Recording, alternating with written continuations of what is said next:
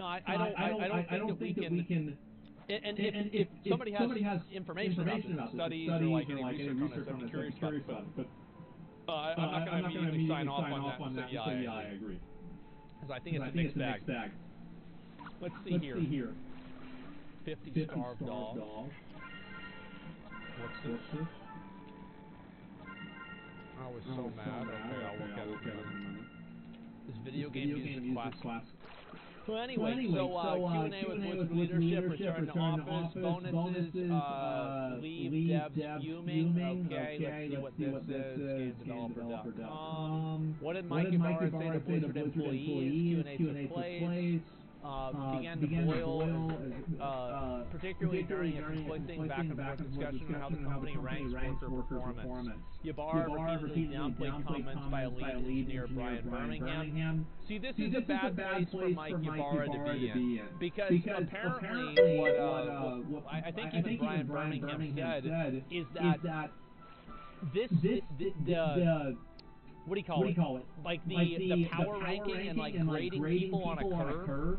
This comes from even being above him. So it's like this guy has to hold. He has to fucking say what the because like you gotta remember. I don't think he's the CEO of Blizzard, is he? I don't know if he is. But even if he is the CEO of Blizzard, the CEO is not the person who's in charge. The person who's actually in charge are the people that are on the board of directors. That is the actual fucking Illuminati. Those are the people that actually make the decisions, and the CEO just does what they tell them to do. Okay? Yes, it's Bobby and Bobby's boys. That's what it is. Yeah, CEO gets a check, he's things running, everything goes okay, but it's the board of directors that make decisions. It's hard for me to say whether it's him actually saying this and believing it, or him just trying to justify what he has to say.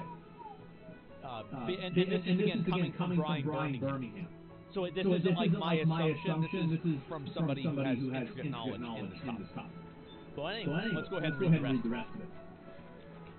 After reportedly defending a ranking system, making comments with truly angry employees, these began with the statement that seemed to imply that Blizzard Entertainment executives are equally impacted by the decision / the annual profit-sharing bonus. According to several sources, Ibarra stated something to the effect of, if you think that executives are making a lot of money and you aren't, you're living in a myth. In the context of the discussion, Ibarra's statement was technically factual. Blizzard's decision to cut the profit-sharing bonus to 58% does apply equally to all employees, executives included. In a broader context, sources agree that Ibarra's statement, and particularly the implication that employees are living in a myth, doesn't make sense. Test analysts in Blizzard's Irvine are making as low as $22 an hour. And you have to keep in mind, so this is in California, okay? So that 22, just take out the second two. Okay. Yeah, just take out the second two. So what we're really talking about here is $2 an hour. Okay, that's nothing. I went to California. Holy fuck! So we went to this one, and it was a bit of a bougie seafood restaurant. Which, by the way, I fucking hate seafood. The bill?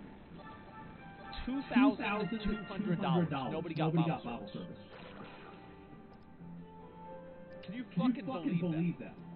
I didn't pay it, I left. Fuck him. I think Vince had to pay it or somebody. So like, what's wrong with 7 people? It's like 14. So like, even divide that. Like, divide that, it's still over $100. I got an 8-ounce filet mignon steak, $47. 8 ounce. And it wasn't even good. It's crazy, man. That's cheap? Oh, no, it's not, bro. You go to Texas Roadhouse and you're going to eat for free. Like, you get like, I go to Texas Roadhouse with my dad. Number one, their chicken fried steaks are the best, and it's not even remotely close. It's like I go on down to Cracker Barrel, and their chicken fried steaks are okay. But you go to IHOP, their chicken fried steaks, bro, that's chicken fried something else. But you go to Texas Roadhouse and get their chicken fried steak, that's the good shit, okay? What barrel? We're not about to have a Hassan moment here, okay? So, like, just chill out on that. Yeah, and so anyway, I got food for me and my dad, and it was like I think it was in $20. It was like $20 something. Food for both me and him. Like, I got a steak, he got a steak. We got steaks. And it was that much. It was $55. Well, it is delicious. So anyway, let's see here. Cross-reference MIT's cost of living calculator that barely meets the standard of a living wage in the high-cost region, where the cost of housing can run as high as 158% above the national average. Wow. A lower-paid worker in entertainment doesn't receive that bonus. They have less money to spend on gas. So basically, here's the way that it works, okay? Some people can't get this bonus. So the employer, the manager has to decide who to cut. Who's not getting the bonus. Because there's arbitrary system that's set up by probably some board of directors that don't even really know what it is. They're like, oh yeah, my friend uses this at his company, so we're going to do this in our company too. And we're saving tons of money. We're saving hundreds of thousands of dollars. You know, and then meanwhile, Mike Ibarra and the fucking managers have to do this. They don't probably agree with it. But he can't go out and say that. I don't know. Maybe he does. I doubt that he does. Because it seems like most of the other things we've heard about this guy are relatively positive. So I would assume, and also from what Brian Birmingham said, that it wasn't even his idea in the first place. And even again, keep in mind that whenever Mike Ibarra was put in charge of Blizzard, he was also put in charge with another woman. Her name was I think Jen O'Neill, and they were supposed because you want to have a woman there. It looks pretty good, right? Whenever you fucking have like the whole thing with Blizzard, right? And so anyway, they put the two of them in charge, and both of them went to the executive leadership and they said we want to be paid the same amount of money. Because this is problematic that she's getting paid way less money than me. Hot off the heels of a massive sexual allegation lawsuit thing. And they said no. They said no. So Jen O'Neill fucking leaves the company because she's like, I worked in this fucking industry for 30 fucking years. You've been examined. Finally get promoted up to a position to be paid less than a guy in the same position. And the only reason you're doing it is because I'm a fucking woman. Who spent 30 years to get devolved down to your gender. So yeah. I feel like whoever's actually making decisions over Bobby's world over there, they've got to get their shit under control. It's awful. I don't even know what to say. I don't know. So let's see. Good Q&A. Slack channel developers could discuss the Q&A exploded in response to the comment. The Q&A took over at Zoom. And the thing is, like, the reason why they can do QA, here's the reality. QA is very easy to replace in terms of like skill level compared to a designer or a developer. These people get paid very minimal amounts of money, so it's easy to exploit them.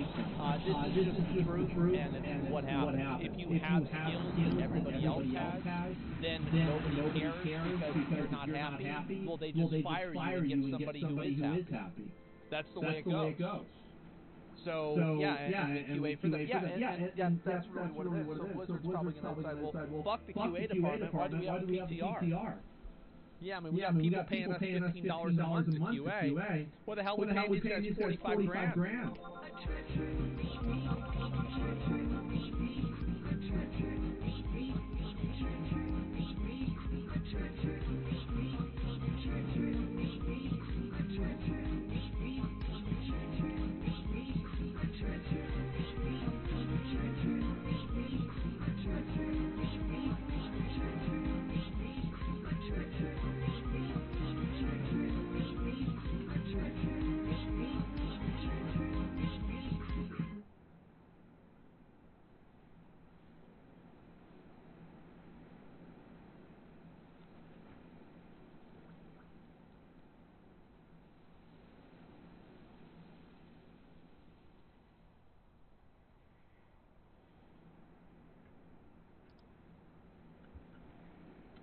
Hey guys, today I want to talk to you all about internet harassment and how I deal with it, and the best practices to deal with it that I've learned so far. And I'm going to be talking about this primarily on a functional level, like how to deal with it in your stream, on your YouTube channel, etc., and then also how to deal with it in terms of the mental toll, emotional toll that it can take on you, and the best way to go about it in the healthiest way possible. So it goes as no surprise, it's no secret that a lot of people have been harassed online recently, and I'm pretty sure if you're watching this video a year after it came out, this is probably still going to be true because that's just the way the internet works. And I think that there's a very unfortunate paradox of creating content online, which is if you create content online, you should expect to be harassed. You should expect to have people bring up the worst things about you. Like if you're fat, they're going to call you fat. If you're ugly, they're going to call you ugly. If you're balding, they're going to call you balding. So it doesn't matter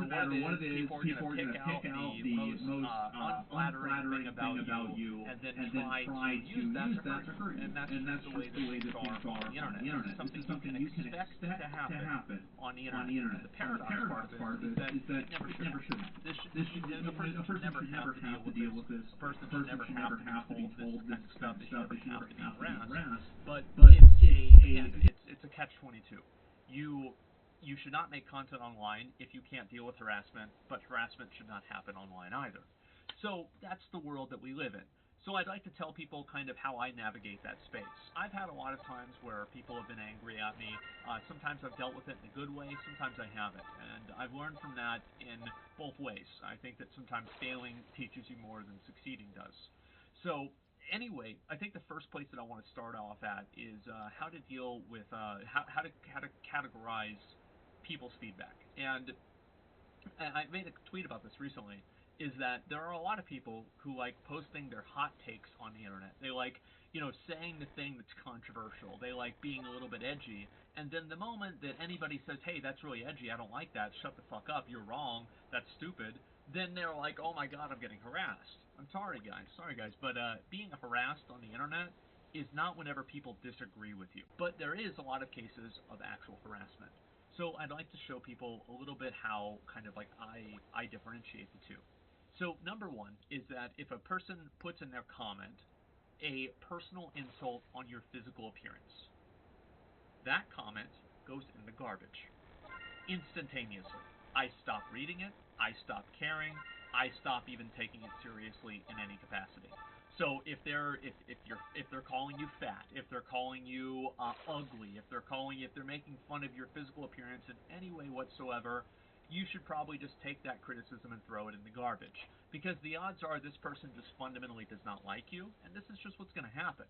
Like, you put yourself out there, and there's going to be a lot of people that just simply don't like you. And what's even more odd about this is that there will be people that don't like you because a lot of other people do like you. It's the same as, like, there's contrarians, right? They're the people that hate all the popular shows. They don't listen to the songs on the radio. These kinds of guys. So that's just the way that they are with content creators as well. You just have to be ready to acknowledge that if you want to make yourself happy, you have to know and acknowledge that there will be other people that don't want that to happen. And it's not fair, it's not good, and it is true.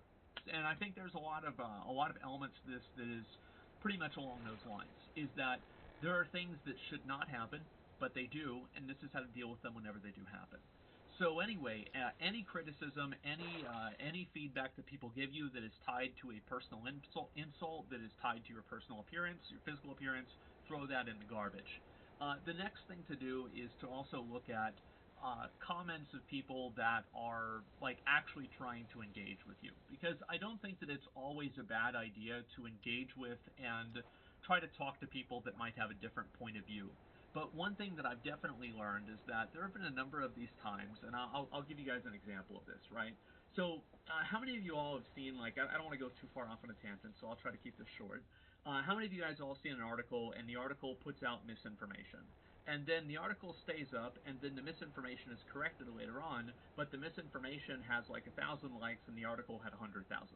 So the misinformation just doesn't really, or the claim that the actual correction has like almost no traction, but everybody still believes the base article. And this is an unfortunate reality of the internet because the base article is probably more interesting, so people care more about that than whether it was fake or not. That doesn't really matter. And I think that also goes into another bigger element that I'm going to talk about soon, is treating yourself like an entertainment station and treating yourself not like a person, which is very important, I think, and I'll talk about that more. But anyway, so I made a video, and a person claimed that they had their video DMCA'd by Amazon because it was showing a hack or some sort of exploit in New World. And I said that Amazon was pieces of shit for doing this, and I went off on a tirade about this, and I said if this was true. Well, it turns out that it was not true. And I took the video down. I took it down because I was like, this video spreads misinformation that makes Amazon look bad in a way that was not true. And they still made a mistake by DMCAing the video, but it was not for this reason, so I issued a correction, and I deleted the original video. Well, people, of course, guess what? People thought Jeff Bezos paid me to do that. So I went on and I made an honest, good faith effort to explain to people why I made the decision that I did, and they said, shut up, you're just being paid by Jeff Bezos again. Was he paying you to make this video too? And the reality is that I'd say about half of those people are trolling and the other half are not. And the reason why I'm getting to this is that people never like being proven wrong. And people will more than likely say that they are trolling or, hold on to a bad opinion they have rather than actually change their opinion whenever being presented with new evidence. Because they don't have to change their opinion. They're under no obligation to be beholden to facts or, like science or evidence or anything like that. They don't give a fuck about that. They just want to see you taken out. And in a lot of cases, it's not even about you. It's about they don't want to take an L themselves. So even whenever confronted with unverifiably or like undisputably verifiable evidence that this is not the case or another good argument, they will still not believe it because they don't want to. And I think this is another element here, is that people are going to believe what they want to believe. And it doesn't matter how good your argument is. It doesn't matter how hard you try. It doesn't matter how many times you rewrite the same tweet in your head. Listen, people are just going to think that, and it doesn't matter. I've always used a phrase, you build 100 bridges and you suck one dick. You're not a bridge builder, you're a dick sucker. And it doesn't matter what the proportion is. It matters how interesting it is to say what the different things are. What's more interesting, a dick sucker or a bridge builder? Well, I think a lot of people would say a dick sucker. So that's just the way the world works. And the reality is that oftentimes, like, I always looked at myself, because again, like, whenever you take criticism, I think it's important to kind of create an effigy of yourself that is who you are online. And it's kind of like a target dummy, a scarecrow, whatever you want to use. There's a million metaphors for this. But the point is that people attack the person who you are online, not necessarily you, because as anybody who makes content online knows, who you are online is not exactly who you are in real life. I think that there's a very large spectrum for this, whether it's somebody who's streaming 24/7 or somebody like Dr. Disrespect who completely plays a character. But in general, I think that this is true. Is that you generally act different on camera than you do off camera, in the same way that you probably act different around your friends than you do around your grandma. So that's very normal, it's very healthy, there's nothing wrong with that. And I think that also it allows you to disconnect yourself and kind of have a little bit of dissonance between the things that people are saying to you and the things that personally bother you. And I felt that that helps me a lot. And also, I even took this a step further, and I've tried to do this in the last, like, maybe year or two, is that I've looked at everything that happens to me. I stopped viewing myself as a person. I've stopped viewing myself as an individual and like what I want, what I need, how I feel. I threw all those things in the garbage because nobody else cares about that. People care about the content. They care about being entertained. And if you're not doing that, nobody cares about you and they don't like you.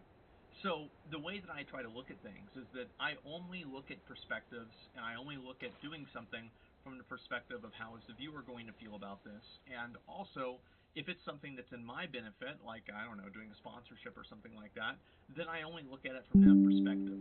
And I don't, my monitor turned off. I'm using that as a light, by the way. There we go. That's a little bit better. And I try to look at it in that way. And I know this might sound very odd and maybe even a little bit sociopathic, that I don't even view myself as a person whenever I'm online, but the truth is that I'm not. I'm just pixels. I'm not a real person. You don't see me. You're looking at a monitor, and you're looking at a phone. And yes, of course, this is a I'm 14 and this is deep statement, but I think that there is a certain level of truth to it. And in that truth, I think that you can actually find solace in the fact that what you are is not this entire person. It's just this version of yourself that people see. And whenever you can contextualize and compartmentalize where you are in that little box, it makes it much easier to be who people want you to be, and also to be the person you want to be in another way. So whenever I've taken that approach and people have gotten really mad at me for something like that, I don't really care, because getting mad at me, hate threads, positive You've been threads, examined. I don't know what those are like, but I've heard they're good. It's all the same. It's all content. So view anything good or bad that happens to you as content. And I think that way it gives you, not only does it give you a certain level of disconnect from it, but it also gives you a control over it. Because now you're not thinking about, oh, this is happening to me. Now you're thinking about, imagine drawing cards. And if you draw a card that's not the card you want to draw, you still have to find a way to plan it or to play it anyway. And I think that that gives you more autonomy and more control over the outcome in your life. And overall, I think that's a much healthier outlook than to just blame the internet for being mean, or to blame a group of people for being assholes or something like that, because all you're really doing is blaming something other than yourself. And you can do that, by the way. You can say that it's totally somebody else's fault, and you know what the best part is? You're probably right. And you know what the worst part is? Nobody fucking cares, and it doesn't matter. It doesn't matter how often you're going to go and say that, oh yeah, this is all these other people's fault, and, oh, this isn't my fault, like, oh, this happened to me, it's not fair. Nobody gives a fuck. Nobody cares. It doesn't matter. And to the extent that you start complaining, people will start resenting you. Because as a content creator, and this is, again, I'll tell you guys this, right? My first, major, viral moment on the internet was a hate thread, okay? It was whenever I made my video, the Asmongold's Lair 2010, and somebody posted it on Reddit, and everybody was like, wow, I guess this is what people do before they kill themselves, or this is what, I bet this guy's never had a girlfriend, or I wonder how bad this guy smells, or I wonder what this guy looks like, or something like that, right? And it's all insults. But the truth is that none of this bothered me, because, bro, who the fuck records a video of a bunch of moldy soda cans, and then they get upset whenever somebody says it's gross? Of course people are going to say that. What, are you going to cry about that? Then don't post the fucking video. It's that simple. And again, a lot of content creators, a lot of people that watch content creators want to be content creators. What is the number one job that people in the UK and America want to have? Kids. Being a YouTuber. What is it in China, by the way? Astronaut. I don't know how that's going to turn out. I'll let you know in 30 years, but not looking very good. Anyway, so you have these people, and they want to be content creators, and they see a content creator who is in a lifestyle that they themselves think that this is a perfect lifestyle. They have idealized this lifestyle to be like, this is their dream. Their dream is to be a YouTuber or a streamer. And then they have somebody who's a YouTuber or a streamer complaining about it, and this is like a personal insult to them. They're angry at you because they're thinking you should be thankful for what you have. If I was in your position, I would be so happy and all my problems would be solved. And maybe that's true, maybe that's not true. It doesn't really matter whether it's true or not, but one thing that I've learned is that complaining about being a content creator to people that want to be content creators, it's a pretty tough audience. So don't even do it. Don't even try. And again, you want to get it out there, you want to put yourself out there. Bro, you're not yourself. You're a version of yourself. Stop trying to make other people accept you. Stop trying to, make the internet give you their seal of approval. Stop trying to make people tell you that you're okay, that what you're doing is okay. Because the only person's approval that you need is your own. You don't need anybody else to give you the approval to be yourself. Unless, of course, you're breaking the law, right? If yourself is a murderer, then, maybe don't be yourself. But other than that, say what you want to say, be who you want to be. Because at the end of the day, you shouldn't live your life trying to apologize for who you are, for better or for worse. And I think that living that type of a lifestyle that's more true to yourself gives you much more longevity.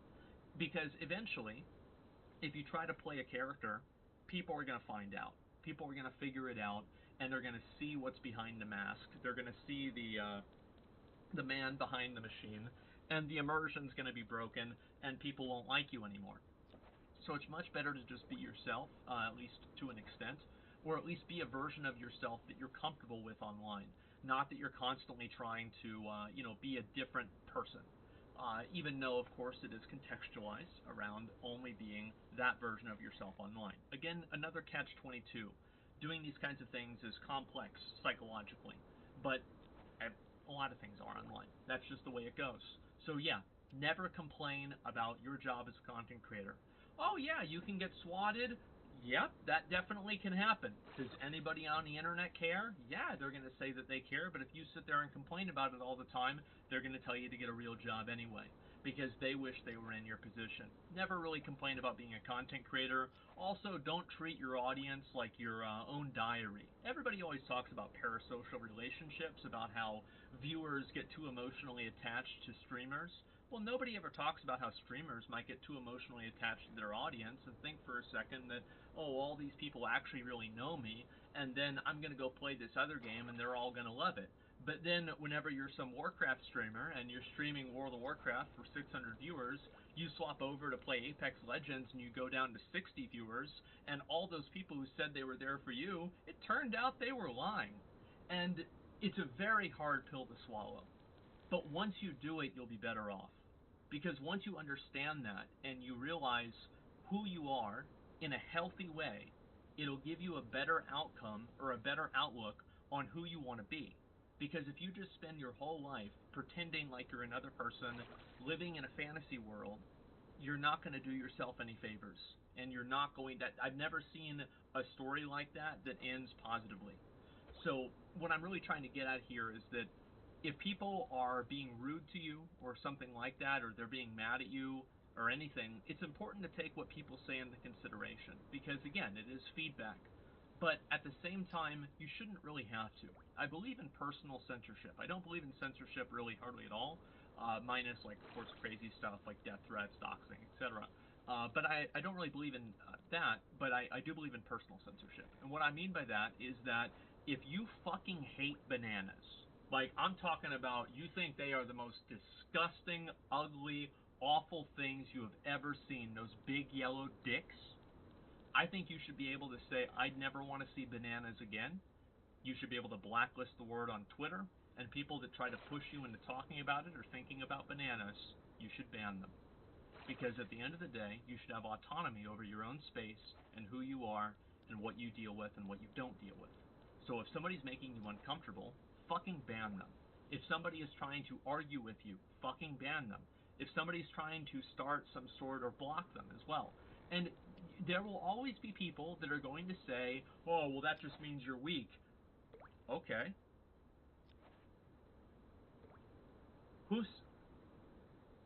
Why do you need their approval? This entire, like, them saying that is predicated on the idea that what they said matters to you. So just don't let it matter. And then do whatever you want that makes yourself comfortable. Because these are, I mean, you don't even know what this person looks like. You don't know them. They don't know you. How the fuck are they going to say this? Well, let me tell you something. A lot of people who are very opinionated on the internet have a very high opinion of their own opinions. And they overvalue them.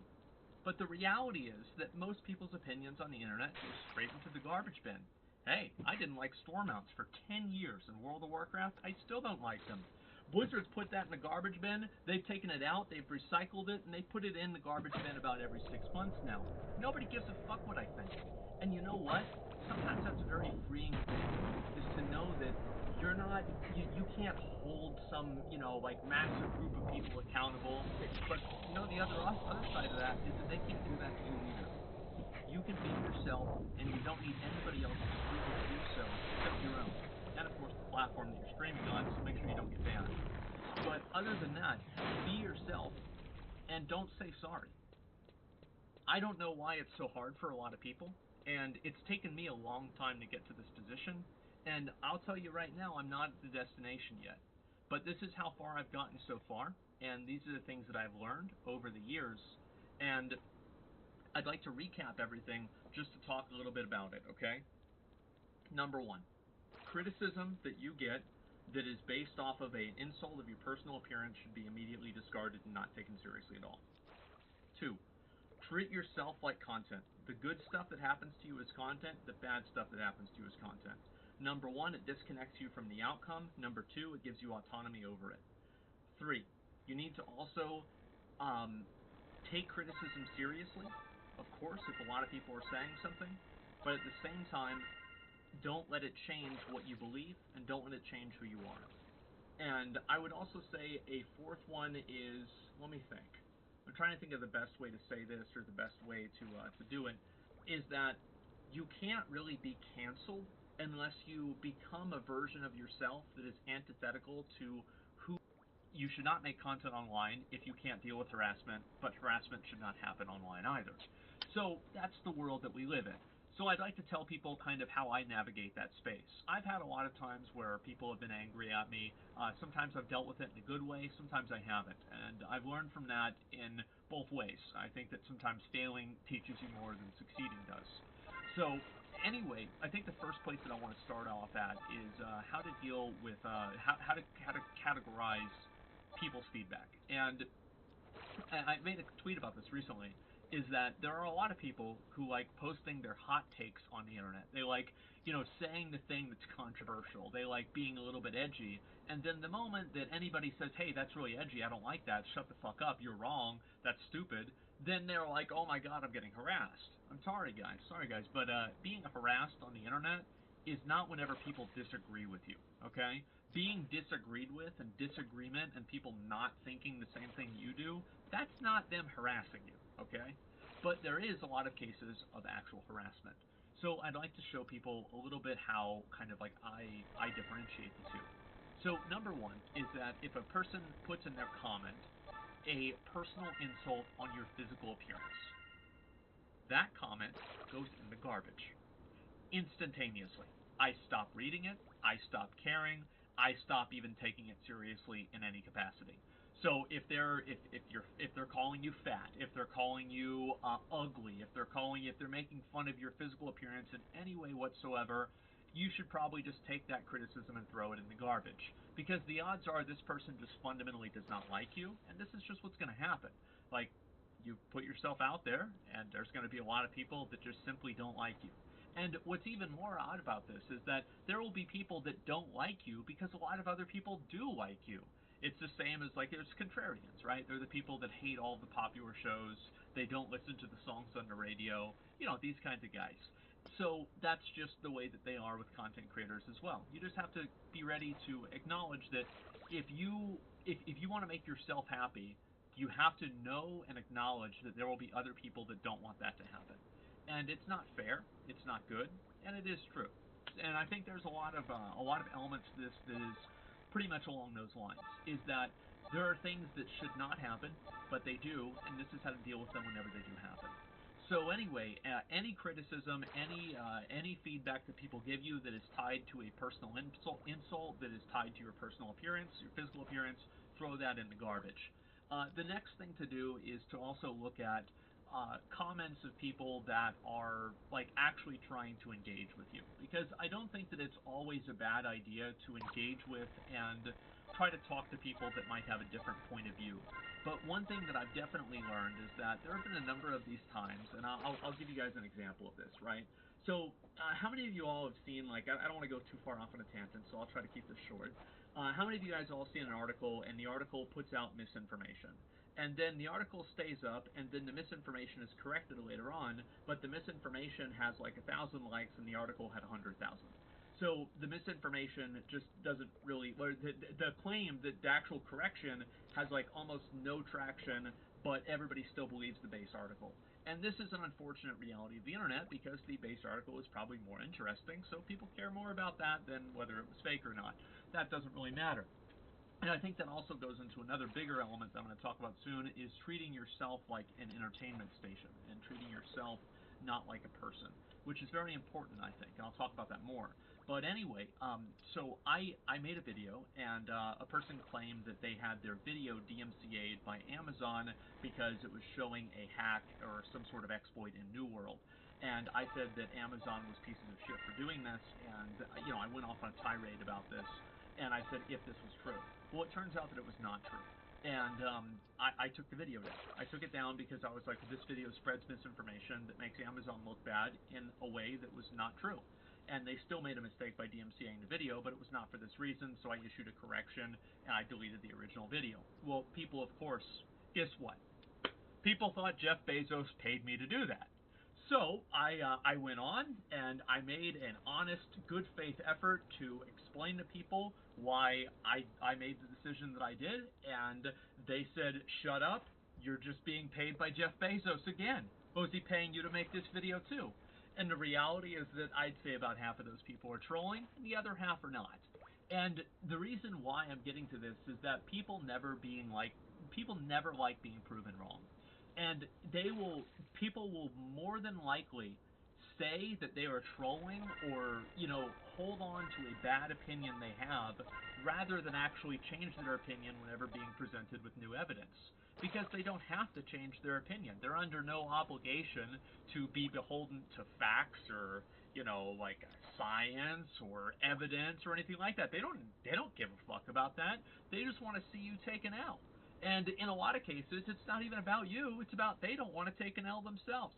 So even whenever confronted with unverifiably or like undisputably verifiable evidence that this is not the case or another good argument, they will still not believe it because they don't want to.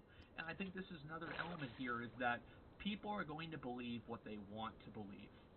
And it doesn't matter how good your argument is. It doesn't matter how hard you try. It doesn't matter how many times you rewrite the same tweet in your head. Listen, people are just going to think that, and it doesn't matter. I've always used a phrase, build 100 bridges and you suck one dick. You're not a bridge builder, you're a dick sucker. And it doesn't matter what the proportion is. It matters how interesting it is to say what the different things are. What's more interesting, a dick sucker or a bridge builder? Well, I think a lot of people would say a dick sucker. So that's just the way the world works. And the reality is that oftentimes, like, I always looked at myself, because again, like, whenever you take criticism, I think it's important to kind of create an effigy of yourself that is who you are online. And it's kind of like a target dummy, a scarecrow, whatever you want to use. There's a million metaphors for this. But the point is that people attack the person who you are online, not necessarily you, because as anybody who makes content online knows, who you are online is not exactly who you are in real life. I think that there's a very large spectrum for this, whether it's somebody who's streaming 24/7 or somebody your skill has increased who completely plays a character. But in general, I think that this is true. Is that you generally act different on camera than you do off camera, in the same way that you probably act different around your friends than you do around your grandma. So that's very normal, it's very healthy, there's nothing wrong with that. And I think that also it allows you to disconnect yourself and kind of have a little bit of dissonance between the things that people are saying to you and the things that personally bother you. And I felt that that helps me a lot. And also, I even took this a step further, and I've tried to do this in the last, like, maybe year or two, is that I've looked at everything that happens to me. I stopped viewing myself as a person. I've stopped viewing myself as an individual and, like, what I want, what I need, how I feel. I threw all those things in the garbage because nobody else cares about that. People care about the content. They care about being entertained. And if you're not doing that, nobody cares about you and they don't like you. So the way that I try to look at things is that I only look at perspectives and I only look at doing something from the perspective of how is the viewer going to feel about this. And also, if it's something that's in my benefit, like, I don't know, doing a sponsorship or something like that, then I only look at it from that perspective. And I don't, my monitor turned off. I'm using that as a light, by the way. There we go. That's a little bit better. And I try to look at it in that way. And I know this might sound very odd and maybe even a little bit sociopathic, that I don't even view myself as a person whenever I'm online. But the truth is that I'm not. I'm just pixels. I'm not a real person. You don't see me. You're looking at a monitor. And you're looking at a phone. And yes, of course, this is a I'm 14 and this is deep statement, but I think that there is a certain level of truth to it. And in that truth, I think that you can actually is not this entire person. It's just this version of yourself that people see. And whenever you can contextualize and compartmentalize where you are in that little box, it makes it much easier to be who people want you to be, and also to be the person you want to be in another way. So whenever I've taken that approach and people have gotten really mad at me for something like that, I don't really care, because getting mad at me, hate threads, positive threads, I don't know what those are like, but I've heard they're good. It's all the same. It's all content. So view anything good or bad that happens to you as content. And I think that way it gives you, not only does it give you a certain level of disconnect from it, but it also gives you a control over it. Because now you're not thinking about, oh, this is happening to me. Now you're thinking about, imagine drawing cards. And if you draw a card that's not the card you want to draw, you still have to find a way to plan it or to play it anyway. And I think that that gives you more autonomy and more control over the outcome in your life. And overall, I think that's a much healthier outlook than to just blame the internet for being mean, or to blame a group of people for being assholes or something like that, because all you're really doing is blaming something other than yourself. And you can do that, by the way. You can say that it's totally somebody else's fault, and you know what the best part is? You're probably right. And you know what the worst part is? Nobody fucking cares, and it doesn't matter. It doesn't matter how often you're going to go and say that, oh yeah, this is all these other people's fault, and, oh, this isn't my fault, like, oh, this happened to me, it's not fair. Nobody gives a fuck. Nobody cares. It doesn't matter. And to the extent that you start complaining, people will start resenting you. Because as a content creator, and this is, again, I'll tell you guys this, right? My first, major, viral moment on the internet was a hate thread, okay? It was whenever I made my video, the Asmongold's Lair 2010, and somebody posted on Reddit, and everybody was like, wow, I guess this is what people do before they kill themselves, or this is what, I bet this guy's never had a girlfriend, or I wonder how bad this guy smells, or I wonder what this guy looks like, or something like that, right? And it's all insults. But the truth is that none of this bothered me, because, bro, who the fuck records a video of a bunch of moldy soda cans, and then they get upset whenever somebody says it's gross? Of course people are going to say that. What, are you going to cry about that? Then don't post the fucking video. It's that simple. And again, a lot of content creators, a lot of people that watch content creators want to be content creators. What is the number one job that people in the UK and America want to have? Kids. Being a YouTuber. What is it in China, by the way? Astronaut. I don't know how that's going to turn out. I'll let you know in 30 years, but not looking very good. Anyway, so you have these people, and they want to be content creators, and they see a content creator who is in a lifestyle that they themselves think that this is a perfect lifestyle. They have idealized this lifestyle to be this is their dream. Their dream is to be a YouTuber or a streamer. And then they have somebody who is a YouTuber or a streamer complaining about it, and this is like a personal insult to them. They're angry at you because they're thinking you should be thankful for what you have. If I was in your position, I would be so happy and all my problems would be solved. And maybe that's true, maybe that's not true. It doesn't really matter whether it's true or not, but one thing that I've learned is that complaining about being a content creator to people that want to be content creators, it's a pretty tough audience. So don't even do it. Don't even try. And again, you want to get it out there, you want to put yourself out there. Bro, you're not yourself. You're a version of yourself. Stop trying to make other people accept you. Stop trying to, make the internet give you their seal of approval. Stop trying to make people tell you that you're okay, that what you're doing is okay. Because the only person's approval that you need is your own. You don't need anybody else to give you the approval to be yourself. Unless, of course, you're breaking the law, right? If yourself is a murderer, then, maybe don't be yourself. But other than that, say what you want to say, be who you want to be. Because at the end of the day, you shouldn't live your life trying to apologize for who you are, for better or for worse. And I think that living that type of a lifestyle that's more true to yourself gives you much more longevity.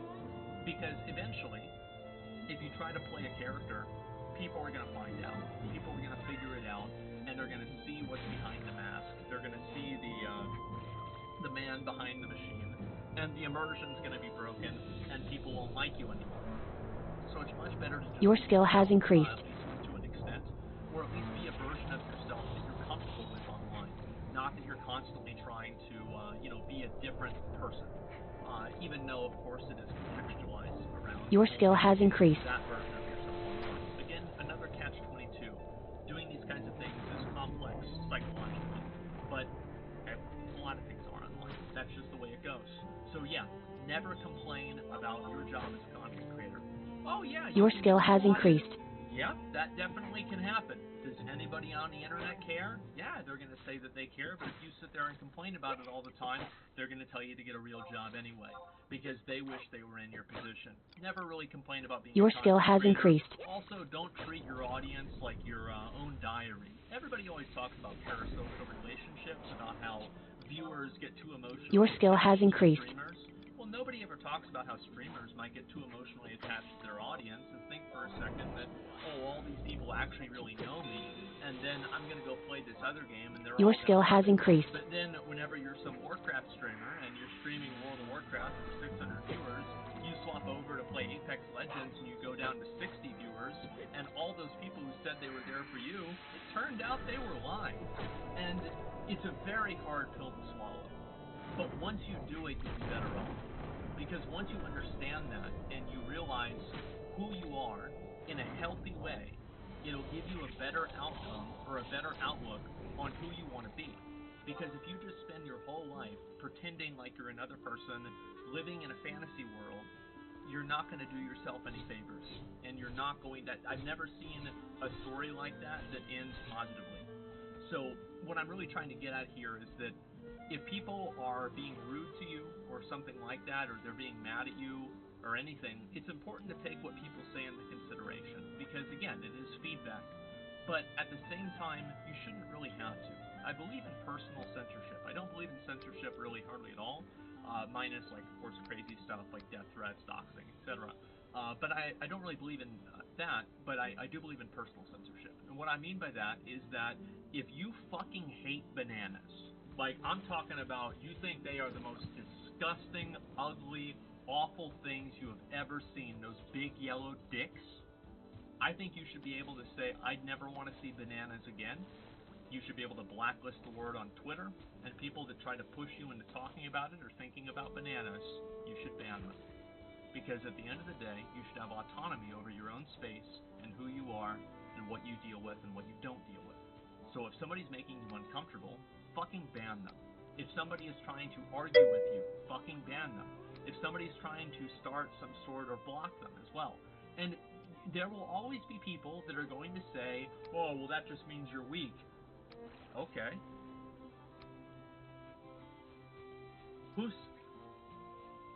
Why do you need their approval? This entire, them saying that is predicated on the idea that what they said matters to you. So just don't let it matter. And then do whatever you want that makes yourself comfortable. Because these are, you don't even know what this person looks like. You don't know them. They don't know you. How the fuck are they going to say this? Let me tell you something. A lot of people who are very opinionated on the internet have a very high opinion of their own opinions. And they overvalue them. But the reality is that most people's opinions on the internet go straight into the garbage bin. Hey, I didn't like store mounts for 10 years in World of Warcraft. I still don't like them. Blizzard's put that in the garbage bin. They've taken it out. They've recycled it. And they put it in the garbage bin about every 6 months now. Nobody gives a fuck what I think. And you know what? Sometimes that's a very freeing thing. Is to know that you're not, you can't hold some, like massive group of people accountable. But the other side of that is that they can't do that to you either. You can be yourself, and you don't need anybody else's approval to do so, except your own. And of course, the platform that you're streaming on. So make sure you don't get banned. But other than that, yeah, I am frankly sick of this assumption that I'm supposed to care what everybody else thinks. And it's weird because I'm not expected to care that about them. I'm sorry, I'm expected to care that about them, but they're not expected to care that about me. And it's not a good social contract. It's not a very fair deal. That it's like I'm the target. I take all the damage in this battle. I'm the victim. I'm the guy standing on a stilt while you fire spit wads at me or whatever.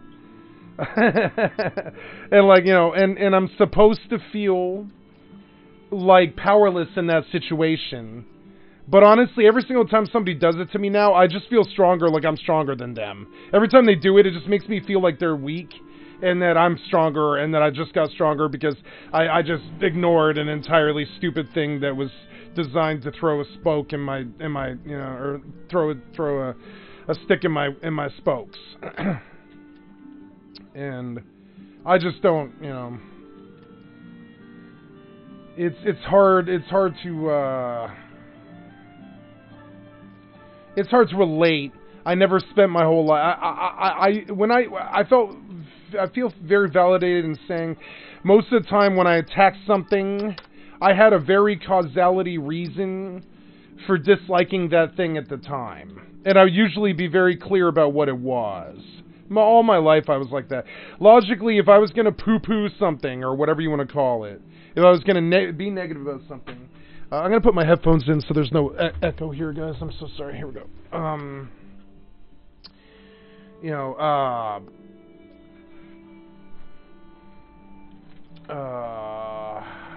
I better change all my titles and do all my due diligence here. I'm terribly sorry, guys. Let me just deal with this real quick. I go to Twitch and go to Netflix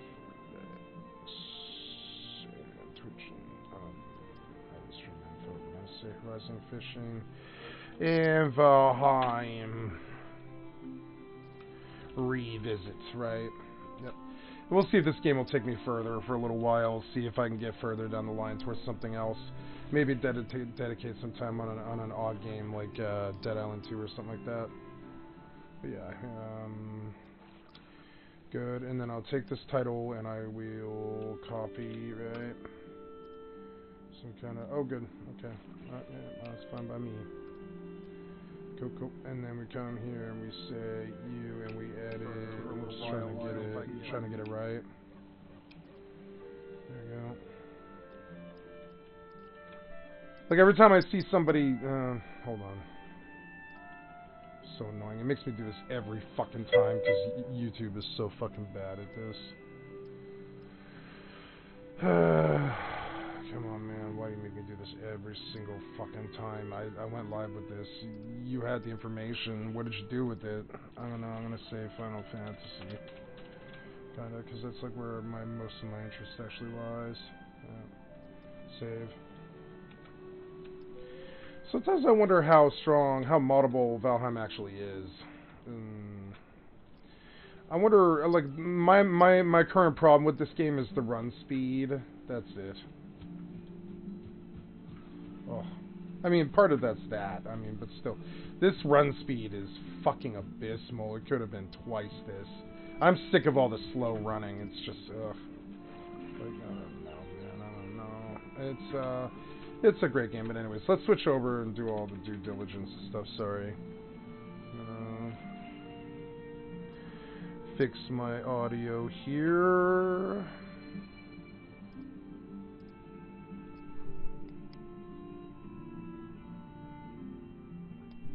Oh, my headphones were already on.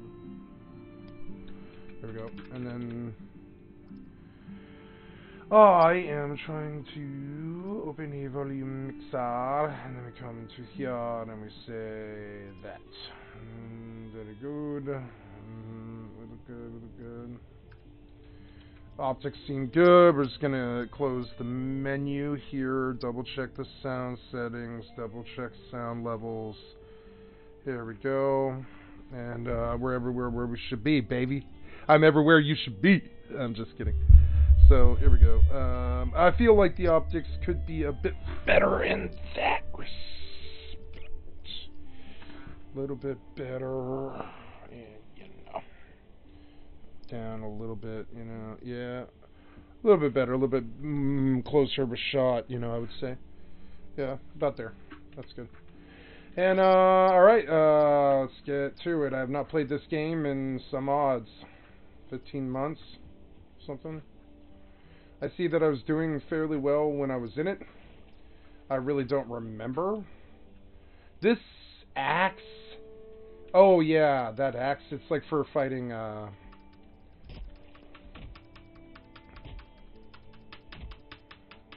Man, this tree sure is taking a long time. Oh. Timber.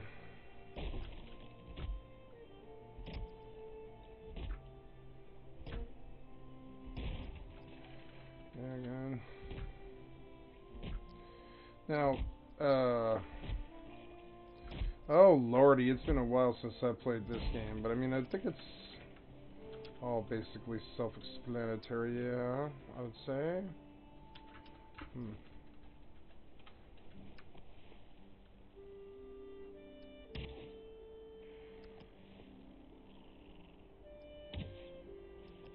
Oh, did I kill him? Yeah, I did. Man, the arrow is weird. Why was it necessary to do this? They want the bullet drop, but see, I just want like a normal bow that fires right. A normal bow that fires right would make this game so much better. But like, look at all the terrible ass, like, fucking, like, that, I don't know, man, that bullet drop is not too good. It's, like, not too good, I would say. Oh, that costs stamina, too, I forgot about that. I mean, I don't know, it's okay, it's just, like, you really have to kind of really get good at it. I don't know, like, right there, it was close. Is he alive? Yeah, he's alive. He's coming at me, too. Yeah, oh. See, this is cool. I like this content more than Minecraft, unfortunately. You know? I think this content's cooler than Minecraft. I don't know. Like, it seems cooler. It seems more adult. Seems, like, better. I don't know. Maybe I'll take a relook at this game and I'll go play a different game. You know, fuck it.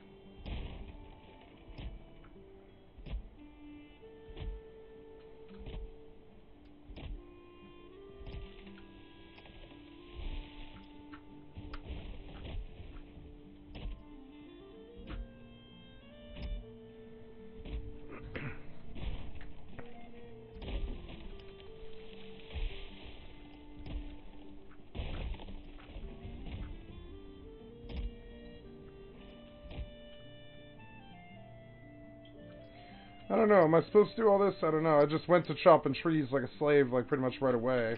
Without even really thinking, I just did it. I mean, it's not a bad idea, I suppose. I can't remember how to build in this game or anything at all. What is it? Oh, no, did you throw it? No, you didn't. Oh, thank God you didn't. Because that thing seems like it's not easy to get. I know that I have a base, ooh, but the fog of war has destroyed that. I guess the mobs eventually, I guess you can't just like let a world sit unless you have crazy good walls or whatever and you actually log in like every probably, I would say 6 months or something and just check your base, because otherwise the literal fucking world eats it, which actually is kind of cool. You want to talk about rust? There's real rust. Like, you know, you can leave for months and months and it's your server. But I mean, that doesn't change the fact that there is like political stuff going on in the background. Why is it always setting night when I go to, like, you know? See, I look at this and I'm like, is the fishing good? Is there fishing in Valheim? That's another problem. I know the water's bad. I don't know. It seems like, I don't know. The stamina's bad. There's stuff I'd like to do to mod it. Like, I'd like to make it much more like Rust, I would say. Some of this stuff is real annoying to me. Like, the stamina stuff can suck a dick. I really don't agree with that at all. To me, that's the same thing as labor points, basically. In Arcade, it's a ripoff. Oh, wait. Well, yeah, let's just... That's a beautiful little seaside fort. Let's just convert it, right? I think that'd be an easier job than, you know... Yeah, I think, like, if I were to just put, like, a couple of walls and a couple of roofs over that thing, it'd probably actually serve as a perfect little starter base right now. Yeah, right? Yeah, can't see. Yeah, I feel cold, I know. Oh, what's in here? Oh, hey, there is stuff here, but... I mean, hey, cool, I can just build, I think. Now, how do I... Oh, yeah, there we go. Tick all. Yeah. Cool. And the chest is helpful, actually. I mean, what's in here? Yeah. Just drop, like... I don't know. How do you do this? Is it like... Oh, no. Don't split the stack. Just... Oh, there we go. Cool. Yeah, just dump all that in there so I have some room. And then... Yeah, we'll convert this guy. But the first thing I want to do is make something which I really just do not remember how to do at all. I don't remember how to do that at all. What is it that I do? I know that... That's cool. I even have, like, leather stuff. That's pretty cool. But, I mean, I really don't remember what it is you do. It's like... Oh, yeah, all that stuff. I forgot about this stuff. It's good. You have, like, bows and stuff. You have damage with bows. Bow or deer trophies, like your neck, the troll and skeleton. Oh, cool. They keep the trophies. Yeah, I'm like, why would you clutter all these fucking boxes with trophies? It sucked. Friendly fire is disabled. Trophies, craft, hammer, torch.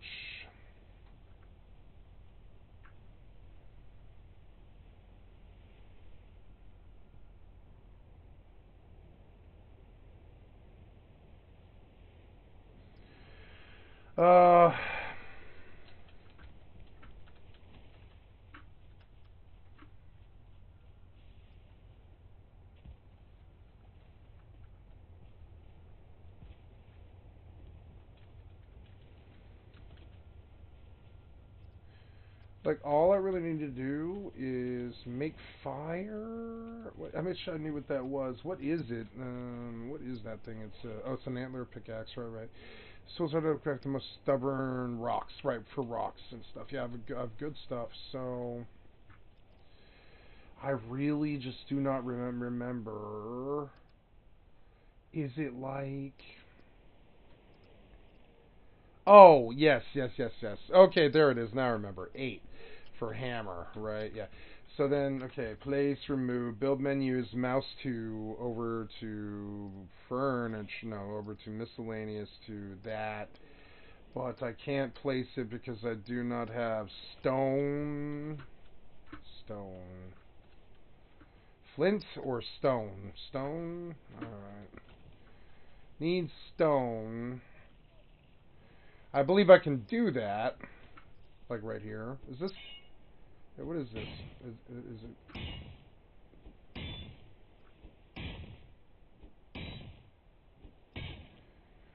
Is it rock? I don't think so. So what was that? Like what did I get there? That was was that rock? It was stone. Yeah. Okay, cool. So then we're gonna come over here and we're gonna like start you up. Yeah, and we're gonna place you there. Yeah, place is mouse 1, invalid placement. What do you mean invalid placement? What? There's no invalid placement here. What? There is no invalid placement. Oh, I guess you just can't do it with a tile. Can I Yeah, mastery was removed. Missing required crafting station. Oh, yeah, you need a crafting station? Okay. Crafting station. Repair, cooking station, cauldron, workbench. Right, crafting station. There we go. Oh, yep. And then we come over and we say, in here we will stuff a crafting station. Yes, and then we will say workbench, and we will craft a... Oh, right, no, I guess I've got to pull out this hammer again and remove that. Then I should be able to make a campfire.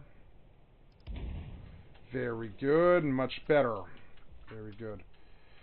So then, that chest is cool, but I mean, I don't know. It's not really... I'd like to... Well, I mean, I can just... Can I... oh, yeah, blocked. No, I don't want to place... I want to, Oh, well, that's okay. Yeah, so that's better, right? So now we're not so cold anymore, and we're about to be hungry, so we'll eat, like, you... And, oh, no, I shouldn't be eating that, but I ate that and that. Oh, shit. Oh, shit. The fuck? Alright, you startled me. Ah. Hi. How's my health? It's not too good. Oh, you bastard. Urgh. Die, you. That was kind of scary. I should have put the torch in the sword. Yeah, the torch in the sword here. Yeah. I do like the survival feelings of it. It seems like it can keep my interest. Now, I guess I auto pick up now. That's really cool. So all I have to do is pop this stuff, but I don't see the loot coming in. Oh, added raspberries. There it is. Okay, well, hey, that's fun. I've always liked this game a lot. I won't lie. I've always liked this game. So I know I have a lot of wood stuff, so I'm going to come over here and I'm going to say I want building of a wall. Yeah, can we do that? Oh, I don't know. Maybe a roof would be better. I can walk up on the roof hatch, right? Can't I? I think. Yeah, right? Yeah. Oh, but no, just I don't know. It seems alright. Can you fix stuff? I don't know. Is that possible? Miscellaneous crafting, furniture, dirt. Oh, yeah, you can? Oh, cool. You can. Yeah, nice. Yeah, just fix stuff.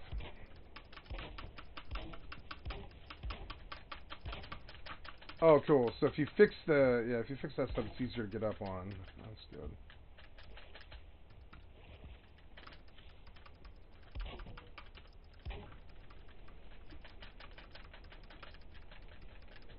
Why can't you fix these? Oh, because I'm out of stem. Alright. Can you run a torch while you fix? Yes, no. That is bad design. We know that from Rust.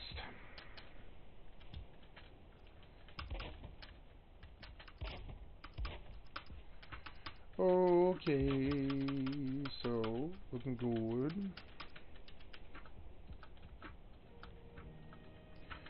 We'll do some fishing now while I wait for the night to fall. Oh, actually, I think it's easier to just put a bedroll down, right? Not a sitting log, but a bedroll. Yeah. And we come here, we claim it. Sleep. Cool. There we go. Now I have a house.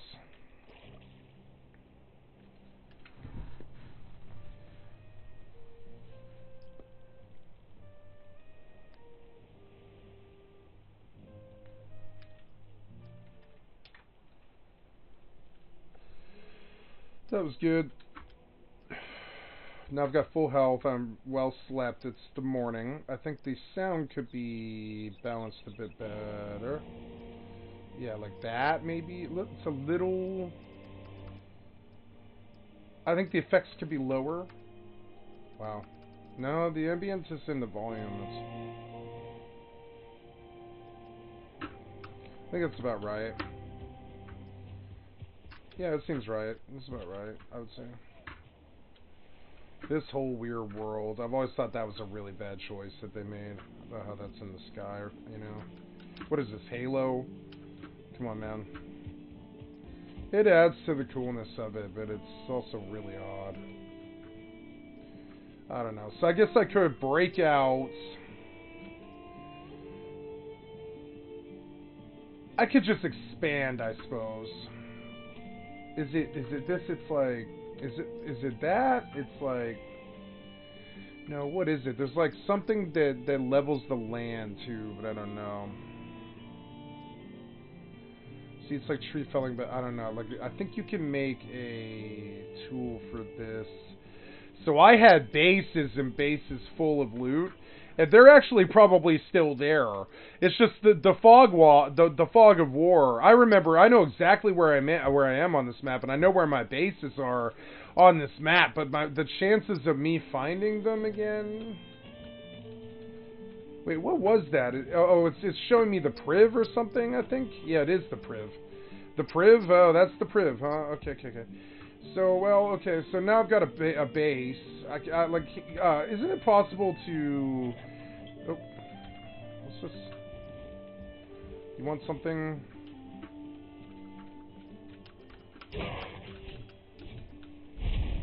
Oh, I'm experiencing bad frame rates suddenly. For really bad frame rate for some reason. Was it saving or something?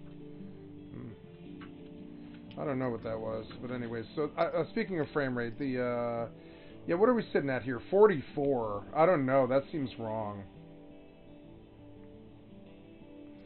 I don't know. Active points should be like high. Frame rate limit 360. I don't know. Let's try 180.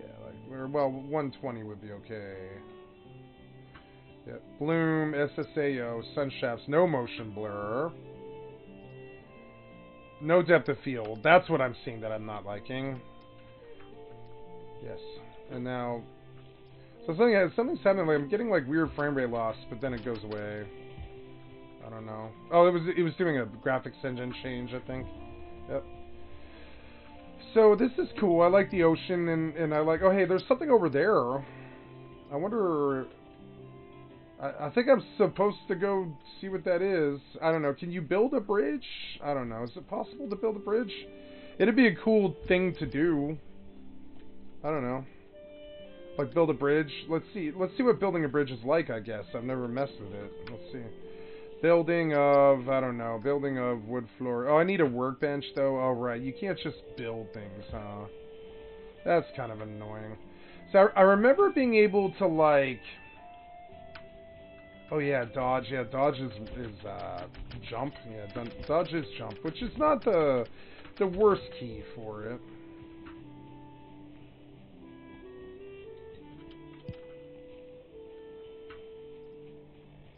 It's good, but I'll have to take it slow. Wait, what happened here? What? Oh, okay. What? Okay, what? What are we doing here? No. Something wrong with that. Make it like that. Or make it like that, or take it off the list, yeah, so I can get to my... Aw, damn it, what was that? I don't know, maybe this game doesn't need it. I don't know, it seems alright. Without it, it seems better. Yeah. Maybe this game's doing it for me. I think it probably is. A few of the clients I've used actually do manage, window full screen better. Some of them do it better. This thing needs to repair, and I forget how to do that. You got to go to to the workbench, I think. Use, and then you have to go like, what is this? It's like, oh yeah, there we go. Cool, and I can just keep doing things. I have to make a new torch, but that's it. All right. So I don't know. I guess that could be an objective. That's not it. Oops.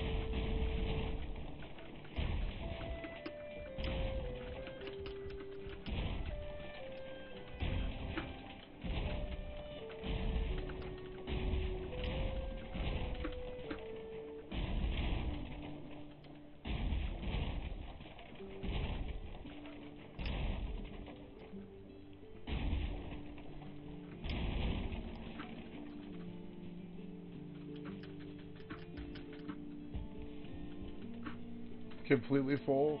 That's funny. Oh, I'm on fire! Ah! Run to the water! Oh.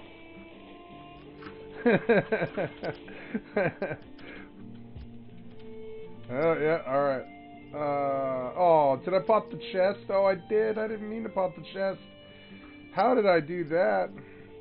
Why am I all standing here doing nothing? What's going on here, guy? You need to, like, do stuff. I don't know. Oh, over encumbered. Okay.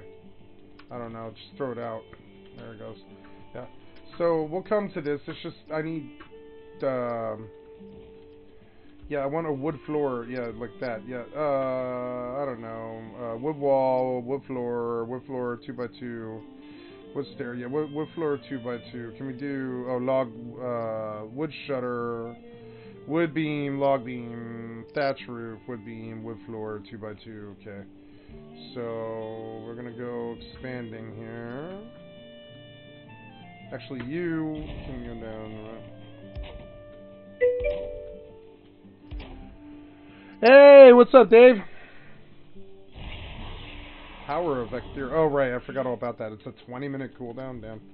Nice. Ah, I'm on fire again. Damn it. No. Ah. Gotta make it like a... Gotta make floors. No, I know what I'll do. But yeah, like, right? Yeah, I think so. So what I'll do is, I'll make a row of floors.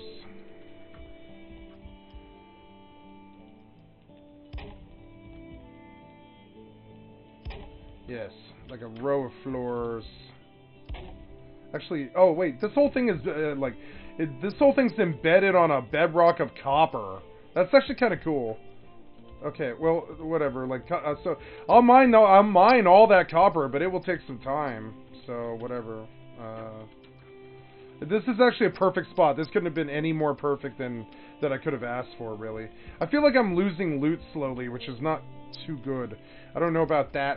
Oh man, I think I am losing loot slowly. That's not good. Is stuff despawning? I think it is. We need to make a, I need chest. Crafting of, like, chests, damn it. No, chests. Ah! Furniture, chests. Okay. And then, yeah, just like, yeah, like, alright, you, okay. I wish they would link.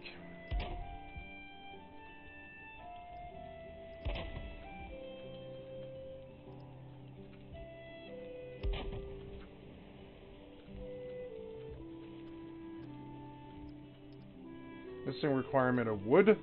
Oh, no, there's no way. Oops. Oh.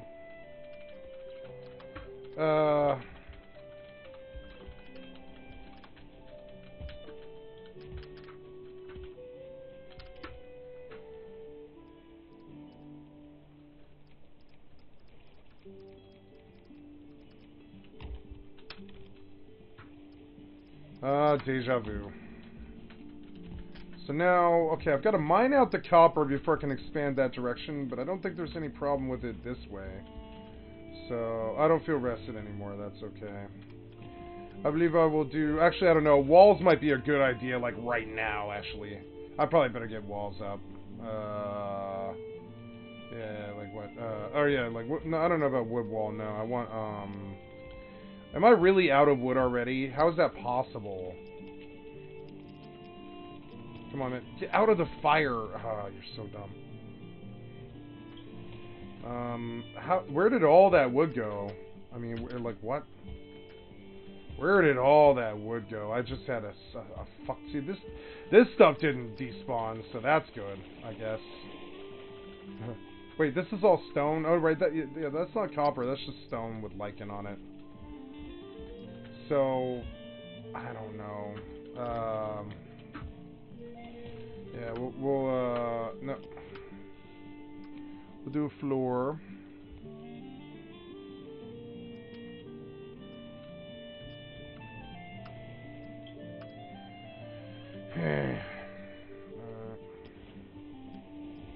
Doesn't this thing, like, fell trees really well? I can't remember.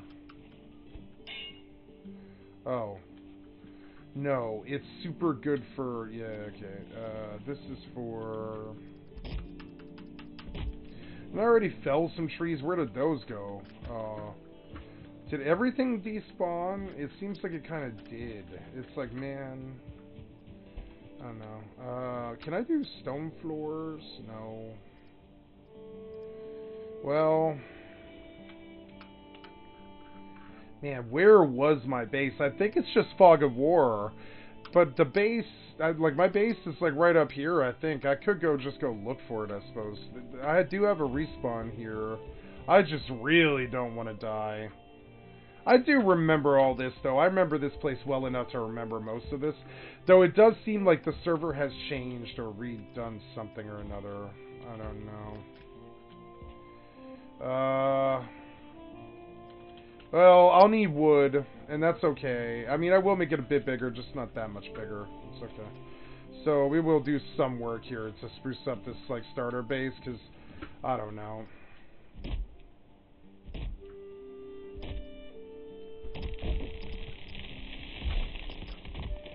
Oh, shit. I thought that was going to fall on my base. I was like, ah.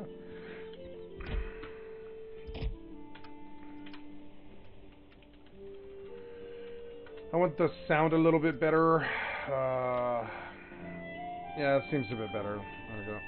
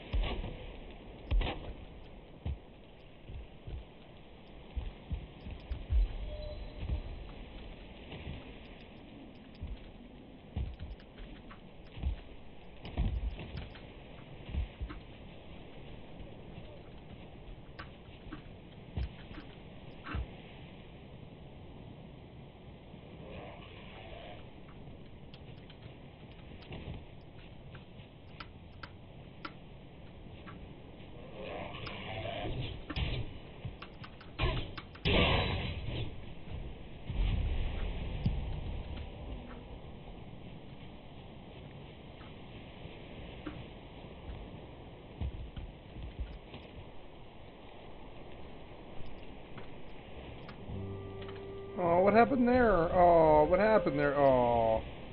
No response. Okay, well. You timed out. Why?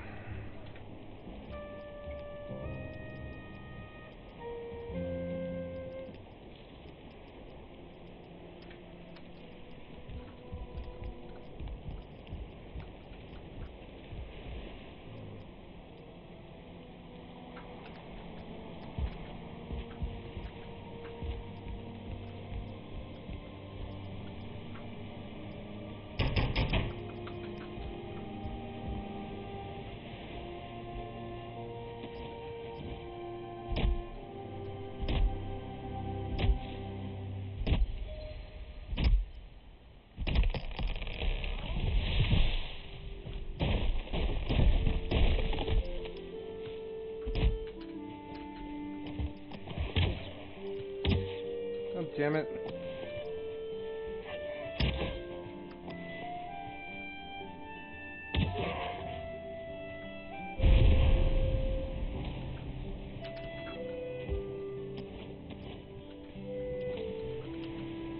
I don't know. I think I'd like to put that on my 1 key now.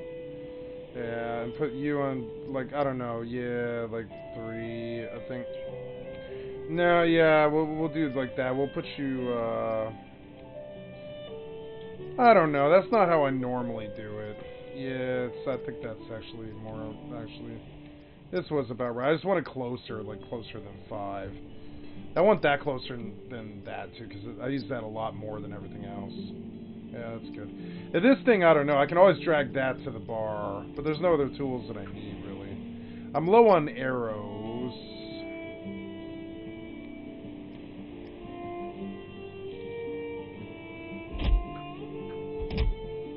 What's that?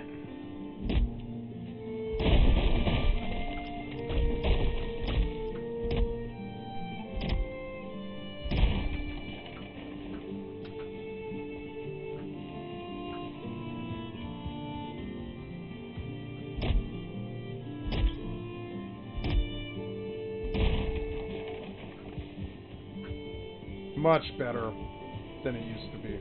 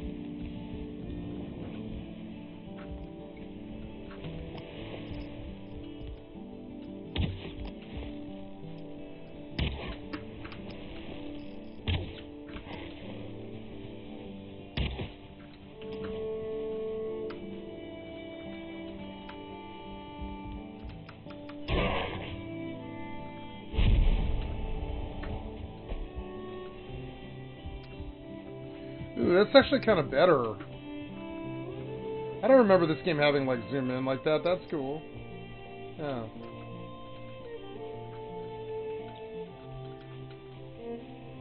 That's way better. I'm into action cams these days. It definitely immerses you way more. Yeah, like this. Like, I'm actually okay with that. Yeah, that's good.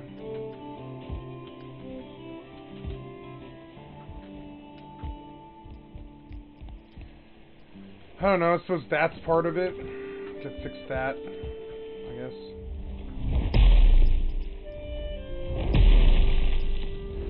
Oh, is that hurting my building? It is. That's not too good. Alright, well.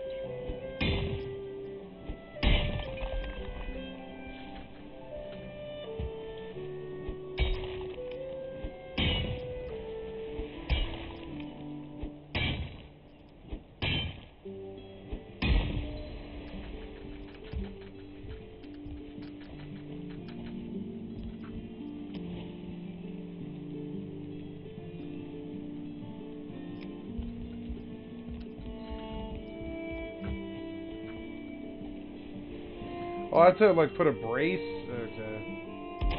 You know that worked. I don't know.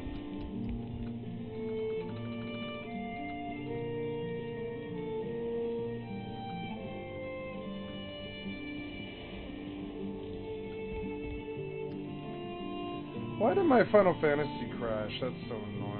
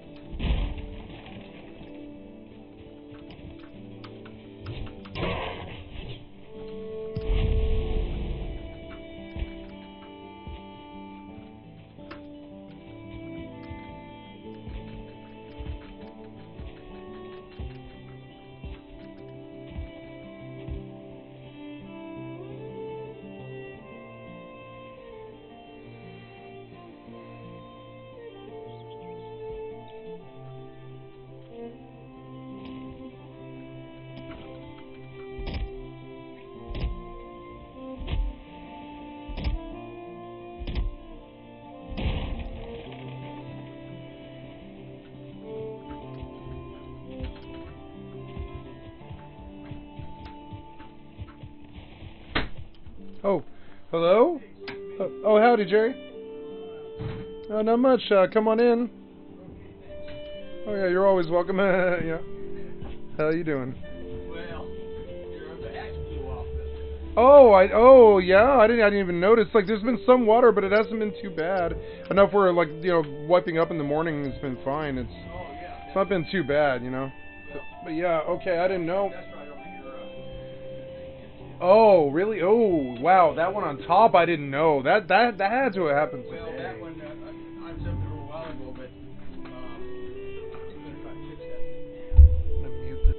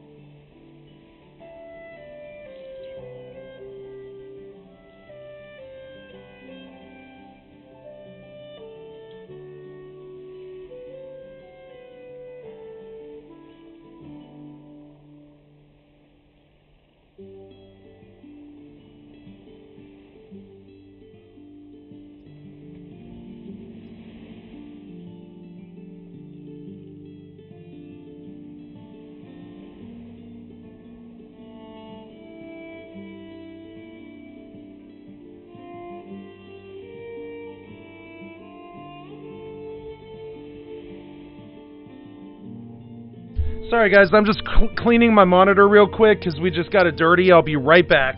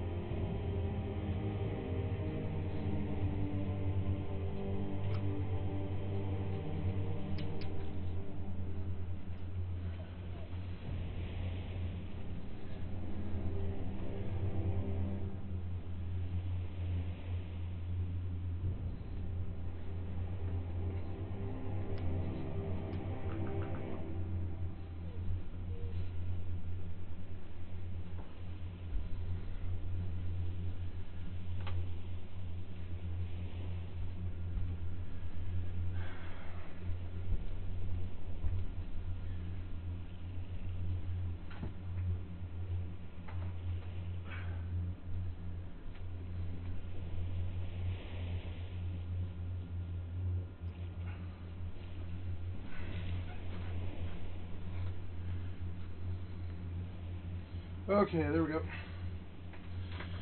Sorry about that. We get back to it. Oh, really? I don't know. I can't see. Why wouldn't you let me use the torch at the same? Why is the damn fire out? Why, oh.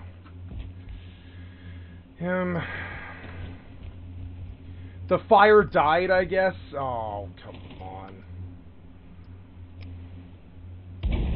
Fucking dumb. Anyways, yeah, I think that's good. I would say. So, crafting. Oh, this TV is way off kilter. I gotta fix it. I've got, that don't need. There we go. Tilt this way like that. For now, while he messes with this. Yeah, there we go. Okay.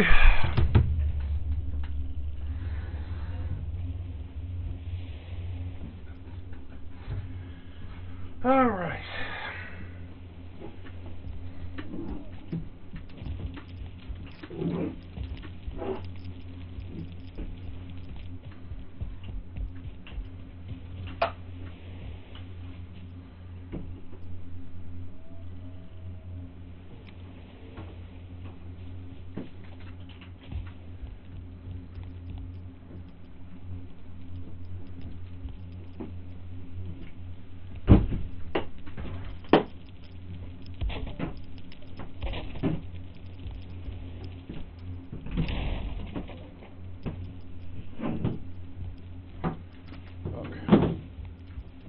Of course, I didn't do the right side. I'm gonna move the bed. So dumb. And then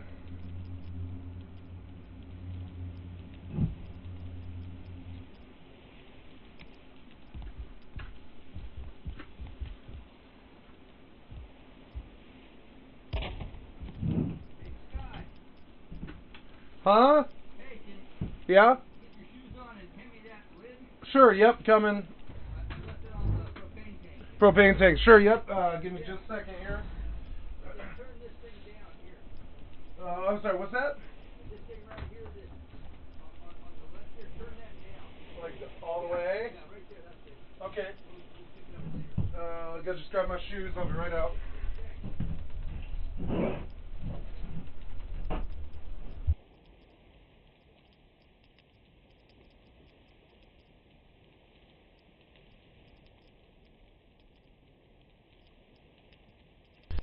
Be right back. Sorry. Be right back, guys. Sorry.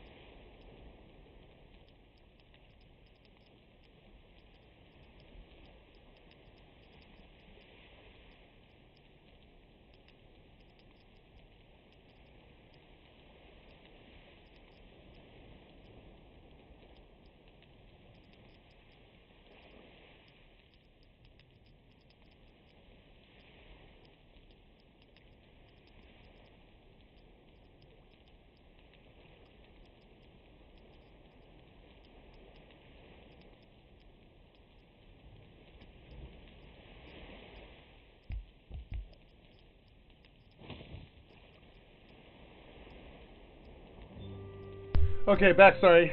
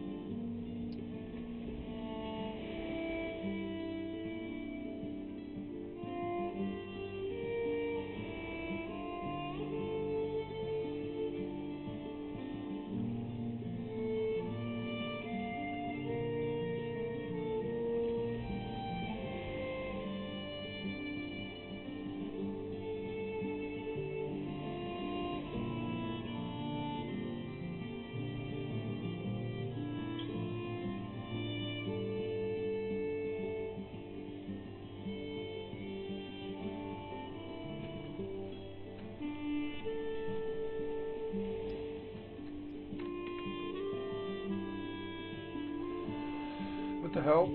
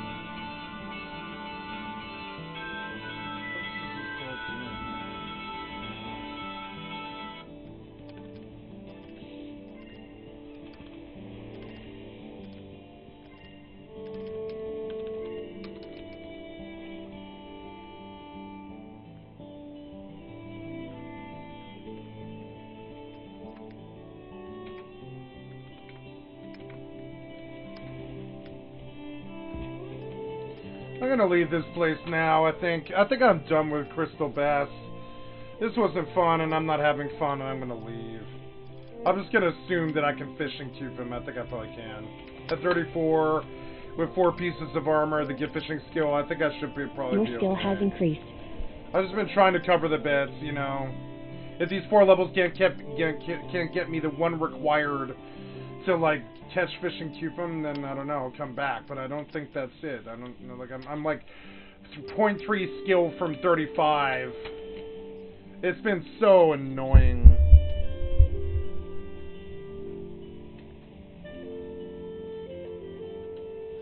Jesus Christ, man, you come for 2 hours and, man. Incoming towel.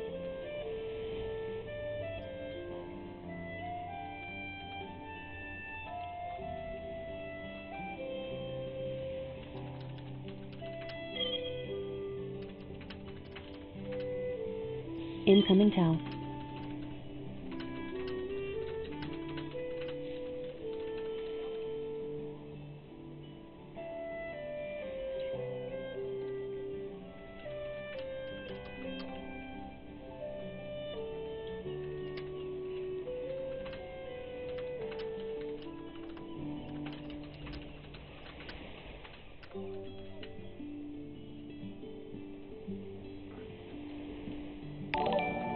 Oh, thank you for the follow. I appreciate it.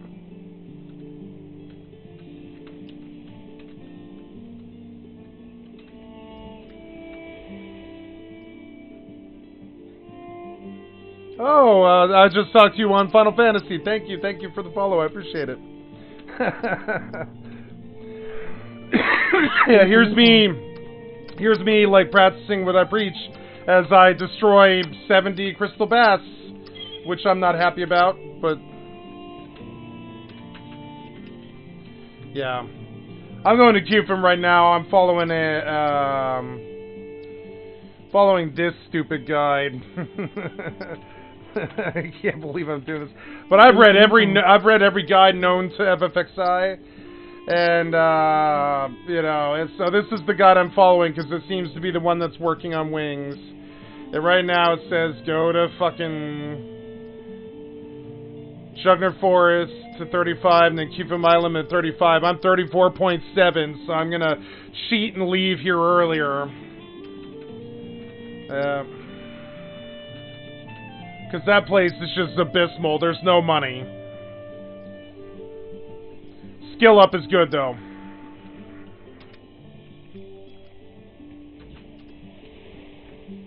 Oh, I'm making sales, am I? Yeah, I'm making... Well, I don't know. I might have room on the auction. I'm gonna try. I mean, it's better money than the vendor. Incoming towel. Yep, it's essentially free. Yeah. Yeah, that's why I was there. Free skill up. It cost me some, like, I don't know, it cost me some things, like lures. I lost 2 lures there because it was so boring. It was hard for me to pay attention. So I did lose 2 lures, and so I lost 2K, but that's fine, you know. Incoming towel.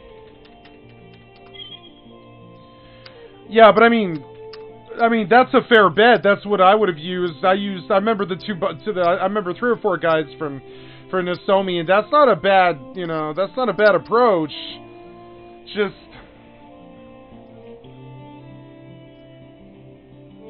like, for instance, I don't know, it's not entirely true to say that Crystal Bass won't sell, because it is a gill point fish. So, and I like this conversation, by the way. Incoming town. Winda, thank you for reaching out. I like content on my stream, it's good. The Crystal Bass, right? 57 are up because suddenly, one day... Yeah, Valena's is good. Yeah, I would say. They're all good for different things, like every guide has good suggestions. I just did this one this time. This one's saying ice pond, but I'm going to cliffs like right now, but oh yeah, absolutely. The crystal fish will sell when it comes up on gill. I suppose I gave you kind of a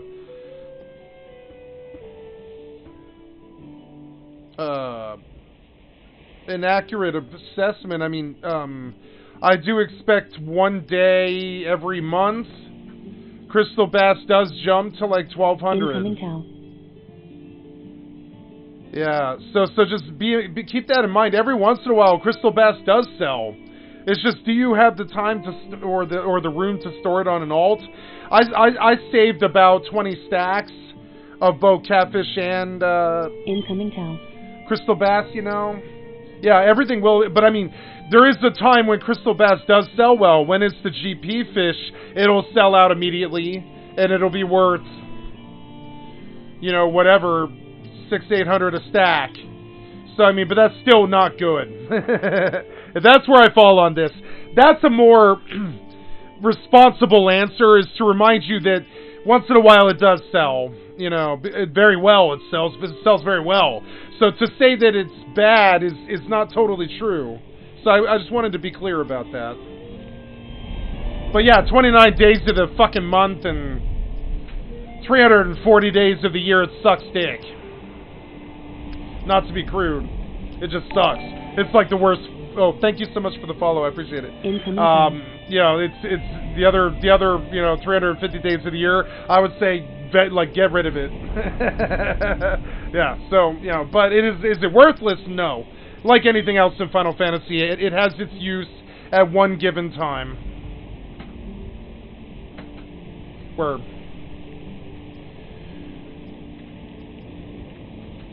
Yeah, black eels, I think, is what most people are doing. I probably will do black eels as well. What is that? That's like shrimp lure. Maybe I'll just go back to the damn bridge. I think that's actually, I think you're right. I don't know. I want to see what the drop rate on mithril swords is in QFIM with a shrimp lure and a composite rod. So I'm just gonna go do that. I don't care if it's a waste of time. I want to see what the drop rate is on that. Worm lure. Yeah, I have one. Yeah. I mean, the better question is what's black eel go for on the market?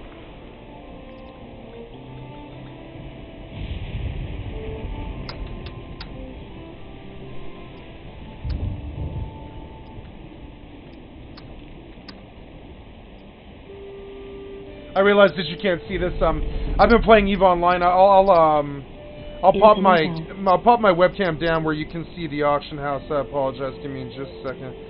I just have certain security issues on certain games.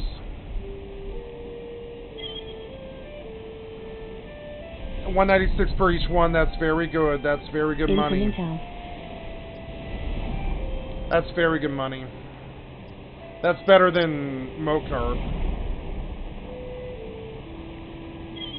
I need income, goddammit. I've got 300,000 worth of Black Mage Scrolls to buy. Like, I'm under pressure, it's annoying. 2,500, ooh, and the market's good at 2,500 on the auction too. So I mean, it's not amazing, but it exists, Yeah, I'm under fucking black mage pressure. Yeah, see, you know what I'm saying? And white mage. I already bought a race. You know what I'm saying? Yeah. Yeah. 39 white mage. 39 black, or 41 black mage. Yeah, I got 39 black mage, 41 black mage. And boy, the scrolls have not been fun. It's not been too fun to farm up like 480,000 fucking gil so I can go play my classes. That's not been too fun. I don't feel like the melee probably had to do that. But anyways.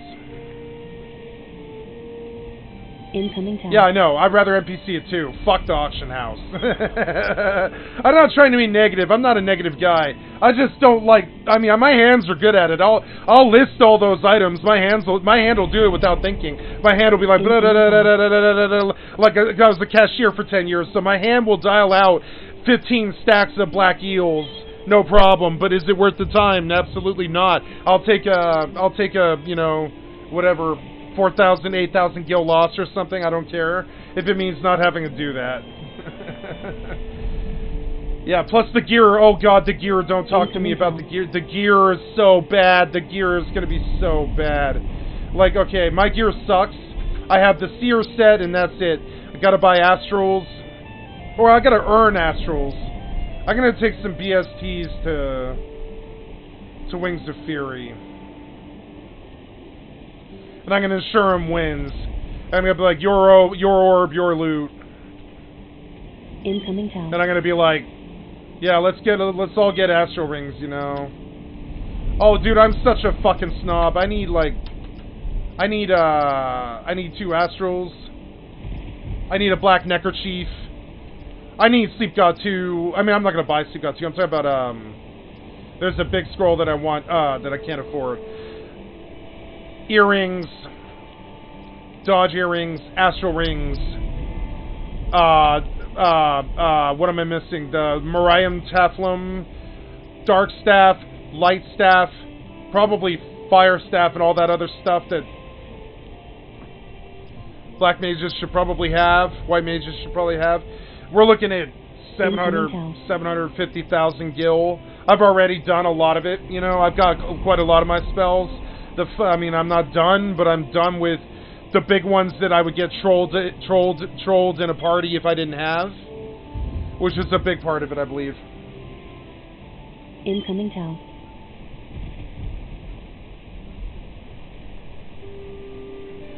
You know, Black Mage is the class that I never really did in Era, and so I don't know shiz about Black Mage. I won't lie. I was a bard in Era, one of the best in the world. And then after that I was a white mage, and then after that I was a thief. And so I don't know shiz about what I've never had to get a Morian Tathlum. I bought it off the auction house in the Abbey Worm era, where, you know, it was like incoming town. 10,000 gil on Fenrir, you know. Oh, I know silence. Oh god, yeah, you know, I know you have to have silence. My shit is like, do I have Curse-na? Do I have Blind-na? Do I have Stone-na? Stone-na is gonna be 40k. I mean, I don't know. I don't know what I do. I don't know what I do and don't have. But I'm scared. We could go steps to the auction house right now. I probably should have about it. The other day I added it up, and that was like, I don't know, 60k ago, and it was like 207k. Before I fell, oh, I need Warp 2, and I don't even remember what Warp 2 is. Oh my god. Immigrant. Fucking scrolls. Oh, do I have something attacking me? No, I am drowning. Oh. Well, that's cool that you don't drown anymore, but why did you put me in the water? Did the tide rise? The tide might have rose. That's kind of funny. I wonder if my house will sink. Oh no, I wonder if my house will sink. I didn't even think about this. I am such an idiot. Look at this. My fucking house is going to sink. Ah, you stupid deer. Die, it's such a bad bow. Ah, I don't know. Oh, I hit him. Yeah, and then go to sleep. I will read what you said in just a second. Yep. What do you mean I don't have... No. Cook the fire. can't sleep. What do you mean? Oh. What? Alright, I'm just gonna log out now. I don't know. I feel like that was kind of a bad situation stacking up there. Anyway, you don't need Warp 2. People want you to have D2. I do need D2. It's called pride. I don't show up to a party without the scrolls that I need. 'Cause I am a selfish asshole. Who believes that I'm just more bougie and better than that. And I don't do that to people. When they ask for D2, I say, yes, chef. I say, yes, chef. Here's your D2. I don't go, nah, too broke ass. Too destitute to help you. Sorry, fuck off, no warp 2, I'm not a good black mage. Right? And what kind of message does that send? I never would have stepped on a stream ever like a year ago if I didn't think that I had to provide a better look, you know? It's just not a good look. It's just not a good look, you know? It's not a good look. So, yeah, well, chopping up vegetables, speaking of chips, I gotta, oh, yeah. Well, anyways, thank you for the talking, you know, love the heart sign and stuff. It's always good to have some positive discussion on the stream. And thank you for reaching out. You know, I'm always here. I'll be there suffering on the bridge at Demon Head Creek, okay? I'll be on that bridge. Let's go see scrolls, right? Oh, God, scrolls.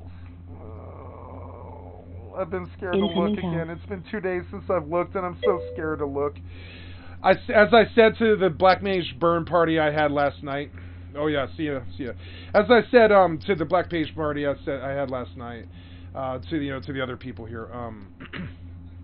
I sweat the bed at night, thinking about how I don't have the scrolls that I need, and I wake up in a cold sweat of the bed. And I sweat the bed, and I'm like, oh my god, am I gonna be able to make it? That's verbatim what I said in the party chat, and I had like 5 black mages like raffling, you know, because that's what it is. That's exactly what it is. 5 black mages were just raffling. The summoner was just cracking up, and I was like, yeah, I know. Like the summoner had it worse. Yeah. So, anyways, the Diaga deodorize is no good, but I mean, hey, yeah, for my sub job of white mage, I should probably have that one. Yeah, we'll just my family member is doing some work on my roof right now, and I'm an asshole who never learned how to do work on his own roof. So that's the sound that you're hearing. It is not some weird rat or some kind of serial killer thing in the background. It's just my family helping me with my roof. 3,000 for Bar Blindra is no good. Bar Era absolutely is something that I need. We will definitely buy that. There goes another, whatever that was, like, to what, 3K, another 3K. We'll just go on out the door and we'll buy more. Out the door, we'll buy more. So, Black Mage, right? Black Mage, oh, Asper, Bio 2. I need Bio 2. I need Bio 2 now. I need that now. There goes 6, I mean, I don't know. Is it better at Selbina? I mean, I don't know. What is Warp 2? Is it... Oh, no. Golems? No. Fei-Yin. Sermet Door. Oh, wait, no. That's easy. It's the rep. Never mind. Warp 2 is easy. That's easy. I think. There's no combat here. It's just going to... It's just having sneak in Viz. I remember this quest. Yeah, hey, I guess I've got to go do this now, which means Winder's rep, which can suck a fat dick. Oh, no. Never mind, don't buy anything at all. No. The 22K, it'll have to be,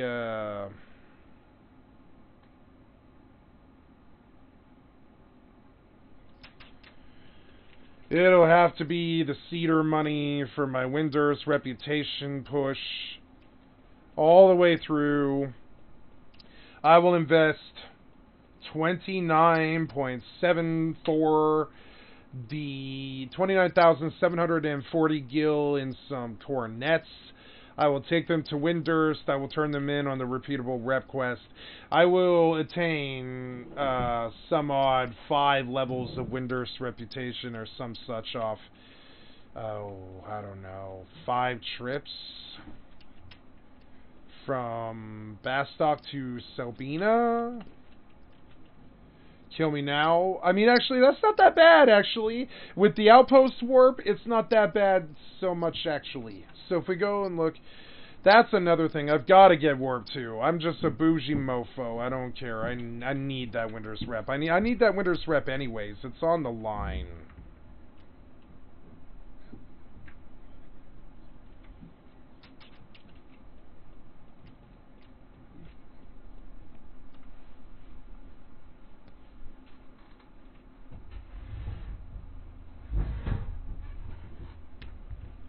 I have so much work to do on scrolls before I can never step foot in an XP party again. It's so annoying to me. Ah!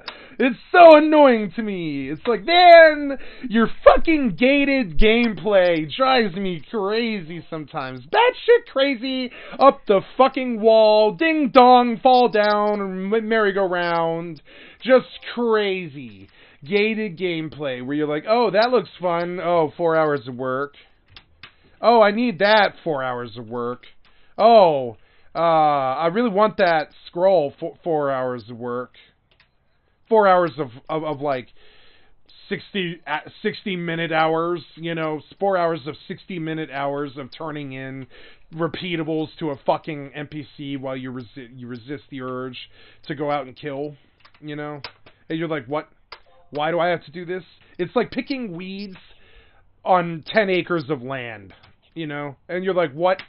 This is so much work that I have to buy a riding motor.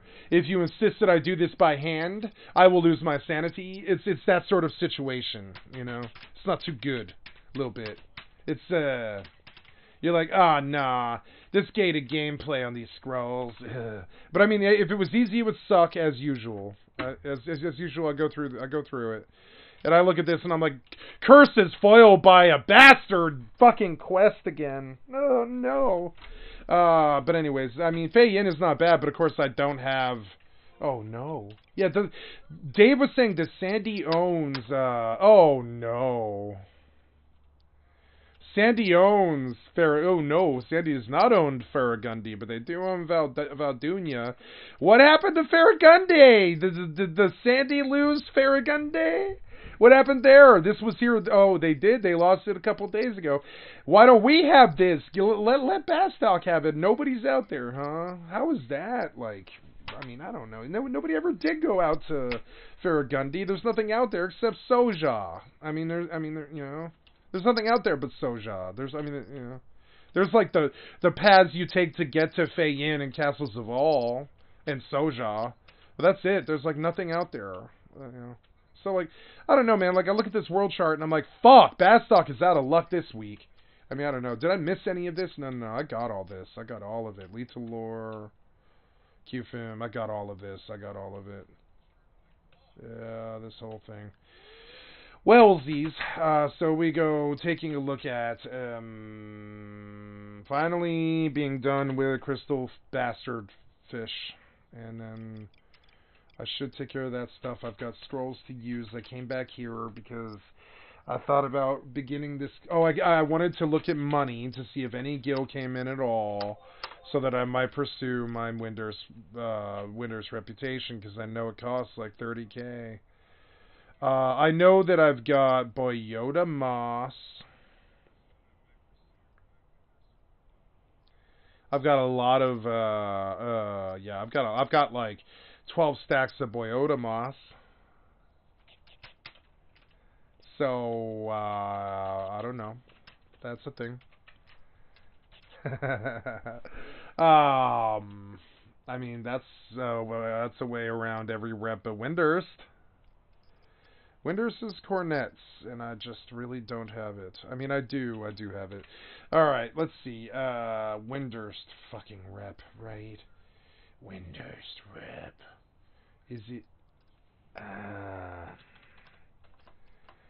it Cornets is the best? I can't remember. It's Cornets, I think. Bastock. I'm looking for Cindoria. Windurst. Mandragora Mad. Yatunga Sulfur. No. Harmadeus, Cornets. 219, get 200 gil back for trading the Cornet for 219. So yeah, it's only like, I don't know, it's cheap, making it a minimal loss. Trade them one after another as zoning is not required. It suggests you have a friend or a meal send you the Cornets. As traveling to many ambassador multipliers can be a pain. It takes 270 to 300 in Cornets to max Winder's reputation with a friend, second character, or second account in Bastock. You can go from level 1 reputation to level 9 in just under 2 hours. I don't have an alt in Bastock. My main is Bastock. What am I to do?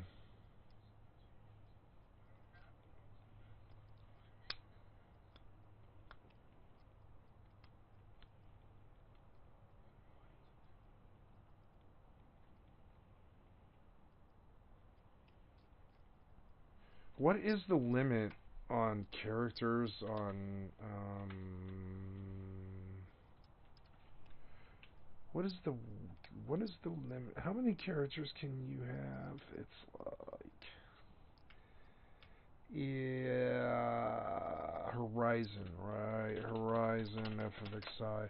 What is the rules on this server? 1 account per IP address and character limits. Single box server, 3 characters per account. Expressly forbidden without an IP exception. This includes account sharing on the same IP address by adventurers who live in the same household, and functional dual boxing. Functional dual boxing includes when another player in your household is only engaging in activities that benefit your character. It is not playing with their own goals or progress in mind. Example, if your brother's account is following you around, their only activity is holding extra items to be sold for your benefit. That is functional dual boxing. It's true. Horizon staff have complete discretion. I've never read this. I guess I'll do it on stream because what the fuck else am I doing?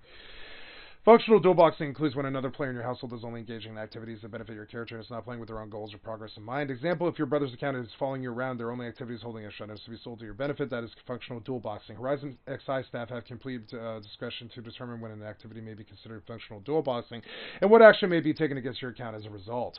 Sharing your account with a friend who uses methods to obfuscate their IP address, such as a VPN, may result in all accounts involved being banned.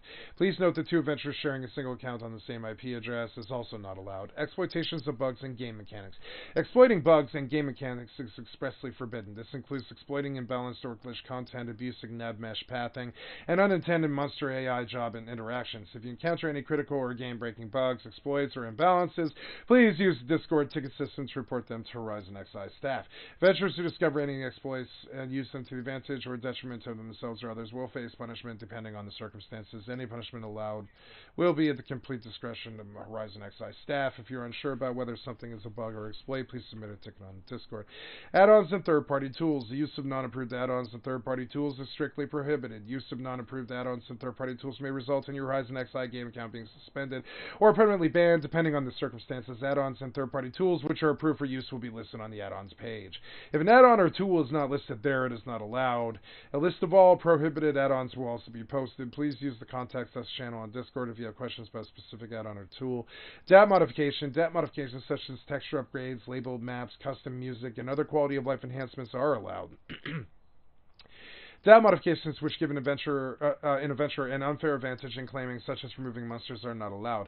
Botting in automation. Using any tool, program, or script to automate player activity in any way is expressly forbidden. This includes claim botting, farm botting, skill up botting, heal botting, quest botting, and the use of any other kind of botting, school, tool, or script to automate player actions. This also includes more advanced functions of a sheet of cast and gear swap which react to in-game events. Haha. So you have to use a sheet of cast all yourself anyway, so you guys are so dumb. You don't have your bot to change your gear swap anymore now, do you? For example, using the sheet of cast to auto-equip a gear set on reaction to a monster TP move would violate the no automation rule. Actions which do not originate from player inputs are not allowed. MPK, monster player kill. Adventurers may not harness monsters and monster mechanics to intentionally harm, harass, or kill other adventurers. Maliciously attacking a non-friendly player who has become charmed by a monster is considered MPK and is an actionable offense. Determination of when attacking a charmed player constitutes MPK is at the complete discretion of Horizon XI staff, ignoring commands issued by game masters, GMs. If a game master issues you a command, you must obey it. Harassment and hate speech, absolutely no harassment, witch hunting, sexism, racism, threats of violence, or hate speech will be tolerated in the game server. I have seen some definitely harassment and hate speech names. Griefing, engaging in any action, excuse me, I'm just double checking something here, very good. Griefing, engaging in any action to intentionally disrupt another adventurer's game experience for your own personal enjoyment or gain is strictly prohibited. Holding monsters, holding a monster for longer than 5 minutes without the intention to kill is not allowed. Out-of-error items, using or selling out-of-error items for the current XI game expansion that may remain in the game client by mistake is not allowed. Leaked information, advertising, you may not spam or self-promote non-in-game activities in public game chat channels, server invites, artificial links without permission from a staff member. This includes sending tells to fellow adventurers. For example, advertising for your link shell in game is fine, but not spamming the link for a stream. Yeah. Gardening, crafting, yell shout rules, determination of account, power leveling and power level burn parties, filling GM tickets and inappropriate naming. Alright, and so we're good. We got the big ones out of the way. And so now I understand that I am fucked because I am Bastock. And now I do have to do a terrible, terrible core deck grind, the likes of which I've never done before.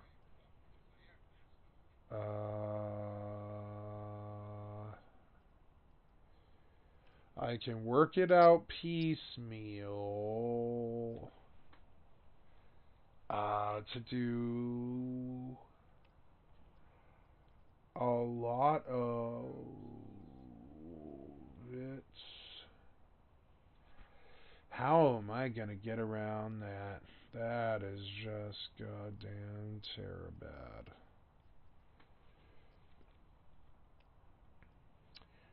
Warp to Crystal. Run to Armadillos. Buy 30. Walk to Metalworks.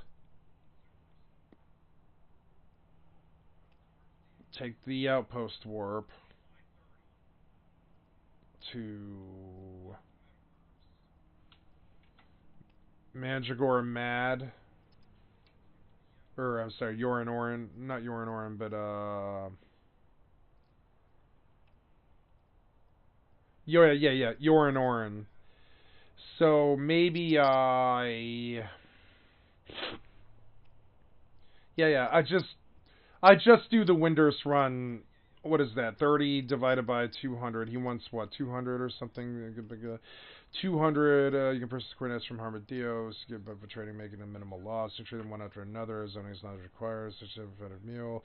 Takes 273 to max Windy with a friend, second character, second account, you can go from level 1 to represent just under 2 hours, I mean, with a friend you can go from level 1 to you can also buy coordinates for 50 sparks.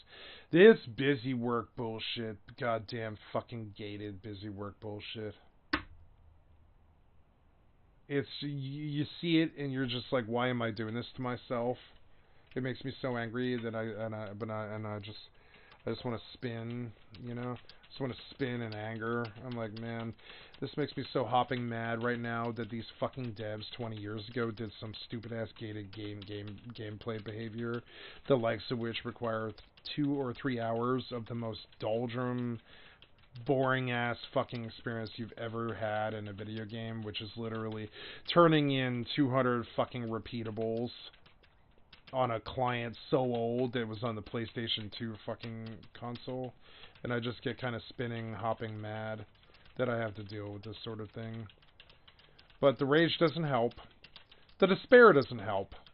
The anger at myself that I'm this weak, that I can't be strong enough not to do this to myself, and all these other things that these sort of gated gameplay behaviors bring up in me, none of that benefits me. So I will not live in that negative place. I will just accept that they're cocksuckers and they don't value our time. They never did back then, and they still don't. These people running the server don't now. And we all know what the problem is, you know, and it's fine. At that point, I'm able to accept it as just unfortunate. It is unfortunate. That is the best I can say. It is unfortunate that is the case. That this is what it ended up being. It is unfortunate that you don't have the strength of character to remove these kind of gated gameplay things from Final Fantasy XI. But I don't know, man. It's not some failure of the Horizon team. It is not. I expect better, but I don't expect them to change the source material that drastically. It is what it is. I just wish they had the fucking balls and the fucking strength to do it. This won't be the best Final Fantasy private server. It won't be. Somebody better will come along. Trust me. Oh no. Oh no. Hello? Okay, thank you, Jerry. Alright. Okay, so I have to go eat dinner with my family, and I didn't see this coming, so I will be gone here like 10, 20 minutes, something like that. I'm not going to be gone too long. And then you guys can enjoy the long 3-hour process that is watching somebody turn in 300 cornets.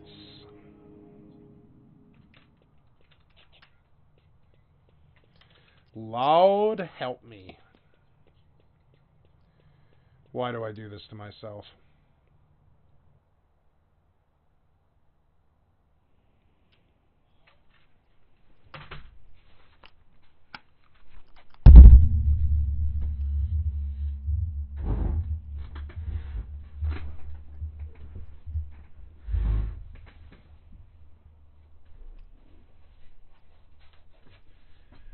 Okay.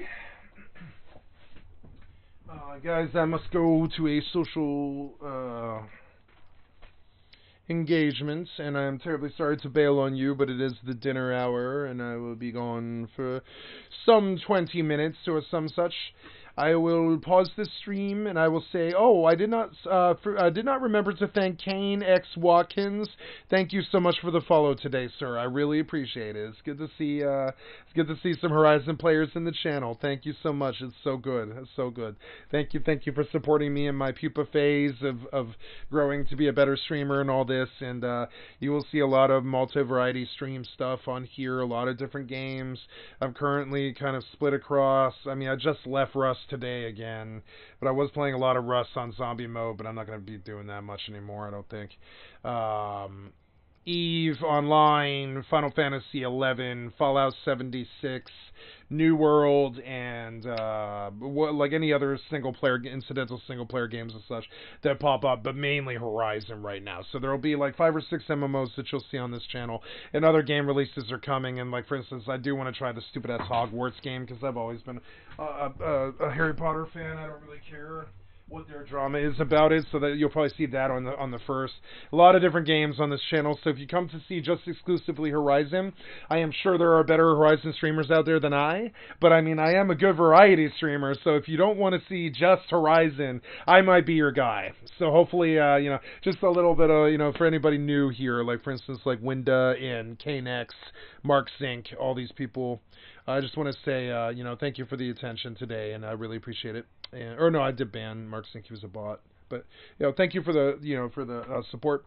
I will be gone here roughly about 15, 20 minutes, and I will see you guys in just a few, and I'll be back to do, like, 12 or 13 hours of MMOs all night, going all night tonight, because I don't have shit to do for like 10 days, so it's going to be nice. I'm going to over-caffeinate when I get back down here from dinner, and I'm gonna like over-caffeinate, and I'm going to go hard for like 14 hours here all night, and I doubt that really matters to the scheme of things, but hopefully people are at least entertained.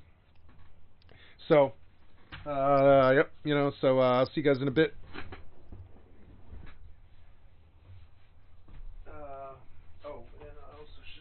Notice that I am BRB. Here we go. Webcam. Live starting soon. Be right back. Okay.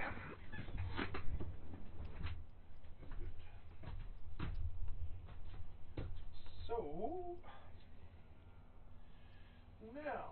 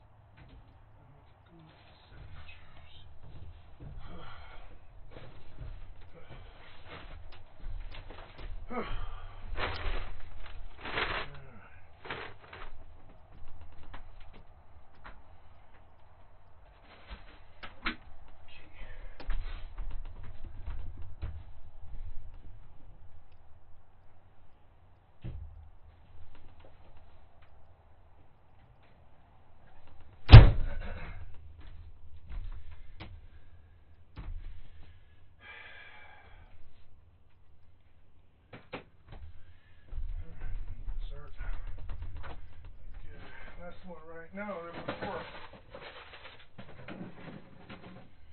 Good. Alright. I am back. Hello. I will unblock this shiz in just a moment. And we will get back to it. What am I currently doing? I am... Oh, that's my tablet? It is my tablet. God damn it.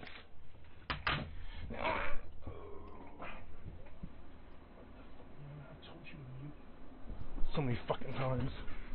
Unacceptable.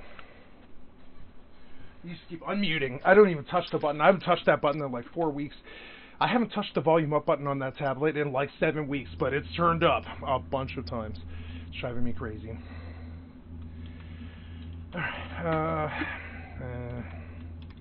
Maybe once a day. I'll do like 1 trip a day is what I'll do. But anyways, going live here. Live. Hey, cool. Hello, peoples. Hello, hello. So, let us,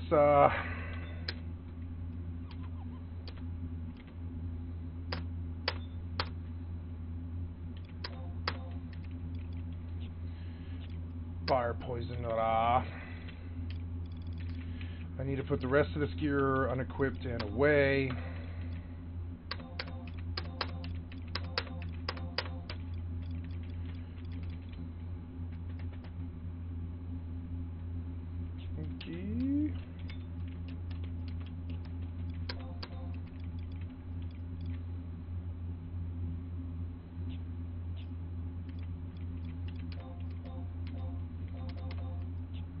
Oh, I'll have to plant seeds. Oh no, do I? I think I'm gonna stop gardening because it's just too much commitment. It was fun for a bit, but then you guys let the seeds get insane, so I was just like, nah, until you unlock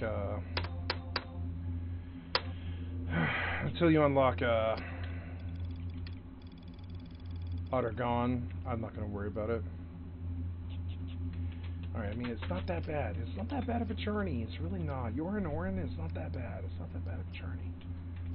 Right? Let's get it done. Let's get some of this done. So, in the meantime, I will listen to something.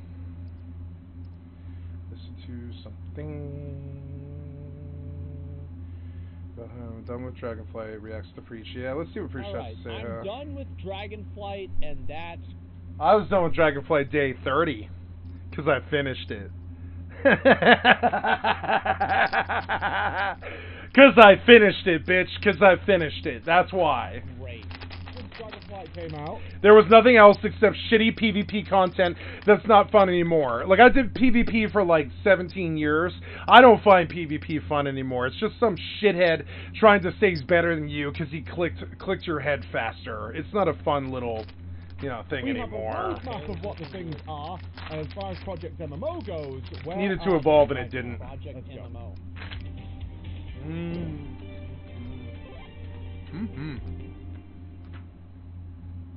The first thing I want to talk about is the trading post. Okay.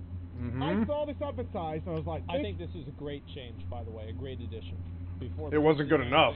I think it's great. Okay, but probably not for me as somebody who doesn't change cosmetics and stuff. Yeah. And then I finally got to check it out and actually see it, and this thing is genius. Mega dub. Actual genius. Yep. For the people who want to play World of Warcraft day to day, it's easy to say there isn't that much farming if you've done the Renown farm. And as we saw with Dragonflight launch, people were pumping their Renown farm like it was Shadowlands. Like they needed it, otherwise they were missing out on something. And people like grinded it out within the first few days, like managing to cap it by collecting dirt, shuffling through it like Shia LaBeouf, and then managed to... Well, I've got nothing to do now. A classic thing, especially for the collectors who go out and do transmog and things like that and chasing those rare mounts. It wasn't... There's two things I really like about the trading post once I actually got down and looked at it. One, everything is nicely previewed. It shows you everything you can... It's very polished. It's not like Blizzard, there was like this one intern and it was like kind of his thing that he wanted to do, and it's like, well, he was kind of like one of the executives' like cousins, and he just got out of jail, so we figured we'd give him a job doing something, and he just put this together. No. Like, this is actually, like, really well polished and put together. It's probably one of the most polished things Blizzard's ever put out in a while. Lock in things that you're not sure if you're going to pick up because you're hoping for something next month and it depends on your points. All the things that Blizzard typically doesn't do well with predicting people might have a problem with. It's like, well, you got to get it now. Like, corruption was like that, right? The corruption vendors, it's like, well, if you haven't got the points, it's going to go away. Unlucky, ha ha ha. Literal dog shit. And this time they've come around and said, no, you can lock it in. Fine, totally fine. And it's a very obvious sign of the new management that is in at World of Warcraft. It's a very obvious sign of the kind of things like, no, let them lock it in. It's fine. Let's predict that. Some people will be right on the cusp, but they might not be able to get it. Like, why make it a thing? You know, why make it unpleasant? Guys, let's get a bit of your back. I was at a fucking gas station, and there were these, they were like muffins, but they were like Reese's peanut butter cup muffins, and they were like $5, so I bought them because they were cheap. Literal trash. I've eaten almost every single one of them. Why keep eating them? It is what it is. That's why. Also afford something next time, or they won't be able to play enough, and therefore they won't earn the points, and they might want to see what comes up next because they kind of want this thing, but they're not too excited about it. And now you can just lock it in and get it done. And a really nice preview. I in fact bought something. I had no intention of getting anything from the trading post because I don't particularly care for cosmetics. And I just browsed through and was like, yeah, I want that. I absolutely do want that, and I was shocked to find that. But more important, I also think it's a good decision for them not to let you buy everything out, so you have to make decisions, and like you can't just infinitely farm these either. Like it's capped, and you can decide what you want to do every single week. It's like the trading post is like Chuck E. Cheese, and like your parents gave you you know $20, and you've got this many tokens.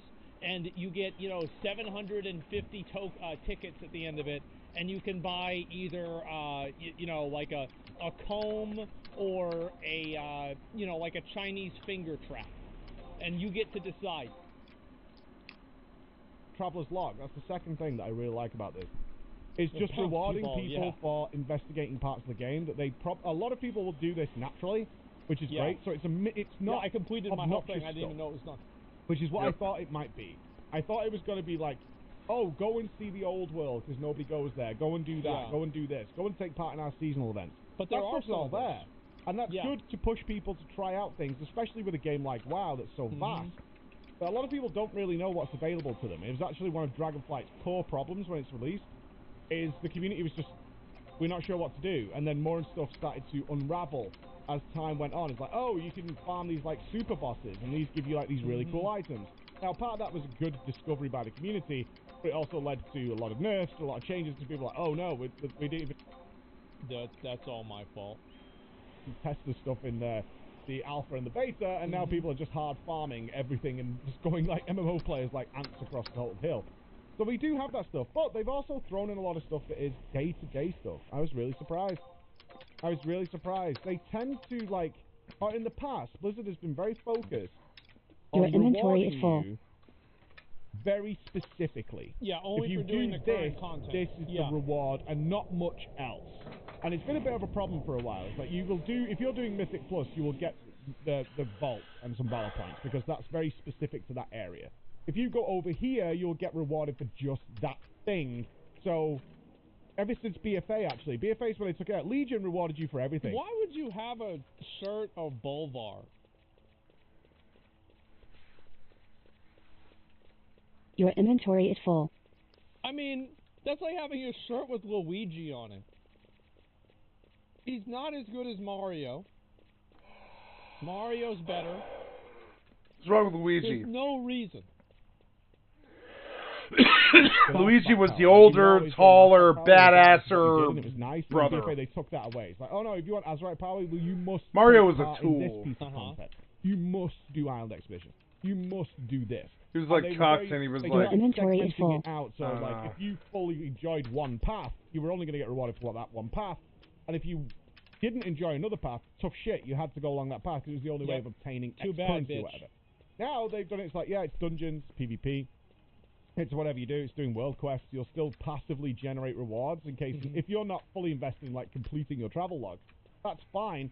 Your natural gameplay will reward you anyway for giving you, for stuff that you're naturally doing, so you're always going to be building up currency regardless. Yeah, so you don't have to do things that you don't want to do. I think that's the main thing that, like, WoW has had a problem with for so long. Is that their focus was always on making you do something you didn't want to do. Those two things were really cool. Utterly shocked that it was a bit of a bummer that it was bugged for the first few days, and people were like, "Oh, this is well shit." I mean, it's fine working now, and I'm glad I got to try it out. This is a great piece of kit.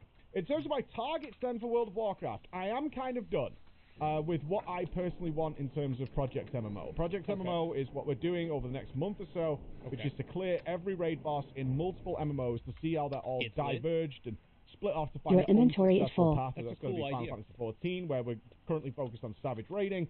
We're doing Guild Wars 2, where we're going to be doing the raids and the strikes in that game. We've done one strike in that game, and it was phenomenal. And we're going to be doing Destiny 2 with their new expansion coming out, where they took the base MMO formula and spread it around. One day so I'll play in terms of World of Warcraft, unsurprisingly, I kind of hit my goals extremely quickly. Shouldn't be any shock there. Yeah, because the game obviously I had established friends and family within World of Warcraft, regardless of where I come back. Your inventory is full. That finding a team that progressed through the raid was not a difficulty. I'm not going to be going for Mythic Razageth. Not particularly interested in that. And we cleared Heroic. It was fine. That's a lie. Okay, let's be honest. I like the Heroic raid. I think it was really fun. Group of friends. Enjoyed it, blasted it. Didn't take too long. Like a couple of hours. I never thought about doing that. I probably will do that. Really did not like Razageth at all. It's too fucking hard. Your inventory is full. It would be faster. Like, that's all there is Your to it. skill It's has too increased. Hard. And it doesn't give you really good rewards. Like, you just get 411 gear. Is it easier to do Razageth or do Mythic 15s? I would say easily it's much easier to do Mythic 15s. So why would anybody go and do Razageth?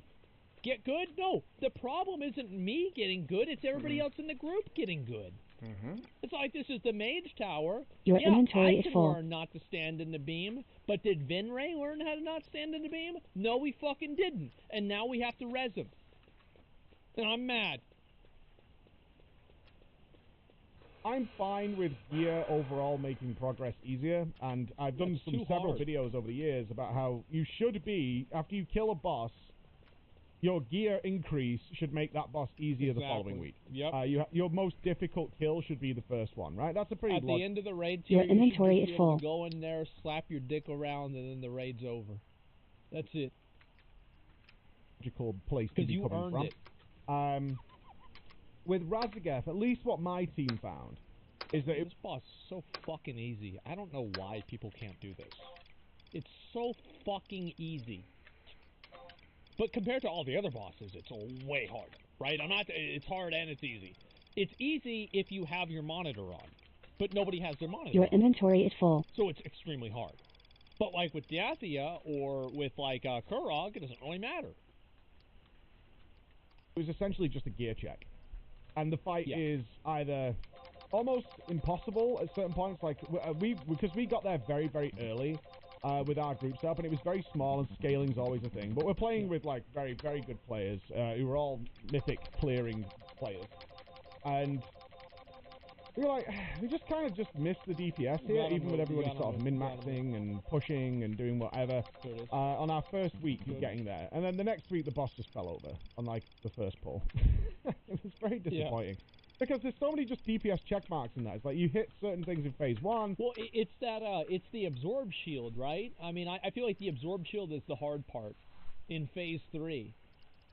Which bypasses a ton of extra damage. You can survive, but like you're getting the hint then, your damage isn't quite there. And then the platforms, if you're behind on damage, you simply do not clear the platforms in time to get into phase 2, and then if you scrape through by blowing more cooldowns in phase 2 to get to phase, in the intermission to get to phase 2, then you've got the storm shield. Yeah. And even with like optimizing there, it was just and then it took like 5 or 6 item levels on everybody from another week of Mythic Plus and things like that, and then the boss just died. Yeah, and it's like also like with Razageth, if every other fight is way easier, then people just simply are not going to do Razageth. Why would they go out of their way to do Razageth if it's way harder and it gives worse rewards? Nobody's going to do it. That's what happened with the Jailer. It's bad design. Make the fight easier, or make it drop way better gear. I was a little disappointed in Razageth. Visually, very nice. Mechanically, Like really liked it, actually. I really thought it was fun. And like, this actually really goes to show. I remember Method, at the time, best guild in the world. Okay? They got world first Jihoon in Old Deer, back in BFA. They killed Gahoon like 2 or 3 times, and then they stopped raiding. Because it wasn't worth the effort. No.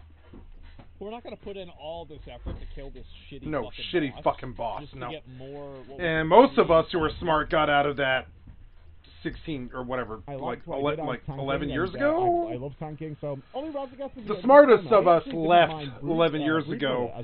I left about 7 years ago.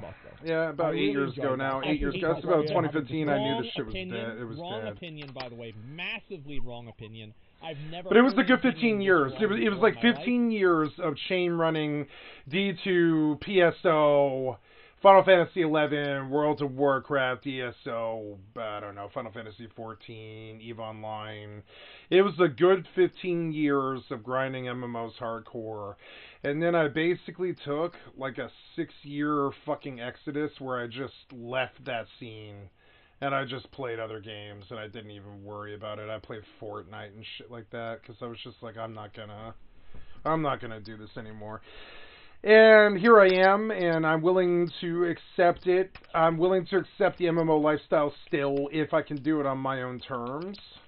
And there's some things that I'm doing that aren't on my terms, that are definitely making me unhappy, but I'll overlook it because I think the people on the game are worth it. I think the people who play the game are worth it. It is important to me. I use that one. It is important to me to be a part of the Final Fantasy XI private server community because I've met a lot of really wonderful people there, I would say. It is a community I do not wish to leave, and that is why I do the gated gameplay stuff. Even though I really consider it to be basically cancer to my career, cancer to my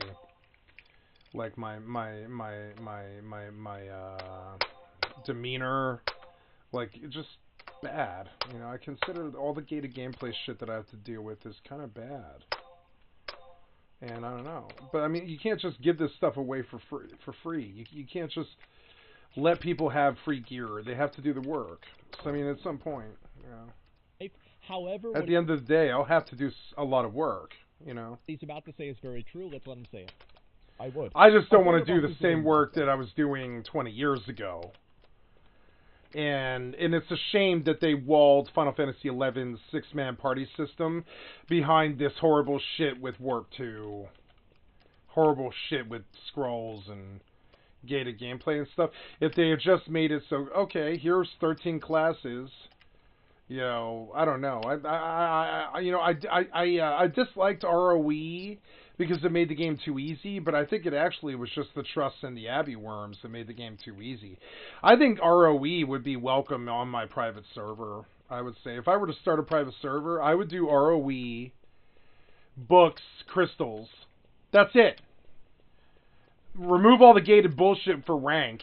And everybody can be rank 10 if they just pay 100K, right? Pay 100K, you can have rank 10. No gated gameplay, you know? And all the stuff that entails, you know? And like that, I would do it like that.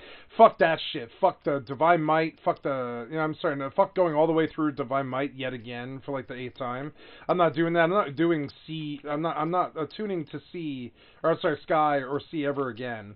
And I will remove that off my server entirely. That's what Blizzard did with World of Warcraft, and that's one of the reasons why the game lasted so long. 11 did not, you know? I'm just saying, that's my view on it, like, kind of a little bit, like, I'm a little bit selfish when it comes to it. I'm like, yeah, I don't know, like, the quality of life might not matter to you, but it does to me. I don't think you guys were revolutionary enough with it, and that's cool. I think after seeing your vision of what a new Final Fantasy private server is, I like it, but I do not believe it is revolutionary enough for me. The gated gameplay has to stop. It's these kids, they think it makes the experience more real or better or harder or some such, or it makes it a challenge. But it's actually just their time flying wholesale out the window like some kind of lost dead like resource. Kind of like piss. It's like time was their like it was. It's like they're pissing out time that they're not going to be able to drink back. You know, it sucks. It's like, you know, and I wish they would see it more like that. I think some of the community does see it like that. Bar poisoner. Doing all this like inventory sorting on top of this fucking cornet gated gameplay bullshit. You know, and I don't know. I'm just sorry. You know, it's annoying to me that every day I seem to come across like some kind of 3 to 4 hour fucking blockage between me and trying to level to 75. Fuck the limit breaks. Fuck the you guys. You definitely poisoned the well by putting too many barriers between me and having fun on a 75, working on my merit points. You guys definitely put too many gates between me and that. And that's unfortunate. Now the game was always like that, but I don't know how it serves us in this at this point of time. I don't see how that I get stuck on the same thing, and I complete and I bitch about it for some hours. I'll just bitch about this for hours. Like I don't see the merit. I don't see the merit. In losing Your inventory is full. In losing the time, it doesn't make it so that the game's better. I don't believe. You know, I used to hate fast travel. Now I look at it like Jesus. Like fast travel is the only humane answer. It's the only one. So I get to go 1 cornet less. Oh God, I don't even know what I have on me. I have 30 plus I don't know how many more I just bought. I don't know. After I bought 30. Now I bought 1, 2, 3, 4, 5, 6, 7, 8, 9, 10, 11, 12, 13, 14, 15, 16, 17, 18, 19, 20, 21, 22, 23, 24. Do you see how cancerous this actually is? So now I'm at 54. 54 of the 300 cornets, right? I will have to do 6 trips. But the good news is they're not murder trips. They're not like Chocobo to Selbina, you know? Oh man, I want to see Hogwarts Legacy. Actually, I wonder, like what I saw actually intrigued me, and that's interesting. I don't know how they can make a bad like Harry Potter game at this point, so I'm wondering maybe if that might be an interesting place to be right now. I will have to buy that on the 1st.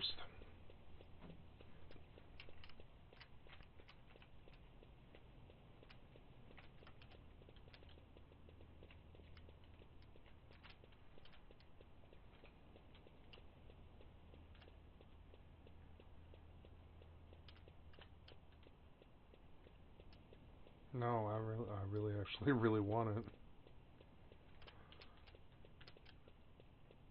Look, I don't release these games. I actually really want that fucking game, actually. I didn't really realize it, but I do. I don't care. I don't care. One of the things that I like about it is, they said the PC performance isn't amazing. But I could see it being so high res that it probably is kind of like bad. We'll have to see. Alright, well, so here we go. We make our trip all the way to fucking Sandy. I'm learning that warps kind of do make this easier, though. Like warping makes this much easier than you know it could have been. It's nice to have that. I just really wish I could just use the outpost how it was on the last 2 servers.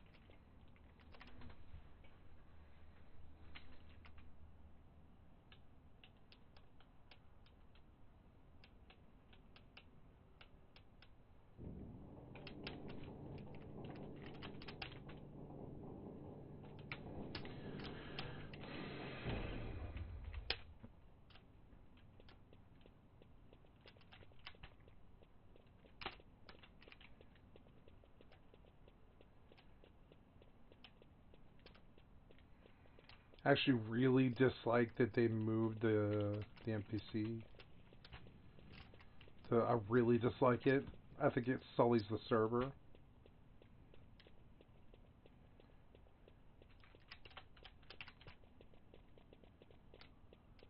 I really dislike it. I think it sullies the server. I think it takes an otherwise technically perfect thing and it puts this terrible flaw in it that doesn't even qualify as a wabi-sabi appraisal anymore. It's severely flawed. Specifically because walking up to this NPC, watching all the people have to walk to this NPC is like torture.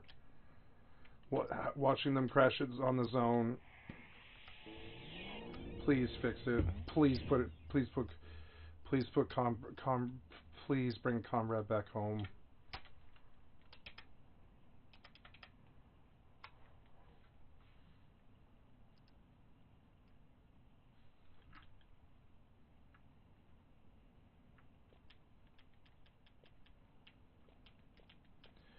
I wanna see.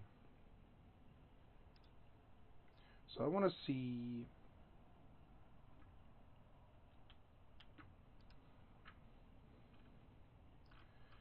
Community, player questions, crafting discussions, suggestions.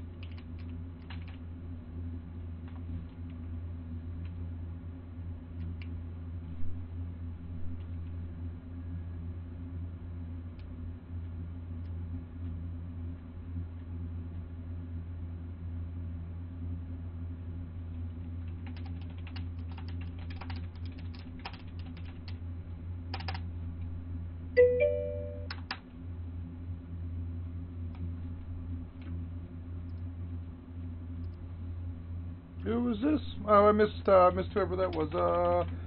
Hey, Tara, what's up, Tara? I'm just making a suggestion on the Horizon Discord. Sorry, I was distracted.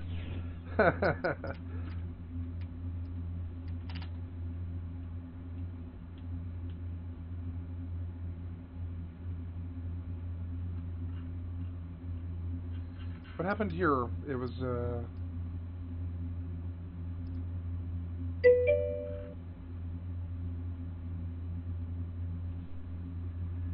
What happened to my fucking message? What?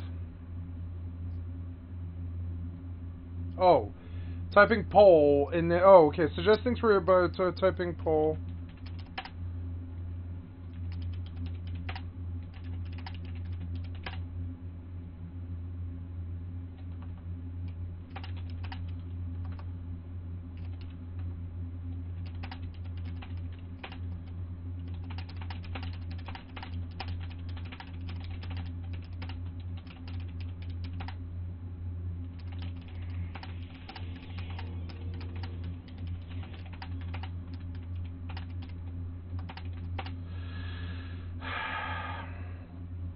God damn it, I said it wrong. I should have said it in caps. Alright. Fine, I'll retype it all. God damn it. Please move Conrad, the Bastock outpost. How you doing, buddy? I am doing well. I am doing kind of well. I'm dealing with gated gameplay stuff with the Windurst rep turn in, which should be cornets, if you recall. I'm doing the Windurst rep turn in because I need Warp 2 on my Black Mage. So I now have to transport 300 cornets from Bastock to Windurst. I am a digital slave bitch mule, and I have to move some retardedly pointless items around now for 3-4 hours. So I'm not in the best mood. And on my way, I black screened, of course, into Metalworks, which I have to do to reach Comrade the teleport NPC now. So now I'm complaining about how they out of contexted Comrade and moved him to some weird spot in Metalworks where he's never been. Out of context, out of era. For somebody so uptight about context and era, I don't know why they fucked with this.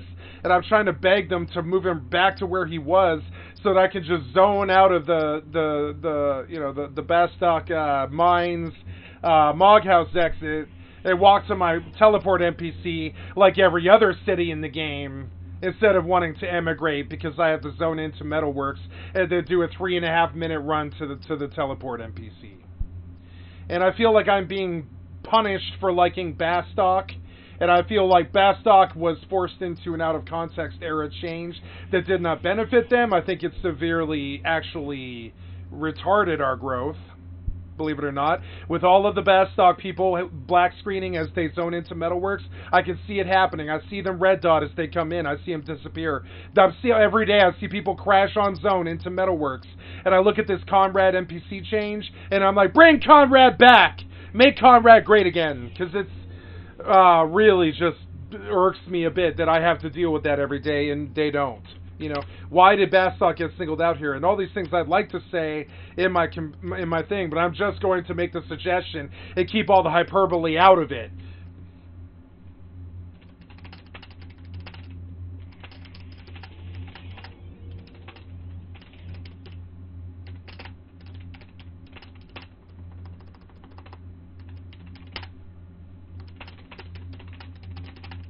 I'm gonna say it with some vitriol because it is unfortunate, you know, forcing us to deal with the black screen on zone in to Metalworks,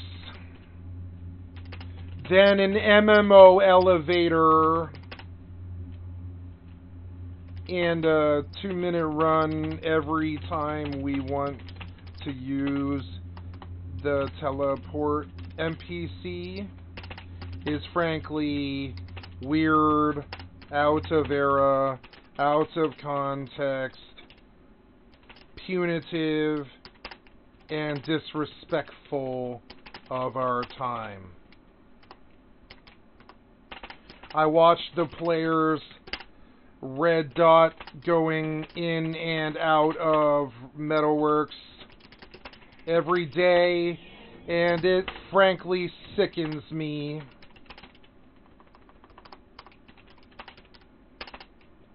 Please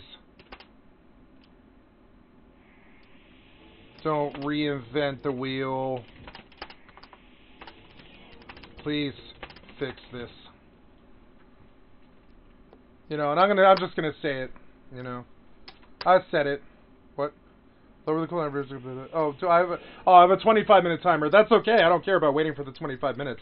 But I'm going to say what I want to say. Because it is punitive. It's bullshit. I watch people disconnect all day. I'm like, oh my god, why is Bastock forced to disconnect in every time, like an extra time every time, every time we want to fucking teleport NPC? That's disgusting. That's retarded. They don't have to zone extra. Why should we? That's like, so okay. Sure, Bastock was faster because the NPC was a little bit closer, yeah. But so fix it. Put him over by the auction house, so it's not like a 5-second run outside of the out of the Mog House at Bastock Mines. Do something like that. Don't move it 2 zones away and then upstairs into the Metalworks. That's just a black screen fucking punitive piece of shit. Waste of time. You know. And that's all I have to say about this. That's as negative as I care to be. I'm just trying to actually do something about this. You know.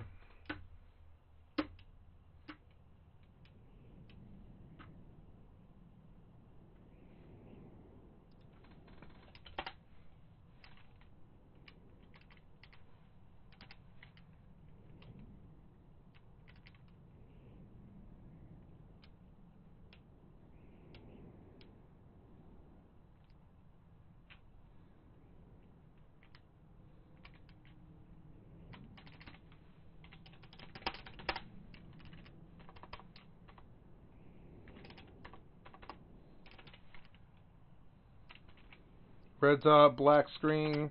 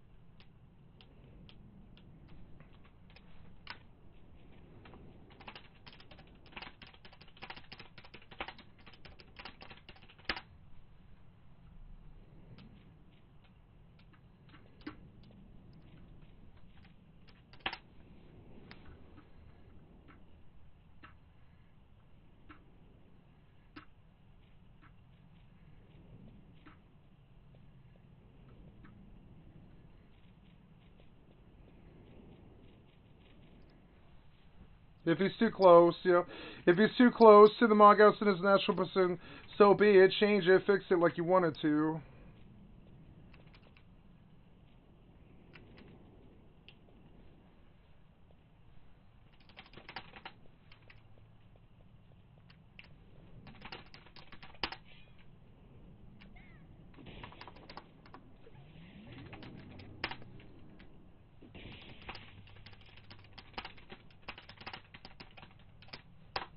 There we go, and in 20 minutes I'll say it.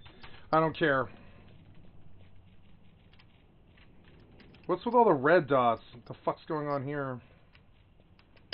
Anyways. Hey, I get to listen to some new music, yay. I've been listening to too much of the Bastock music. We're gonna go do that now. Config, gameplay, music. Oh yeah. There's that good stuff. Mm-hmm. Some of that windy good. I suppose I was watching a video. I don't really care. It's about World of Warcraft. I mean, how good could it be?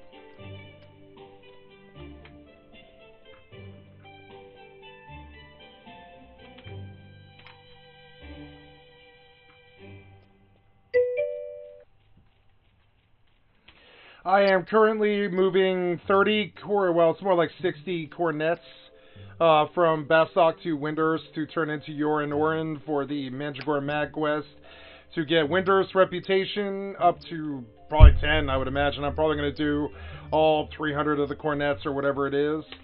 So that's 6 trips of about 50 each.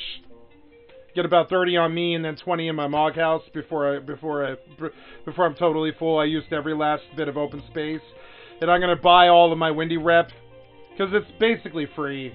It's not free, but it costs like 5k to max out Windy Rep, you know, it's not that much. I mean, you have to have like 15k to work with to get there over repeated trips, but it's one of those things that costs nothing except 5 hours or whatever, 2 to 5 hours of your fucking time, you know, depending on what your starting city is. Like, for instance, I'm from Bastok, so it's annoying for me because I'm from Bastok, right, Tara? So my alts are in Sandy and Windurst because I live in Bastok, so my alts are in Sandy and Windurst, right? So I can't stage an alt at the Bastok Cornet NPC. I can't stage an alt at the turn-in because I need the turn-in on my main. So you have this terrible, and this is true of all gated gameplay, you have all of these terrible straw that broke the camel's back problems with it, especially because I'm from Bastok, so I can't make a bank alt to walk in Bastok to walk, because you can only have three characters on Horizon, right? Oh wait, shit, did I do this right? No, the Rhinostery, yeah, I'm thinking of the, sorry, I was thinking I was going to the Oristery, but I'm going to the Rhinostery, that's just right there. And so, like, you know, so it's, like, I just, you know, like, that kind of irks me. The whole thing irks me. It's annoying that I have to do the gated gameplay of 300 cornets just for Warp 2. It's annoying that I have to do Warp 2. It's annoying to me that I have to do all these runs, 6 runs to Windurst. It's annoying to me that I'm Bastok, so that I can't, you know, can't put an alt at the cornet vendor to make it faster and just debox cornets across cities. Because I'm Bastok, I have to do this run 6 times. And so pretty much everything was stacked against me. And on top of it, I disconnect every time I do the Metalworks zone for some reason. So, like, you know, so that's a disconnect that I can count on for all 6 of these runs. That irks me, so I'm on the Discord complaining about that. And the entire experience is just why. Why was any... And so that leads me to my other point that I've been making over the last couple of days, and I mean this. You can see that Horizon won't be the last best Final Fantasy XI server, because they should have fixed this sort of stuff. This is the stuff that they should have abused their power to fix. I'm not sure about removing it, but I don't know why 200 cornets is necessary. I think 30 should suffice. I think 30 cornets gets the point across. It's an entire load of inventory all the way to some foreign city. I don't think it needs to be 300. Because that implies 30 trips to goddamn Windurst. And I mean, that was cool in 2003, but I don't think it's cool now. That's the kind of power I would have abused as the Horizon execs. But I also like, you know, but it's weird because then I see them reinvent the wheel. Oh, I'm on the wrong side. Yeah, I'm on the wrong side of this. Sorry, and then I have to write macros to do all the turn-in and all this stuff just so I can get a scroll that benefits other people, not me. Warp 2, at no point does it ever benefit me. It might benefit me in that it makes me happy that I can help people and that you know, but I mean, you want to look at it from a selfish min-maxer point of view, and honestly, it's kind of funny. I literally had somebody hit me with this point of view tonight, Tara. I shit you not. Somebody else earlier in the stream. Oh, no, what? That's weird. No, what? Now, why is this chat not here anymore? That's odd. Now, I had some chat, but it's not here anymore. I don't know. Oh, no, it was in my tells. I'm sorry. They talked to me in tells is why. Yeah. Tells, right? So this first window, right? They were like,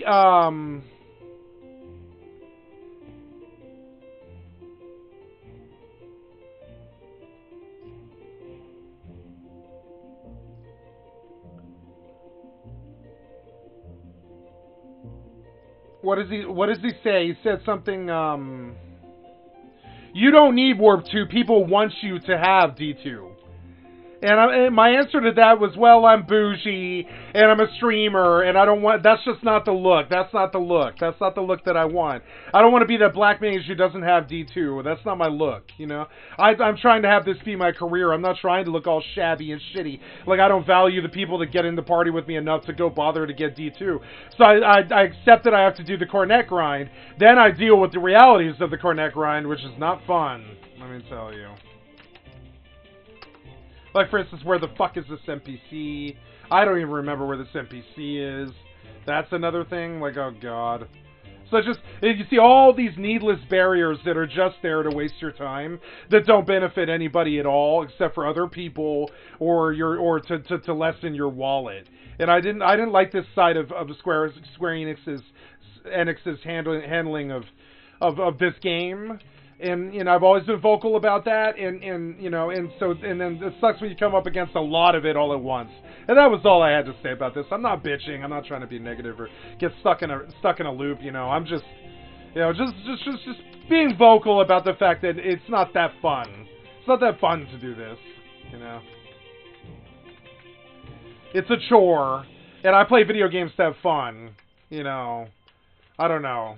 I guess maybe that's too revolutionary of a thing or something. I don't know what that would be. It's too selfish or something to say that I want this to be fun all the time.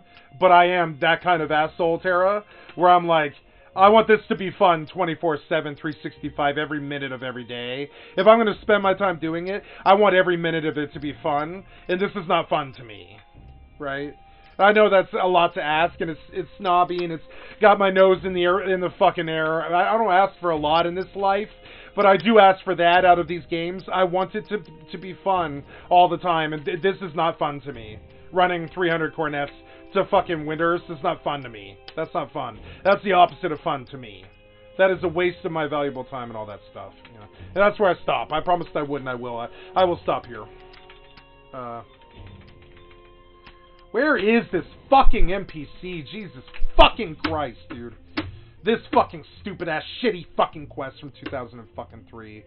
Where are you, you motherfucker, dude? Like... Okay, I clicked on the NPC and you brought me here. Why? Okay. Thank you. I won't be mad very long, don't worry.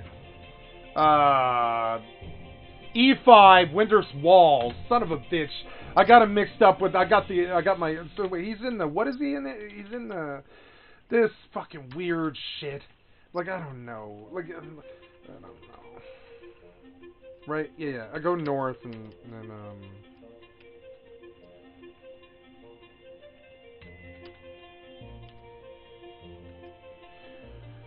so, like, I'm okay with doing the quest of bringing, I would say, even 60 cornets would be okay. But 300 is just goddamn punitive in every way and form. And honestly, it's also a form of gameplay that, I shit you not, it's basically been erased out of MMOs. Those kind of quests, they've been erased out of MMOs. Nobody uses quests like that anymore. Gacha does it for stuff like, you know, Genshin Impact and stuff like that. But the real big MMOs like Blizzard and Fallout and all that and all them, you know, they don't do that anymore. Oh, you're doing Tiger Fangs? See, at least you're making money. Another reason I'm a little bit irked, right, is the last 2 days I had to spend on stream fishing both days. Not all of it, but most of it. Fishing crystal bass. And crystal bass isn't even a fish that you can cook. It is quite literally a crystal bass that does not, that nobody buys. It's a sandy conquest point item. And so I spent 2 days farming up fish that nobody can use to cook with. And I'm sorry, but that sort of shit, that sort of shit just irks me. That sort of shit. Why would I fish up fish that people can't cook?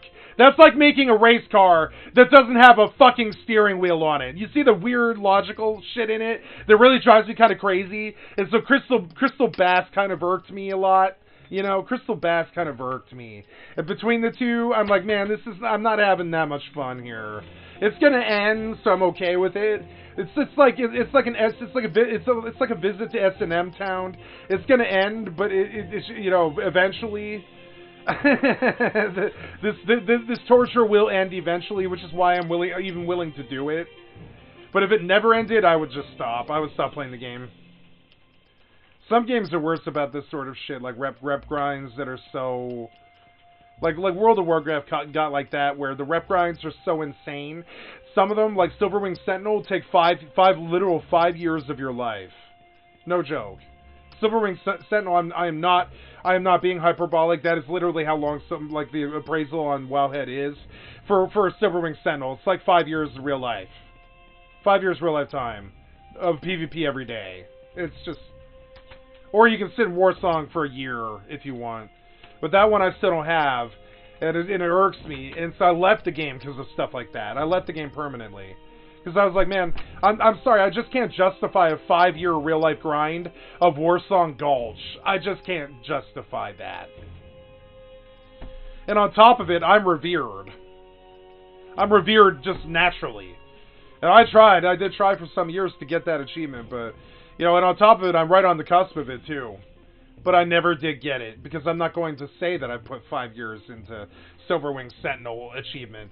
And I see this kind of shit in Final Fantasy 11, 300 fucking cornets, and I'm like, oh, that's just punitive, you know? That's just, you know, a little bit excessive. That's all I have to say about this.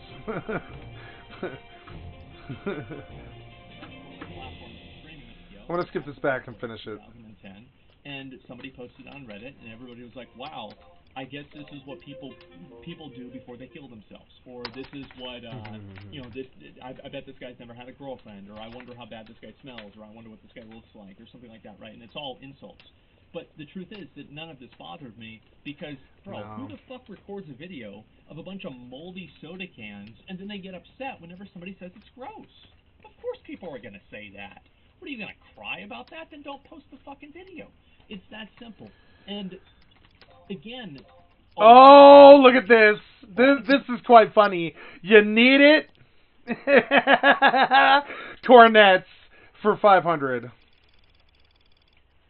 He probably gets them, too. He probably gets them. I should undercut him. I should undercut this guy. Wow. You need it? Yes, I do. I do need that. If I was rich, I would buy it. No lie. I would absolutely fucking buy that. So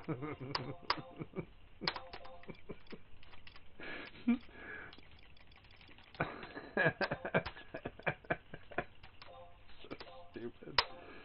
Okay, so here we go. Hopefully, like I don't know, like what do I want? Like I don't know, Control 1 or something. Yeah, like let's put this here, and you come over here, and then we'll just overwrite you for now. Oh, what'd you do? No. God damn it, I hate this system. It's so annoying. Let me go back looking here. Where was it? It was like there it is. Copy. Okay, what was I doing? Oh yeah. Making a macro so that I can easily trade a fucking coordinate to this fucking NPC. Here we go. And here we go. Then we come here and we say Control 1. Control 1. Control 1. Oh my god. Yeah.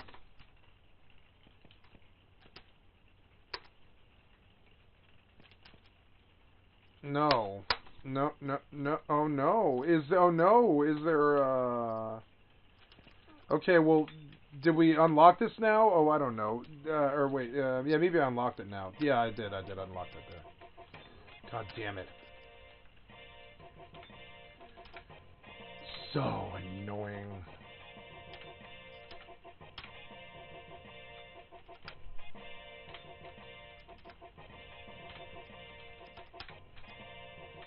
Wanna know what the MMO lifestyle is? It's this. It's impossible to describe. If I were to try to describe this to my mother, she would just tell me to shut up. If I was to describe the process that I just went through, she would just tell me to shut up. She would. She'd be like, what are you fucking talking about? She would. She'd be like, shut up now. My best friend would be like that. Many people that I know would be like that. They would be like, so you did what? And I'd be like, well, I went and bought 57 cornets one by one from Hortense in Armadillos' music shop in Bastock. I stripped naked. I sold everything that was in my mog house. I stuffed my mog house full of cornets. Then I went over, I wrote a post on the Discord about how bad the disconnects are going into Metalworks. And then I went and I turned and I walked all the way to Wendy. Then I got to Wendy, I got lost, I went to the wrong zone. I went to this other NPC, and then I made a macro that let me turn in 67 or 57 cornets really fast. I started alt-tabbing, targeting this Taru NPC so I could spam, cornets so that I could buy my Warp 2 scroll. I'd have enough reputation to buy my Warp 2 scroll on my Black Mage on Final Fantasy XI. If I were to tell any sane person this, they would just say, shut up. MMO players will think it's funny. Any sane person would just be like, shut the fuck up, what you're saying is crazy. They would. And so, I mean, I have no aspirations, I have no illusions about this, about really what it is that I'm doing is not very good. No illusions, I would say. But, it is what it is. Look at how long this walk is to the Mog House. Isn't that fun? Yeah. Let's make this harder and longer. Anyways, I'm done bitching. I'm not trying to be negative. I'm really not. People that watch content creators want to be content creators. What is the #1 job that people in the UK and America want to have? Kids. Being a YouTuber. What is it in China, by the way? Astronaut. I don't know how that's going to turn out. I'll let you know in 30 years. But, not looking very good. Anyway, so, you have these people, and they want to be content creators, and they see a content creator who is in a lifestyle that they themselves think that this is a perfect lifestyle. They have idealized this lifestyle to be like, this is their dream. Their dream is to be a YouTuber or a streamer. And then they have a YouTuber or a streamer complaining about it, and this is like a personal insult to them. Yep. They're angry at you because they're thinking... I never complain about my job. I do complain about the people targeting and doxing my family and shit like that, and how I can't handle it, and I have PTSD and shit like that. But I don't complain about the job. The job's okay. If I was in your position... I love my job. I tell people, I love my job to death. I love my job. It's, to the death of me. It's a great job.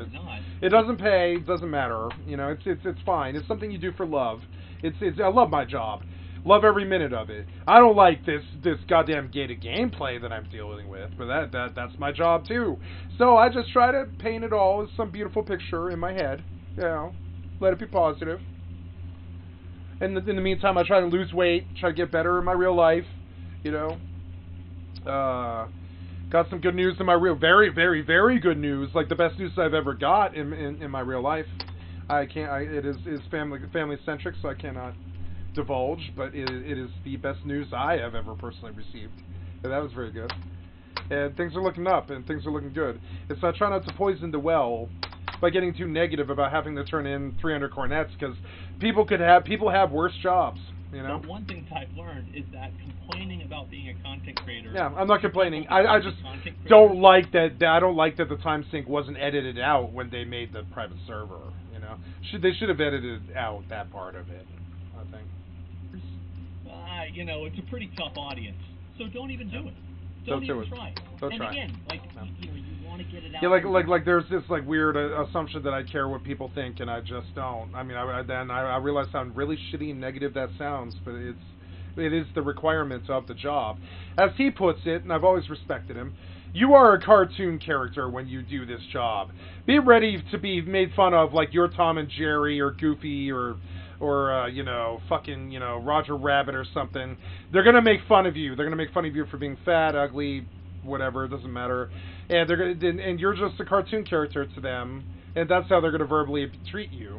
And if you cannot understand, stomach, or accept that is pretty much what the core of the job is, don't do the job. And I was ready for that. What I don't like doing is watching people dox my family. And I don't have to like that one, you know. Put yourself out there. Bro, you're not yourself. You're a version of yourself. Stop trying to make other people accept you. Stop trying to, you know, make the internet... yeah, I don't care what the internet thinks.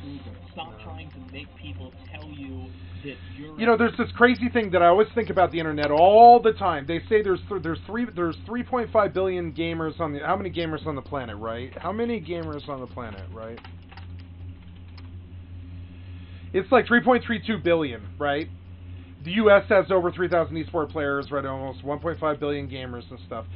1.5 billion gamers in Asia, right? All these billions of gamers. People like video games like they like movies and sex. You know, video games are a really big market. And I just don't really see why... I don't really see why...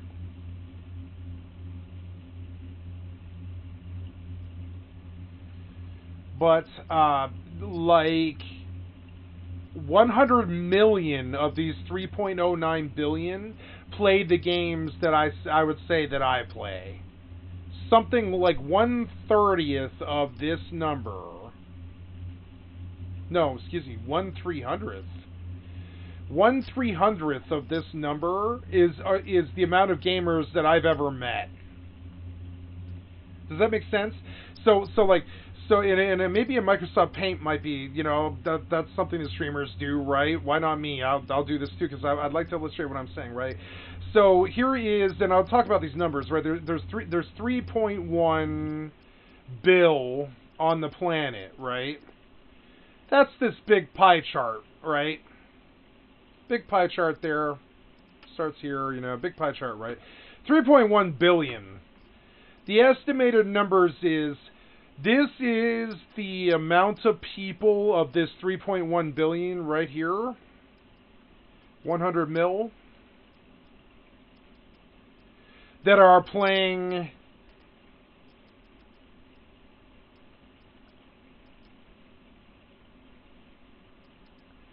Western console or PC games. And so this other number is a mystery to me. We know that a lot of it is puzzle game players and chess players and stuff like this. But this whole other side of the graph that's missing, that's the market that I want to reach. I don't want the gamers to like me necessarily. I do. I want the gamers to like me. But I don't need them to. The numbers that I want to reach are out here. I want people to come who don't play video games and just be entertained.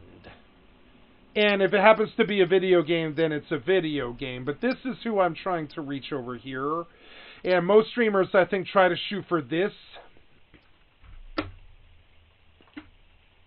Okay, that what you're doing is okay, because the only person's you know, approval that you need is your own. You don't need anybody else to give you the approval to be yourself, unless of course you're breaking the law, right? If yourself is a murderer, then you know. And so I knew that I would have to do some poetry. I would have to do some music. I would have to sing some duets. I would have to do. I would have to get a guitar out. I'd have to get. You know, I'd have to do all of that stuff. I would have to be nice to the gamers. I would have to be nice to the people who weren't gamers. I have some friends who are not gamers who came into this channel and just chatting and stuff. People like my friend who makes Lego stop motion videos and stuff like that.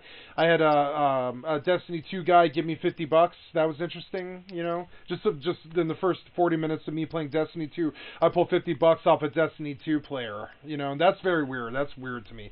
So I mean, you know, and but you know, that is, you know, so there's all these markets and stuff over here that I want. And so the gamers tend to kind of, not all of them at all. I've got some really beloved friends in my channel all the time. I would say probably about 5% of them are bad. The other 95 are good, right? So, but that 5%, it kind of looks like the same little shunted thing right here to me, right? And I'm wanting to reach this, but I'm stuck in this pond trying to reach this dash of this part of the pie chart. And I don't know. It's just hard to describe. It's like, you know, like so I'm stuck over here in the red zone, but my desire is the green zone. In the red zone, there is a mental cost to providing daily video game streaming to the video game like constituency, because many of them I don't think are of such sound mind. Many of them are, but many of them are not. And so a lot of it does have costs and stuff. Some of them do attack you, and some of them dox your family and shit. So it's sort of weird. It's weird. But I mean, it's weird because I'm supposed to care what this like I'm supposed to assume that my first green will come from this dash, but I don't believe it will. You know, can you change your race on Horizon? You know, I don't know.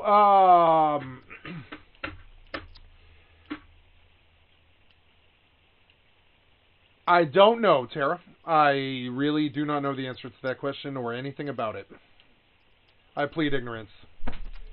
If I had an answer for you, I'd give you one. I'm not going to do you like that. I don't know. I don't know where you would even find out, short of asking on the Discord, I guess. Go on the Discord, I think, and go to, like, the, oh, here we go.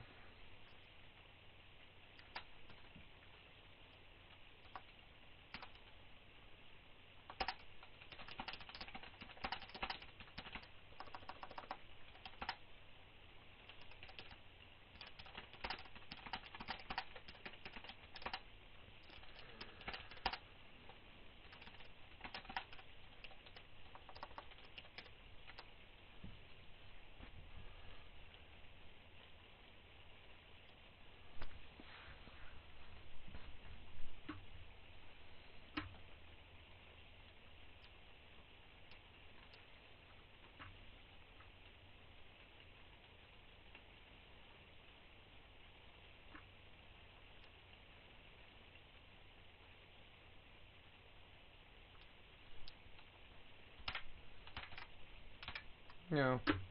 Well, maybe don't be yourself. But other than that, say what you want to say, be who you want to be. Because at the end of the day, you shouldn't live your life trying to apologize for who you are. For better or for worse. No. And I think that living that type of a lifestyle that's more true to yourself gives you much more... oh, I'm sorry. So I ignored your question, Tara, and that is rude. I don't know how to get this answer, but I would say probably in the player questions, right?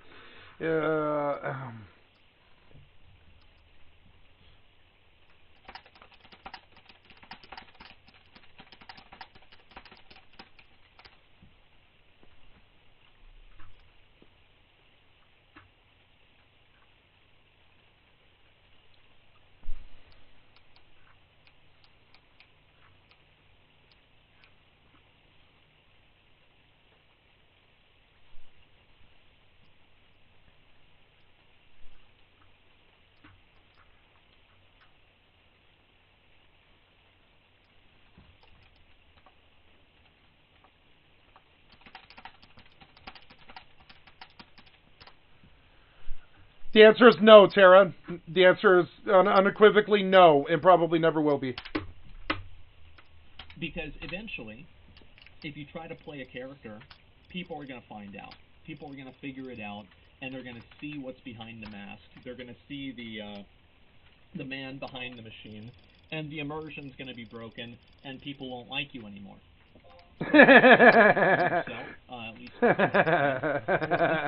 Yeah, like I'm scared of people. I'm scared of trying to act like somebody that I'm not and trying to curb back the rage or the long-winded bullshit that I do and all the things that I'm sure is just toxic to everybody who watches me that they probably hate about me. I don't care though. I'm very nervous about acting like somebody that I'm not. I'm very nervous about that. I'm nervous about trying to be something that I'm not. You know? Am I DC'd? Yes, no, I'm not DC'd. Are you actually doing this? Oh, that's not good. What happened there? I don't know. That's all fucked up. Maybe I'll have to rezone or something. No, see, I need you to actually do this. I'm gonna relog. I got some kind of error here. God damn it. It's gonna crash now. So annoying.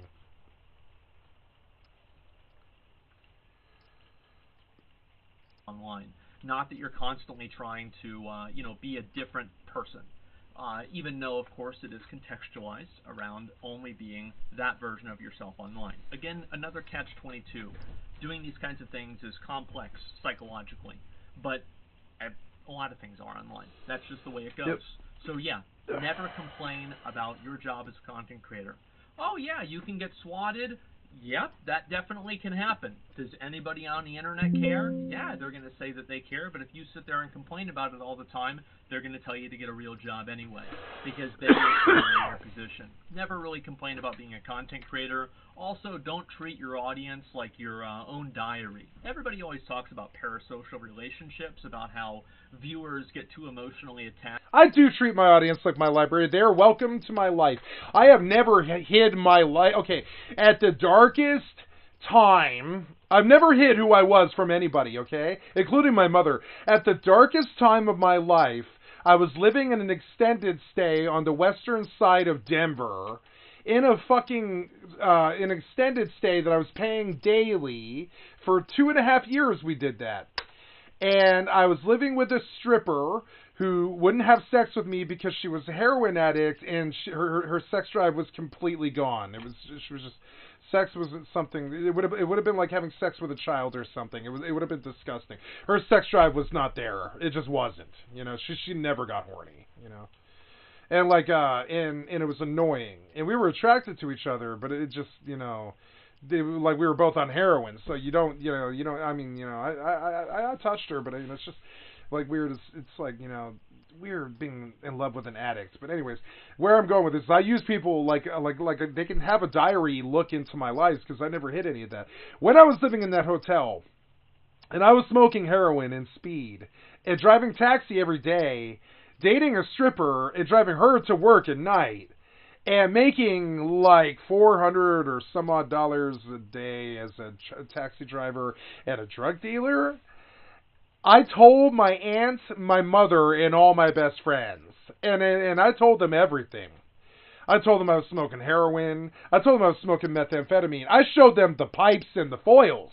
I showed them my life. I showed them my girlfriend. I showed them who I was, what I was doing. I did not hide these things. I told them that I welt and dealt so that we could pay for our $300 a day habit, right? I told everybody exactly what I did.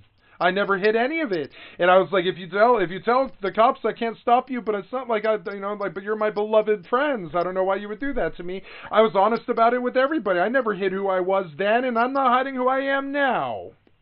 Everybody knew I was a drug dealer for like 4 years. Everybody knew.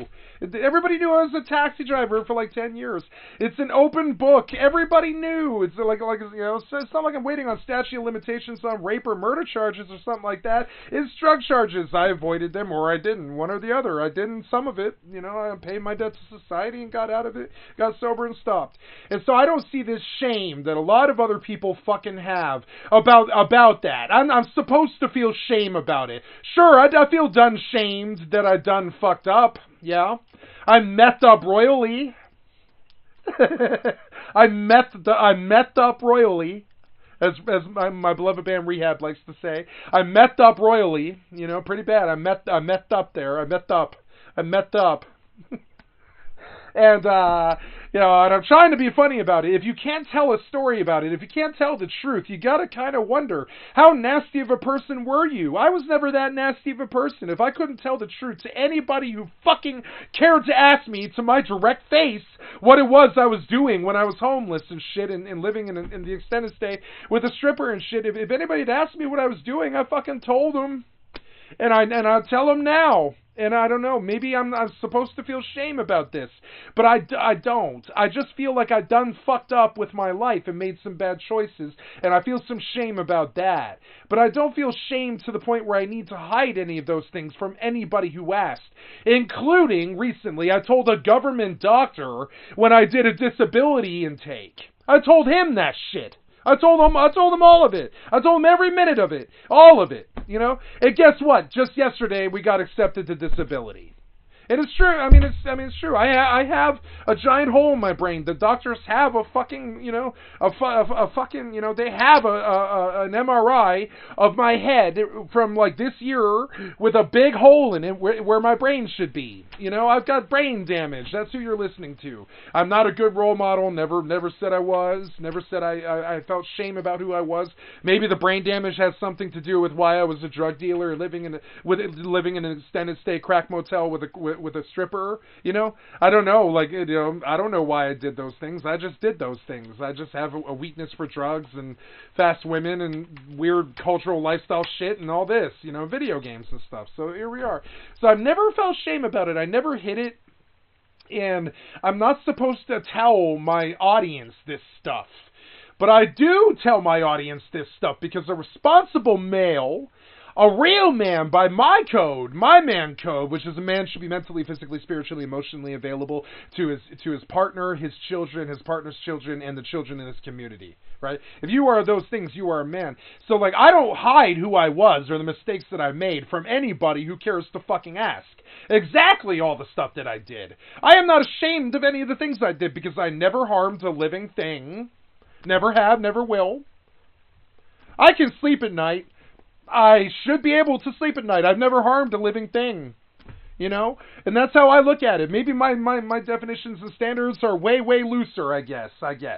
But I mean, that's how I look at it, you know? So I do tell my audience fucking everything. I tell them everything. I don't disrespect them by trying to hide any of the things that I was or who I was, because there's thousands of people out there who will. Trust me, if I'm ever famous and shit, there's like thousands of people in Denver, Colorado who will do that to me. I don't need to worry about my actual, like, social, digital audience doing that to me. There is many people in my real life who could do that to me right now. Many people. You know, one of them tried to kill me, right? There are many people who in real life who could very much so hurt me very badly, right? But they won't, because I've never harmed anybody. I've never harmed them. I've never harmed anybody. I've never stolen from anybody that I knew their first name. You know, et cetera. Like, I've never harmed anybody who's never, I've never harmed anybody. It's an easy thing. So if you respect the people around you, they respect you back. It's surprising, I know, but that's actually how it is. So I don't hide this stuff. I don't. I've never been ashamed of it. I've never been afraid to say what's on my mind at any given time or day. And that's one of the things that I think that does qualify me for this job. I'm not trying to hide something that I'm like some drug addict or something. I'm not trying to hide any of that stuff. No. I was a drug addict for 7 years. I'm not anymore. Never will be again. You know, there you go. I mean, if that's good enough for you, it's good enough for you. If not, stick around and see if I relapse, you know, or whatever. I mean, it's fine. It's fine. Like, it's fine. None of the things that I did, I am ashamed of. You know what I'm saying? The people who asked, okay, the times that I did crime, people asked me to do it. That's another really sad reality of it. Every time that I did crime, people asked me to do it. Quite seriously.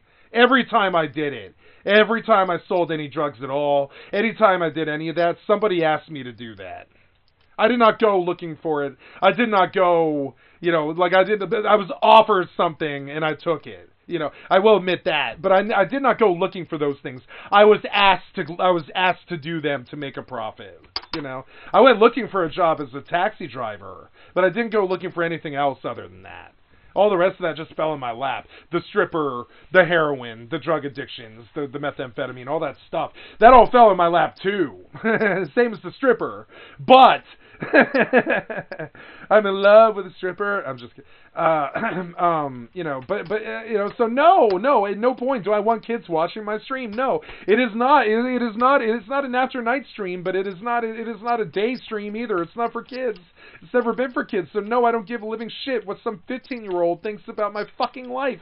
He can go make love to his best friend, his hand. That's how I feel, you know. I've had sex in the last year. How about you? Like that kind of thing. It's like kind of weird, you know. It's like a little bit weird, you know. It's like a little weird what they think is going on. What they think is going on, you know. Emotionally attached to their audience. What they think I care about, you know. So think for a second. You know what I care about? positivity. It's a simple one. As long as the people come in, like, I love my audience. Like, the ones that stick around, I fucking love them because they come in, and I'm not going to put them on blast like that. I hid the names here, you know. I'm not trying to put people on blast. I'm not going to drop names here. I'm just going to say, there's people on my channel right now who come in and are just happy and positive with me most of the time, if not all the time. And, you know, and, or they're just busy, or they're lurking, or whatever the fuck. And I love that. That's what I'm looking for. I'm looking for positives that, like, I'm that guy you pass by on the subway every day who's busking in the corner with a sign that says, "Please watch Skycat."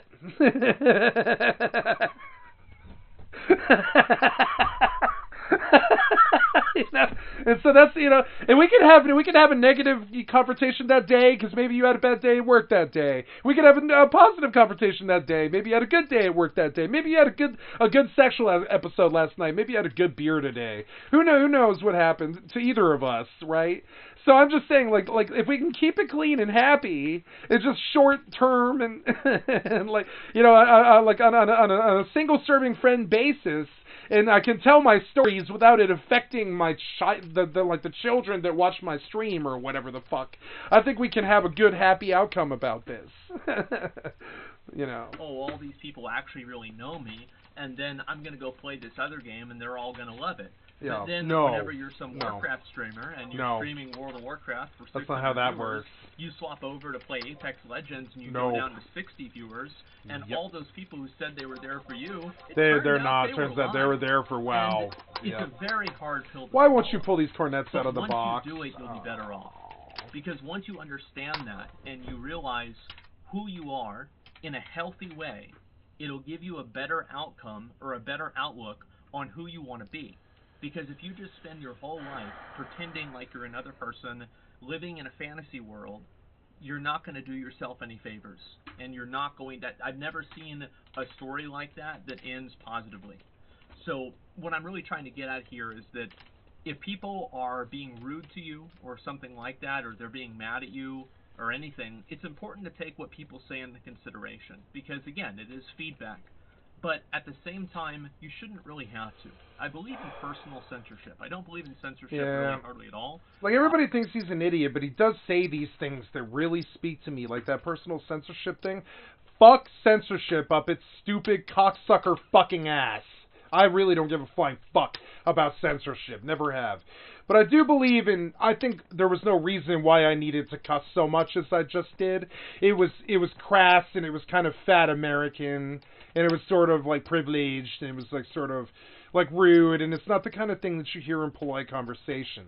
That is why I don't run out a string of fucking epithets like, fuck you and your stupid fucking mother cocksucking fucking ass, you little piece of shit fucking freak of fucking nature bullshit retard should go uninstall your fucking life, you goddamn moron and shit, right? So, you know, and you know I don't have Tourette's, I just have a really nasty vocabulary. I don't go looking to say those things like it might seem like I just did. I just, like, personally censor myself most of the time. But again, the stream is not for kids.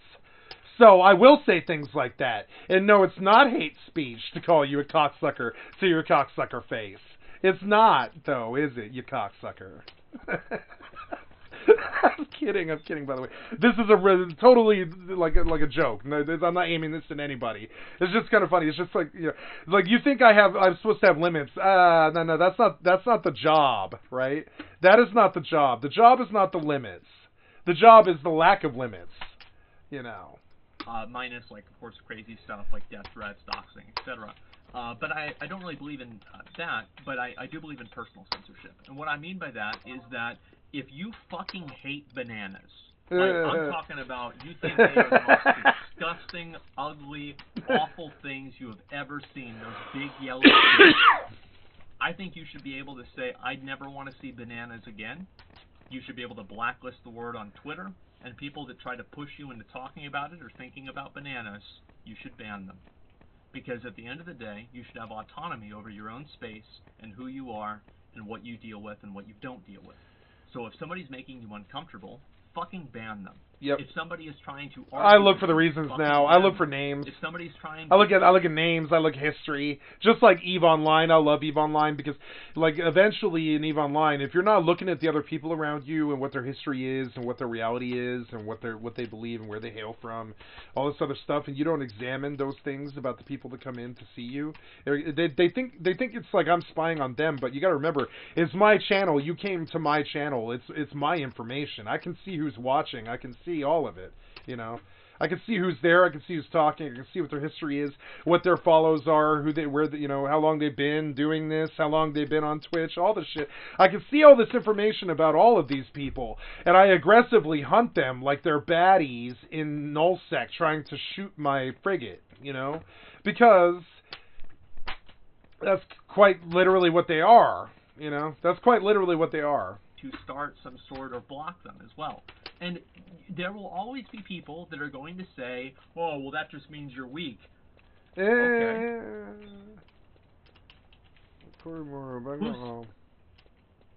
Why do you need their approval? This entire, like, them saying that is predicated on the idea that what they said matters to you. So just don't let it matter. Yep. And then do whatever you want that makes yourself comfortable. Yep. Because these are, I mean, you don't even know what this person looks like. You don't know them. They don't know you. How the fuck are they going to say this? Let me tell you something. A lot of people who are very opinionated on the internet have a very high opinion of their own opinions. And they overvalue them. But the reality is that most people's opinions on the internet go straight into the garbage bin. Hey, I didn't like store mounts for 10 years in World of Warcraft. I still don't like them. Blizzard's put that in the garbage bin. They've taken it out, they've recycled it, and they put it in the garbage bin about every 6 months now. Nobody gives a fuck what I think. And you know what? Sometimes that's a very freeing thing, is to know that you're not, you can't hold some, you know, like massive group of people accountable. But, you know, the other side of that is that they can't do that to you either. You can be yourself, and you don't need anybody else's approval to do so, except your own. And, of course, the platform that you're streaming on, so make sure you don't get banned. But other than that, be yourself, and don't say sorry. I don't know why it's so hard for a lot of people, and it's taken me a long time to get to this position, and I'll tell you right now, I'm not at the destination yet. But this is how far I've gotten so far, and these are the things that I've learned over the years, and I'd like to recap everything just to talk a little bit about it, okay? Number one, criticism that you get that is based off of an insult of your personal appearance should be immediately discarded and not taken seriously at all. 2, treat yourself like content. The good stuff that happens to you is content, the bad stuff that happens to you is content. Number 1, it disconnects you from the outcome. Number 2, it gives you autonomy over it. 3, you need to also take criticism seriously. Of course, if a lot of people are saying something, but at the same time, don't let it change what you believe, and don't let it change who you are. And I would also say a 4th one is, let me think. I'm trying to think of the best way to say this, or the best way to do it, is that you can't really be canceled unless you become a version of yourself that is antithetical to who viewers think you are. So, for example, whenever people found out that Keemstar said the N-word, nobody really was surprised. You know, like, this wasn't really a big surprise. But if some other person who's, you know, like a big, like a, you know, social awareness person, social justice, they care about this, if this happened to them, it would completely cancel them. And the reason for that is because that person did something that is directly contradictory to the image that they portrayed online. And I've been canceled on Twitter. Now, I didn't know this. I had to have somebody tell me that I was canceled because I didn't check Twitter that day. And sometimes, like, articles will be written about how, you know, people are harassing me on Twitter. I really mean this. Like, if I see somebody, like, if you type something rude to me, I will just instantly block you. I won't read it. I will just see, okay, this person's being aggro, they're being rude. I'm not going to read it. I don't have to. There's no reason to. I don't need, and if they say, oh, well, you're weak, or you have a, you know, you have a big ego for doing that, sure, think whatever you want. It doesn't bother me, and I don't. Why would it matter? Why would it matter what they do? So do what's comfortable for you. Do what makes you happy, and you will be happy. Do what other people want. Do what makes them happy, and you'll make them happy. And I think that's what it all comes down to. And if you are happy and you're making good content, people will show up, people will care, and they'll appreciate you. If you make them happy, you're only waiting until the time that you don't. So yeah, in general, do whatever you want to do. Don't apologize for shit that you're not sorry for. Don't try to be a person you're not. And don't take things personally. Don't care. It's so hard to do. But whenever you get to that point, you will be so happy you did it. And that's how to deal with internet harassment. From somebody who's oh my god, I don't know how many of these, like, I feel like it's, you know, it's like remember you get your driver's license, or you turn 21, you can finally drink, and it's like I see friends of mine, and they get their first pink thread, or they get canceled on Twitter for the first time. It's like, oh man, they grow up so quick. You know, it's almost fucking funny for me to see this, but I'm sure for them the world's falling apart. But just remember that it's actually not. Nobody really cares. And the real best apology for anything is better content. So if people aren't happy with what you're doing, they're not happy with what you said, they're not happy with your current content, you know how best to apologize to them? Make better content. It's very hard to do. It's a lot easier to say things just keep going on, isn't it? It is. But the harder option is, in this case, the best one. And that's my response. So thanks for watching, guys. I'd be curious to hear from you. Fucking shit. Yeah, that loud little ringing sound. I'm so sorry. I don't know what that is. I have to hit it in like tactical ways, right? It's like a fucking Konami code with this fucking refrigerator get turn off and stop making this fucking noise. Anyway, thank you guys so much for watching. I'd be curious to hear your feedback in the comments, and if your feedback is ruined, I'll fucking end. Thanks a lot for watching.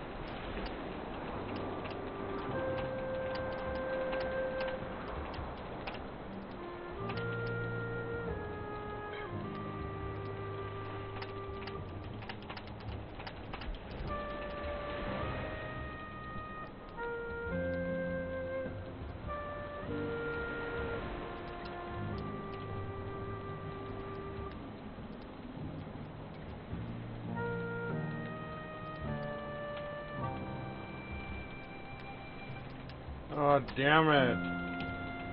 That even made it harder, too.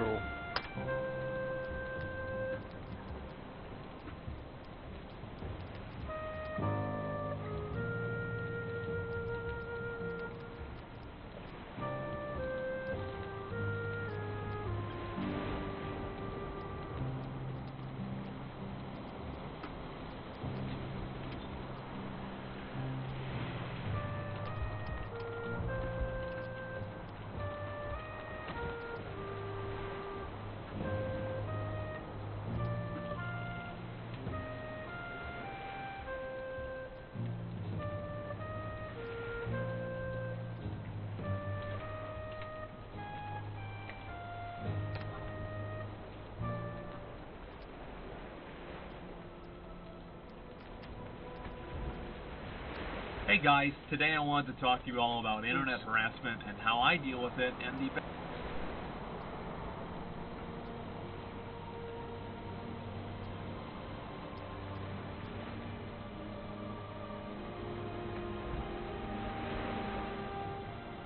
Barney, if you guys don't know, Barney has made classic WoW videos many times, the Scarabord Legacy video, etc. And I remember I was actually going to get one of these plushies, and then some like bad thing, I forgot what it was, might have happened, and I ended up not getting one. Well, it turned out that Barney didn't get any of the money that she was owed. Owed this money.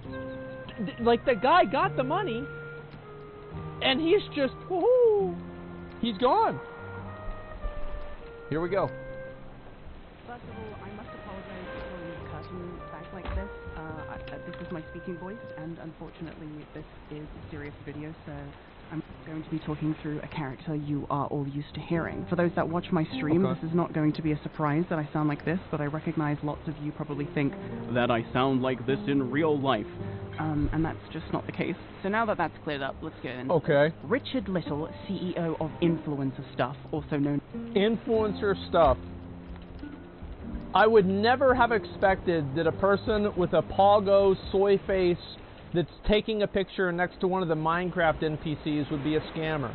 How could anybody have expected this? As Paquito, is in a lot of trouble with a lot of content creators. In the coming weeks, expect to hear much more about this fucking from other creators, but for now I need to tell you my story. In this video, I am going to be detailing the ways in which he lied to and stole from myself and every single person who bought a plushie. Due to the... Wait, so they didn't get their plushies? I just assumed they got their plushies. Of this video, I expect this video will probably gain some kind of traction outside of my core audience. So for context, last February I did my very first merch campaign through Influencer. I remember this. And it was in short a f***ing disaster. Pause if you'd like to read the details. When the item Barney Beekeeper plushie was established, an improper weight of 3 pounds and no shipment size were configured. When Shopify attempted to configure shipping weights, 392. Additional orders, 820 additional orders have been placed. Wow. That is sad. But that's not what we're talking about today. Now, if you purchased a plushie and thought that it was weird that it took nearly a year to arrive, you were right. Okay.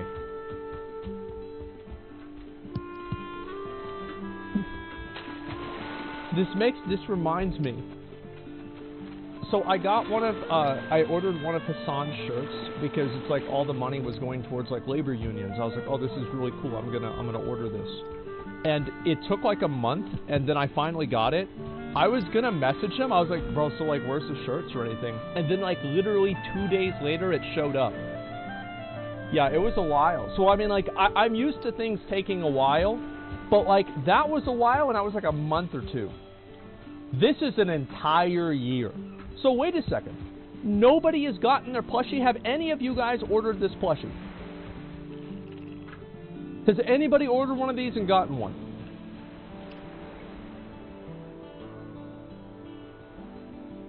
I got mine 2 weeks out from the 1 year. Okay. See, in February, after we sold out all the plushies, oh, my alarm's going off, sorry, which was just over 2,000 units, my manager took all the funds, not just the profit, but also the money that you paid for shipping, and for the whole year, he tried to hide this from me in every way he could, consistently giving me fake up. Yeah, Oh, yeah, we got him over the weekend, bro. It's about to happen. Like, it's so quick. We about to do it. It's honestly, I just got done sending them off. It's done right now. Absolutely. It's in 2 weeks, guys. Tried to hide this from me in every way he could, consistently. Off topic. What are we on the plushie orders? Oh shit. Let me see. They were not going to send it for a bit, so I made them send it out. How many orders have we done out of how many? We should be down to 300. Also, this issue won't happen next time. Yeah, it won't happen next time. We'll save months by first saying it's a pre-order and a few other time-saving things. That's smart. giving me fake updates and bullshit explanations as to why people weren't getting their plushies, why it was taking so long, blah blah blah. This went on for months. But then in mid-October 2022, Flippy would never do this. Flippy would have those plushies made and sent out on the same day. Flippy would never give her the runaround. Flippy would just be like, okay, all right, yep, okay, so we need 142 new plushies. Okay, let's do it. There it is. Plushies are done. You know, all of the different names are sent there. There's no transcription errors because it's done mechanically, and everybody got their stuff, and it's done. Problem solved. Okay, so every order is out for delivery or delivered at this point. Yeah, 100%. That was what they said to me last week. Checking with them right now to confirm. What a clever gentleman here. Poquito goes in there and he says exactly what they want to hear. And then right after that, this is what they told me. And I'm not really sure. I'm just checking with them. So yeah, you have two qualifying statements. Okay, awesome. Did you confirm they're all out for delivery? Hey, yeah, I did, and they said they're all on their way. When am I being paid the other half of the V Rising money? Oh, no. So this was like Barney's overall manager? So he handles... Oh... By the way, I'm actually going to start playing. I'm going to start playing V Rising again soon. I wanted to get back into it. He told I never me finished and it last had time I me started tweet playing. a confirmation that all plushies had been finally shipped out. This was a lie. He knew it was a lie, and he had me hold up. these had been finally. All plushies. Oh, so this is the worst part, right? Is like now Barney's going to go out and be like, yeah, everything just got shipped. Finally shipped out. This was a lie. He knew it was a lie, and he had me do it anyway. In actuality, the plushies had been where they always were, which was just in the fulfillment center awaiting to be shipped. I just didn't know that yet. So a month passes, and I'm still getting daily tweets and emails like, where's my plushie? I paid... So, like, what's going... And the thing is, like, what's going on? Because you promised me they'd all been sent out. They are all being sent out this week. He drowned. Guys, it's going to be in 2 weeks. 2 weeks, bro. Just trust in the plan. In 2 weeks, all this is going to be taken care of. They are all replying to you, mentioning that they were all shipped out. The shipping is all figured out, and they are going out this week. Trust me, bro. My plushie, I haven't got my plushie, and Barney got them out? I'm Yes. upset for these people because, like, what the fuck is going on? How long does it take to send a fucking plushie? So I get hold of the fulfillment center direct, which, by the way, up until this point, Richard had been very careful to not give me the contact information for. I wonder why Richard would do that. Why would he do that? I have a feeling that we're going to find out. He had done everything to hide that from me, but once I got it, and I called the fulfillment center to give them a piece of my mind, I learned the truth about the whole campaign direct from the source, which was that, not just all that stuff I showed earlier, which, by the way, I'm not getting into, but, you know, is pretty fucking bad. But the reason the plushies hadn't been shipped out is because Richard still owed the fulfillment center the shipping fees, which, if you'll remember, was collected at the point of sale. Everyone who bought a plushie had already paid for their shipping fees, so, like... So why didn't he give them the money? Oh, what? Oh, man, like, what could it possibly have been? What the fuck was going on? Now, a couple months prior to this, Richard had fired every single person working for him at influencer stuff and told me it was because they were all stealing from him. Is this Logan Paul's alt account? I feel like we've seen this episode before. Yeah, I already watched this one, didn't I? Wait a second. Yeah, is Crypto King involved in this too?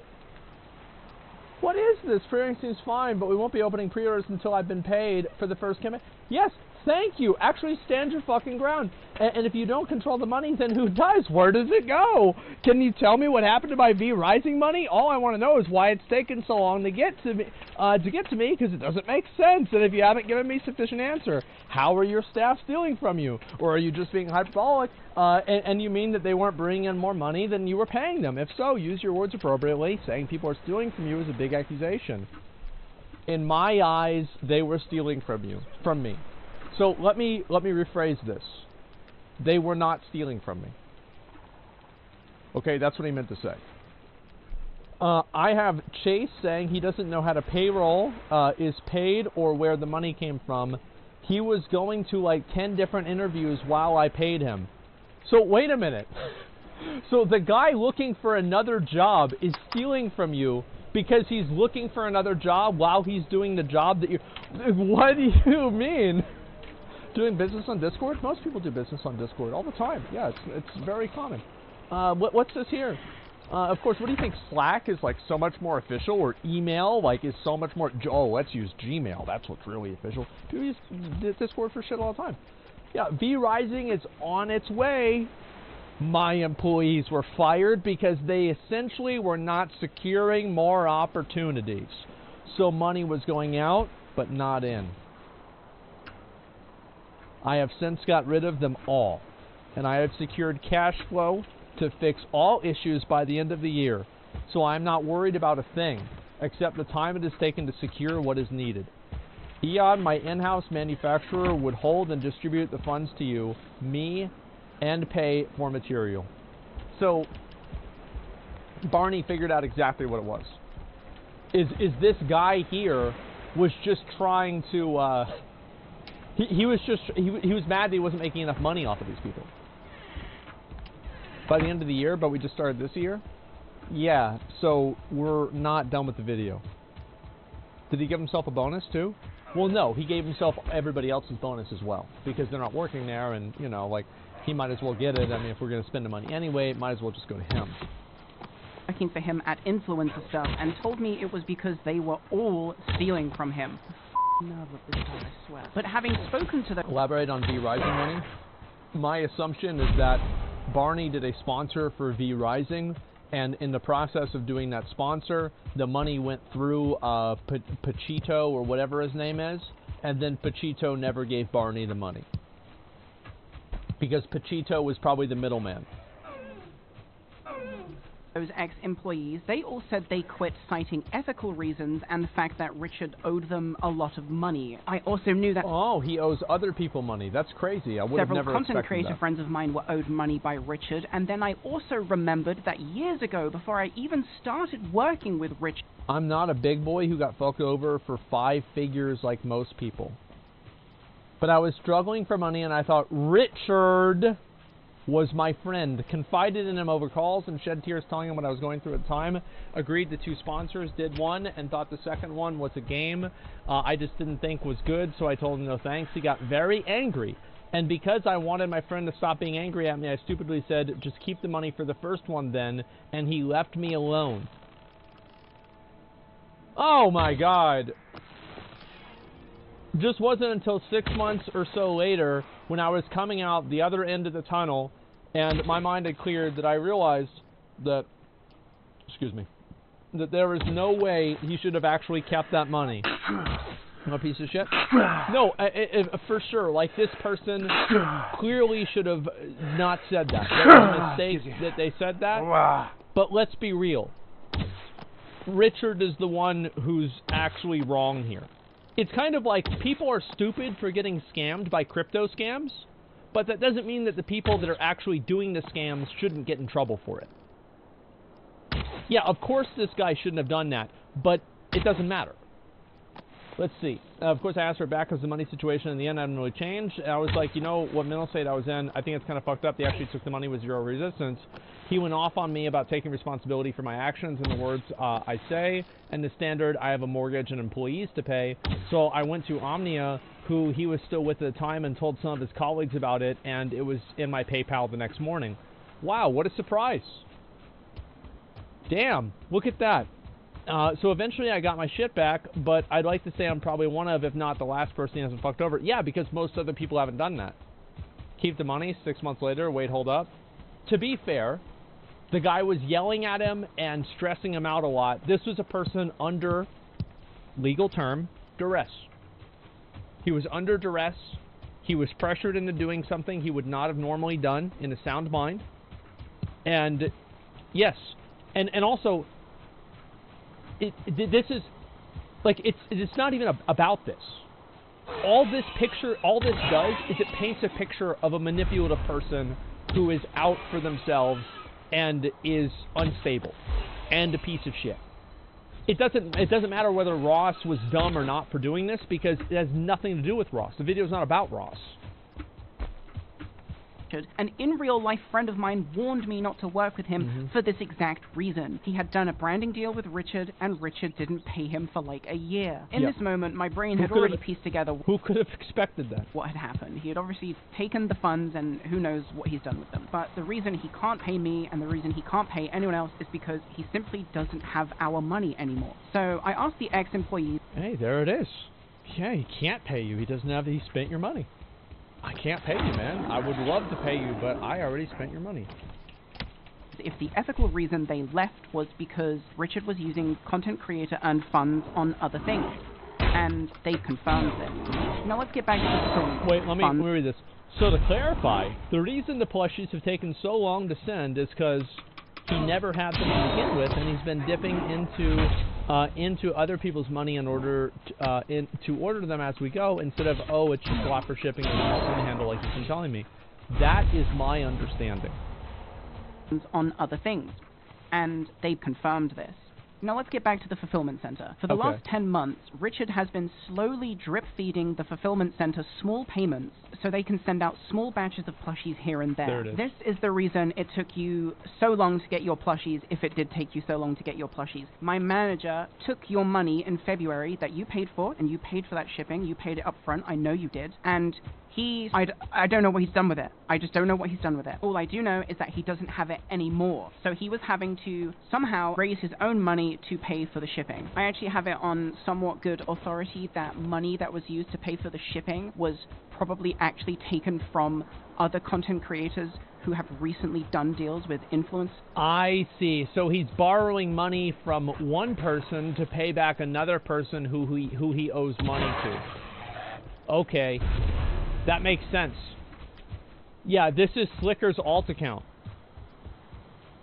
Hey, yo, King. Hey, look, my bank, it has this weird thing where basically, like, okay, so I've got the money, right? But, like, I'm not going to get it until, probably until Friday. But if I can just get $10,000 until Friday, I will have it back to you. And please, by the way, please keep this confidential.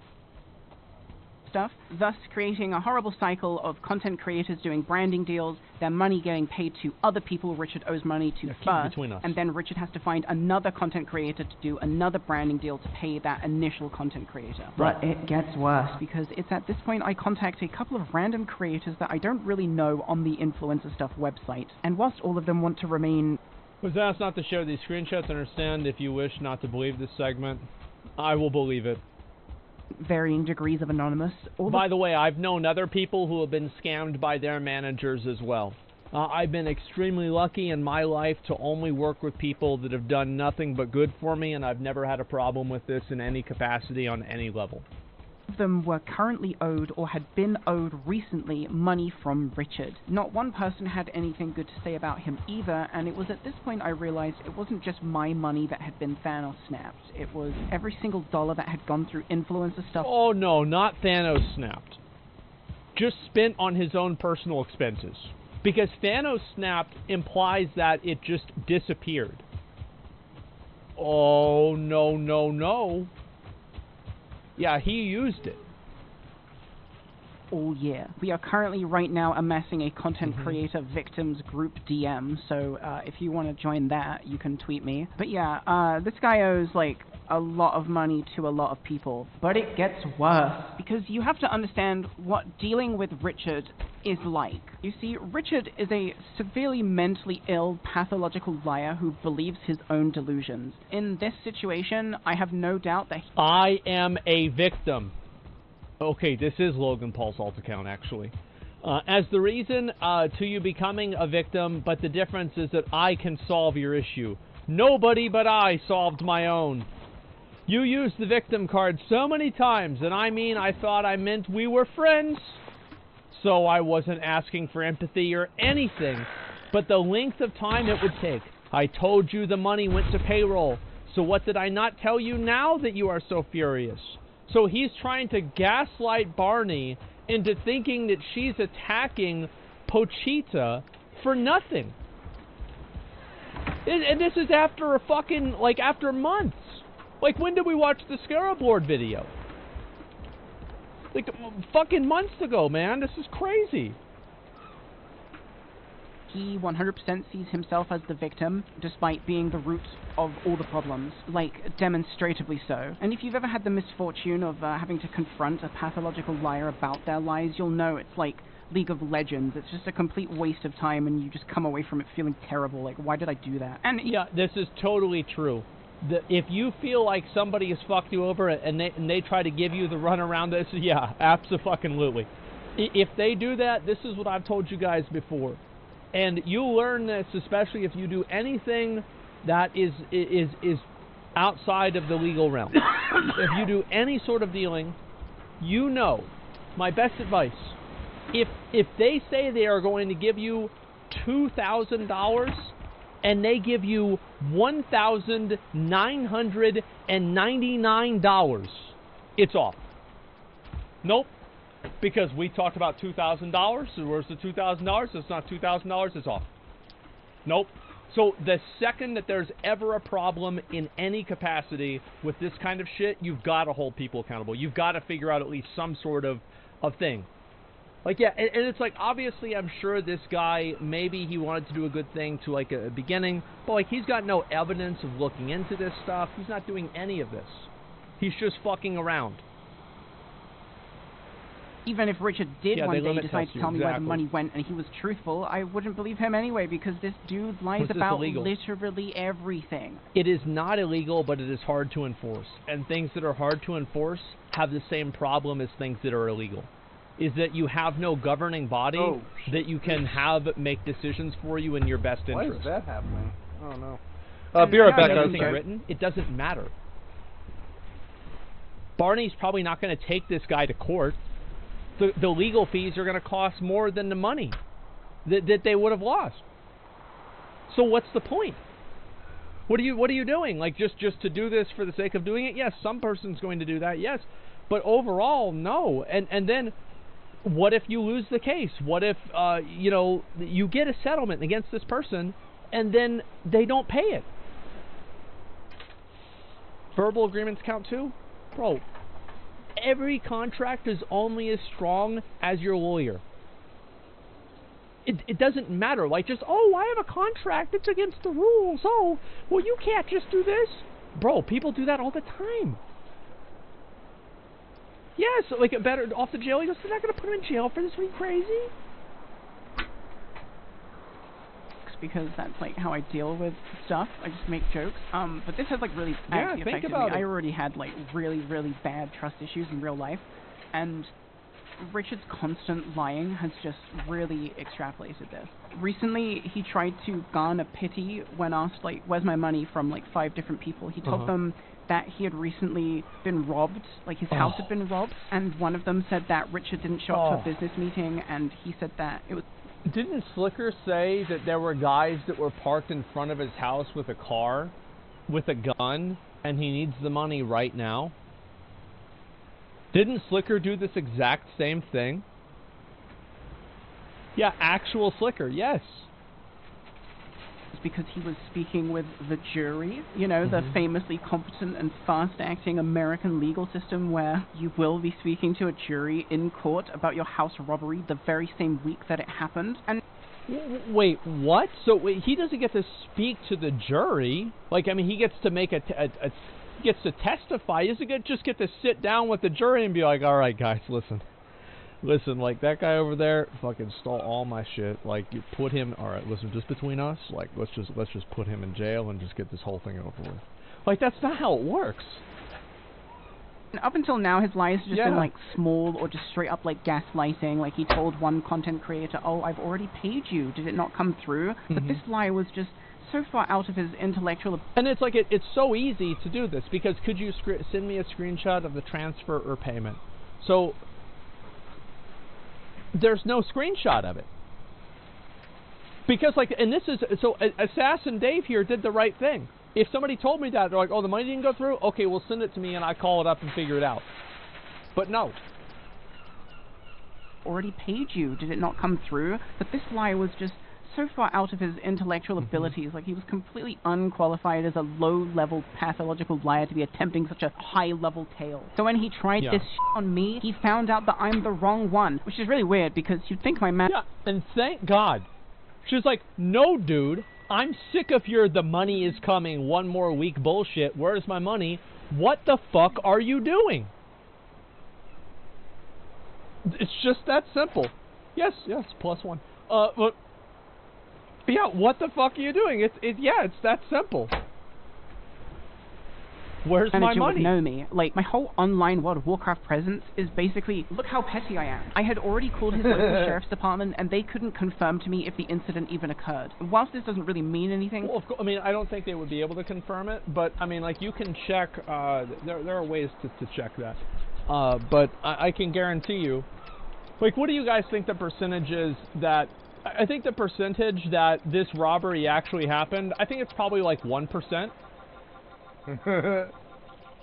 Yeah, it's maybe 2%. Yeah. Richard was also somehow unable to provide documents to prove his side, like a police report or an insurance claim or like anything really that you would just want to show someone to prove, hey, I'm not lying. So the timeline is that within 2 weeks, Richard has reported a crime. They've caught the guy because, you know, they're now in court and there's a jury. So obviously they're judging someone for sentencing.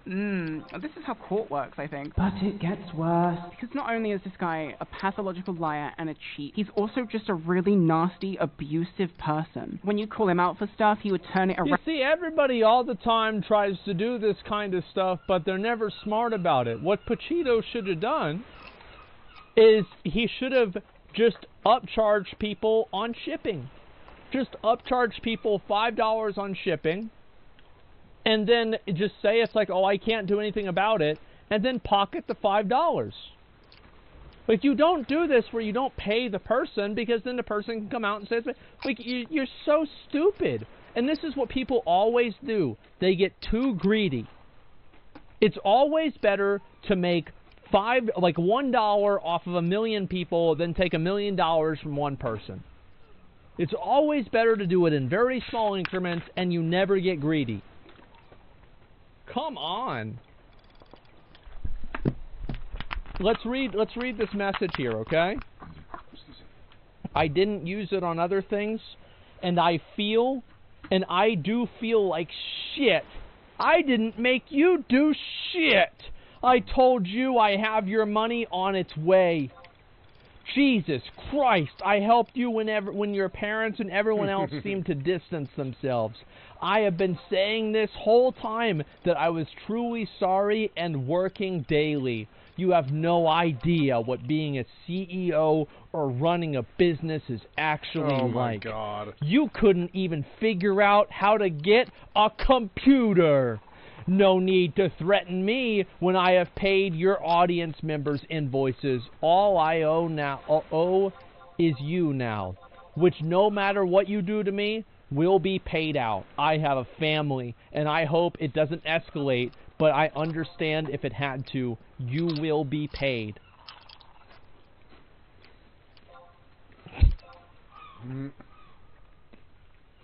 Oh my God.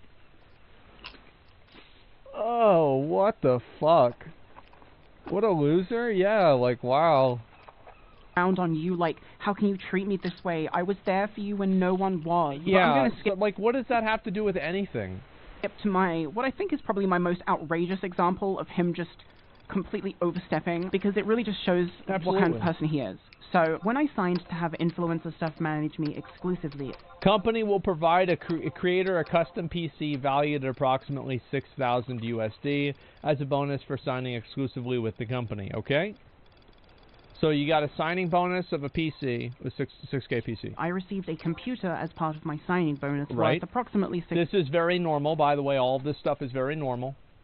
$6,000. This computer wasn't tied to any deal or any other thing in particular. It was just... How do you spend $6K on a PC? They probably don't. They probably buy the PC. They probably get the PC wholesale made for, you know, maybe like $4,000, and then they just use the you know, the highest MSRP of the different parts on you know, like different websites, and then just you know, use it that way to inflate the price. Or it could just be a very good PC. Either way, it's hard to say. Thanks for joining. Here's the computer. And the only way that I was going to be held liable for this computer was if I wanted to leave influencer stuff through no fault of influencer stuff. So if I just wanted to leave because I wanted to leave, I had to pay for the computer. Other than that, the contract states that only influencer stuff can get me branding deals because that's what exclusivity means. And any deal that I take, influencer stuff gets 15%. And finally, if for whatever reason Richard wants to fire me, he has to give me 30 days notice, and there is nothing in the contract that states he would get paid for the computer in this event. So on December 15th, 2022, Richard asks me to do a branding deal. And well, wait a minute. Nothing. And finally, if for what exclusivity means... Wait, hold up. Wait, hold up. The contract may be terminated by the creator upon the company's receipt of 30 days written notice from the creator. If the creator terminates the contract through no fault of the company within 1 year of the start date, the creator is responsible. Okay, so it's a 1 year. Okay. Through no fault of influencer stuff. So if I just wanted to leave because I wanted to leave, I had to pay for the computer. Other than that, the contract states that only influencer stuff can get me branding deals because that's what exclusivity means. And any deal that I take, influencer stuff gets 15%. And finally, if for whatever reason Richard wants to fire me, he has to give me 30 days notice, and there is nothing in the contract that states he would get paid for the computer in this event. So on... Well, yeah, wait a second. Yeah, yeah, he wouldn't get the money. The company would get the money. December 15th, 2022, Richard asks me to do a branding deal, and this is after I had already uncovered his lies and his deception and his bullshit, and I told him... Okay, so let's see here. I expected the money next week. I said it was a week ago. Final approval is greenlit. I have a streaming off with Hero Wars. Hero Wars budget-wise, payments divided into two parts, fixed plus KPI. KPI, by the way, stands for Key Performance Indicators. Overall payment can be $640. Guaranteed fixed base during mixed stream. 1 hour should be taken by Hero Wars 3. Let me just look at tracker. Let's see. Okay, I just want to make sure. Yes, okay, this is Barney. So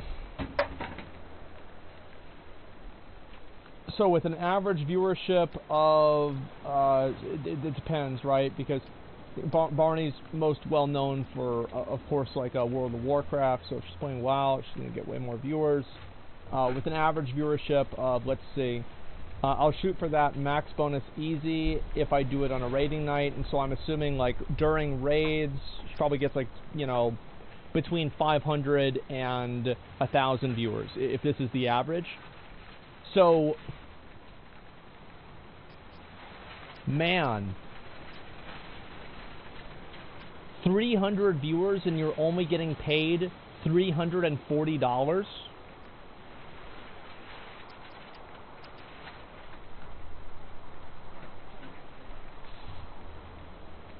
Shit deal. Like, literally shit fucking deal. Absolute. And by the way, this is there's two performance indicators here. So if you look at right here, the install bonus up to $300.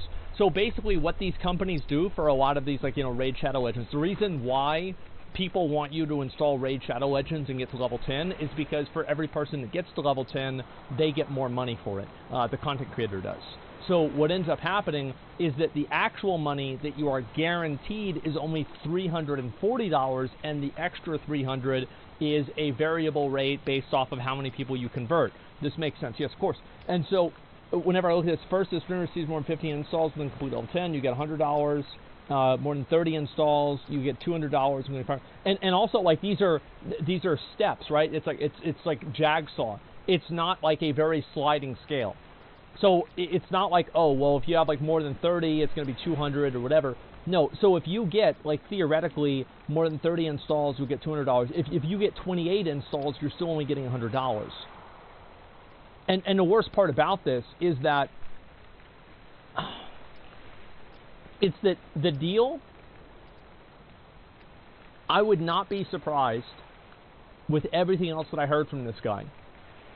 If this is not the deal that he made, this is the deal he is communicating to Barney. Because for a 300 viewer streamer, playing a game like Hero Wars, these games have the most money. Like, they would pay out $100,000, $200,000, $300,000 in some cases for a content creator like, you know, my size to promote them. So how is it that it's only $640? Not even remotely close. Oh God, easy? Yeah, it's not a big deal. And so take the fucking deal, bro. No, and I'm not talking about taking the deal. I'm saying that, how's that even fair? Well, it's very simple. The people that are paying you the money enter into the contract willingly, and the person who takes the contract also enters into the contract willingly, thus making it a fair transaction, because neither party is doing so under any sort of duress or you know, like force. So that's why it would be fair. And anyway, so I think Barney, like, for this thing, especially for streaming it for how long is it? Is it 1 hour? You can add the banners 2 days before streaming and keep it for 7 days after to collect the installs. 1 hour. Yeah, I definitely think that it's more. Your inventory is full. I think this is probably like, I'd say like 2,000 at least. Probably something like $2,000 for this. If you're getting, and that's assuming that you're going with the average viewership of Barney as like a as an ultimate number. Like, I'm not talking about if what do you call it? If we're talking like WoW numbers or anything like that. But like with WoW numbers, it would be even higher. 2K, your probably inventory more. Is full. It could be 2K to 3K. That would be my guess. But in the end, do we really care? Well, what I'm saying is that I'm the reason why I'm going through this is I'm providing additional context that not only is he doing a bad job in terms of bringing deals to, in terms of getting the money to Barney for the plushies, but on top of that, Pochita is also doing a bad job at getting additional deals, and the pricing of those additional deals is extremely sus to me. Do you see what I'm saying? You know what? Sure, Richard. I'll do it. After you pay me, because I wasn't about to do something that he would be taking a 15% cut from. Like, you got me fucked up. To which he responds, oh no, don't worry about that contract. You can... Like I just said, I wouldn't profit from this. What? Your inventory is full.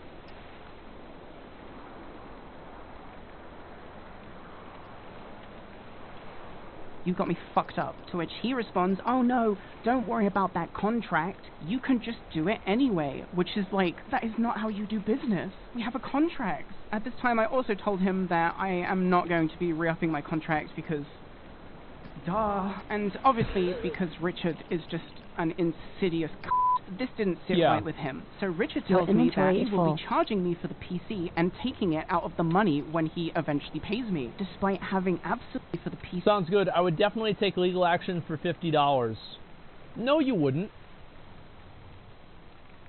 Because the fact that there was no public record of the lawsuit that you got robbed for, clearly indicates that you don't.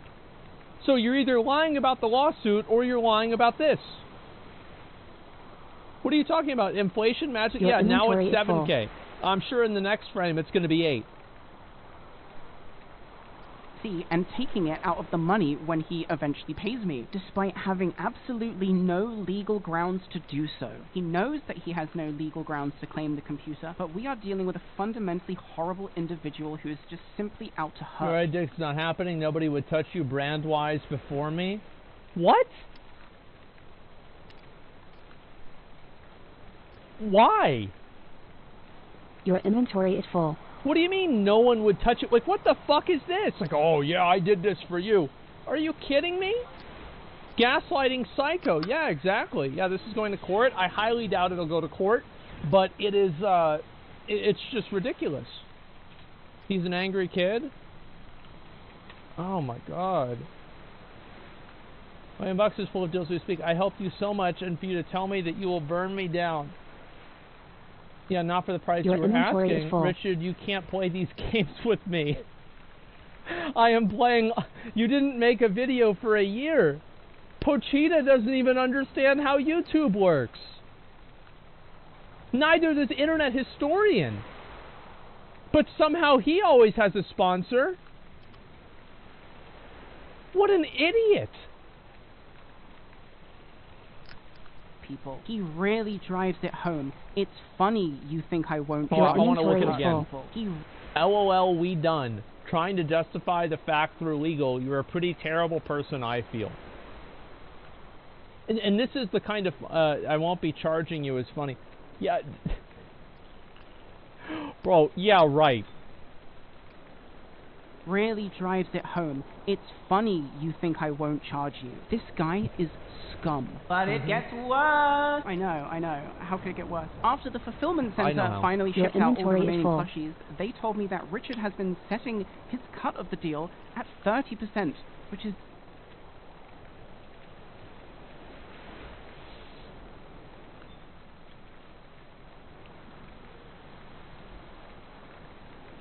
What did I say? What did I fucking say? Yep. Call it, yeah. So he cut 30 down to 15. Your 2 times inventory the is amount full. the contract states. So when he's been talking to them about doing calculations for payment, he's been incorrectly... Well, no, he wasn't incorrectly. He was thinking it's 15% for the company and then 15% for me, so it's a total of 30%. But it is 15%. It's just 15% twice. You know, of course. Calculating his own pay. He knows very well his pay is 15%. His percent is not 30%. I don't know where he's getting 30% from. The contract is Your really... inventory is full. As somebody who is familiar with deals like this, I think 30% would be an understatement. If you were being correctly quoted and correctly billed for your platform, and doing that content on your YouTube channel or Twitch channel, I think 30% would be an understatement. Clear about 15%. And I haven't even brought up to him that I know that he's been trying to calculate this amount behind the scenes because I'm just so done talking to the Your inventory is liar full. dude. Anyway, between the 2 campaigns that Richard owes me money from, he owes me a grand total of $38,426.15. And don't you f***ing forget about the 15 cents, bitch. This is the correct calculation done with the correct percentages and deducting the things that I actually do owe in deductibles, like a plane ticket he bought me last year. But honestly, I don't expect to be paid. Oh my god. $38,000. And she isn't taking legal action. Did I miss anything? And she's pursuing legal. I think it's probably, I don't know yet, but it might be something that's on the table. Personally, like, what would I do if I was in this position? Get a lawyer. Sue him for everything. I would do exactly what Barney is doing. I would not sue them. I would torch their reputation publicly, because that's going to cost them way more than $38,000. That's what I would do. Yes, I would witch hunt them. 100%. Yep. Because and then I don't have to pay for any lawyers. We don't have to do any of this. It's like, you want to play games? I love games.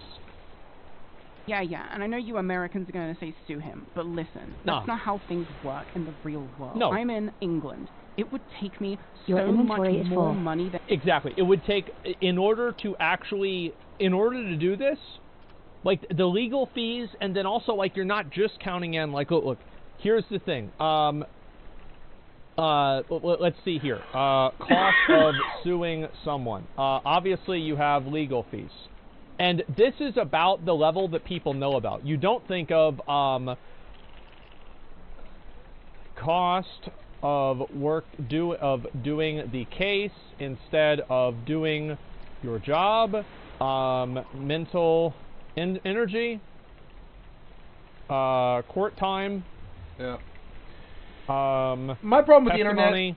is I think it's a bunch of idiots who have nothing but time Your on their. I think inventory is full. it's a whole generation of middle class idiots who sit around. They maybe work, but most of it's like, you know. And I'm not one to talk because I am one now, but I wasn't most of my life. I worked most of my life, you know. Kid, did you? You know, you got the paycheck stubs to prove it. It's sort of like that. Like, I don't know, but anyways, we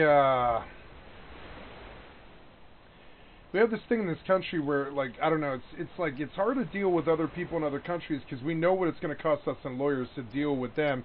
We know that their country won't do anything, so we Your don't inventory trust. is full. We don't tend to trust people with this sort of cross water business. We don't. And then there's this thing about the internet. One of the reasons why I think they're so likely to attack all the time is because they have the time. They've got nothing better to do with their lives.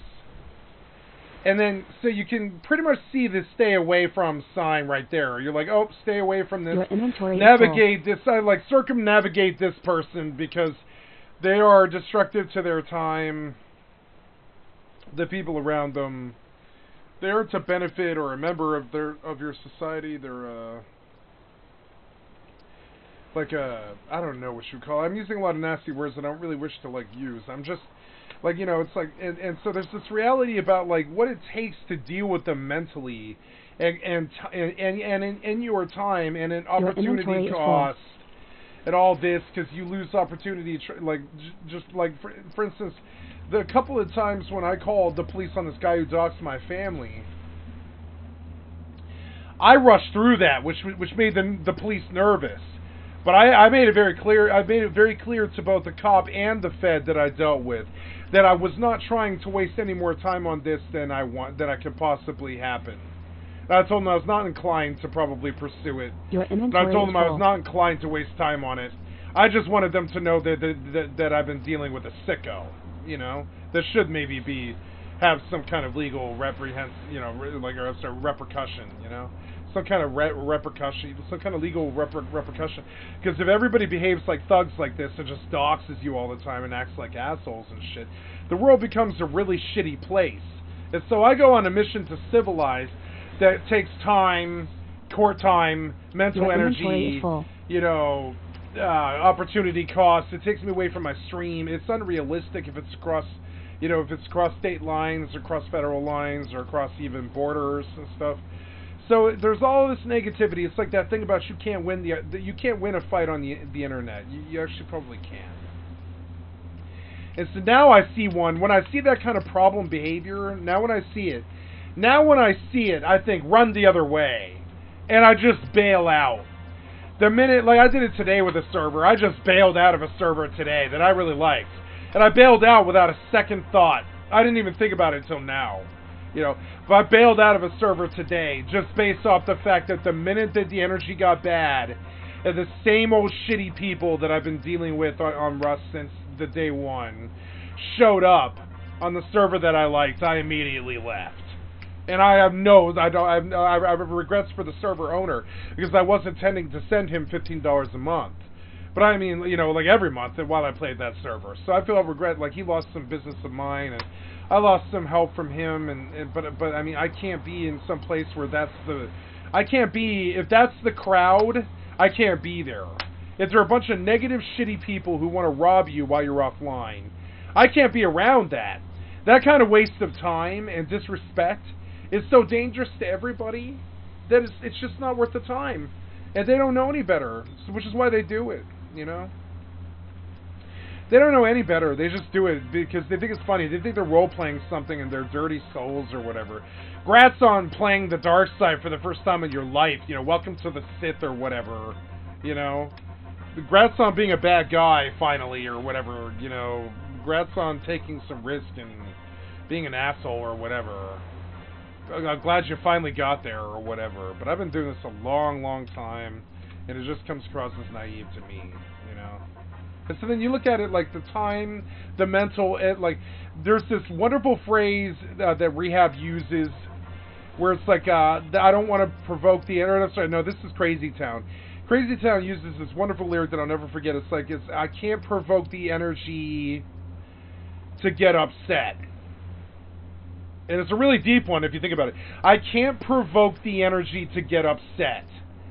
Because you know, it provokes the energy basically. It's like it's a really deep thing that, but it's true. You can't go against the energy and get upset by it, by some jackhole on the fucking internet with bad manners and bad habits and bad respect and just bad, you know, everything just bad in their souls. Like, you know, they're shit for mind and shit for heart and shit for souls. I don't know how else to say it. And so that I see that and I run the other direction. It's not that I'm running from the guy because I'm a pussy. I'm running from the guy because I know that he's going to lower the IQ of everyone else around him. I know he's room temperature. I know he cannot improve on himself, or he would have by now. I know that he can't improve his community around him, so he's just more and more toxic to them. And I know all of these things that about how you can't fix stupid, and you can't change anyone if that's what they want to be. You know, and I'm not trying to. Honestly, it comes across as you know, in his defense, I'd like to speak as some kind of friend here, even though I'm not this guy's friend, right? It's not in my business or interest to tell him what he can and can't do, and I think that's part of this. And I tell him all the time to stop. But what the real reason I tell him is it's just dangerous to people who aren't involved. Which is why I tell him to stop. He thinks it's because I'm afraid of him or something, or I can't handle it or whatever. Sure, I got thick, thin skin, if you can even call it skin, from PTSD. I'm busted mentally, and I got a hole in my head, and I'm just, you know, I'm crazy, and yeah, and all this stuff, yes. But you know, that doesn't mean that I should have the standards of anybody else around me. It doesn't. It's like, you know, like I deserve the same respect that everybody else got, and I don't think you would treat most people like this. So what's the difference? What is it that I did? What is it that I did? Because it's sort of weird. It's like the amount of energy that you spent is so goddamn crazy and off the hook out of the weird that you kind of marvel at it like it's an X-file or an unsolved mystery. People from the outside marveled at it. The cop and the Fed marveled at it. They were like, Jesus Christ, you have how much footage of this? And I was like, yeah, I got me about 8 months of just him bullshit harassing me and everybody he ever met. And they were like, yeah, you have a court case. You have a very solid one that'll put him in jail. And I was like, yep. And they were like, yeah, we'll do something, you know. And then I don't know what they do. They don't do anything. But I just, you know, they didn't do anything because they can't do anything. There's no proof or trace or anything, I don't think. So I mean, like, what? I mean, there's proof, but there's no trace. There's no trace. I mean, what can they do? I don't think they can go back and backtrace some fucking IP unless he fucks up and, you know, never uses a VPN again. I mean, I don't know. So I don't know what I don't know what their process is for hunting people like this. I assume it's nothing. I frankly assume that it's nothing. I assume that it's nothing. So we come over here and we know that we have tossed in 60 now. Exactly 60, and we're going to pop this calculator. Where did that calculator go? Yeah. It is not 54, it is plus 6 would be 60. I'm at 60. I'm keeping a tally of how many coordinates I've turned in over the days of this terrible quest. These are the days of this terrible quest. This is like one of the worst quests in the history of gaming. Your skill has increased. Testimony, Like I have to provide the time that it takes for me to provide testimony is insane. I had to already spend like an hour and a half on trying to prosecute the guy who doxed my family, and it was time that I did not want to spend. It takes me away from my business. It's just, I mean, it sounds like it's superior, but it's not about being superior or whatever. I do not get paid for the time to deal with this. It's not okay. It's like I don't get paid with, I don't get paid for the time to deal with this, and that's one of the reasons why I threatened him with real action and lawsuit and a real lawyer and shit.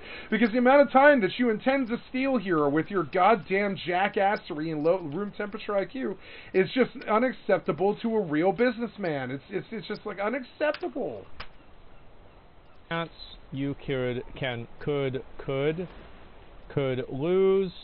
Oh yeah. Actually, what am I doing? Chance. Oops. I gotta go. You don't recoup I gotta go to the full vendor. amounts. Chance you get judgment but don't get paid. How many people there's some guy who's not paying his child support. You get a judgment. How many but times you don't have we get heard paid. this? Yeah. So guess what? That's another judgment. And it doesn't happen. So these are all of the costs of suing somebody. Yep. And these are just the ones that I can think of right now. I'm sure there's and all of that's five bullshit. other ones. I threatened to do Travel it expenses. because I have a lawyer, but I mean he's got to at this point now.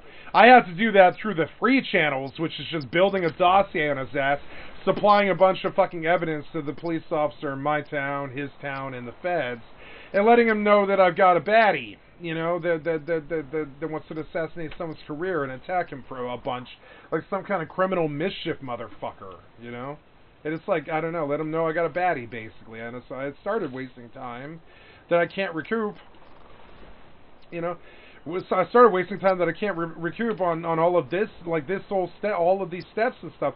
And I took the mental energy to think about it for a couple of months, and I haven't done court time yet, but I will if it ever goes anywhere. And like I did, I got the testimony together, I got all the evidence together, I take a picture every single time, and I update the fucking. They gave me a nice little dossier, and I was like, yeah, I bet you he keeps doing this, and he was like, yep, just every time he does it, just keep submitting evidence. It just helps me. That's all. If I ever see him in court, I'll step with the 400 pieces of evidence that he's supplied, and we'll actually stick him. And I was like, yep, that's how criminality works. And he was like, yes, it is. And if he behaves badly and through 400 times, and then that's 400 charges. And I was like, yep. And he was like, so just take a record of it every single time he shows, and just keep updating the file. And sooner or later, something will happen. And I was like, yeah. So that's, and that was so weird. It took time. All of that took time. All of it, all of that. And on top of it, I came across this crazy person. I've called in there at fucking 3:10 in the morning in a rural town to wake up some poor fucking detective who's thinking about coffee and contemplation. I woke up some poor fucking detective, scared the shit out of some 911 lady, and fucking scared the shit out of some fucking detective at like 3:10 in the fucking morning. They don't like this guy either now. Those people don't like this guy. Then there's a bunch of people that don't like this guy now. The Fed didn't like this guy. None of these people like this guy. And I'm like, yeah, it's just like you can't just recklessly toss people's information to the public when they're in the eye of the public and shit. I was like, it's a crime. On top of it, the harassment and the character assassination and the repeated harassment are all like digital crimes, and they're also real life crimes and stuff. They're like, yep, just keep documenting it. And I'm like, alright, so we'll see if it ever goes anywhere. It's just like so stupid. Like, so that amount of time it took, the cost of suing someone is insane. The only reason I ever even stepped out on that path with this guy is I have a lawyer who owes me a favor. I have a lawyer who owes my family a favor. Big one, And so I wouldn't be afraid to ask. I doubt my mother ever uses it. My mother's not a litigious person. She's never sued anybody in her life. So I have like this free ride sitting with a lawyer that I could use to make an example of somebody. Believe it or not, but I mean, this guy, he owes us big time. So I mean, it's kind of funny, It's like, it's funny when you actually have connections in the real world. I got some credit in the real world, motherfucker. You seem to think I'm out here motherfucking alone. I am not out here alone. Just because I don't have people flopped out all over my house like I did my entire fucking life up until basically like 5 years ago, doesn't mean that I'm alone. You know what I'm saying? I'm not alone. So it's like I go at this and I'm like, man, like you gotta kind of take a look at the opportunity cost for you. The opportunity, like you could lose. You know, the same reality for me is the same as you. We don't want it to go this place, but it is a reality. Is evidence gathering. Well, that's travel expenses. Yes. Yeah, travel expenses aren't happening. You're not going to pay for a plane ticket to some other city to prosecute some asshole who attacked you. You're not going to do that. He knows that. I know that. We both know that. Congratulations, asshole. You know? Congratulations, asshole. You got a lawless game. It won't be like that forever. And I still have the evidence. You know, you better hope those laws don't change in the next 7 years. Because that evidence is good for 7 years. You know what I'm saying? I'ma use it, motherfucker. I'ma use it. You know what I'm saying? You better hope they don't fucking change the fucking laws on your ass in the next 7 years. Because I'ma step and I'ma hit you after the fact. After the fact, motherfucker. You ever been hurt after the fact? I'm talking about I'm talking fucking way later. 4 or 5 years later, you go to jail for a real long time. For a lot of charges and stuff. After the fact, because they finally changed the law before the statute of limitations went up on your case that I opened with 2 different police entities. You know? So, like, you know. Leave me alone and we're good. Every once in a while, I have to come back to it and remind him. Shut the fuck up and we're good. You know? We're good. Leave me alone and we're good. You know, I just have to remind him a bunch of times. Because this is what this whole bent of stuff is about. I keep learning more and more of the costs and the ways to think of how to deal with you. You know? Every day, I watch another couple videos about how to deal with you. Sooner or later, I'll crack the code and I'll figure out something. So, just, you know, best to leave it alone. So I forget you exist, you know? Forget I exist, you know? Is the best advice I can give to you. Travel expenses, yes. Evidence gathering is inside of legal fees, but yes. Yeah, like who's going to pay for this? Discovery just is to get the lawyer in yes, the office with you. Like, for instance, I can't call my lawyer and talk to him about this. That costs money. You know what I'm saying? You can, and they'll talk to you for 5 minutes, but then they're like, yeah, all right, well, any further, you must constrict me as your lawyer, and we're going to pursue a case. You know, they'll talk with you, they'll feel you out, but I mean, they're not going to spend time with you, not very much time. They're going to be like, yeah, what do you got? You know, you're going to be like, yeah, I got this guy, didn't leave me alone for 10 months, harassed me every day, fucking bullshit, cyberbully bullshit, and doxed my family, made it personal, so I filed some cases and stuff, and, you know, 5 years went by, and they finally changed the law. And now, you know, now he's really is, like, full-blown guilty of 300, I mean, he's guilty right now of that, but, like, now they're looking to prosecute. They're out there and they're hungry, and we're hearing about all these downfall stories of people on the internet who suddenly went to jail and shit because of all the harassment they've engaged in, you know, like Keemstar and people like that. And when the laws change, motherfucker, and trust me, they're changing, I will come back and I will hit you after the fact for every bit of everything that you did. So to avoid this, your only option is now to step and leave me be and never speak to me again. And you've been pretty good about that. So we just revisit it once a week, you know what I'm saying? Where I make a statement to you about where you and I are at with our little argument here, okay? Because it's a bad one. It's bad for you and it's bad for me. Trust me. So, like, that's where we're at. My suggestion is let me forget, just please help me forget that you exist. And nothing bad will happen, okay? Other than that, I mean, you know, I'll hit you after the fact, you know what I'm saying? Sooner or later, they will cross state lines to come after people like you. It'll be sooner rather than later, because y'all are out of control. And you know how that works. It comes back, and you're not within the statute of limitations on, like, 300 different crimes, you know what I'm saying? It comes back, it's nasty. You know how that works, you know? Maybe you don't. Maybe that's why I'm telling you, you know? It's nasty. The law's on my side, not yours. Discovery is whenever they look for all the evidence and everything like that. Or you win the case, they claim Chapter 11, and you get fucked again. Well, there it is. Done. It is. Chapter 11, by the way, is bankruptcy. Bye. Yep. So, bye. Of, Of course, Barney's not going to sue him. No. I can't pay my lawyer. Like, I'll be the first one to there's say no it. reason to do that. I have a lawyer who owes me a favor, who's old, and I doubt he wants to do this. You know, I'll be honest about exactly what the situation is. I've got an old lawyer who doesn't want to do this, I can guarantee it. But he will. There's a difference. He will.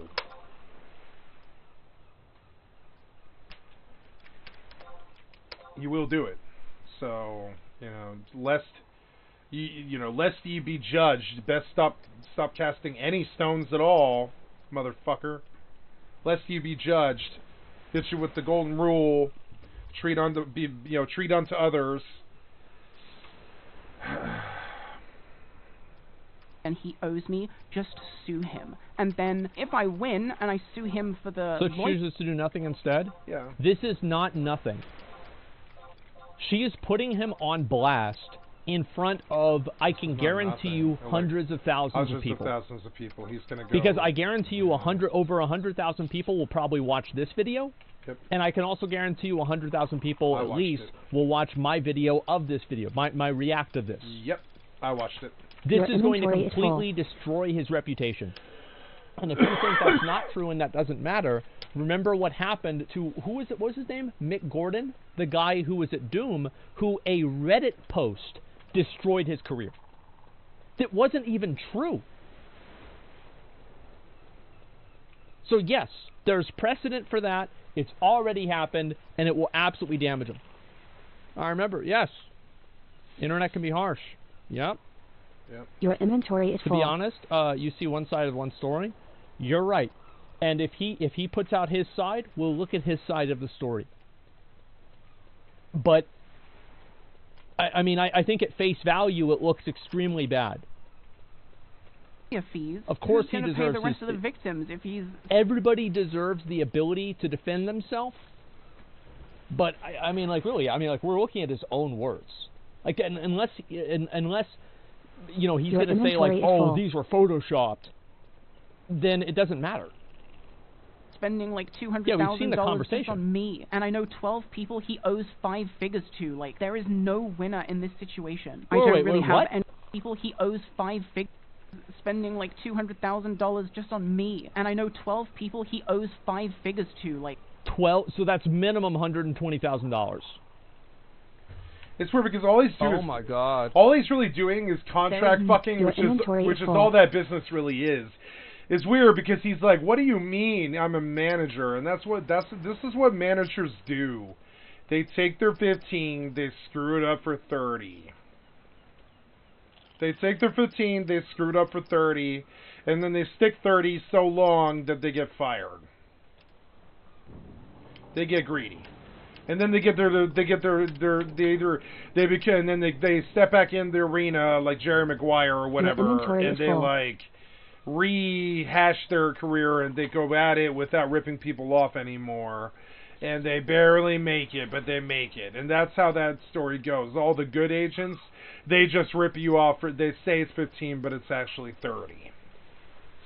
Good agents and managers, they rip you off so fucking bad. That's their entire fucking job. The other part of this I don't like is I don't know why he was getting into business with this guy in the first fucking place. She was getting in business with this guy in the first fucking place. I think the nature of, like, you know, the sort of throwaway nature of the business of plushie dolls speaks to the sort of plastic, fantastic, sort of dumb trickery, mistakes and like thievery that you might see out of people wheeling and dealing and that sort of thing. When I hear plushies, I think of corruption. I know it's sad, but your inventory is full. I do. Nobody's going to pay someone to sit around and sell plushies. Who's going to buy plushies every single fucking day? Kids buy a plushie once a year. You know, it's not something that, it's not like drugs that, whereas this is renewing, rechasing the dragon every single day kind of product. I mean, plushies don't sell fast. So, you know, I mean, they do maybe if it's like a rush on them, but it's unreasonable to assume it's ever like that. It's not. So, your inventory is full. You look at this and you're like, oh man, like so you got ripped off on a plushie deal. I want to say I'm surprised, but you're wheeling and dealing in a large amount of plushies intended to be sold on the internet. The whole thing's kind of wacky, and kind of wacky tobacco, honestly. And I would not be surprised if he steps and screws 15 for 30. I would not be surprised if he's a straight thief, but I mean he's a manager. This is what Your managers inventory do. is full. The managers take their bid off the top and then they steal directly. No winner in this situation. I don't really have any options but to make this video in the hope. No, you had a bad manager, which begs the question: why not just go produce the goddamn plushies yourself? Why did you pay some middleman? This is that thing. I'm done with middleman. After being a middleman in the drug game for like 4 years, I began to understand that not only is it bad for me, it's bad for everybody. Dealing with the middleman's bad for everybody. Your inventory is full. It doesn't make the supplier any more money. It doesn't make the dealer any more money. It doesn't make the buyer any more money. It just cuts it all. It just cuts the whole thing down to garbage, basically. And nobody really benefits from it. It's so stupid. I mean, I guess there's people who make money that wouldn't have made money before. Those people do benefit. But the people actually transacting in the fucking business deal who did the work to create the supply of whatever it is, and the person buying the supply of whatever it is, I mean, all of that's real money. That all came from somewhere. It was grown, or it was produced, or researched, or it was R&D and all this, and it was patented, and it was created and sold on market, went through FDA and all this other crazy shit and all the standards and practices, and they stepped to market and they sold it and they made their money and they're coming back again. Your inventory is full. Wheeling dealing on that kind of business level, you're unlikely to get fucked by this, because the contracts get kind of crazy, and yes, they will sue, right? But this whole thing about mono with some dude down in the internet gutter, like slinging some fucking crypto for some fucking whatever. Plushie dolls, right? For your internet business. I don't know, man. The whole thing kind of stinks of plastic, fantastic rip-off territory, sort of. Does that make sense? It's like, it feels too good to be true or whatever. It's a little fakey and a little rip-offy. Somebody along the lines, like, kind of goes and robs somebody, I think. Because it's the whole thing's iffy in the first fucking place. I don't know why plushies would ever be sold in increments of 200 or 300 unless you're supplying toy stores, like some kind of FedEx supplying toy stores. Your inventory That's the only time I would ever see 300 plushies being sold like that. It's like toy stores. So you have a very specialty market there where you're basically going to get ripped off by a manager guy who takes his 30 and doubles it to 60. And fucks you so bad that you got to burn his career. The lesson is not, and I say this sometimes to these people trying to bust thieves, is it's not that stealing is okay. It's not. It's that you shouldn't have been wheeling and dealing with these sort of types for this sort of thing in the first place ever in the first place. I mean, that's sort of, I mean, like, what do you know of it? What do you know of it when you take on a manager for, like, handling your streamer career? I mean, at that point, does he not basically own your job? He owns your job at that point. It's there's this power level thing in that that's just, your inventory is full. Uncomfortably, like, I would be uncomfortably unwilling to ever do. I will never hire a manager. I will never hire, it's a live stream, to be a client of Novo and shake Devin Nash's hand. But I don't want a manager. I don't want Novo, and I don't want fucking management. Like I listen to those guys count your up, inventory is full. Count up the figures on the fucking YouTube videos and stuff, get all fucking greedy and shit. And you're like, oh man, these guys are about to make a fucking killing. You can smell it. There's money in the air. And you're like, nah, I know that I don't want to be doing business with that guy. I know that I don't. Because for me, it's necessity. For him, it's a necessity to rip me off somehow. So our necessities don't equal. Even though they're kind of in that sort of agreement, technically sort your of inventory is full. Supposed to. They don't equal, though. So he by necessity has to fuck me because he's a manager and that's what they do. I need something from him, like exposure or like deals or contracts or something, or whatever. So we meet and we say, hey, you want 30%, you can call it 30, it's okay. I know most managers lie about 15 and take 30, but you could just have your 30 if you want, if you actually pull me some donations, some Your inventory is full. like a real manager. Get me booked on, like, you know, on Steve-O or whatever, something like that. You know, get me booked on stuff where I get seen and I start to get interest, and make sure that my name's out there, like being whispered in people's ears for particular things. Even though my career might be sort of lukewarm, it will be a 50-year career, and then that's your ultimate job as a manager, is to, you know, deliver to the public this idea that this guy's in it for the long Your inventory is full. run. He'll be there when you're middle-aged, and he'll be there when you're old. You know, like that. Like The Simpsons, or you know, Saturday Night Live. Like I'm in this for life, you know. So, and I would tell the first thing I would tell a manager is, can you bottle and sell that on the streets? The idea that I'm in this for 50 years and I'm going to be there in your middle age and I'm going to be there in your old age, right?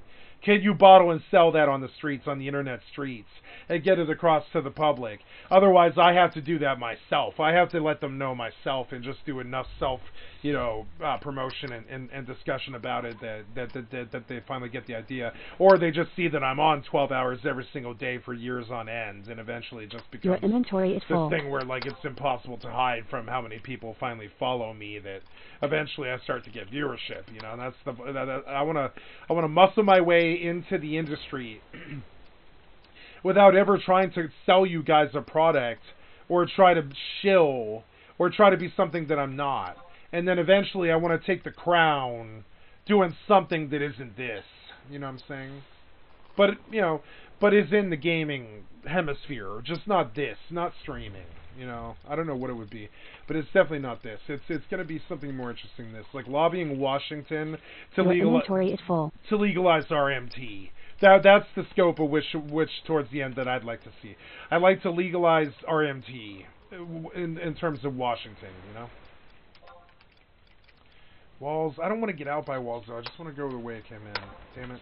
I keep going into the Mog House. It's so stupid. I think this is the second time I've done this.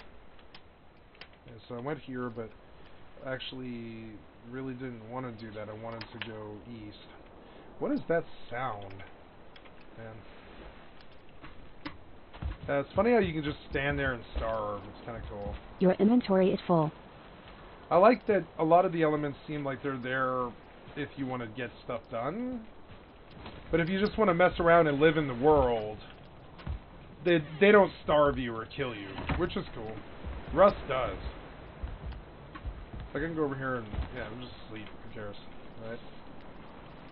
I like Valheim. Best 20 bucks I ever spent, I suspect. Best 20 bucks I ever spent. It definitely was. It was... Your inventory is full. Had a lot of time with it, you know? Great little game. Hopes that more creators come forward and this gets traction, so this guy can never work in this industry again and abuse creators in the way that he has been for so many years now. And Richard, if you're watching this, minimum. Get help. You are a severely ill, disgusting wretch of a person, and you will lose everything if you do not get help and reassess your behavior. I will never forgive you for what you have done to me, and the way you made me a mouthpiece for your despicable Your inventory is lies. full. I do not know how you sleep at night, knowing how many people you have stolen from and lied to. Because another really big factor for this is that Barney went out and she damaged her own credibility by saying, hey guys, the plushies are being sent out, everything's okay. So it's like, it's not only that it's like, it's like, oh, they're stealing money, they're also stealing the most important... Like reputation-wise, you get a lawsuit at that point. It's assassination of character. Important thing you can have as a content creator, especially whenever you're selling things, is your own credibility. Breach of contract. It's nasty. See what I'm saying? Yeah. Whose personal lives you knew about intimately, and yet you still decided to do the things you did. There are people you have stolen from whose wedding you attended, who you knew in real life. I just can't fathom how you found yourself in this position, because you're just not fit to be here. You're not fit to work here. I don't know who let you in, but you have made it abundantly clear that someone is going to have to kick you out. And you only have yourself to blame. Also, pay me, you To everyone who bought a plushie, thank you for supporting me, and I'm just so sorry the shipping was so in the way that it was. I obviously do not work with Richard anymore, and I have since teamed up with a new manufacturer and fulfillment center so that in the future this kind of thing can just never happen again for any future merchandise I do. They are also the people that picked up the pieces after Richard's just complete mishandling of this whole thing, so I just have to really give them my props. They've been amazing, you guys don't even know. I don't know if I'll get paid for this campaign, but honestly, I'm just happy you guys got a product that I honestly put my soul into. Every single inch of this plushie was designed intentionally, and I'm really happy with how it came out. So I'm just happy that people got the plushie. And as you can tell, I'm running out of steam here, so I'm probably just going to end this here. So if you made it this far, thanks for watching. Videos are coming, you guys. I wanted to put out one more Warcraft video last year, but Richard f***ed me on that one too, and dude, I can't get in. That's a whole... Because here's the thing, you've got to keep in mind that the way that a content creator like Barney makes money is that they make money by having one in-video ad. The same as, like, that's how Internet Historian makes money, that's how Uber Danger makes money. They don't really make money on ad revenue. Your skill as somebody has who increased. is extremely aware of this kind of stuff, ad revenue is great. Pint, yeah, there's another one. The ad revenue is great. However, ad revenue, here, just real quick, just so you guys get an idea of what it's like. Ad revenue is like, that's ad revenue, this is sponsor revenue. Okay?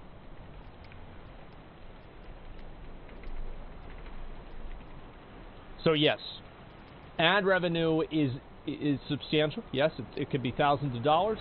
However, ad revenue is also the most volatile because, let's say you get demonetized and this green turns into a yellow. Or, even worse, it turns into a fucking red. Then what? Well, then you're fucked. So yes, the sponsor money is extremely important. And the reason probably why Barney hasn't been able to make these videos is because they haven't been able to get sponsors for them. Because, I mean, that's how you make money with these videos. And like, that's how the business works. So yes. Different story, okay? But just trust me, videos soon, they're bangers. I've been editing 3 of them, and they're coming out this year. Also, I know this is cringe, but since I'm still owed $40,000 from Richard and I didn't get paid once last year, please consider supporting me financially through a Twitch sub, just while I find my feet until I can get the next videos out. This might not surprise you. Yeah, if you guys were going to sub to me on my main channel, I'm not I'm not streaming right now, so give your Twitch Prime to Barney. Yeah, there you go. But I am not a wealthy content creator. Making really long, high-quality uploads is really good for the viewer, but it's really bad for the person who makes the video. And that's it is. It's an unfortunate reality of making long-form, high-quality content that unless you have a lot of sponsors for it, in the same way that someone like Internet Historian has, it's very difficult to be able to make money on that at the same level. Link or Twitch? Yeah, I will. Plushie deal, that plushie money that is supposed to be mine was the only reason I could justify spending so much time on the Scarab Lord series, and I have yet to be paid for it. So, if you can help me out with a Twitch sub, help me out. I'm not saying donate, just give me a little Twitch sub, Prime sub if you got it. Yep, free sub, Twitch Prime, free money. So yeah, I mean, Barney's got 25 subs. I hope so. I really do. Again, I will say, if you need help finding somebody for the plushies, we don't do that in-house. We do some merchandise and stuff like that, but we know somebody who can do that. And any of that, if you want sponsors or anything like that, Barney can feel free to reach out to me, and we can sort that out. It'll be no problem. So yeah, we'll just have to wait and see. And what's this here? Is second run? Yeah, it just sucks, man. Absolutely fucking sucks to see something like this happen. I saw the tweets about it, and it was just really disappointing to see this happen to a person, especially whenever somebody's going out of their way to, to use these personal insults and to damage somebody's reputation like this and all this. It's just fucking awful. Holy shit, man. Yeah, I mean, amazing. Drop 150 subs. Well, I mean, yeah, of course. I mean, like, Barney's made great content for us. Like, the Scarab Board video, like, these videos were fucking amazing. These were so good. And you know what also is, like, dude, a 200,000 video... was this the sponsor? I'm not sure. Yeah, this might have been the sponsor for V Rising. I'm not sure if it was. Bro, 200,000 views on a sponsor video is insanely good. This is massively fucking good. And the fact that, like, that is, I guarantee you, that's at least $10,000. Absolute minimum, and it should have been a lot more than that. So she got scammed? Yes, this is like a triple scam. Yeah, we've watched all of these. These videos have been great content for us. So yes, absolutely. Like, we 100% support Barney, because Barney has 100% supported us with great content. That's what we do, okay? You watch the Internet Story video? Eventually. I'll link it. Yeah, I'll link it to you guys again. You can link the Twitch. Your inventory is full.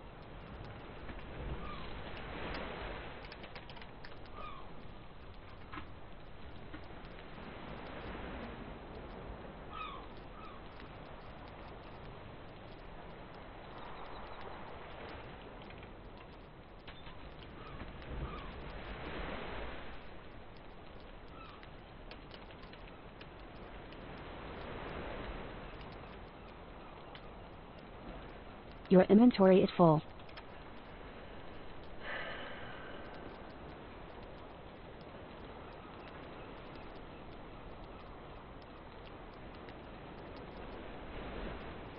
Yes, NordVPN. Finally, Metal Gear Solid! Exclamation mark. We open to a submarine speeding through the ocean. This submarine is on its way to Fox Island, a nuclear weapons facility off the coast of Alaska, America's 51st state. We zoom into the sub. There's Colonel Roy Campbell, and he says into the radio, Solid Snake, you're the only man for the job. I'm here, Campbell. Do with me what you will. Okay, here's the mission brief. On the nuclear weapons facility on Fox Island, there has been a mutiny. A group of 6 men have taken control, and they call themselves Foxhound. Oh my god, what do they want? Well, I'll let them speak for themselves. Patching you through. Your inventory is full. $1 billion in non-sequential $1 bills and the remains of a dead guy.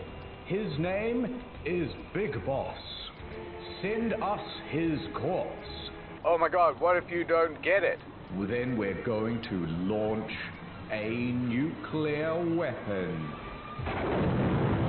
My god. No one threatens my country with a nuke, damn it. Campbell, it's time to send in the snake. That's me. That's my catchphrase. I'm gonna murder everybody. It's gonna be a slaughter. You're gonna love it, Roy. No, wait, Snake.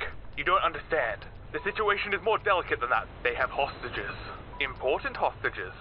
Those hostages are Donald Anderson, the DARPA chief, and Kenneth Baker, president of Arms Tech.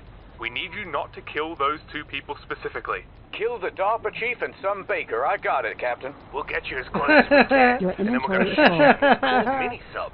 And then you're on your own. Oh. Snake is fired out in a mini-sub. So he arrives at the base, and when he gets there, Snake is burst from the mini-sub out into the water, natural style, and then he starts swimming towards the shore. He gets there, and this is the very start of the game. You finally get control of Solid Snake. Snake then goes out and he kills some of the guards. But quietly. Your inventory is full. So on the other side of this room is an elevator, and on that elevator is a mysterious man. There he is. I'm gonna get him. And he tells the guards, guards, you have to be on alert. Someone could be trying to infiltrate the base. Anyway, I'm going up this elevator. Goodbye. So, Snake quickly finds a hiding place, and he calls the colonel. He goes, Colonel, who is that long blonde-haired dazzler? Ah, that man? Yes, that is Liquid Snake. And he is the leader of the Foxhound group. And you guys have the same code name, being Snake. So I'm Solid Snake, And the bad guy is called Liquid Snake? Yeah, will that come up in the plot later on? Don't spoil it for me, don't spoil it for me. Snake, take that elevator to the surface, but make sure no one sees you. That would totally blow the mission. Oh, that makes sense. Alright. So, eventually you catch the elevator and then you go to the surface. He takes off all of his swimsuits and there's a really fucking cool title screen that comes up. Snake reaches the ground floor and he starts looking around and he sees a bunch of guards and stuff. So he hides behind a box and he quickly calls up the Colonel. Colonel, what am I supposed to do? There are guards everywhere and it's so cold out here. How am I supposed to sneak around stealthily when my teeth are chattering? Hold up, Snake. Here's Naomi with some more info. Oh, Snake, don't worry about the cold. You see, we gave you an injection. An injection? Yes, an injection. It has nanomachines inside of it that will help you stay warm. Wow, very sci-fi. Your inventory Although you think is I'll full. be used to the temperature by now. Anyway, Be right back, Bio. You see, ever since Zanzibar, my latest mission, I decided to go into retirement. And from there, I was living in the wilderness of Alaska, on my own, blazing my own trail, lone wolf, MGTOW lifestyle. And anyway, what were you saying? But she has already hung up the call. Oh, it must have got disconnected. So Snake is sneaking around, and he's looking around corners, and he's loving it. Your And then all of a inventory is sudden- full. Oh my god, a Hind D. He notices a helicopter. It is a Russian gunship. How odd. So he calls up the Colonel, and he goes, why is there a Russian gunship here in Alaska? I'm not sure. Maybe you should find out, Snake. That is your job after all. Okay. The Russian helicopter flies away. By the way, Snake. There's only 18 hours left until the terrorist deadline. So, Snake, you gotta hurry, man. Also, one more thing. I promise we're gonna get back to Your gameplay inventory soon. is Here's full. Mei Ling. She's our visual and data processing specialist. She saves game. You call her up and it saves game. She's not terribly important, to be honest. Snake flirts with her for a little while. He goes, I didn't expect a world-class military technical person to be so cute and attractive and also single. I can't believe I'm being hit on by the famous Solid Snake. Hurry the fuck up. I'm going. The call ends and Snake starts roaming around. He sneaks and he's having a whale of a time and he finds Your a vent inventory hole is full. and he uses that to get into the facility. So he's in the vent and then all of a sudden Snake gets a call from his old master, McDonnell Miller. He's his fighting mentor, I guess. Now McDonnell, he's retired just like Snake and he lives out in Alaska now. He hasn't seen Snake since that last mission in Zanzibar, remember? Now Zanzibar was a big deal. It's where Snake fought Big Boss and won, killing Big Boss, thus turning him into Your a bunch of inventory is full. remains, which is what the terrorists want. My name is McDonald, but you can call me Master. Oh, okay. And he said, look, if you need any help, you know, I'm here to help. Oh, please let me help. Thanks very much. It's kind of uneventful. So he just continues. But remember, Mr. Miller. Yes, the Master. Snake then sneaks through the facility. Finally, a chance to use the Metal Gear Solid music. Then he sees a whole bunch of cells, and one of them has a lady in it who is doing sit-ups. Is that a woman? Your inventory is full. And the other one has a man in it, and that man looks to be the DARPA chief, Donald Anderson. That's who I'm looking for, says Snake. He drops in and he goes, surprise, it's me. And then he coughs terribly. Snake tells Donald, I'm here to rescue you. Donald says, you don't look like one of them. You gotta get me out of here. Yeah, okay, I'll break you out, but first, I need some information on the terrorists. You know, do they have a nuke? Can they actually launch the nuke? It's very possible they could launch the Your nuke. inventory is Oh my full. god. So, the camera then pans over to the next cell, where we see the lady doing sit-ups, right? And she overhears Snake and Donald's discussion. She starts listening and eavesdropping. So rude. Now, back to Snake. Snake says, I don't understand. This place is only meant to be for dismantling nuclear warheads. They shouldn't have access to a missile.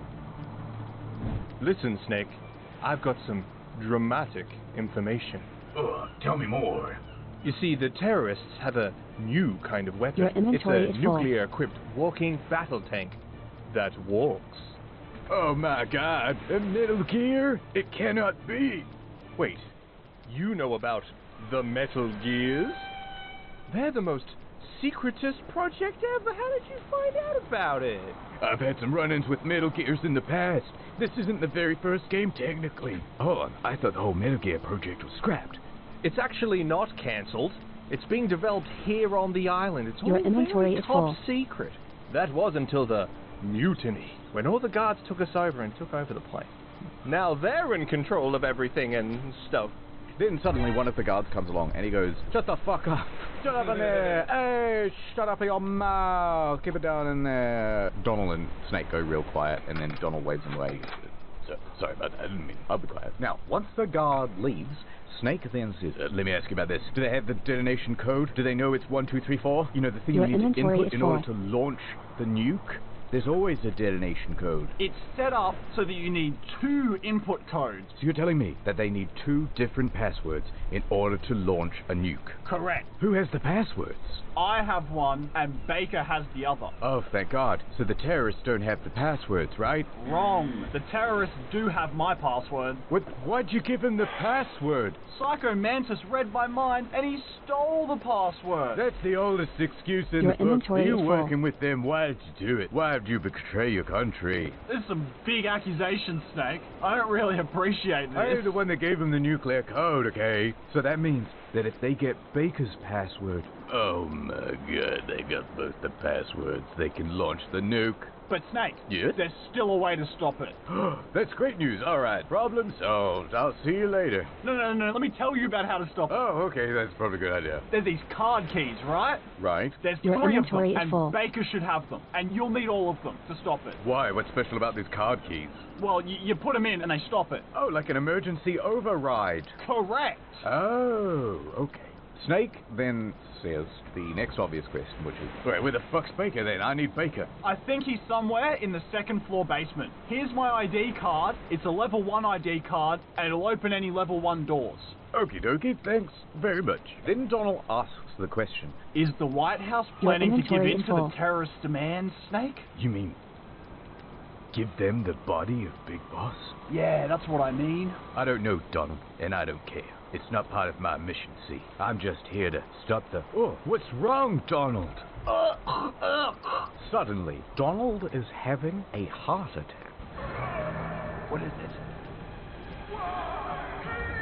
The woman in the cell next door overhears this, and she starts banging on the door and going, "What's going on in there?" Your inventory is full. I love I'm this game dead. so Donald much. dies. What's going He on died in there? of a heart attack.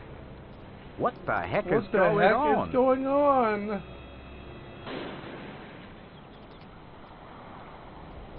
I want to Take it replay off, this game. This game is It's so good. I just saw a man die right before my heart. So Naomi and the Colonel say, It looks like some sort of heart attack. now, Snake is very suspicious of this, because what the fuck, what kind of weird timing is that? So Snake goes, "Colonel, are inventory you is hiding full. something from me?" And the Colonel says, No, but this op is security level red, meaning you need the highest security clearance to access the complete file. I can't even access the complete file and I'm running the mission. "Oh my God, I need to go find Baker right now, but before I go get him, I had time. It's me, Lord Snake. I'm here to save everyone. Subscribe to Nord. Subscribe to Nord. Chief, I found you just in time. Nord Your has a inventory seasonal is sale full. going on right now. That's so generous. That's right. Nord has a huge deal on a 2-year plan at the moment. The savings, they're too good. Plus 4 bonus months. A woman? That woman? It's 2022, and women are now allowed to use NordVPN. Mei-Ling, is this line secure? Oh, of course it is, Snake. I'm patching in through Starbucks public Wi-Fi. No, Mei-Ling, no! Your inventory is full. It's Christmas. Go to nordvpn.com/story mode. Look, it's too late for you to mail anything to anyone. You missed out. nordvpn.com/story mode. For a huge deal on a 2-year plan, plus 4 bonus months, it's way better than a pair of socks delivered in January. Add over. Now, Snake is trapped in the prison cell. Suddenly, he hears footsteps outside, and also the sound of someone fighting. And then suddenly, the door unlocks. What the fuck? What is going on here? Snake walks outside, and he sees... Remember that guard from earlier Your that he waved inventory is away? full. Well, he is now nude. And also pixelated. Then suddenly, to his right, a gun is pointed directly at Snake's head. And the person holding the gun says, So you killed the chief. How could you? I loved him like a chief. Snake then turns around and he goes, is this the first time you've ever pointed a gun at a person? Your hand's shaking. Snake then pulls out his gun and points it back, and Snake says, I can tell you're a rookie. You've got rookie eyes. They're rookie's eyes if I ever saw. Your inventory is full. Basically what's happened is there was a lady in that cell, right? She tricked the guard into opening her door, and then she beat him up, stole his clothes, is now dressed as a guard, and then she then went to unlock the door for the DARPA chief, but he was dead. And she's gone, oh my god, you killed the DARPA chief. But we know he didn't. And then Snake goes, oh my god, have you even killed people before? Boo. Then all of a sudden, the door opens and a whole bunch of real guards come in. Uh-oh. Snake and the guard, they get into a firefight, and in this moment, the lady kills for the first time. And then the lady in the guard's outfit tries to run away.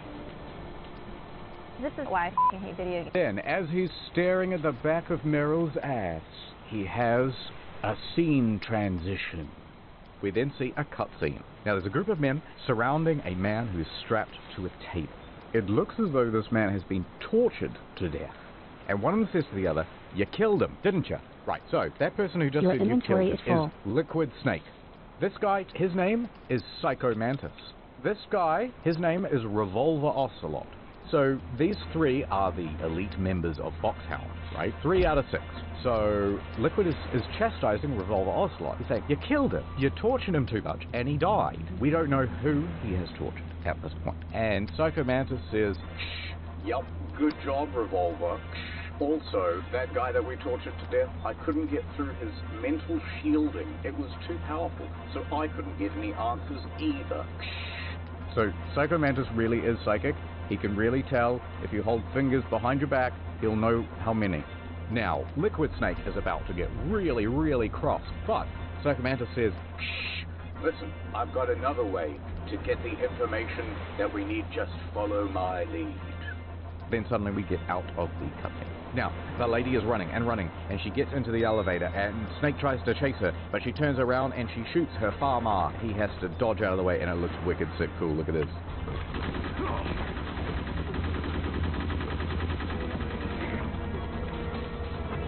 And she goes, yeah, victory. And then she catches the elevator. Suddenly, a floating man shows up. What the heck is going on, Jeff? It's Psycho Mantis.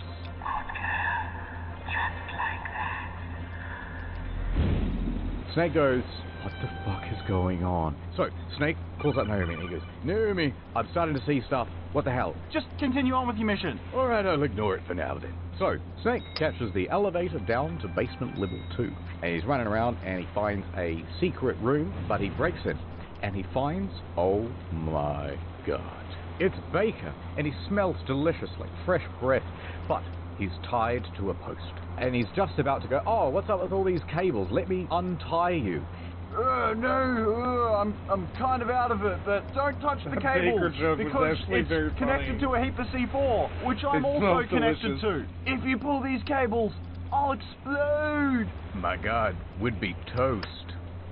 Get it, Baker? Get it? Suddenly, Revolver Ocelot walks into the room. So he's spinning his gun and he's showing off his sick moves, and Revolver Ocelot goes, howdy, partner. I've been waiting for you, Solid Snake. Now we'll see if the man lives up to the legend. I've also been waiting for you, Revolver Ocelot. I want to see if you live up to your legend, actually. So anyway, they fight. He keeps running around and stuff. It's actually kind of an annoying fight, to be honest. But just as you're about to defeat Ocelot, he turns around and he goes, you're pretty good. Just what I'd expect from the man with the same code as the boss. He's saying, you've got the codename Snake, Liquid Snake has the codename Snake, you must be a pretty good fighter. But I shall still win the day, Lamau. It's been a long time since I had such a good fight, but I'm just getting warmed up. But he is not just getting warmed up, because suddenly his hand explodes off of the wrist.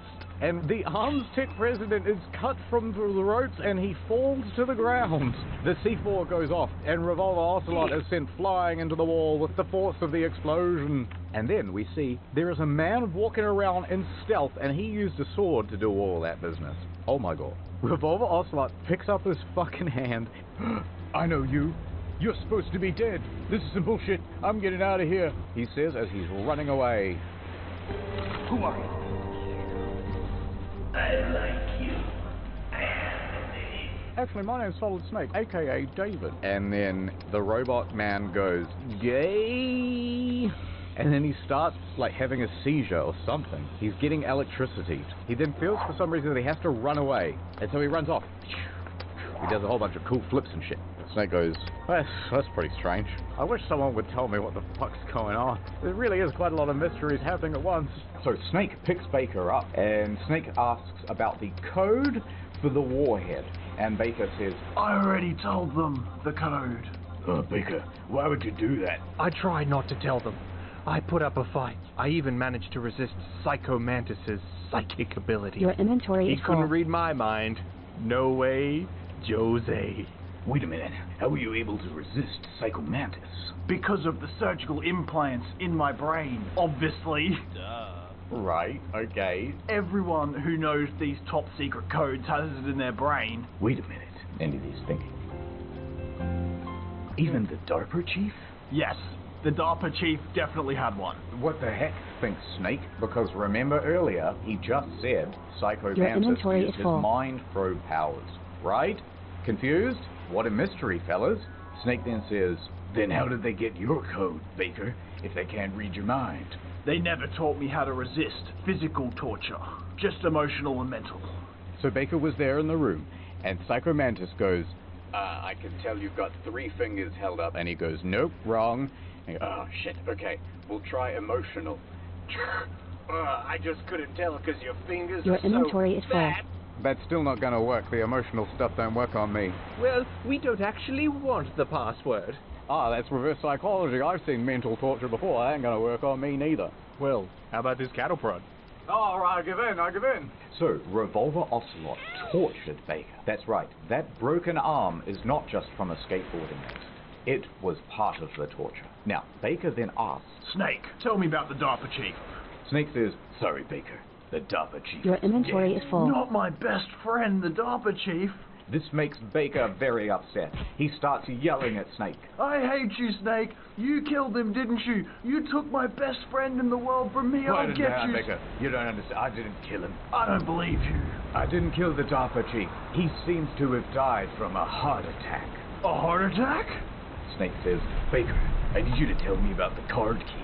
I don't have them anymore, Snake. I gave them to a new female recruit. There's a whole bunch of guards here, Snake. But Your this inventory guard, is full. the female guard, refused to take part in the rebellion when that happened. So she was thrown in the prison. Wait a minute, could that be that woman that was wearing the guard's uniform? That woman is Meryl? Also, that woman who is Meryl is the Colonel's niece? I don't know, Snake, but she managed to escape. I was in contact with her over the codec before she was captured. Snake, you can contact her on the codec, but I can't remember the frequency. Oh, what is it? Your inventory is full. That's right. It's written on the back of the box. Okay, so they had this interesting fourth wall moment. On the back of the Metal Gear Solid case, there are a whole bunch of previews of the game, right? And you go, oh yes, I want to buy this. One of them is the codec, and you can see 140.15. You remember? Yeah, I remember this shit. Yeah, it caused me all sorts of grief when I was a kid because I did not have the case. I used to throw the cases away and I would throw them in a slip disc. You know, this tended to be like pre-internet days, or at least used to have really spotty internet. Your inventory is so full. I was stuck. Now, Snake says, Alright, I'll try to contact her, but what do I do if it doesn't work? You will need to find Hal Emmerich. Emmerich is the team leader of the Metal Gear Rex program. What? If there's anyone who can figure out how to stop Metal Gear from launch, it's Emmerich. What? He's probably being held captive at the nuclear warhead storage building. Oh my. so, Snake then says, Why Metal Gear? The nuclear age ended with the turn of the millennium. Snake, Your inventory let is me full. give you a little history lesson. The threat of nuclear war, oh, it's not gone. In fact, it's greater than it's ever been. Alright, we ain't sitting through all this. Basically, he learns that there's a bunch of nuclear waste that is not being held very securely, and blah blah blah blah blah. In order to maintain our American policy of deterrence, we need a weapon of overwhelming power. So the plan is to basically just put a nuke on a walking robot mech suit type thing? Yes. Your inventory My is God, full. it's overwhelming. Wait a minute, haven't we basically already got these anyway, with intercontinental ballistic missiles and also nukes from submarines that can go pretty much anywhere? No. In fact, I think a submarine is actually more useful because you can't really attack a Stop submarine. attacking my life's work, Snake. So Snake says, you mean Metal Gear? Yes, that's exactly what I mean. We push to have Metal Gear developed as a black project. There are secret projects everywhere that are paid for by the Pentagon's black budget. These black projects avoid a lot of red tape, and no one can bother you. Boy, this is a lot of exposition in a very short period of time. I'm going off. I gotta find a new lady friend. And then Baker gives Snake an optical disc. Here you go. It's the only remaining copy of the data from the Metal Gear prototype, so don't lose it. Okay, thanks. I'll put it in my wallet. Cheers. I hid it from Revolver while he was torturing me. It was so easy. I just put it in my back pocket, and then I just got electrocuted a little bit. You shelved it? Have you at least washed it first? There's no time for that, Snake. I'm not even wearing gloves. Snake, take my level 2 card. It'll open more doors than that one Donald gave you. Before I go, I just want to bring up one more mysterious thing. Who was that ninja? That is Foxhound's dark little secret. Ooh. It's an experimental soldier. Whoa. Snake, you should ask Dr. Naomi Hunter. She knows more about that than I do. Okay, that sounds great. Anyway, I'm going Your now. inventory is It full. was a pleasure to meet you, Mr. Baker. And he stretches out his hand to shake it, and then Baker starts having a heart attack. What did you do to me? Oh, no, it can't be. Those Pentagon bastards, they are just using you for... Baker dies from a heart attack. Your inventory is full. What the hell?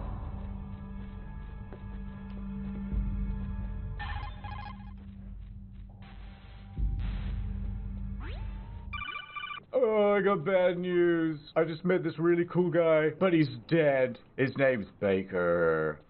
It looks like another heart attack. There are a lot of drugs that can cause a heart attack in large doses, so I won't be able to tell without doing an autopsy, though, if it was, faked or not. And he just took his booster shot as well. Coincidence? Now, Snake then asks Naomi, what do you know about this exoskeleton ninja man? Whereabouts is Fortnite Ninja from? I need to know where Ninja Blevins is headed. Is he a part of Foxhound?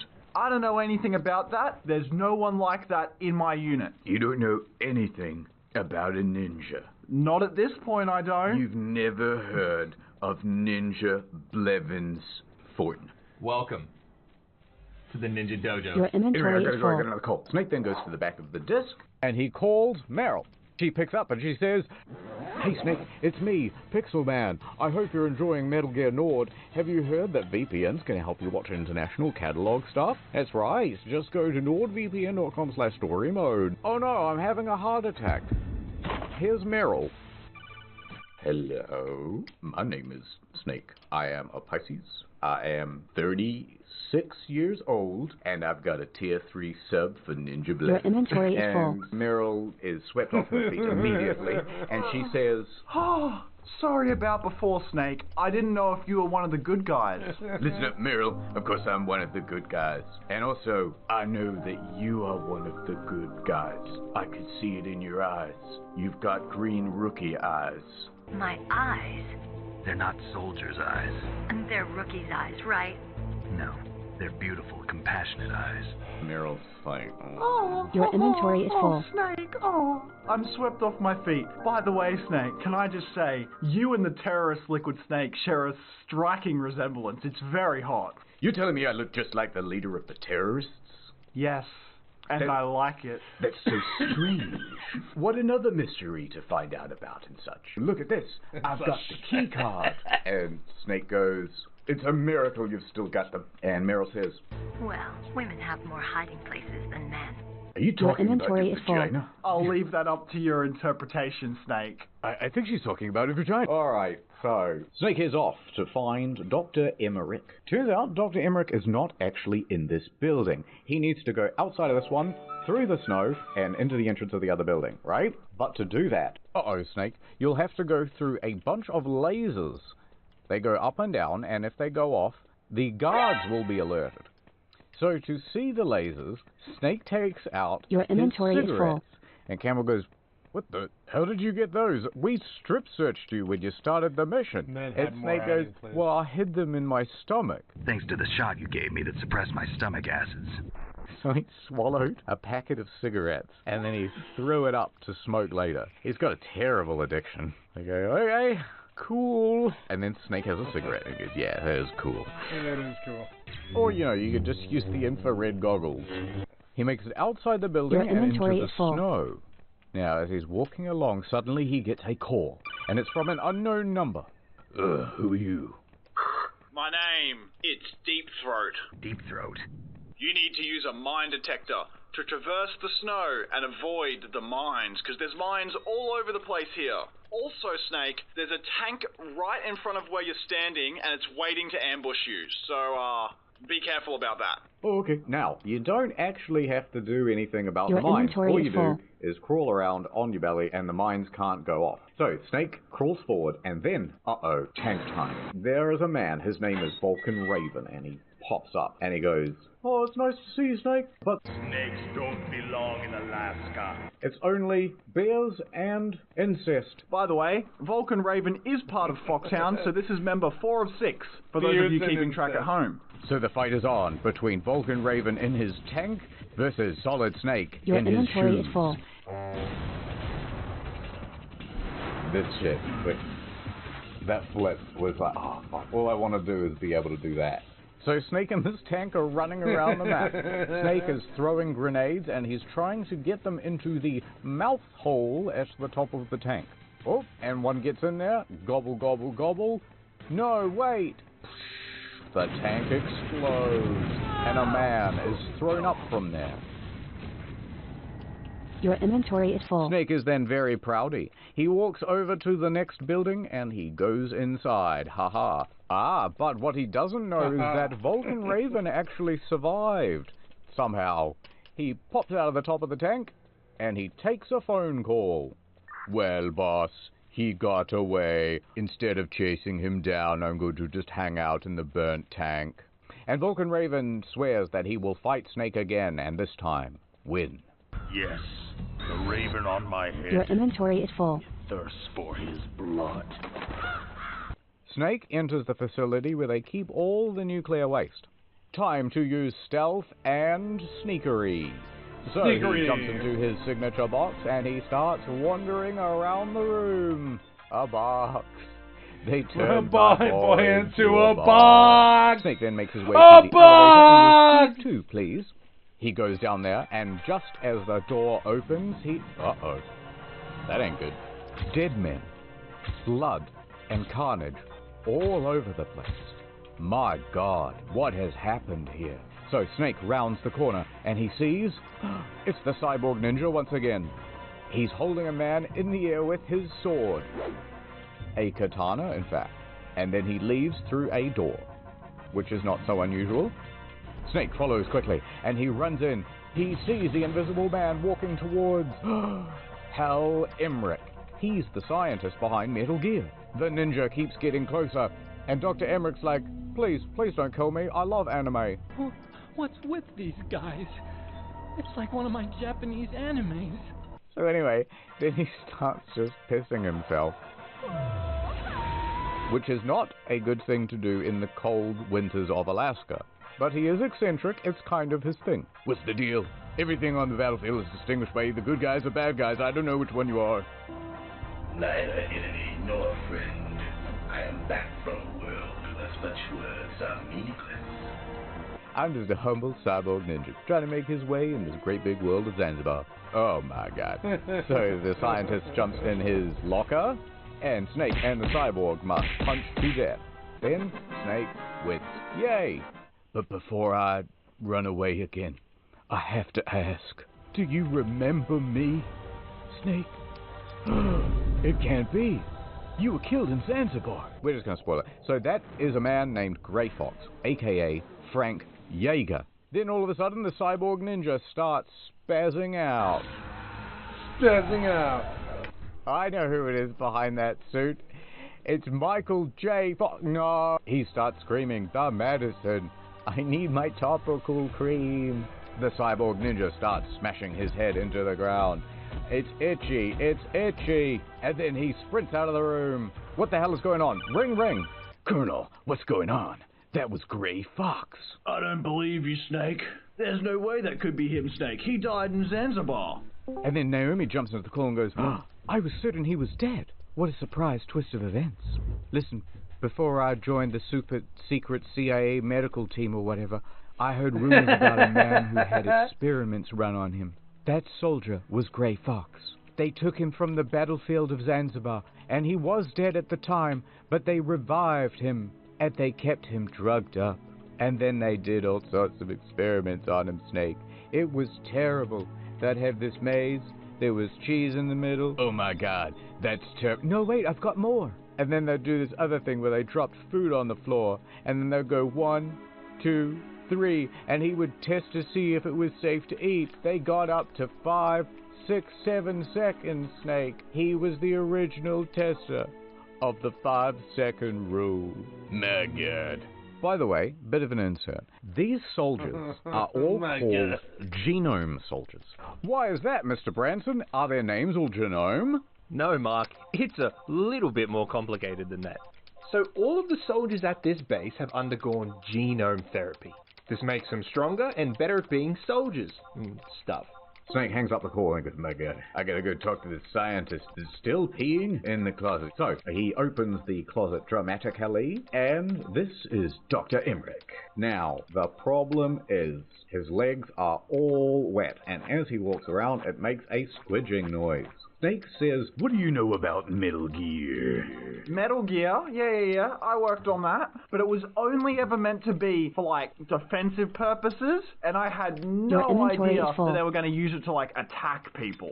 Okay, are you telling me that you built the Metal Gear, but then someone else was building the weapons off to the side, and you didn't know that they were going to combine the two like a Lego Bionicle with the weapon in his hand? You just thought it was going to be the Bionicle on its own? Yes.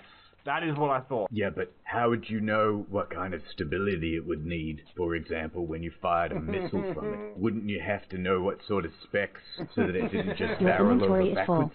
These are great questions, Snake. Also, how would you need to know, for example, doesn't the Metal Gear have a railgun on it? Where's the power for that thing? Surely it's coming from the machine itself. Look, okay, I did not that it was just not that it was going to fire nuclear missiles. Okay, I understand. That's satisfactory. Thank you. Lamau, this whole situation's pretty fucked up. Lol, even. And then Emmerich says, oh my god, Snake, you're so right. I can't handle this anymore. Why is my research being used for this? Full. I feel like such a fool. And then he starts crying.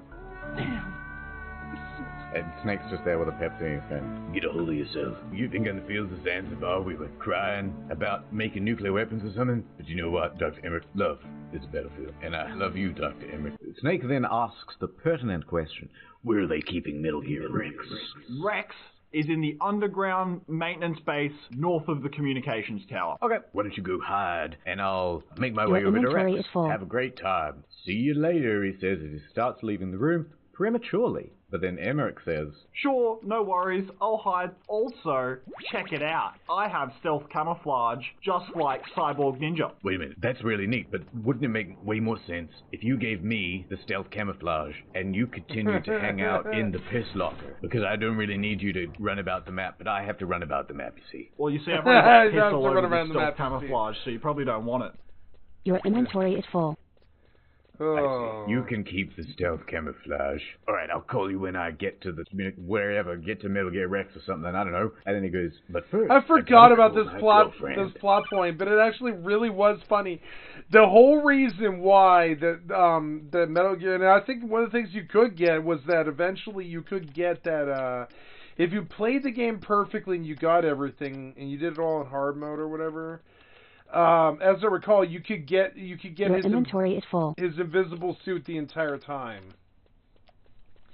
And I forgot that piss was the reason that you couldn't just take his jacket and suddenly you're Harry Potter now, you know.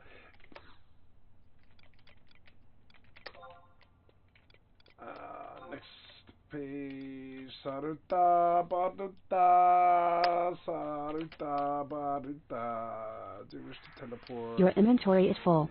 Yeah.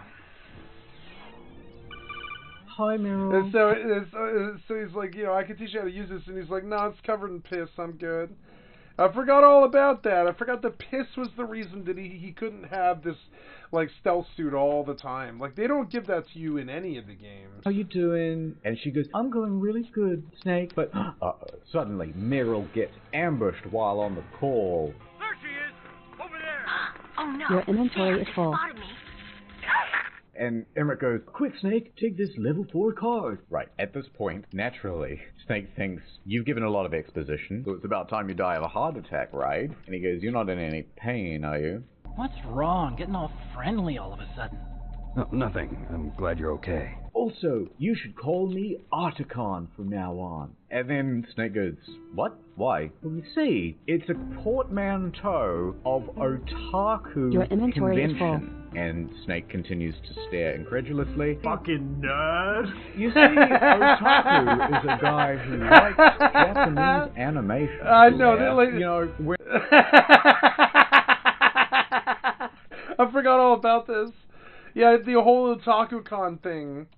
It was really weeb, and it was weird because it was Japanese people making fun of weebs, I believe. This whole thing was so weird. Your inventory is full. When I started building robots, because I wanted to build... It was Kojima making fun of, like, white nerds who were super into, like, anime stuff. It really was. This whole thing was all about that. Big ones, like in my favorite anime. By this point, Snake's got his gun drawn and pointed directly at Emmerich's head. Anyway, so call me Articon. Why don't you go find Meryl? There's not much time to kill me right now. You can do that later. Okay, alright, I'm out of here. And so he leaves to find Meryl. Your inventory is full. And he goes back up one floor to B1, and he starts looking for soldiers that walk with a certain wiggle. Nope, not that one. Nope, not that one. Ah, that one.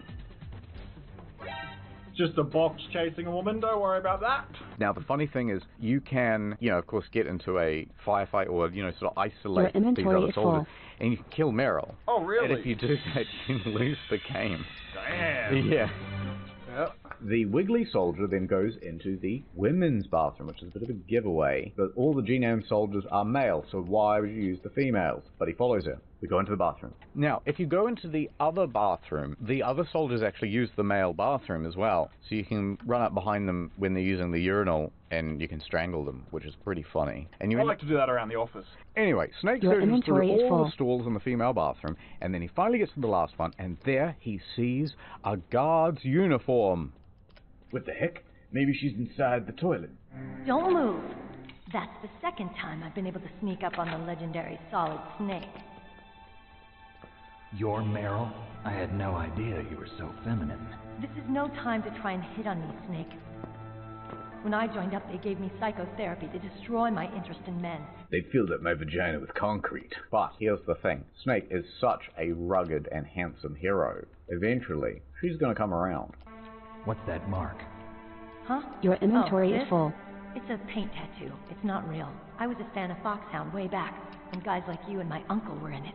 None of that gene therapy like there is today. You guys were real heroes. Okay, we didn't want to overcomplicate it, so we didn't mention it. But Snake used to be in Foxhound, but then everybody left. So these 6 new people, he doesn't know any of them, so we just didn't mention it. Foxhound used to be good. Now it's all bad. Yeah, I like the old Foxhound. I'm not a hero. I'm just a man who's good at killing. I only know war. You know that book, War and Peace? For me, I scribbled out the last 2 words of the title. And you fight for the people. I've never fought for anyone but myself. I've got no purpose in life, no ultimate goal. You don't understand, Meryl. I fight for me. I fight for myself. I'm a mercenary. I have no goal. I'm completely nihilistic. I don't know why I fight. I don't know why I'm here right now. I don't know why I wake up in the morning. I hate myself. But most of all, I hate you, Meryl. Meryl, please. I can see your nipples right through your shirt. We're gonna have to mosaic this whole thing out. I also want one of those cool temporary tattoos. Have you got one? I'll put one on my face. Look at this. Now it's hard for people to take me seriously, even though I'm a battlefield killing machine. Sometimes there's other things in the field, such as a tractor or a plow, or this funny little channel in the field. But I'll tell you what's not in the field. Corn. Corny lines like this. Lines about having no purpose. How did you recognize me in disguise? I never forget a lady. So there's something you like about me, huh? Yeah, you've got a great butt. Oh, I see. First it's my eyes, now it's my butt. What's next? On the battlefield, you never think about what's next. You've got a rookie ass. Your inventory is full. You got the card keys from Baker?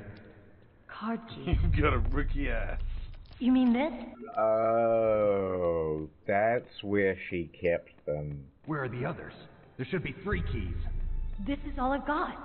Where could the other 2 be? Alright, so Meryl says she doesn't know. Anyway, she walks over to the mirror and she goes, You know, I don't use makeup the way other women do. I hardly ever look at myself in the mirror. I've always despised that kind of woman. Your father, inventory is full. he was killed in action when I was younger. My father. He was always the kind of woman to wear makeup. This isn't a training exercise. Our lives are running. There are no heroes. If you lose, you're worm. Anyway, I don't have time for this. You're really slowing me down on the battlefield right now. Unfortunately, it's out of ammo. So bring it with you and maybe you'll find more ammo later. Where'd you get that Desert Eagle? I found it in the armory. It's a .50 caliber action Your inventory express. is full. There was a SOCOM pistol too, but I chose this. Huh. So I got a leftover, huh? Isn't that gun a little big for a girl? Don't worry, I can handle it. Come on, use my .45. Listen, I've used a gun like this since I was 8 years old. I'm more comfortable with it than I am with a bra. and Meryl pulls out a clip of ammo from her bra. Meryl then gives Snake a level 5 card. It's got a holographic on it, so they head off.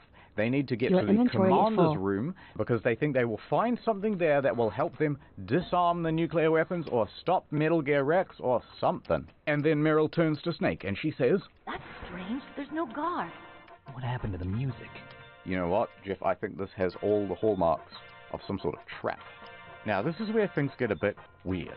Snake's just about to open the door. Suddenly, Meryl has contracted the COVID, and she gets a headache all of a sudden. Snake!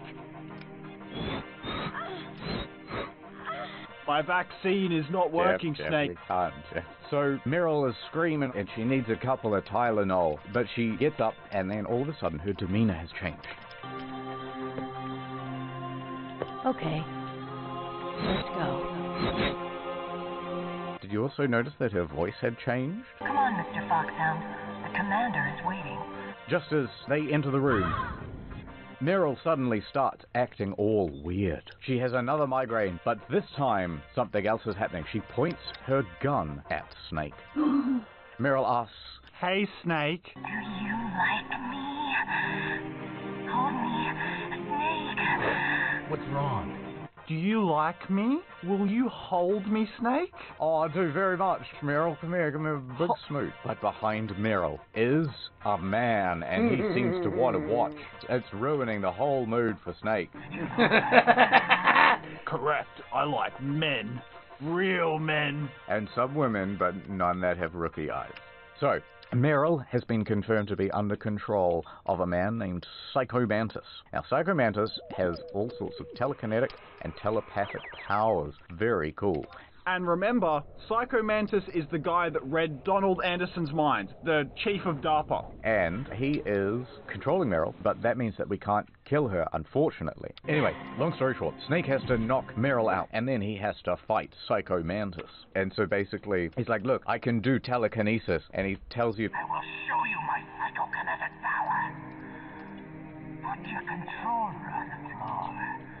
and you do it, and then he just runs the vibration function, and he pretends like he's doing it with his mind. It's so neat. This is like back in 1998, I think, and all this stuff just blew my mind. And then he also starts reading your memory card. Oh, you like sweet coffee. like Castlevania, don't you? I see that you enjoy Konami games. He also starts rating your gameplay. You're a careless man, aren't you? Anyway, you fight him, and he can fly around, and he can do stealth, and he's knocking things around the room. But if you try to shoot at him, he constantly dodges out of the way. And then he has all these cool, like, fake-out moments as well, where he pretends like your TV is changing its input. I'm about to say, do we want to address the fact that instead of video, he writes Hideo? After a while, you start to get pretty fucked up, and you go, oh shit, what do I do? So you call up the Colonel, right? And you go, oh, Colonel, I don't know how to fight this guy. And Colonel goes, why don't you try unplugging the controller from slot 1 into slot 2? Which was a really fucking neat concept. And the idea is, because you're using the wrong controller slot, he can no longer predict your inputs on the controls. Anyway, so he does all that stuff, and then Mr. Mantis goes, what the heck? Fine, I know what I can do. And he wakes up Meryl, and he starts getting her to do this. Stand right where he can see you and blow your brains out. But it's fine, you knock her out. Anyway, finally, you shoot him, and he goes flying. Now, Psycho Mantis, I reckon, was one of the coolest characters, and he had a pretty good backstory, too. He did. So we're about to find that out now. He was cool. Now, you have defeated Psycho Mantis, and they take off his mask so he can talk properly. Oh, gross. Meryl's the best. Ew, grody. Okay, so we finally get to see Psycho Mantis' face here. Right, he has had the top of his head cut off. And then he's had the top, like, kind of badly stitched back together. You know what would fix this? Instead of a big mask, cool bandana. And he decides, you know what, I'm going to help them after all. They're not so bad. And in fact, I'm kind of on Snake's side now. And Snake rightfully asks, yeah, why are you helping me? But you are different. You're the same as us. So Psycho Mantis goes on to explain that he would read, you know, hundreds of people's minds, but deep down, all they really wanted to do was reproduce. Every living thing on this planet exists to mindlessly pass on their DNA. It's designed that way. And that's why there is war. When he was a child, he read his father's mind, and his mum died in childbirth, and his father blamed him for it. Because he had such a large head, it destroyed her. And hence why he had to have this stitching. In order to get the baby out, they had to cut half of the skin off, and then they had to reattach it later. And then he went full psycho mode, I guess, and he burnt down his whole village. I read her mind as well. Meryl's? I saw you there. Ooh, she likes you. You have a large place in her heart. A large place? Shut him up, Snake. I have a last request. What is it? My mask. Put it back on. Even at this late stage, he's worried about catching I'll open the door for you. If you want to find your future, go through that door. So Psycho Mantis then dies, and they go, alright, we got a mission to do. Let's go, Meryl. And then Meryl goes, I'm sorry. Meryl? I'm sorry. I'm sorry that I used public Wi-Fi. Oh, don't beat yourself up, Meryl. Just go to nordvpn.com/story mode. Keep yourself safe or whatever, even if you're browsing pornography at McDonald's. No, I'm sorry about going zombie mode and stuff before and pointing a gun at you. How could I let Mantis control my mind like that? Snake's just there like, oh my god, hand in front of his face. If you're gonna doubt yourself, I'll leave you here. Yeah, exactly. Tell her again, Snake. I'll leave you here. Never doubt yourself. Just let it make you stronger. Learn something from it. You're always right, Snake. So Meryl goes, tell me, Snake, what's your name? I'd love to know it. Your real name, not your code name. And Snake goes, the name means nothing on the battlefield. There are no names on the battlefield. How old are you? Now, I'm going to predict he's going to say, old enough for the battlefield? Old enough to know what death looks like. Close enough! That's what I'm going to put when, like, I go to the doctor's office. They make me fill out those forms. What's your name? There are no names on the battlefield. What's your age? Old enough to know what death looks like. Sex.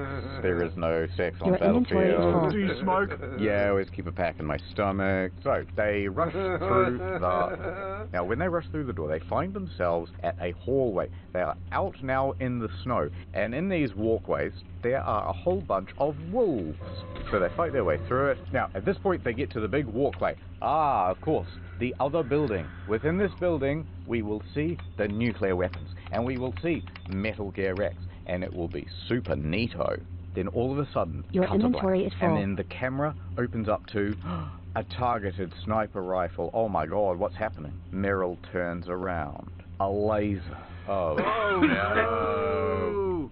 Suddenly, those 3 packets of spicy Doritos are repeating on her. No, Meryl.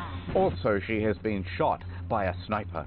And then she reaches out for her gun. I'm not going down that easy. But then the sniper shoots her hand too. And the sad music begins.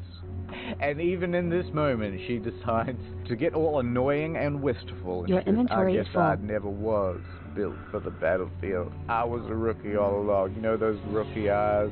You're right. I've got 2 of them. And Snake says, don't say that, Meryl. I'm coming to help you. And Meryl says, no, don't do it, Snake. It's the oldest trick in the book. The sniper's using me for bait to lure you out. It's not the oldest, but it's one of them. What's the oldest then, Zoc, huh? The oldest trick in the book is when you take your thumb, leave one of these bad boys, and then they think, oh my god, your thumb's inventory is falling off. full. Right next to the stole your nose one. That's number 2. Yes, that's right. And then I think number 3 is tying someone's shoelaces together. That is good. Number 4 is baiting someone with a sniper. My gun. I can't reach it by myself. I promise. I wouldn't slow you down. I can still help. I want to help you. Your inventory is full. I was a fool. I wanted to be a fool. Shut the fuck up, Meryl. But then the colonel calls, and he's like, oh, my niece. In case we haven't mentioned it, Meryl is Campbell's niece. Colonel, take it easy. I'm gonna save Meryl, no matter what it takes. Okay. Thanks.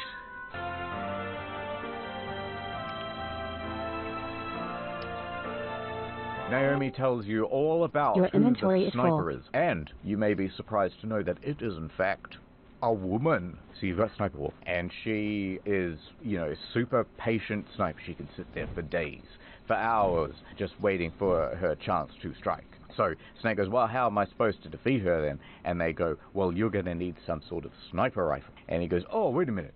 I know where I can find one of those. It's back at the old building.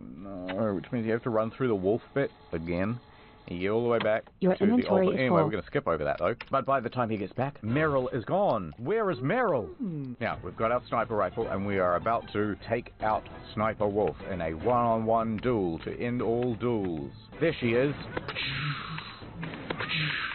Now, I remember this bit. You're walking up this corridor, and you're like, okay, I guess I've defeated Sniper Wolf, but it's very airy. It's like, where is everyone? Where's Meryl? What's going on? Now, it's at this point, you're about to go through the door, and suddenly, ambush.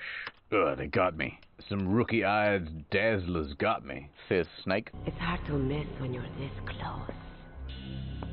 Your inventory is full. Over here. Fuck, it's Sniper Wolf. Surely she's got to be cold. That is a hella low-cut shirt. Well, she's from Russia, you see, so she's used to the cold. Oh, man, I remember, like, being a kid and seeing the Sniper Wolf lady and being like, oh, I think she's nice.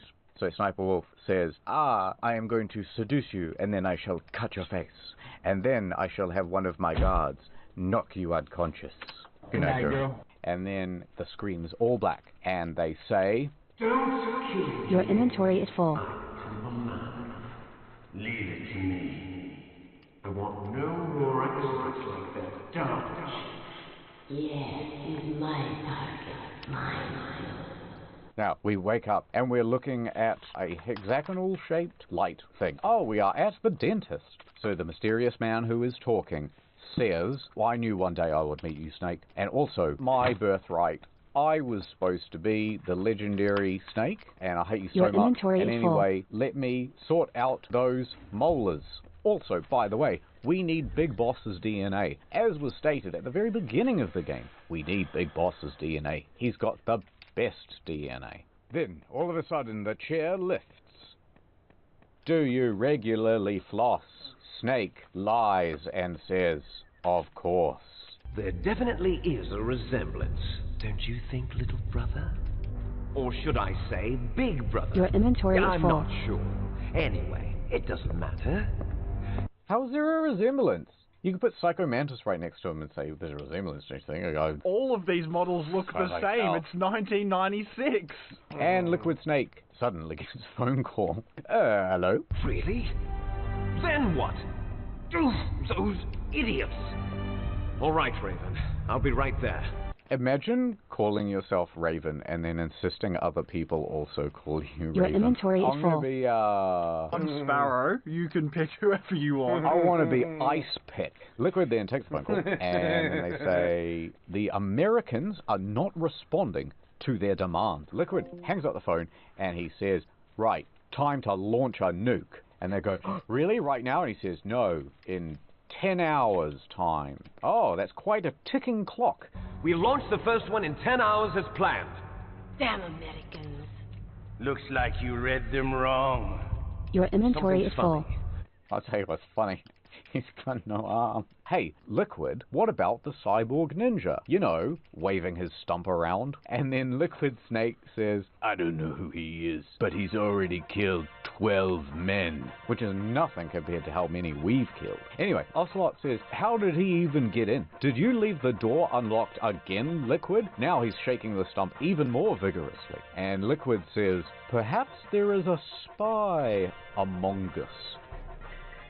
Hey, by the way, Ocelot, you like to interrogate people, right? Well, here you go. Oh, you guys talking about me? This seems bad. What about you?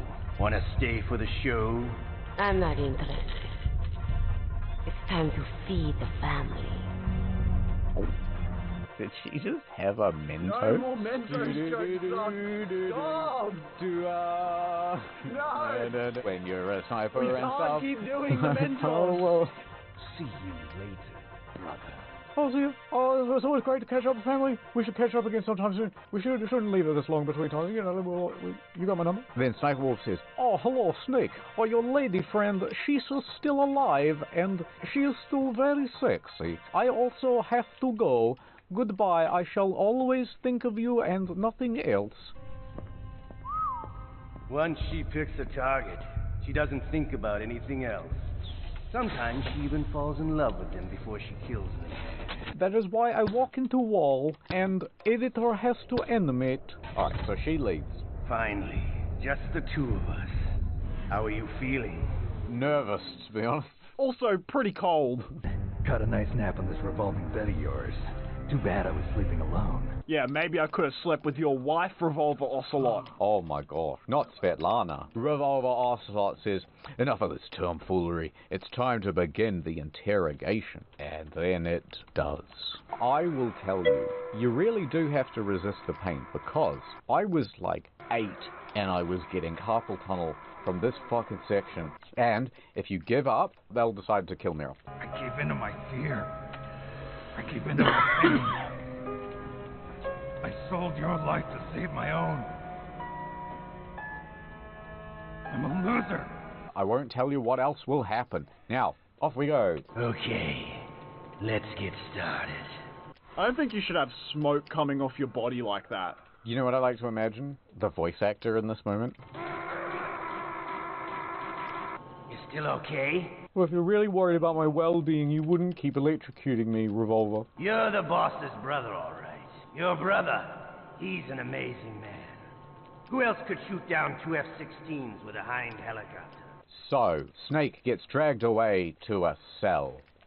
Now, in the cell, Snake makes a very interesting discovery. Huh? Looks like I got a roommate. The DARPA chief? Huh, what a mystery, Jeff. Yeah, why did they bring his body here? Good question. And also, why are there lacerations to the front of his body? And also, if he just died a couple of hours ago, then how come he's decomposing and covered in maggots? Maybe we will find out. Maybe we won't. Damn, I caught a cold. That witch, she took my clothes. In case you didn't pick up that reference, so remember when that guard gets knocked out and Meryl steals his clothes? That's the same guard. That witch, she took my clothes. And then because he was cold and naked, for so long, he ended up catching a cold. So you go in for the next round of torture. Now, the Revolver Ocelot says, listen, did you know that Liquid Snake is friends with the head of the Spetsnaz? And Solid Snake goes, oh really, that's pretty cool. How'd you meet him? Will you introduce me? And that guy at the head of the Spetsnaz says, I agree to buy this new Metal Gear, which full name is Metal Gear Rex. But let me make a deposit. It is a hind. Isn't it nice? Remember that from the start of the game? Yeah, suddenly it all sort of comes together. And then Snake goes, oh, you just doing it for the money. And then Ocelot says, no, I want Russia to be reborn. That's a bit touchy in today's climate, but whatever. The interrogation ends, and Snake is dragged back to his cell. And then all of a sudden he gets a call. Your inventory is full. Is there anything I can do? Yeah, my arm hurts. When he says, my arm hurts, what she does is she says, Snake, put the controller up against your arm. and then they vibrate the controller. Doesn't really help. Just made me horny, what? No, Snake, on your wrist. Don't put it on your balls, Snake. No, Snake. Now, Snake says, talk to me, Naomi. Tell me some stuff. And Naomi says, okay, I'll tell you some stuff. Myself. Your inventory is full. Any family?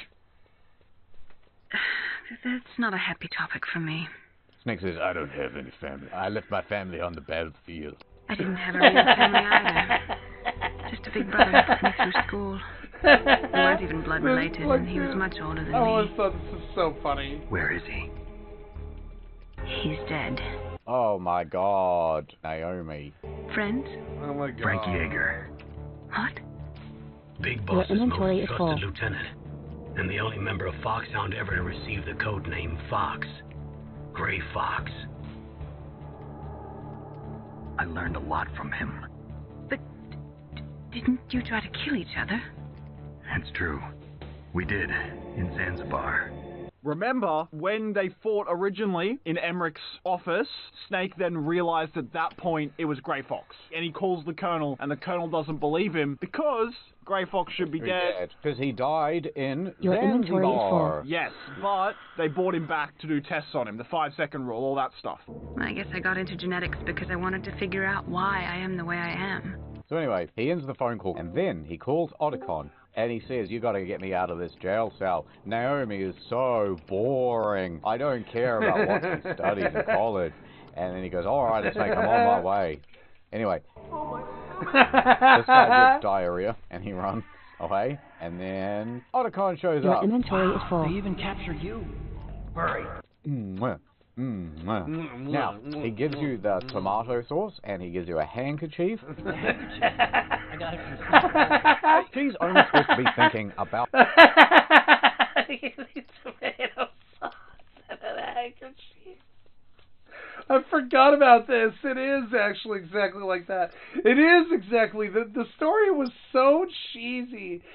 But it was just like, you could tell Your inventory is full. it was this cantankerous, like, expensive video game that they spent so much time on and really worked on every aspect of, and you could tell they tried so hard to make it so good. And, like, you know, and you're just like, you forgive him all these silly things that you see, but every once in a while, some of it's really funny. He's like, here's a can of tomato sauce and a bed sheet. It's like, what the fuck am I supposed to do with this? Well, fake your own death for the guard and trick him. Your inventory is full. Yeah. Out, Snake. I was taking care of the dogs here. After the terrorists took over, they were planning to shoot all the dogs. But Sniper Wolf stopped them. The dog. Snake says, shut up about Sniper Wolf, you idiot. They're going to launch a nuke. I don't care that she likes dogs. Oh, he's coming back. See you later. Now, he has a ration, a handkerchief, and a bottle of ketchup. So what he does is he lies on the ground, and then he uses the bottle of ketchup, and it looks as though Your blood inventory is is full. spilling all over the floor, and he lays there and waits for the guard. Now the guard races over, unlocks the door, and then all of a sudden, Snake springs into action. He also grabs all his stuff. Do-do-do-do-do-do. Now, when you get all your stuff back, there's actually an explosive in there. So you have to quickly throw it away. Otherwise it goes off. Really? Yeah. Right, Oh. so Snake sneaks Yeah, out of I there. forgot He about goes all the way that. back. I forgot all about that. I forgot all Your about that. inventory is Yeah, full. yeah. Oh, yeah. That's right. Fucking A. Oh, jeez. He's coming back. See you later.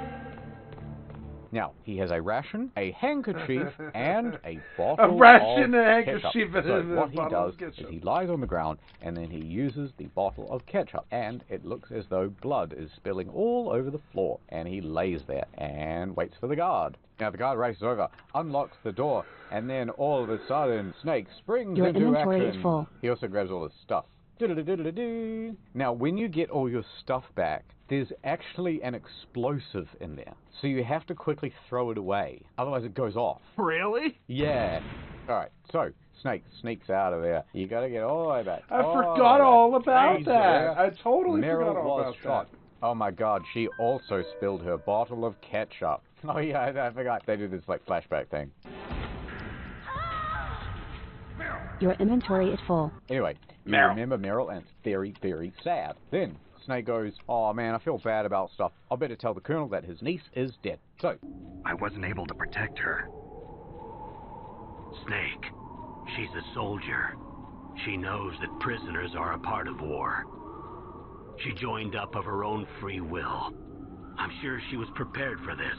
No, you're wrong. Meryl thought she had to become you a can soldier. hear the music change. Your inventory is the full. only way. That's actually just me on the piano, She Jeff. said she thought it would Very bring her good, closer very to her skilled. dead father. Yeah, thank you. Then all of a sudden, Miller shows up. It's me! The master. Sorry for eavesdropping, but I just couldn't listen anymore. I just couldn't listen to this whining anymore. Snake, you can have regrets if you want to. It's only natural. But you can't keep attacking yourself for things that happened in the past. That road leads to madness.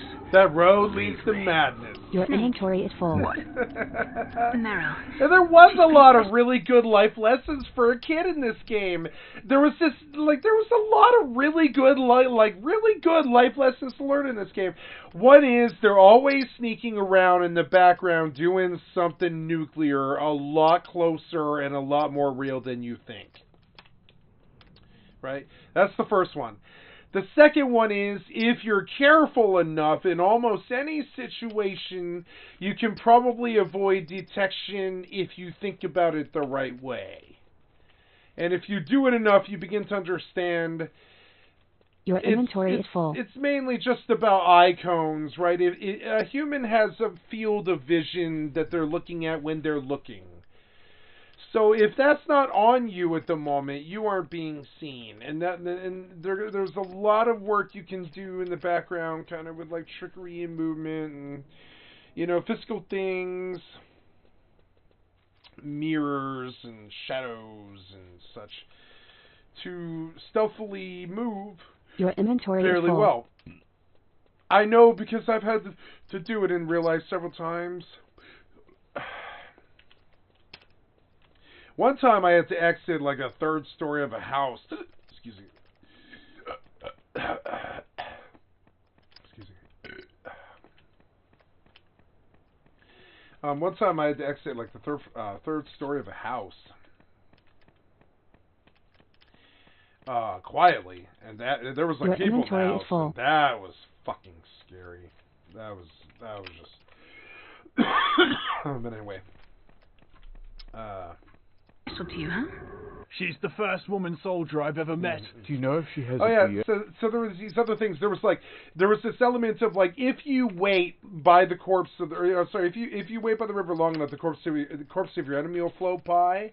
And there was this thing about hide in the corner, move down the corner, get down all the way down the lane. When he comes around the corner, you go around the corner and you go all the way down the lane, and you just keep following behind him, steps behind him, never in front of him, no matter where a field of vision is.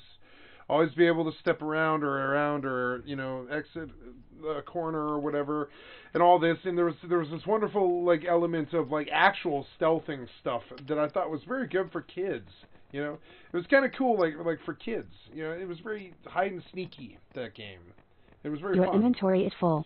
You can stuff like knock, knock, knock, and it would distract the guard, and he would come over, and you could run around the corner, and then he'd be checking exactly right where you were just standing. You just strangle him from behind, stuff like that. It also taught you these valuable things. There was good kiting to it, And there was this element of like, no matter what, you always have the help that you need when it's the worst. There were some good lessons about like, all these men playing in power games pretty much become the victim of their own like greed, essentially. Yeah. Your inventory is full. Come on. This is like a police interrogation. No, I guess it's in the genes. Genes? What are you talking about, Colonel? No, I just remembered about Naomi's grandfather. I think Naomi said he rose as high as assistant secretary in the FBI during Edgar Hoover's time. Is that right? Yes, he was Japanese, and he became a special undercover investigator to nab the mafia. He infiltrated some sort of underground group. 456 of them there were, and they were all competing for a large sum of money. Naomi, I thought you didn't have any family. Oh, good question, Master. Well, I researched it after I became an adopt. Miller goes, hey, so, wait, who was your granddad again? He was a special undercover investigator, and he wanted to stop the mafia. Anyway, says Snake, that was a load of old boring rubbish, so I'm going here. And then the alarm goes off. Anyway, you fight your way to the top of the building. It's very exciting. Now, Snake heads to the roof, and when he makes it there, Liquid Snake suddenly then flies up to Snake and the helicopter. Liquid Snake says, it's time for some fratricide, brother. And then he starts...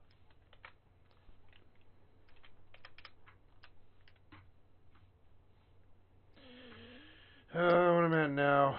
I got up to 180 last time. 210, I think. 210 should be good, I think.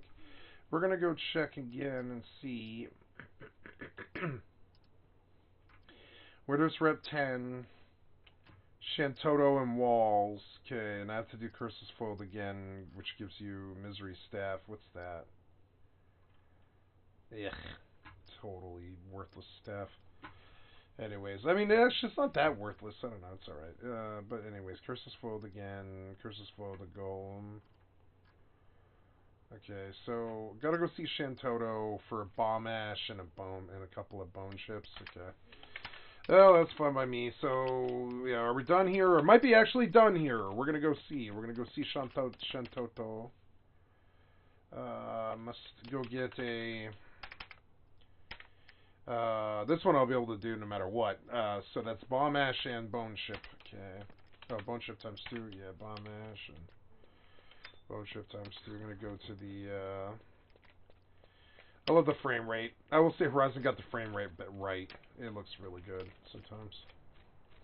Looks really crisp and good for, I mean, as far as this game goes anyways.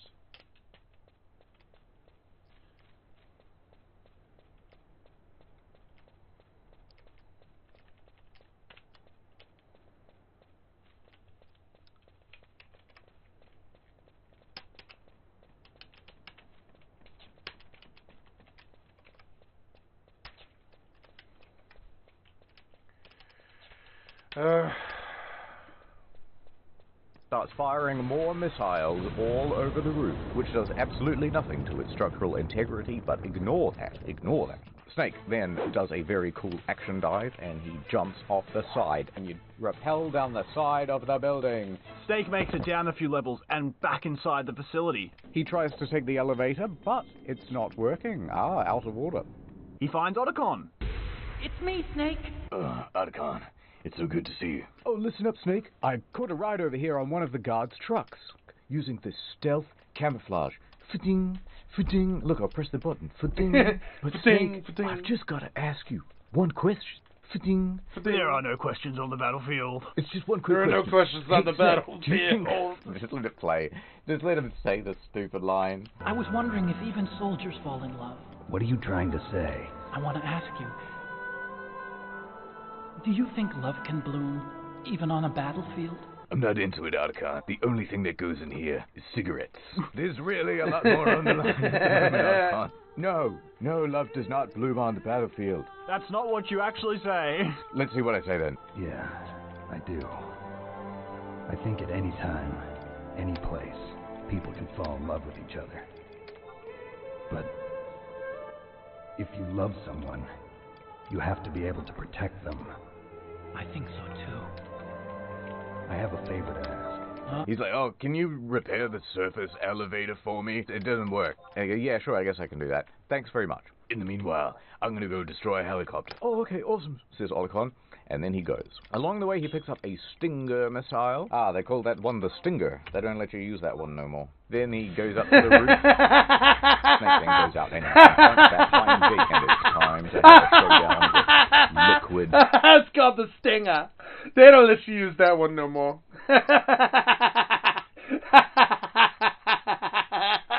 That was very good. See, this guy, he's always been almost the funniest. He's like the second funniest guy on YouTube. This guy's so good. They don't let you use that one anymore. No, they don't. No, they don't. Stingers? No, Stinger. I actually kind of really like that joke. That was a very good, my sort of joke. God damn it. Go back. They don't let you use that one. Along the way, he picks up a Stinger missile. Ah, they call that one the Stinger. They don't let you use that one no more. Then he... They don't let you lose that one no more. Why is that so funny to me? It just is. It's like wonderful.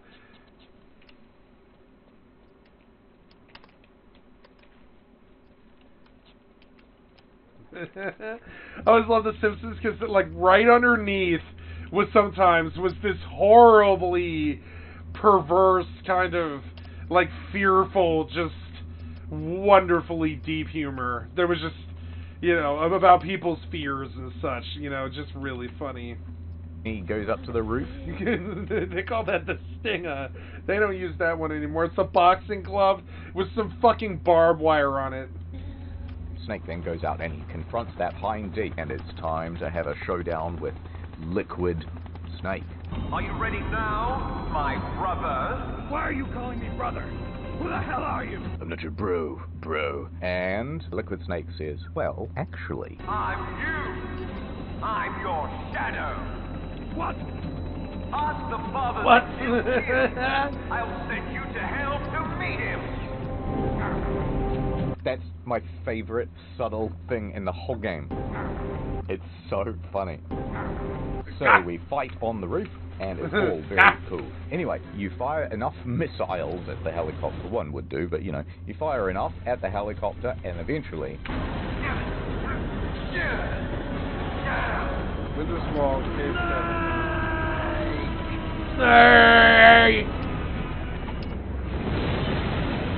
Once he is done killing his brother, perhaps... That takes care of the cremation. He calls up Holocron, and he goes... Yeah, well, after you crashed the helicopter into the side of the building, it really, rattled the whole thing, and now it just worked, I guess. So, bing, bing, bong. Now Bing, we bong. wait for an elevator. Snake leaves the elevator, and he goes running outside. Then what happens, Jeff? He is shot. Snake recovers, and he calls Otacon. Someone's been firing at me. Oh my god, it must be Sniper Wolf. But don't kill her, Snake, please. I love her. Are you serious? She's got, she's pretty. And then, all of a sudden, Sniper Wolf patches in somehow to their radio, and she goes, "Ah, Snake, I've been looking at your online activities. Looks like you should have used NordVPN. That's why you can go to nordvpn.com/story mode. 2 years plus 4 bonus months. But also, I'm gonna kill you." And Snake says, "Well, I'm gonna kill you, Miss Wolf, if that is your real name." And then they start duking it out. Now, instead of a sniper rifle, Snake sometimes uses a Nikita missile. He cops her in the leg with a missile. I had never used that. That is so funny to see. She never sees it coming. So, he has defeated Sniper, and Campbell calls up. Colonel, listen to me. I found a parachute near the wreckage of the Hind. A parachute? You don't think that Liquid survived? Impossible. As soon as he jumped out of the pilot's seat, he'd be sliced up faster than an onion on an infomercial. Watch this. One slap. Solid. So, they found a parachute. That means there's a good chance that Liquid Snake is still alive. Snake goes running over to Sniper Wolf, and then comes some of the best music in any video game. See if you can recognize it from about every video in the last 6 months. I am Longshot. You cannot save me. Please. Just finish me quick. I am a Kurd. Oh, I always thought she was Russian. Never mind. Okay, so she's from this region in the Middle East. Kurd. So that's why you're called Wolf. I was born on the battlefield. Raised on the battlefield. Gunfire, sirens, and screams. They were my lullabies. Mom, can you sing me a lullaby? Yeah, no problem. Yeah, thanks, Mom. No problem. The governments of the world turned a blind eye to our misery. But then, he appeared. My hero. You mean Big Boss? So, Big Boss was like a father figure to Sniper Wolf. This is a very serious topic to be discussing with a mouthful of food, Zuck. Well, look, it's a long recording. Solid asks her, hey, did you kill Meryl? And Miss Wolf says, no, I don't kill people who aren't my target, so she's alive. Please, set me free.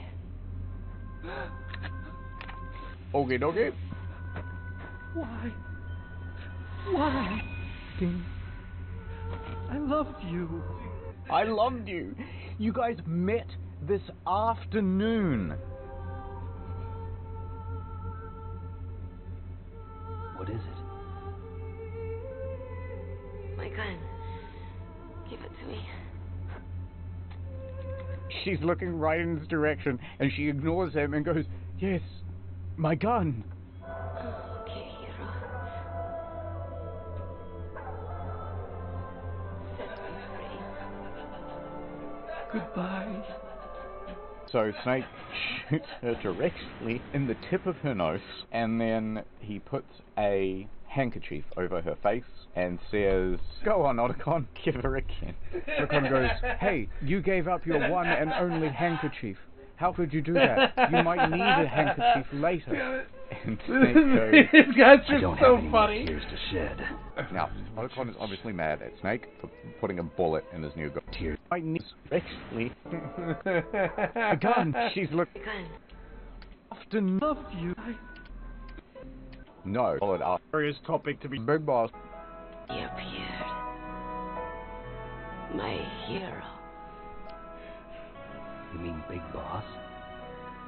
So, Big Boss was like a father figure to Sniper Wolf. This is a very serious topic to be discussing with a mouthful of food, Zuck.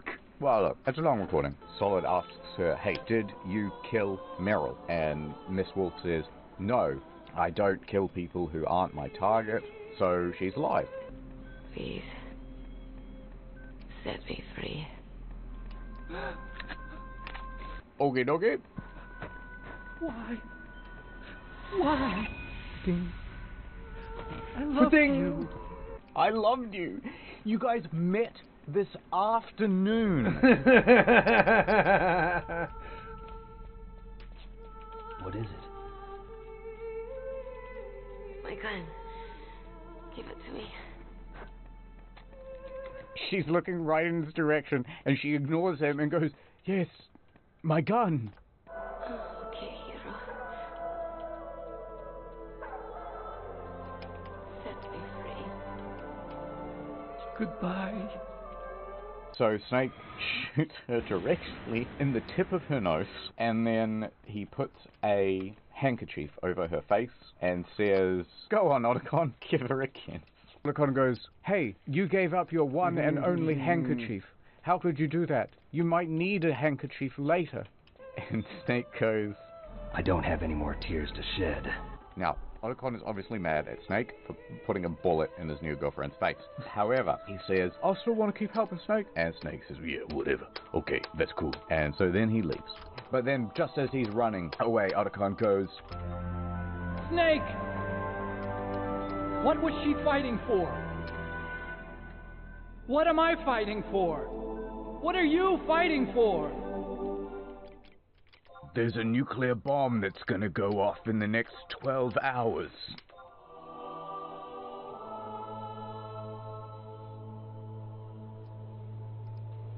Snake steals his heart and carries on.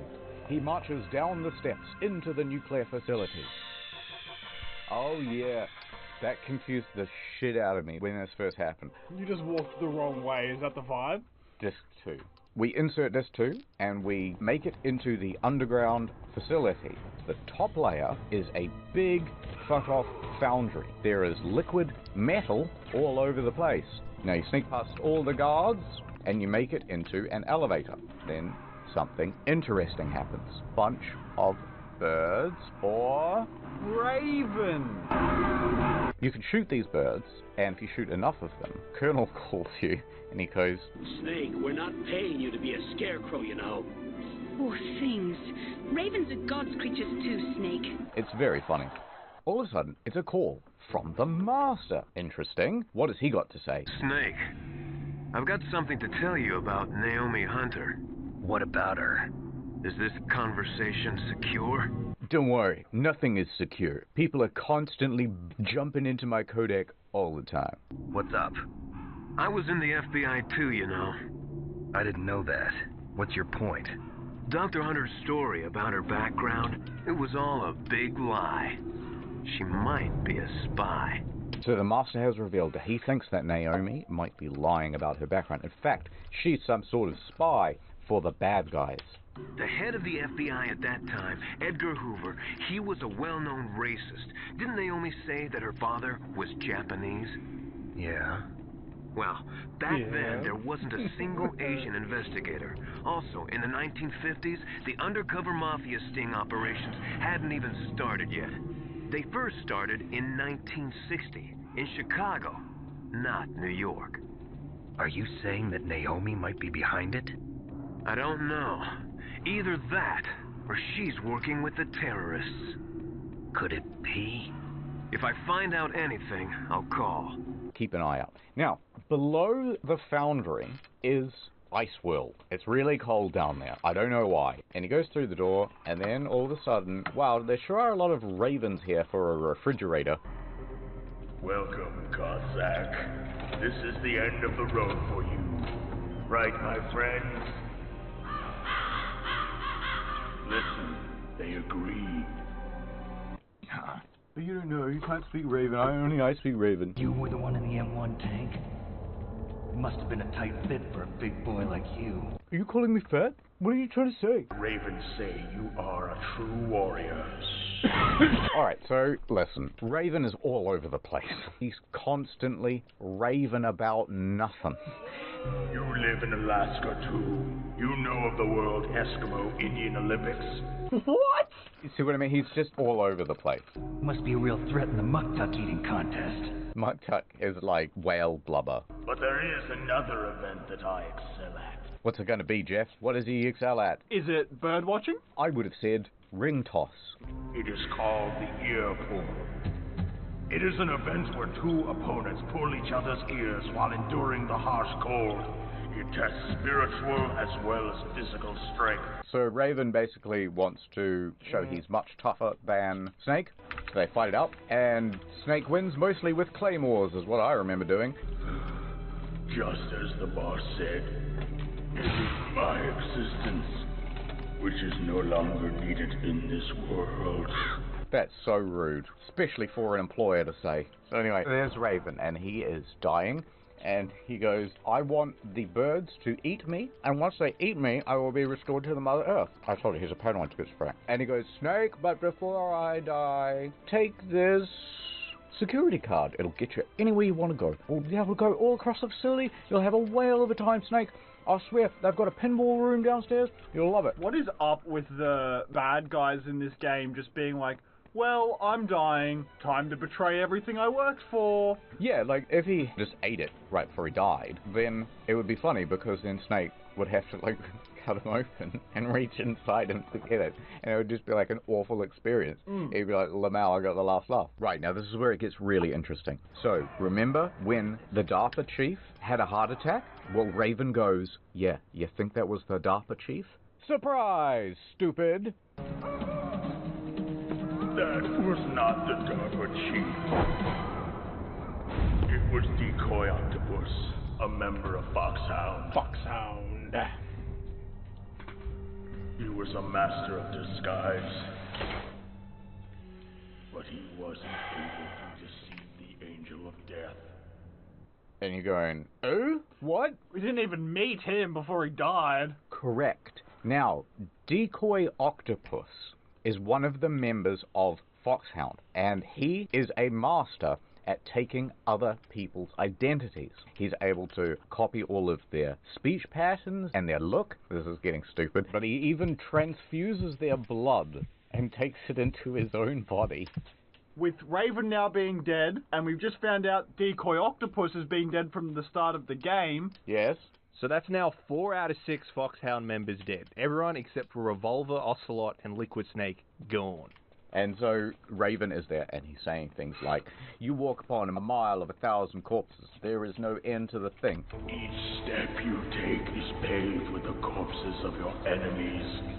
Their souls will haunt you forever. Sounds super spooky. Now, the Ravens have eaten all of Raven's body, and all that is left is just the gun. So, he then goes, I don't know who to talk to. There's only one person I trust. The Master. Now, the Master has something to reveal, and the Colonel is like, hey, what's going on here? And he goes, alright, well, you can hear it too. But listen, Naomi's not there, right? And he's like, no, Naomi's away. She's got diarrhea or something. And then he goes, okay, listen up. I thought her story of her background sounded kind of fishy, so I checked it out. And? There is an actual Dr. Naomi Hunter, or I should say, there was one. The real Naomi Hunter disappeared somewhere in the Middle East. Our Naomi must have somehow obtained her identification papers. So then who is she really? She must be some kind of spy. Oh my god, Naomi Hunter's not who we think she is. Oh god, what did she inject into me? Now at this point, as a player, you are very frustrated with the Ministry of Defense because they're not telling you anything near enough. Everything is super cryptic, and they managed to hire a spy. Plus their codex is shit because bad guys keep patching in. Yes. Maybe she's been sent to sabotage this operation. Place her under arrest. What? She needs to be arrested and interrogated to find out who she's with. Oh my god, it's all coming to a head now. Give me some time. I'll try to get it out of her. Snake, give me some time. I don't have any time left for you. So Snake's pretty mad at Campbell.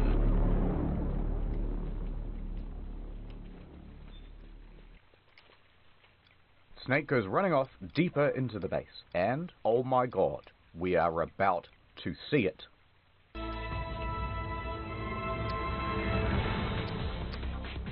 That's Metal Gear Rex. Right, Snake carries on into the base, and then, all of a sudden, Otacon calls, and he says, oh my god, Snake, they're almost finished getting Metal Gear Rex ready. Well, yeah, I'm standing right in front of it, I can tell. So, Otacon says, all I can do now is use the override system that Baker told me about. Snake says, but I only have one of the 3 keys, and Revolver Ocelot said there's some trick to actually using the keys. And Otacon says, hey, you just leave it to me. I'm in the computer room, I'm a bit of a hacker, you see. I'll hack in there and I'll leak the new GTA 6. And then the call ends. Now, Snake makes his way to the top. Otacon then calls again. Hey, I got into Baker's private files. Oh my god, there's so many nudes. Of you too, Snake. I don't know where you got these. I've saved them all on a little zip drive, and it's fine. But for now, I haven't found any override files. Now, Snake makes it just outside the control room, and here you can hear Revolver Ocelot and Liquid talking. What are they saying, Zuck? Well, Ocelot says, okay, I've entered the PAL codes and disengaged the safety device. We can launch anytime. And Liquid says, there's still no response from Washington. It looks like we'll have to show them that we mean business. Ocelot asks if he should set the coordinates for Cherniton, Russia. And Liquid Snake says, no, change the target. Let's go to Lopnor, China. And Ocelot goes, oh, why? Cherniton, Russia is a nuclear test site. If we nuke a nuclear test site, it could be concealed from the public. But if we nuke a major population center, it would be a big deal, and they might even put it on the news. That will mean that the president has to give us the stuff we want, which is the dead carcass of Big Boss and $1 billion. $1 billion. That money will be used to cure our genome soldiers as well. Oh, what's wrong with the genome soldiers? Ah, that's a big reveal for later. No spoilers. Liquid also says, we need a fox dye vaccine in the demands. What the? You can't just change the deal? And also, what's fox dye?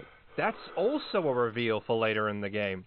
By the way, FFXI is the thing that caused Decoy Octopus to have a heart attack and Kenneth Baker to also have a heart attack. Right, so to make it painfully clear, FFXI is some sort of virus that gives people heart attacks. Ocelot, let me ask you something else. Have you heard back from Sergei yet? You know, the head of the Russian Spetsnaz? Well, I think Galukovic's having second thoughts about buying the Metal Gear. Although he did make that deposit. You know, the Hind D helicopter from earlier in the game. I think they still really want it. So, Liquid, you do intend to give him the Metal Gear, right? That's gonna give Russia such an advantage over the US. Nope. I'm gonna do a psych, and I'm gonna keep it for myself. 'Cause I got big plans, Ocelot. Huge plans. I'm gonna take that money and Big Boss's remains. I'm going to start my own nation state. Yes. Oh, that was Big Boss's dream. Are you trying to carry on his legacy? I sure am, Ocelot. And what's more, I'm going to name this nation state Outer Heaven. That will be important in the later games, but not now. Oh, baby, do you know what that's worth? We'll call heaven a place on Earth. And we pan over to the doorway. Ugh, I can't believe this. Big Boss was trying to make a stateless nation of warriors called Outer Heaven and take over the world, so I killed him. Back in Zanzibar. Now some dazzling new blonde-haired dazzler shows up and tries to do it all again. Ugh, I gotta stop him. We're still talking. Shut up, Snake. Or what should we do about Meryl? Oh, leave her for now.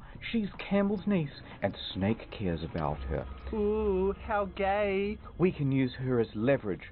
She'll be our ace in the hole. Or toad in the hole, as we call it here in England. Suddenly, Ocelot sees Snake. Oh, I cannot believe he was listening the whole time. He is a big spy. Shoot the gun. Damn!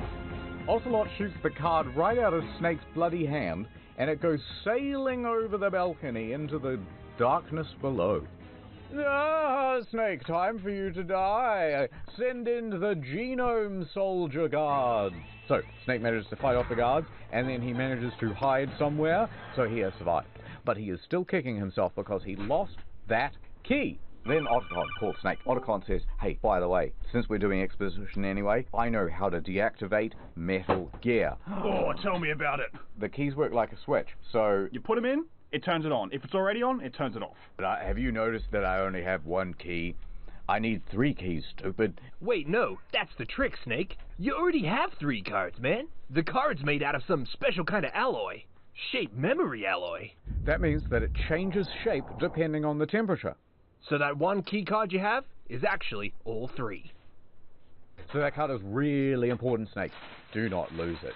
Whatever you do, don't lose it. Anyway, so Snake finds it pretty easily on the ground somewhere. And then you gotta change the key's shape. So you go over to the foundry and you heat it up. Then you come back, insert the key. Then you go down to the fridge and you cool it down. And then you go and you insert the key. And then you just hang out for a bit with it in your pants, and it heats up, and then you insert it. 3 out of 3, you did it, Snake. Master then calls Snake, and he goes, hello, Snake, it is me, the Master, peeking on the microphone. I've come to talk to you again about Naomi. I got big news. You see, I've got friends in high places, and they are talking about this new thing called FFXI. I heard Liquid and Revolver Ocelot talking about it. Yes, well, what it does is it targets people's DNA, and then it makes them have a heart attack. I think that's what killed Decoy Octopus / the DARPA chief, and I think that's what killed Kenneth Baker. And I'm starting to think that maybe Naomi was behind it. Say, Snake, Naomi didn't give you any sort of injection, did she? Uh-oh. Do you know what was in it? I thought it was just nano machines to keep me warm. There was some glitter in it. That's it. I'm going to the Colonel to make a big complaint. Colonel, what's new with the Naomi situation? I just placed Naomi under arrest. Arrest? She was sending coded messages back towards the Alaskan base. That's where I am. I just don't want to believe it, but she must be working with terrorists. I've got bigger shit to worry about than this right now. Can we move on? Well, you may be infected, Snake. How's your heart?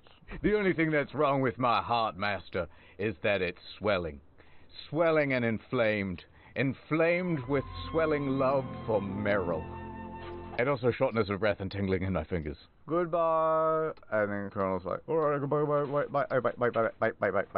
Okay, so the call ends. So Naomi has been arrested. She is in custody as we speak. But then she escapes. And then she steals a codec as she's running down the hallway.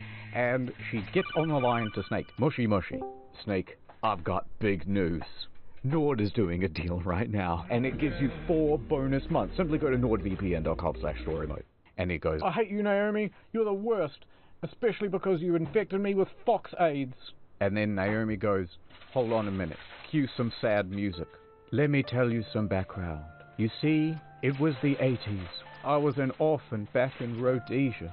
Rhodesia? That's now known as Zimbabwe. Yes, the politics there have really gone uphill. Don't Google any of it. Anyway, I had a big brother. His name was Frank Yeager, a.k.a. Grey Fox, a.k.a. the Cyborg Ninja. And he died. You killed him, Snake, on the battlefield. Which is why I put the fox die in you. We're repeating things. Anyway, later on, it was Big Boss who brought me to the United States. Remember? The guy who died, whose corpse everyone's after because his DNA is so great? But I have never been able to shake my African accent. You may not have noticed. It is very subtle. So from that point onwards, you vowed revenge and joined Foxhound? Yes, and then I tried to get revenge on you. But then it turned out that my brother was not dead. Whoopsie doopsie. Is Grey Fox here to kill me? I do not think so. Grey Fox just wanted to fight you, Snake. He wanted a final battle with you. Tell me something. What you want to know? I want to know about the fox die, Naomi. The thing you put into my blood. Alright, I'll tell you. Listen, Snake. I was not the one who made the decision to use fox dye. It was part of the operation. That's right, Snake. The people in charge of the mission. The Pentagon and CIA. The guys who killed JFK. They are the ones who want you infected. I just slightly altered it so that you were also included in the list of people who would die when they got in contact with the virus. You get it?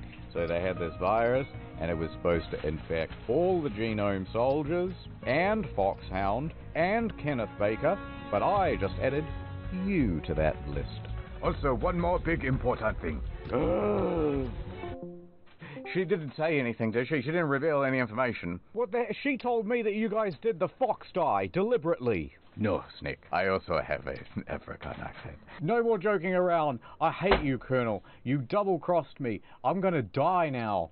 Listen, there's no time for all that. Snake, you need to stop Metal Gear, please. Anyway, I gotta go. The microwave just beeped and I got a Hot Pocket in there. Snake hangs up the call with Campbell.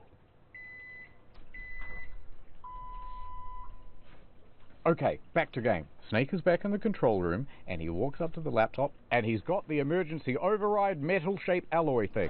Finally, time to stop the nuke and save the day. Number 1 hero, that's me.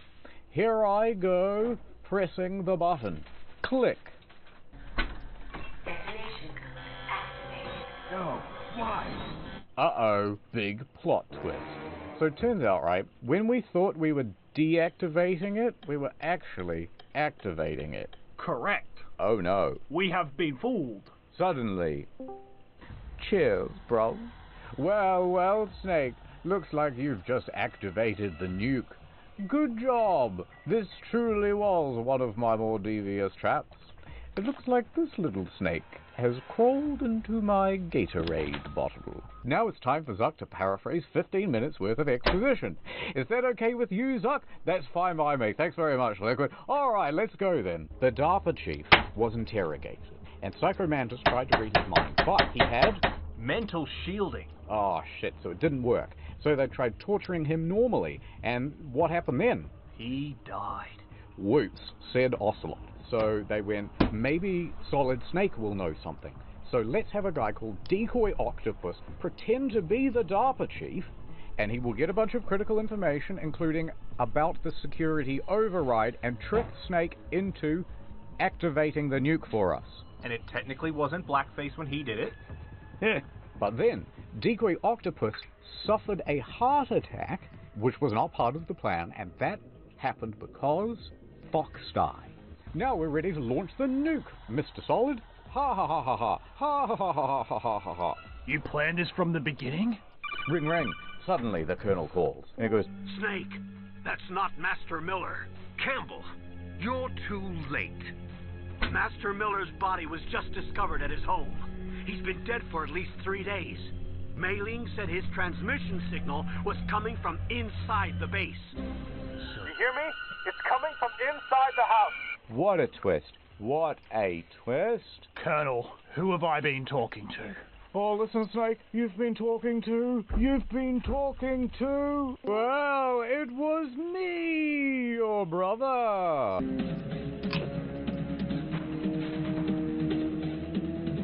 And then she took down her ponytail and took off her glasses, and she was beautiful all along. Liquid, how the... Surprise, says Liquid. It's trap time. The room suddenly seals, and it fills with poisonous gas. Snake is going to die. But then he calls up Otacon. He goes, Otacon, it smells real bad in here. Something's going on. And Otacon says, Don't worry, Snake. I'll hack the doors and let you out. But this might take me a while. And done. Crisis averted. Now, Snake walks back outside of the room, and he finds that Liquid Snake is shirtless there. Ooh, yummy. And Snake says very dramatically, I can't believe you killed Mr. Miller. And then Liquid goes, My whole disguise was a ponytail and a pair of sunglasses. Snake, I don't think you two were that close. Anyway, it's time for some exposition, brother. I kind of just want to fight you so I can play the game. Yes, so here's what happened. This was a plot all along by the Pentagon. They infected you with FFXI 19. Then they sent you here to infect everyone. Then the plan was for everyone here to die, and then they would swoop in like a hawk or an eagle or a paraglider, and they would take the Metal Gear. This has all been a setup, Snake. You were successful in coming to contact with everyone here at the base. You've been drinking from the same cups and licking the same doorknobs, meaning that we have all been exposed to FFXI. Snake says, they wouldn't do that. Shut up, Liquid. Ah, no, it's true. And let me tell you some other things you don't want to hear, Mr. Solid. We are related. Yes, brothers. That's why I keep calling you that. Wait, are you saying that after all these years, yes, I have a brother? Yes, we are twins. But you're Luigi. You're Luigi. And what's more, we are both the sons of Big Boss. No, it's not true. Yes, it is. He was Big Dad. I don't really know what that means, Liquid, and it's a shame he's dead, but I'm so happy that I finally have a brother. Come here. No, don't touch me. I hate you, and let me explain why. You see, Big Boss didn't just do it with a lady, old school style. He did it with a test tube. Yes, we are clones, Snake. Ah, but there's more to it than that. Here is the lemon-scented fetal twist. They separated out the recessive genes from the dominant genes. Alright, think of a person much like a delicious, succulent cake. On the right, we have the cocoa, the butter, the sugar, all the best ingredients. Now, they are the dominant genes. Here, on the left, the flour, the baking soda, and an egg. Gross. These are the recessive genes.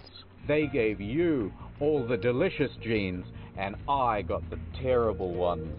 So are you saying that I got all the dominant genes?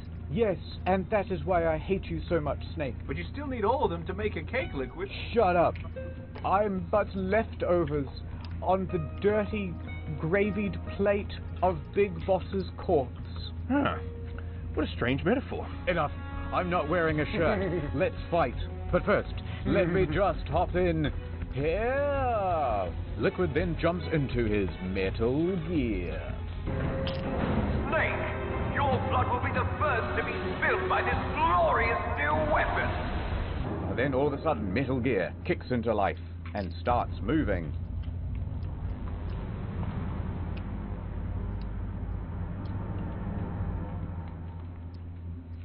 So the Metal Gear pretty much has impenetrable armor, and so Snake can't do anything to it.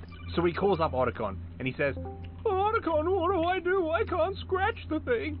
Snake-kun, radar ni tatakaoimasu. Nah, I don't know. Otacon in English, please. Snake, you gotta destroy the radar dish. So Snake shoots at it with the Stinger missile, but he can only do some damage, he can't quite destroy it. Did that do it? It did not. The Metal Gear kicks back into life and goes running at Snake, and there's very little time for Snake to get out of the way. He's gonna be killed, or he's gonna get shot up by the penis gun in between the two Rex legs. But then, all of a sudden... Hurry! Get away! Great boss, the name from long ago is now definitely grown. The Metal Gear goes to put its foot straight down on Snake, but Grey Fox intervenes and holds it up with one arm. Grey Fox! My God, he is strong. So it is you. You're a terrible Snake. You haven't aged well. Oh, come on now, I'm doing my best. Oh, it was just a joke, I did. And now Liquid Snake rudely interrupts the conversation. And he lifts up the leg, and then he goes to smush Grey Fox. But then Grey Fox does a cool, wicked sick flip.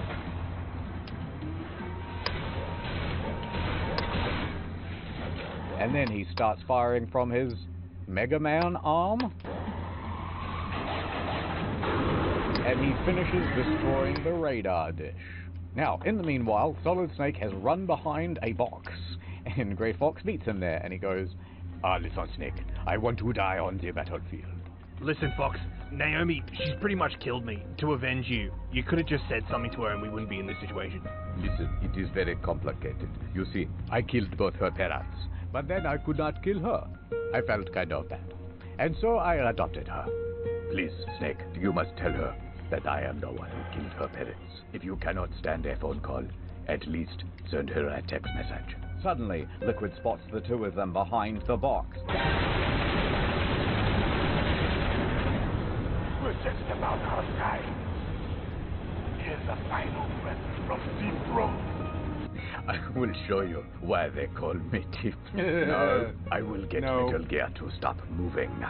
Grey Fox then runs out from behind the box. Alright, check out this shit. This was the coolest thing ever. Remember, this is on the PS1. Now stop it from moving! Fuck!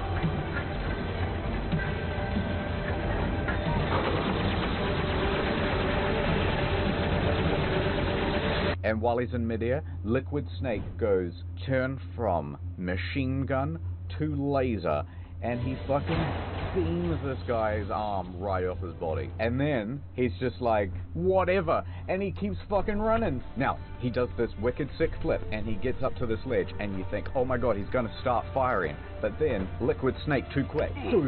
He gets absolutely slammed into this wall. And Liquid Snake is so fast, he already has a fucking speech prepared. He goes, how strong is that exoskeleton of yours? Grey Fox is being crushed to death, but he has just enough strength to fire from his hand cannon, and he destroys the radar tower on the Metal Gear. So, because the radar dish has been destroyed, Liquid Snake has to open up the face of the Metal Gear. That means it is now vulnerable to attack. Liquid then lets go of Cyborg Ninja's body. At that point, Grey Fox says, now, fire the Stinger missile. No, they don't let you use that no more. If you try to kill me now, you'll kill him too. Solid Snake is in a precarious moral situation. No, they don't even But then he remembers that he is on the battlefield. And on the battlefield, there is kill or be killed. Live or love. Laugh or dance like no one is watching. And he picks up the Stinger missile and he aims it at the Metal Gear mouth.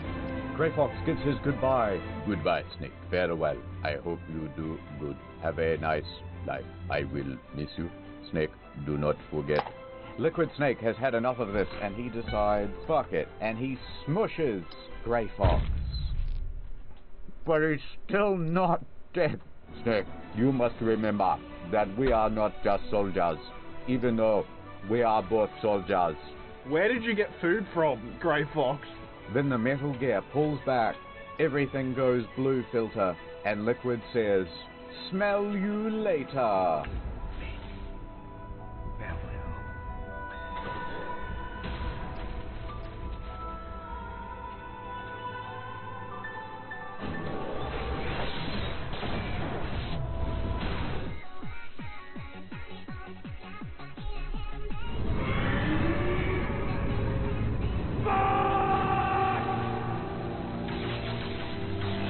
man.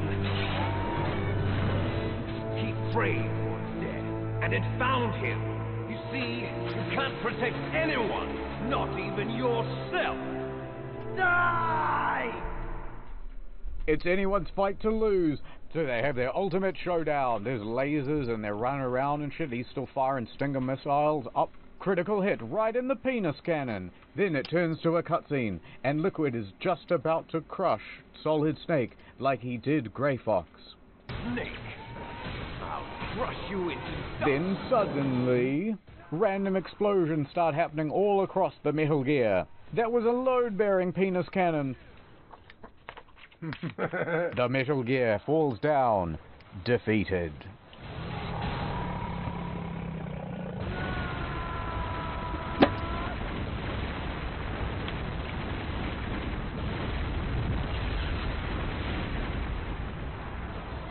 The force of the explosion throws Snake against the wall, kadoof, and he is knocked unconscious.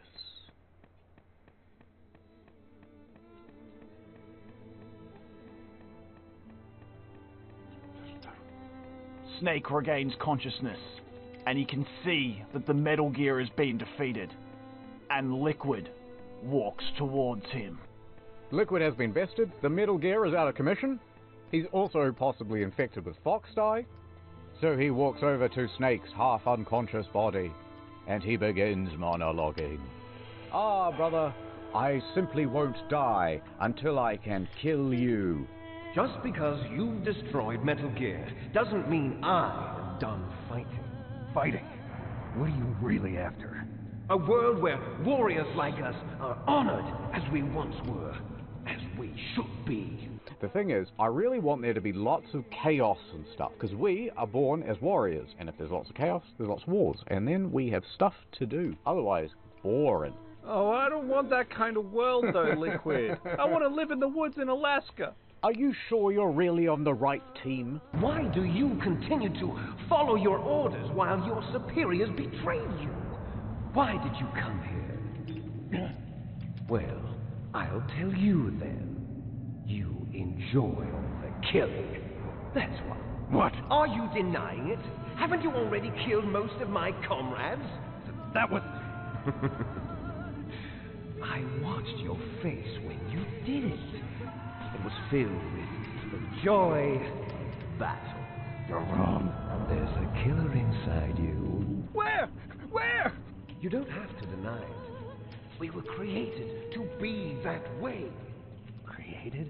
Yes, one more piece of exposition. In the year 1972, you probably don't remember, but you were inside a lady's womb. You were part of a plan to create the world's greatest soldier. We were created as clones of Big Boss. And more than that, they actually made 8 baby clones, but then they killed off the 6 weakest ones, leaving just you and me. Boss babies? We are literally the boss babies. Boss babies. Right? So, we're not the boss's only kids. Yeah, he's got more. A lot more. Boss See those genome soldiers? Yes, the ones that you've been killing. Well, it turns out the they ones we've were been killing. genome soldiers. Oh, no! Yes, you've been killing your relatives, your little baby brothers. And then Liquid says, Look behind you. Look behind you. No, the other way. Smell. Is she alive? I'm not sure. She was alive a few hours ago. Poor girl kept calling your name. Meryl. No, Snake. She was calling out Snake. Stupid woman. Falling in love with a man who doesn't even have a name. I have a name. No, we have no past, no future, and even if we did, it wouldn't be truly ours. Anyway, Snake, we're going to die soon. They're going to bomb the place. Nuke it. I don't believe you, Liquid. They've arrived at a decision. If you want the details, why don't you ask your precious Colonel Campbell? Snake calls the Colonel. What's happening, Colonel? I got bad news, Snake. You always do. The Secretary of Defense has taken over active control of this operation. He's gonna drop a nuclear bomb on us? Yes, Snake. Lamau. But I'll do what I can to slow him down. Lamau. I'm not going to let you get bombed without a fight. But before I go, there's just one more thing I gotta tell you. Merrill was transferred to this base just before the terrorist attack as a way of manipulating me. Those bastards. I'm sorry. They forced me to cooperate in exchange for her life. They said they would kill her, and that they would release my colonel's 11 herbs and spices secret recipe. I had to do what I did. I'm sorry I was so shitty throughout the game, Mr. Snake. Then suddenly, we are interrupted by a new character. Roy Campbell has been relieved of duty. This is the Secretary of Defense, Jim Houseman. Put the colonel back on. Buy one, buy one. Houseman says, No, he's under arrest and he's being charged with treason. Bruh, you're gonna nuke a base in Alaska? How are you gonna cover that up? We'll just say a terrorist did it. It worked for 9/11. you'll be murdering everyone here. The scientists, the Genome Army, everyone. I thought you were gonna keep this one brief, to be honest, brother. I didn't think you were going to take a bloody conference call. Are we going to fight to the death or not? Here, look. While you were distracted, I rigged a bomb to Merrill. And basically, if Merrill dies, the bomb goes off. And it's got, like, nuclear material on it. Anyway, you have to beat me in a fight in less than 3 minutes. Otherwise, you get it. It's a ticking clock. It's a plot thing. Cue the extreme music! So, liquid and solid. Two things that never go together. Who will win? They're running around. One does a judo chop, but the other one knows Krav Maga. I learned CQC back in Zanzibar. Yeah, well, I know Ubuntu. Then he punches liquid one last time, and his health bar drops to 0.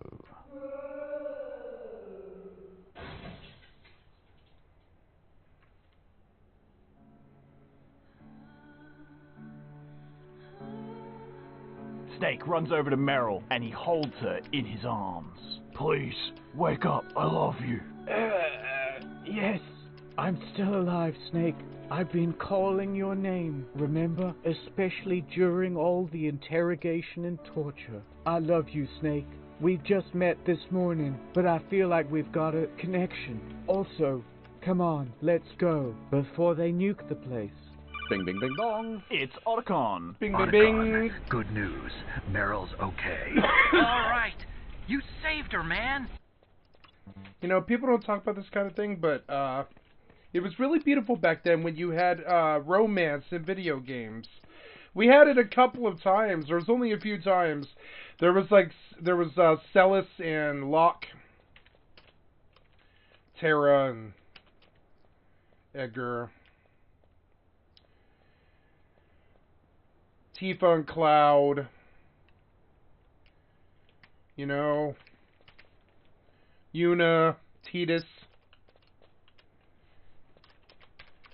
Rimwa, Squall. There was only a few, you know, out of that era. There was only a few that you know, that really like stood out, and the Merrill Solid was a really good one. Good job. It stood out just because they do hook up at the end of it, which is cute. I got some bad news too. It had an action movie ending to it. Oh boy. Otacon, is there a way out of here? Yes, there's a tunnel out of here. Go down to the parking lot and grab one of the cars and drive straight out. What are you gonna do, Otacon? Otacon says, Snake, I've decided to stay. No, Otacon, you gotta come with us. You're my closest friend. Sorry, Chief. I was in love with a lady once. Her name was Sniper Wolf. Then you shot her through the tip of her nose, and and parts of her face exploded out the back of her head. So, because of that, I've decided to stay and be nuked. Okay, I understand your reasons for staying now. That was beautiful. Take care of Meryl, okay? I will. Okay, I gotta go. All right, Meryl, let's go. So, Snake jumps down from the Metal Gear. Then Meryl does a backflip. Catch me, Snake, catch me. And she lands right in Snake's arms. Pretty cool backflip after I got shot 4 times and tortured, right, Snake? Uh-oh, no time for sex. We're about to get nuclear explosion. So, they rush down to the parking garage. They jump in the car, and, Meryl jumps on the driver's seat. And they start heading for the surface. Meryl, you've still got the bloody handbrake on. Come on now. Anyway, Solid Snake has no time for all that. He starts firing wildly from the machine gun at the top. He's got to get through the guards. He's got to get away from the impending nuclear explosion, which is going to happen in T-minus 10 minutes. They're going to make it. But then, oh my God, are those headlights coming up from behind us? Oh God, just die, you fucking asshole. Liquid isn't dead. I hated Liquid, he just kept coming back. Opens fire Talk on about Liquid. bosses never die. Fight him like 11 Come on, times or Meryl. something. It's so I'm stupid. trying, Snake. I'm in 4th Fucking gear. Liquid, That's the fucking highest die! one. Fucking Liquid, maybe I should so turn it annoying. off. Must have killed him like 50 times. So annoying. And each one's like 11 battles. Inevitably crash. Fucking Liquid. The cars are all fucked up. Will this be how it ends? Yeah, it's how it ends. Suddenly we cut to, underneath the car is Solid Snake and Meryl. What happened to Liquid?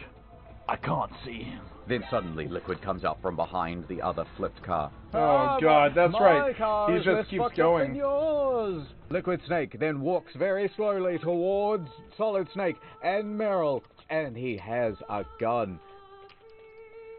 Don't do it. Ah, but I'm going to, says Liquid. Here I go. I'm going to squeeze the button on the gun. I'm doing it. The moment I do that, the firing pin will hit the back of the bullet casing, causing rapid expansion of gas. That will launch a projectile out to which... No! Something's wrong with my tummy. I think it's the virus. The virus. I think it's the virus. Oh my God. Oh, the virus. No. No, no. No. This was so good. This was so good.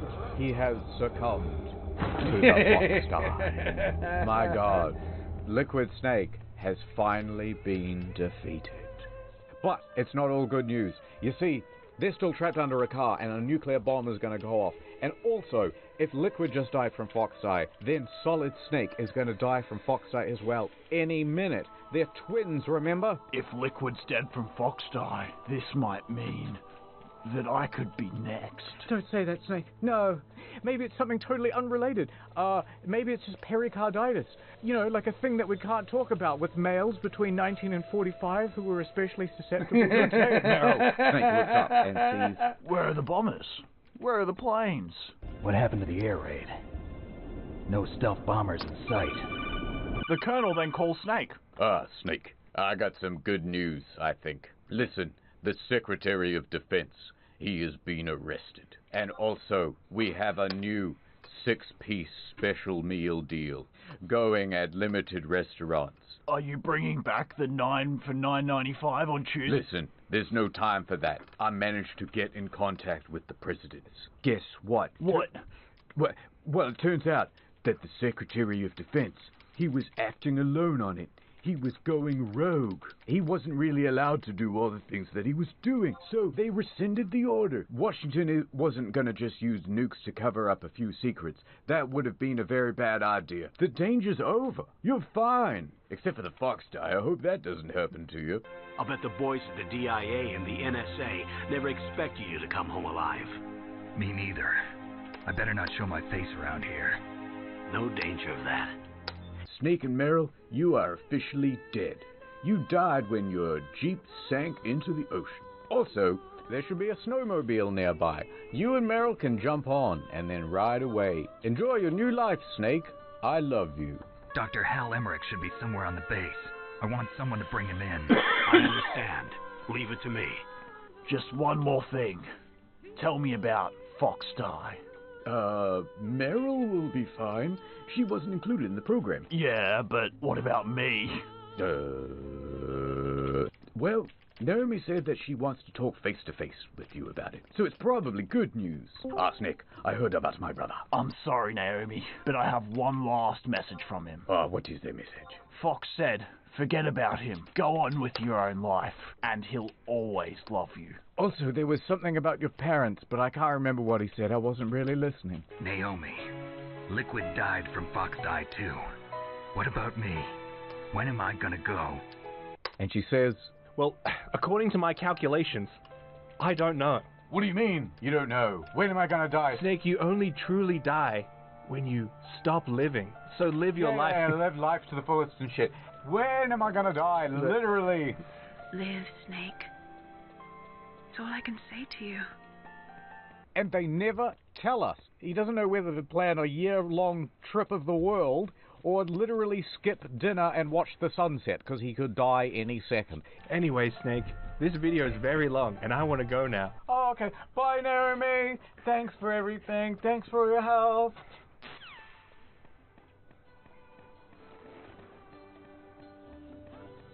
Snake and Meryl then find the snowmobile.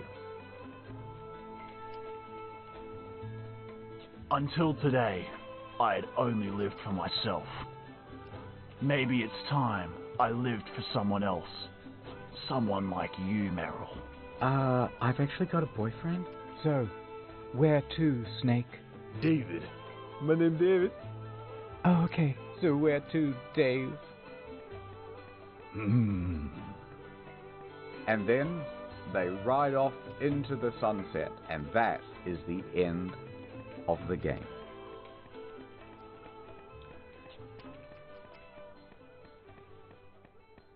Alright, Q&A. Question mark? This is one of the greatest games of all time. It will never be surpassed. Why do I reference it so much in videos? Because it's the best. This video took 4 months to make. And now that this video's done, you don't have to write any more comments asking for it. Well, hold on, I've got a comment. Can you guys do Metal Gear Solid 2? No, actually, you've been shadow banned from the channel. Right, so how old is Meryl? I thought she was like 22, and Snake is like 36, but apparently... Oh, no, okay, Snake is 33, and Meryl is 18. In the Japanese, she was actually 17 and 11 months. That's what the countdown clock is about. Let's talk Psycho Mantis, if you will. Yes. A lot of his appeal, well, that he reads your memory card. He knows if you've been playing Suikoden. Yeah. If you could be Psycho Mantis, hypothetically, like, what do you reckon the viewer, yes, you, listening right now, what do you reckon their YouTube viewing habits are like? Okay. You really liked Mystery of the Druids, didn't you? My Mandalore Gaming. Joseph Anderson appeals a lot. Halfway through The Witcher 2 analysis? Third one coming soon. Just finished watching Good Game is Good, and here's why, video number 48. I really think a lot of these Foxhound people just need to, like, fucking get a new thing. They just kind of, like, I wouldn't want to be Sniper Wolf's friend. Can you imagine inviting her to a party and she just rocks up? And you just be like, oh, yes, this is Sniper Wolf. Decoy Octopus would be pretty good, actually. You could bring him and be like, yeah, see, I'm telling you, she did just go to a different school and you wouldn't know her. Here she is, my beautiful girlfriend. No, well, he'll go, hold on, my girlfriend's just showed up. Let me go get her. And then he'd walk out of the room and then some lady would come in. And he'd go, oh, it's so nice to meet all of you. And she'd go, oh, you haven't seen Decoy Octopus around, have you? Oh, I think he's outside having a cigarette. I better go. Did you see her? Did you meet her?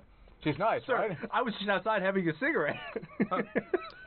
This goes on for like half an hour. He gets them mixed up, he comes back and he's like, oh, Decoy octopus sure is good at doing sex on me. It's just him. You notice 8 blood transfusions in the space of 40 minutes. It really takes a toll on you. He's just paler and paler. He's like sweating. Do you have any juice? There's a couple quarters, some sugar in it. Oh, my decoy octopus is the best. Well, this has been quite a long journey. And, you know, of all the references on all the channels, can't help but get a little sentimental about things. And there's just one last thing I want to say about this game, which is that none of this would have happened if he had gotten NordVPN. Nord is the greatest thing. You need the Netflix catalog. Have you got anything for Metal Gear Solid? I didn't really like it. Thank you to NordVPN. Damn, Nord. I didn't really like you got it. that region unlocking. That's how that ended. This is totally unrelated as a PSA. So, people went, how come you've privated all the such and such videos? And then they just started cropping up on other channels. People re-uploaded them, which is not a good situation either. So, basically the reasoning was this. The old videos are fine. Welcome to the room. Well, yeah, I mean, lots of rooms in it. But they're not amazing. So, we didn't want them being recommended to people as their first experience of the channel, because they might just not sub. So, what's the compromise? I'll make a big playlist of everything that's unlisted.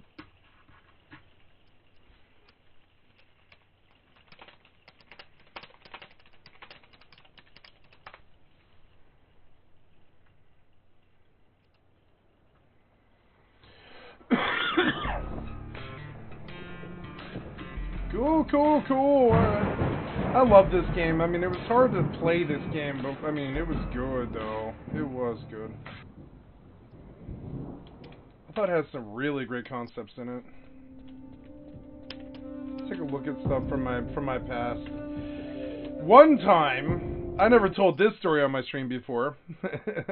One time, I lived in a basement cell about the size of a closet for, I don't know, 15 months or something like that. And I did it without paying rent. I just snuck down into my own laundry room in the basement of this place I couldn't pay rent to anymore. And I just locked myself into the laundry room, and at night I would get water, and I would poop in a bucket, and I would take it out to the trash can. I would go on down to the 7-Eleven for food, and I would come back, and I would play video games. And for an entire year, I just sat and I beat the entire Xbox One catalog. And by one, I mean, like, the first Xbox. And I beat, like, pretty much the entire, I mean, I beat all of Morrowind. I beat Morrowind, like, 3 or 4 times.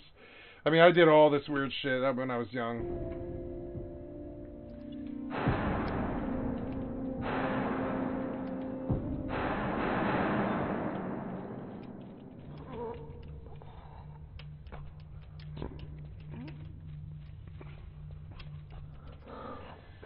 Yeah, this one made no sense at all. So I need 2 bomb arms and a revival tree.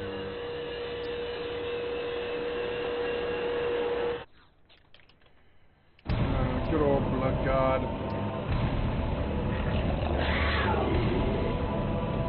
What are bomb arms? That's like alchemy, isn't it? Why are all these things like bomb arms? It's weird. Oh, mash, but where do... Oh, that's a green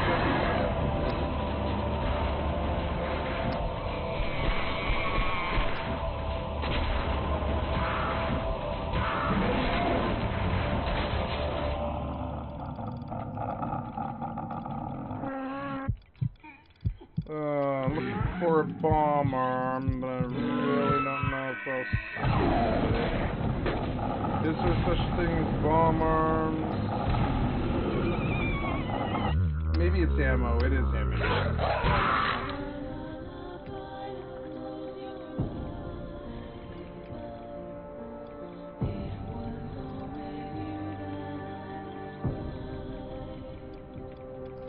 Bomb arm, here we go.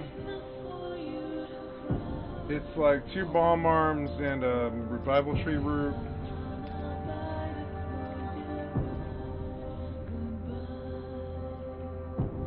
How much did you want? 125.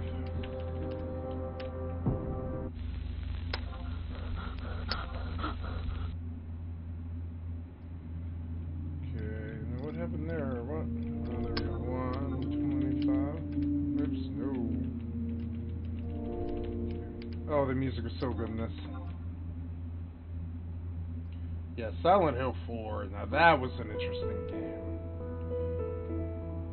It was 2 years ago that Henry Townsend moved into room 302 of South Ashfield Heights, an apartment building in the medium-sized city of Ashfield.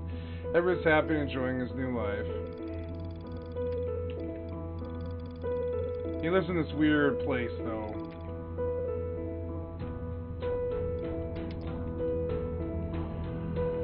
I am trying to find,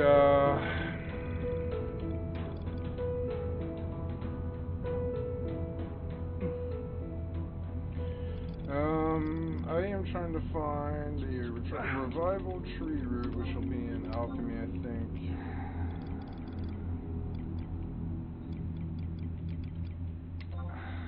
Yep, 2 bomb arms and a revival tree root. It's good, nice, cheap quest. Then I'll get my way to warp 2, damn it.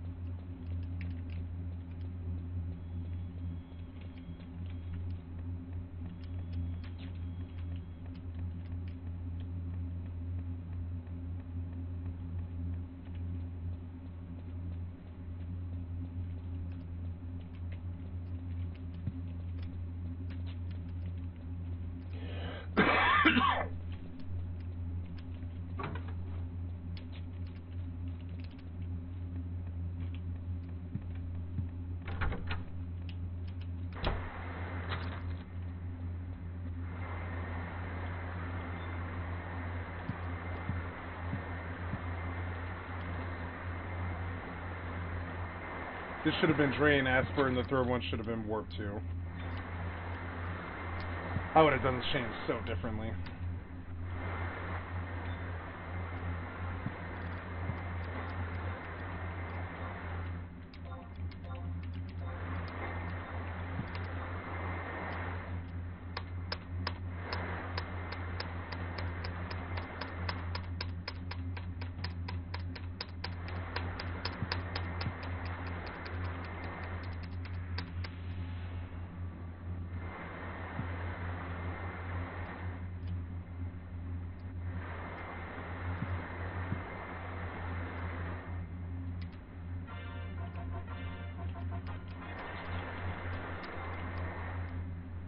I mean, it's a good skill up weapon, I would say. Keep it, I guess. Now what? Next we come to Curse's World again. Vexer, and then we come here to Curse's World the Golem. You must zone after completing blah blah. More than once may be necessary. Okay, I got a zone. I don't know. See, like, I don't know. I like long plays. Yeah, there's some good stuff here.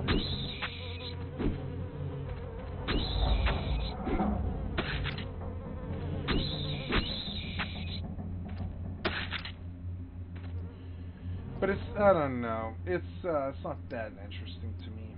I think, yeah, Panzer Dragoon was an interesting concept, yo. That one might be really good. There's an old saying that goes, history is written by the victors. Ask any historian and they'll likely tell you that's not really how it works. But in the cutthroat world of modern media, it certainly feels like being remembered and being victorious are one and the same thing.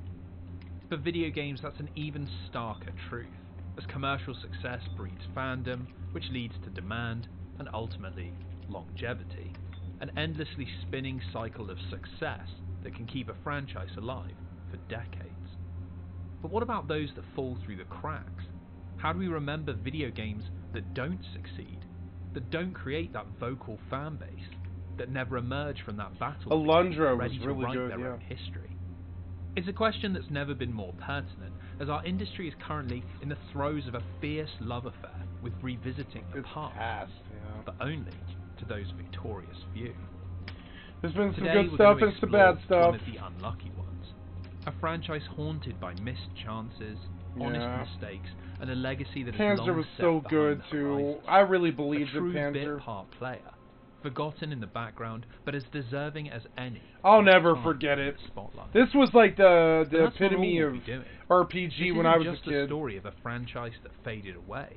It's also the story of an entire institution, a once titan of creative Sega. industry, a perennial winner and trendsetter, Sega. falling from grace and tumbling down to the very brink. I love you, Sega. The tragic story of one tells the tragic story of the other. A creator and creation locked together, hurtling towards the bottom. The saying goes, history is written by the victors, but today, it's the turn of the losers. It's not out This there though. is a lengthy It wasn't out Panzer there. Dragoon retrospective, and it's time we enter. I didn't ever see the one theater outside of game of the shops. eye. It went from this like, ooh, Of course, new all the sexy console, its value's so high, to this thing you saw like on the fourth television down towards the back end of the row. And you'd be like, oh man, Panzer Dragoon looks to be such a really fucking good game. But you could never play it. Usual disclaimers apply. I remember in my childhood, there was one day when I hung out with my friend Roger and he had his Sega Leap 2 or something like that. That was cool. And then I remember another time Roger had a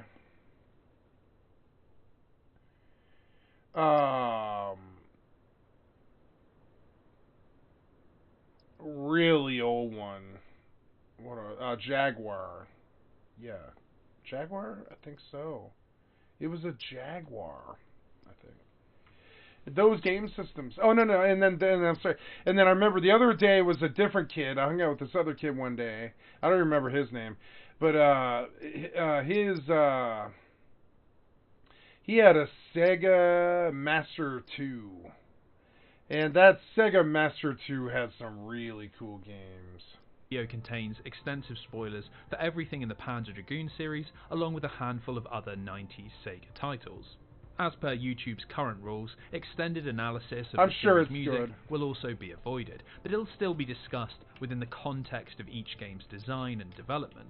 I highly recommend you check out the soundtracks for all 4 main Panzer Dragoon games, as there's no way this video could be a substitution for simply listening to them yourself. Yeah, I might have slept on Finally, those soundtracks. while the video I gotta is be titled careful. Panzer Dragoon, a lengthy retrospective, it's very much also a lengthy retrospective about the fall of Sega. So expect long periods where we leave our draconic friends. Yeah, when I think of and explore the Sega and their baffling world RPGs, of a company there's gone 2 bad. that stand out. It was, of course, Phantasy Star. Phantasy Star will always be near and dear in my heart. Phantasy Star, nobody ever remembers Phantasy Star, but I do. I've always thought Phantasy Star was really beautiful. Though I never played it until PSO. But then, in the background, in Sega's background, there was there was another one called Shining Force, and of course Battle Axe or whatever it was. But but this game, Panzer, was the one that we never played, that we always suspected might be this really great rail shooter, like the best ever made, maybe, like better than Star Fox. You know, remember how famous Star Fox was? Even Star Fox 64 was a really big deal. So with all that clear, let's begin. In the late 1980s and early 90s, the video game landscape was utterly dominated dry by 2 competing giants. Yeah, it was dry. There was only 2 systems. That was it. Now, it might and surprise it you sucked. to hear this, but by 1993, there was it like actually 7 more Sega systems who were winning the battle. Yep. And thanks Yeah. to the success of the Oh, Mega yeah. Drive, they controlled almost 60% of the global video game industry. It had all been made possible by Sega of America CEO Tom Kalinske. We all knew that who Sega joined was the company one that was willing to do like any game. They didn't care. They were the cheap one. They were the Android, right? Like Nintendo was the iPhone, and I feel like they both were plagued with the same issues, which was that they were there at the forefronts of certain markets, but then they were also like they were like the dinosaurs of those markets too. They hung around those markets too long. It charged too much money, and so 1990, and with the blessings of the board in Japan, had totally changed their console strategy. Prices had been slashed to undercut Nintendo, deals had been struck with popular sports organizations, and everything had been redesigned to appeal to the exploding adolescent market. This shift quickly bore fruit, and coupled with some fantastic first-party games, like Sonic the Hedgehog, Phantasy Star, and Streets of Rage, the Mega Drive was at points outselling the SNES. Streets of Rage at a looked rate so of good for 3 its to time. 1. Yeah. Sega seemed It on was top so of the detailed. world, but this success masked some serious issues that would eventually prove to be the downfall of the Golden entire Axe was company. really good, but it was You see, also almost hard. all of these achievements were in the US, Europe, Golden and Axe South 3 was America. so hard. And in Sega's home territory of Japan, the Mega Drive sat in a distant third place, not just behind Nintendo's SNES, but also NEC's PC Engine. Their aggressive marketing campaigns and focus on sports and uncensored multi-platform games just didn't translate on the other side of the Pacific, and it left Sega's Japanese division desperate for something to claw back some advantage. The solution was the Sega Saturn. With Nintendo's next console not even announced, and NEC struggling to market the PC Engine outside of Japan, it was felt that by jumping up a generation and releasing a 32-bit console, Sega could recapture some of that lost Japanese market while also building on their lead in the rest of the world. Its design was handled by Sega of Japan, and the general idea was to put together the ultimate 2D console, a machine that could challenge the best video game experiences you could have at home or in the arcade. Thanks to its dedicated internal chips for processing, graphics and sound, and a futuristic 3D format, the games could be bigger, brighter and bolder than anything people had seen before, and there was a huge amount of confidence internally about how the Saturn was shaping up. Things That were is a perfectly PlayStation poised, game he was but playing. as will become a running theme throughout this video, Sega Maybe attracted disaster like lightning to a rod. On October 27, 1993, Sony announced the PlayStation, an all-new 3D-capable console that had been born out of a failed partnership with Nintendo. Desperate to get into the growing video game market and assured in the ideas behind their hardware, Sony had decided to go it alone, and from the second the platform was announced, panic began to set in amongst the Sega leadership. Not only was the PlayStation substantially more powerful than the prototype Saturn, but development was incredibly cheap thanks to Sony's clever plan to tempt in third-party studios with low licensing costs and cheap development kits. Giants of the industry like Squaresoft, Konami and Capcom were falling over themselves to praise this new 3D-focused direction, and suddenly Sega found themselves with a new console that was behind the curve before it had even come out. The development of the Saturn was already far too progressed to start over, so the decision was taken to simply add in another graphics processor. This would beef up its 3D capabilities in order to compete with the PlayStation, but it came at a high price. Not only did these two CPUs dramatically increase how much the Saturn cost to produce, but they also made developing for it very complicated, and many of the biggest names in the industry weren't interested in trying to unpick its architecture. By the second half of 1993, things were already looking far less rosy for the global market leader, but in November, the situation went from bad to worse. That month, Atari released the Jaguar in North America, and suddenly Sega's whole plan to be the first 32-bit console to market looked under threat. Sega's leadership were terrified that Atari's well-known brand would cannibalize their audience outside of Japan, and would cause the Saturn, which still wasn't ready, to be dead on arrival. Incredibly, the idea they settled on was to take part of their new console's hardware and repackage it into a physical add-on for the Sega Mega Drive, which could then hopefully see off the threat from the Jaguar. This resulted in the much maligned 32X, which was a sort of mushroom-shaped bit of kit that plugged into the main console and was advertised as a way to play arcade-quality games on your old system. Now, the reality was actually far from that, and thanks to the mad rush to put it together, the console had almost no support from major publishers, and relied entirely on middling quality ports of Sega classics, which ranged from playable to downright awful. Luckily for Sega, the Jaguar didn't prove to have anything like the impact they'd feared, and shortly after its launch, Atari was slashing prices and battling terrible reviews. The original strategy for the Saturn could continue, but it had come at a big cost, along with producing a huge amount of confusion about which console Sega would be supporting, and devaluing the generational leap that the Saturn was supposed to represent. Most of their internal teams had had to divert resources towards this strange side project, and it meant that the new console was really lacking in software when it eventually released in 1994. Compared to the huge media buzz around the PlayStation, expectations for the Saturn had sunk faster than a rock in a river. But amazingly, when the two consoles were released in Japan, it was actually Sega who pulled into the lead. You see, while their hardware division slowly self-destructed, their legendary arcade studio, AM2, had delivered an absolute home run Virtua that Fighter swept across Japan. The first ever 3D fighting game, Virtua Fighter. Designed and directed by Yu Suzuki, a Sega veteran who was responsible I love for a Virtua host Fighter of arcade 2! hits like Space So Harrier good! and Outlaw. Such a good game. Virtua Virtua Fighter has 2, become a man, or phenomenon, 3, I think it was utterly 3. dominating the 3. arcade scene and garnering 3 was so good. Must have spent on PS2, Obviously, whatever the was on the success PS2. needed to be harnessed, Virtua Fighter and 3, Suzuki man, I made must the have genius spent decision to develop weeks a and Saturn weeks port and weeks at and the weeks and same weeks and time weeks as the on Virtua arcade Fighter 3. That was, which I meant kicked a highly everybody's polished ass. Virtua Fighter experience was available on launch. Despite having virtually no other games, the Saturn stormed into an early sales lead in Japan, outselling the PlayStation Over by Virtua almost Fighter, 200,000 of units course, in yeah, 1994. I would say so. And somehow, despite all their best efforts, Sega had maintained their position at the top of the industry. All I eyes remember now turned to America. PS1 had Battle Arena Toshinden, which was a breakout game for me. I freaked out on I played Battle Arena Toshinden when I was like 12, something like that. Compulsively all summer, all I did was play Battle Arena Toshinden. I thought it was the most evolved game I had ever played. And a lot of people don't even know it existed. Which is where things began to really Virtua Fighter was like that on the PS2, though. And so was Tekken. Tekken, all of the Tekkens, all of the Soul Calibers, all of them were like that. Were due to make major announcements about their upcoming console releases. And in the space of just a single hour, the two companies' fortunes completely reversed. First up was Sega's Tom Kalinske, who made the shocking announcement that the Saturn would be releasing 4 months early, and was available from that very day.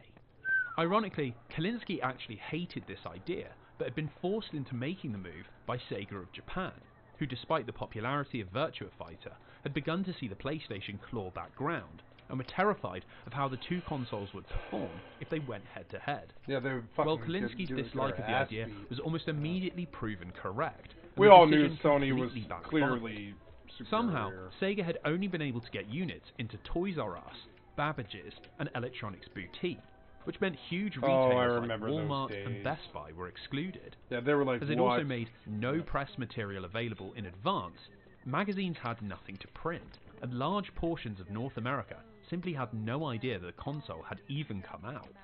This was made all the worse by the incredible lack of games. The plan had been to go to market with 8 titles available, but this advanced launch meant half of them weren't finished, and outside of Virtua Fighter, there were only 3 other games to buy: Sega International Football, Clockwork Knight, and Daytona USA, all of which weren't really system movers. The final nail in the coffin was Sony's response. With audiences at E3 still reeling from Kalinski's press conference, Sony of America president Steve Race took to the stage and simply said $299 before sitting back down. It became known as the price heard around the world and essentially buried the Saturn in just a few syllables. The PlayStation would be $100 cheaper on launch, and as Race returned to his seat to thunderous applause, it was clear that the worm had turned. Sega was on the back foot from the moment their console released. It was too expensive, there weren't enough games, not enough people knew about it, and just 2 years after being the #1 player in the world, Sega were in big trouble. They desperately needed quality games to attract people to their struggling system, the kind of experiences that couldn't have existed before the leap to 3D, and would justify the Saturn's complex hardware and high price point. And it's this situation which finally brings us to Panzer Dragoon. The story of Panzer Dragoon begins in 1991 with a young Japanese student called Yukio Futatsugi. After spending a semester in San Francisco, where he played endless hours of Pong and Space Invaders, Futatsugi had fallen in love with video games, and upon his return to Japan, had enrolled in the University of Tokyo, where he studied computer science. Your skill has and attempted increased. to break into the growing industry. Luckily for our young student, he was accepted by his first choice company, and shortly after graduating, he found himself learning how to program and design video games in the mighty offices of Sega of Japan. For his first few years, he worked in a support role, assisting more experienced designers, but Futatsugi was desperate for more. He saw these jobs as menial work, and dreamt of being able to design his own games that drew on his love of cinema and filmmaking. Well, in 1993, the opportunity dropped into his lap, as Sega asked all of their staff to submit proposals for new games in order to help bulk out the Saturn's slender launch lineup. Futatsugi leapt at the chance, and after submitting a few different ideas, he surprisingly had one accepted. One of Sega's big ambitions for the Saturn was that within 3D just a fighter. few months of its release, they wanted it to have a game available in every single genre. And the one they lacked was a shooting game. As luck would have it, that was exactly what Futatsugi had proposed, and at the tender age of 23, after having been at the company for just 2 years and never having directed or produced a game in his life, he was placed in charge of a small group of developers, and Team Andromeda was born. Incredibly, Sega of Japan had decided to launch the Saturn with only new IP, and not a single game planned for the console's first year was in any way connected to their catalogue of hits from the Mega Drive. Yu Suzuki had put together Virtua Fighter, Yuji Naka and Sonic Team were hard at work on Nights into Dreams, Nights and into everything Dreams. from Clockwork Knight to Daytona USA Clockwork were Knight, completely Daytona. new faces in the Sega lineup. Huge, This meant that all the very huge first arcade thing games. Futatsugi and his team needed to Yeah, establish huge as in like was not what exactly just they wanted to consoles, make, but and how like it the would kids differ knew, from the games that girls were knew about these games. Rail shooters The were girls a played genre these games. in both the arcades and at home, but they were almost entirely set in sci-fi space settings, and Futatsugi thought it would be a huge waste of the Saturn's potential to deliver yet another Star Wars-influenced shooting gallery.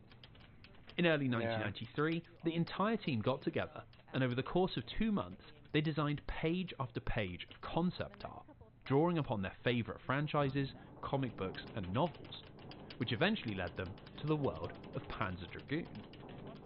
When the Saturn's development kits did finally arrive, so many of the core concepts behind Panzer Dragoon were already set in stone, and it allowed them to focus entirely on designing its gameplay, where Futatsugi had similarly ambitious ideas. All throughout the 1980s, rail shooters had been a very successful genre for Sega, and they'd had big hits with arcade games like Space Harrier, Thunderblade and Afterburner, which all married technically Afterburner was impressive so graphics good. with action-packed gameplay. It would be easy to assume that the ideas behind these games informed the development of Panzer Dragoon, Warhawk. but that's actually not the case, and surprisingly, Team Andromeda were mainly influenced by Sega's bitter rivals. Just a year earlier, Nintendo had put together Star Fox, an incredible feat of engineering which, through the use of an additional chip within the cartridge, allowed the Super Nintendo to render rudimentary polygons and run a fully 3D game. It had been a huge success in Japan, selling over 4 million copies. Many magazines saw it as the heir to Sega's rail shooter crown, and the new formula that the genre needed to follow. While Team Andromeda wanted to emulate the clever ways Nintendo had created varied levels, early on in the development, a team member raised an interesting point. Why did a fully 3D shooter need to operate like a 2D one? And why wasn't the player able to turn around and shoot enemies that had passed them by? Yeah, there was one later that came on the PlayStation 1. This game called Colony Wars 2, well, Colony Wars 1 and 2. But I remember a really classically good shooter on the Sony PS1 that dominated some of my time quite well. Colony Wars 2. It was a dogfighter, PSX, fucking super good. Colony Wars Vengeance and all this. Vengeance was super good. This game changed my life. Like, Download a virus to each one to enable our assault to proceed.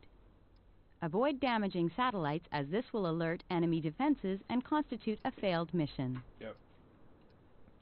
So, and this was in the same era, right around the PS1 era. This is right when Super Nintendo was trying to push Star Fox and stuff. This game hit. And it was a bit later, to be honest. It was later. It was like 97 or something. But this game hit. When was this? Mad Matty, huh? World of Long Plays. I'm Mad Matty. This is Mr. Matty Plays, huh? Cool. Yeah, just pure quality. Although this entire Lead thing. Command are unaware of our activities. So he started the mission, but I mean, you get a full, cool, like really RP cool intro. Like, look how freeform this was for its time. I mean, it looks crappy now, but it didn't when it first hit. It was a very beautiful game when it first hit. This is Ops. Destroy the League satellite deployment installation. This will decloak the satellites. Klein to Mertens. I see I've got good backup on this one. Let's get this one over and get out of here. So badass. And like, you're gonna realize you're out here dogfighting in the real, like, you know, you're like out here at this planet. And you can fly down to the planet if you want to. And you like, this was a really great dogfighter for its time. People forget about it. I think the one that got all the street cred, it had a rear view. Yeah, look at that crazy shit. Crazy juke you had to do for missiles and stuff like that. Cool dogfighting shit. So cool. The game that came out of this was Ace Combat, I believe. Ace Combat 4. Anything past Ace Combat 4. Ace Combat 7 was such a beautiful game. Like Ace Combat. Let's look at like Ace Combat. What is the newest one? Like 8, right? Is it 7? I think it's like 7. Yeah, the gameplay, right? The Ace Combat 7 was such a beautiful game for its time. It was technically Sometimes beautiful. So stubborn. Yep. And like so yeah, there we go. This game, I never understood how they got the frame rate and how they got this to look as good as they did. You know, it looks so good for its time. Truly wonderfully beautiful game for its time. Yeah. It's dated now, but I mean, this game was just a riot. You get in and it was like, from beginning to end, it was fairly short. It was fairly easy. It was just an experience, and it was super good. It was well done. Yeah. And I'm one of them. You're 3/4 of the way. Been a long fight, but you're nearly home. Harling is still the president in my eyes. He entered a war, built a space elevator, and launched a spaceship from it. Despite his success, he remained a humble hero. Isn't it beautiful for like its time? This game was very beautiful.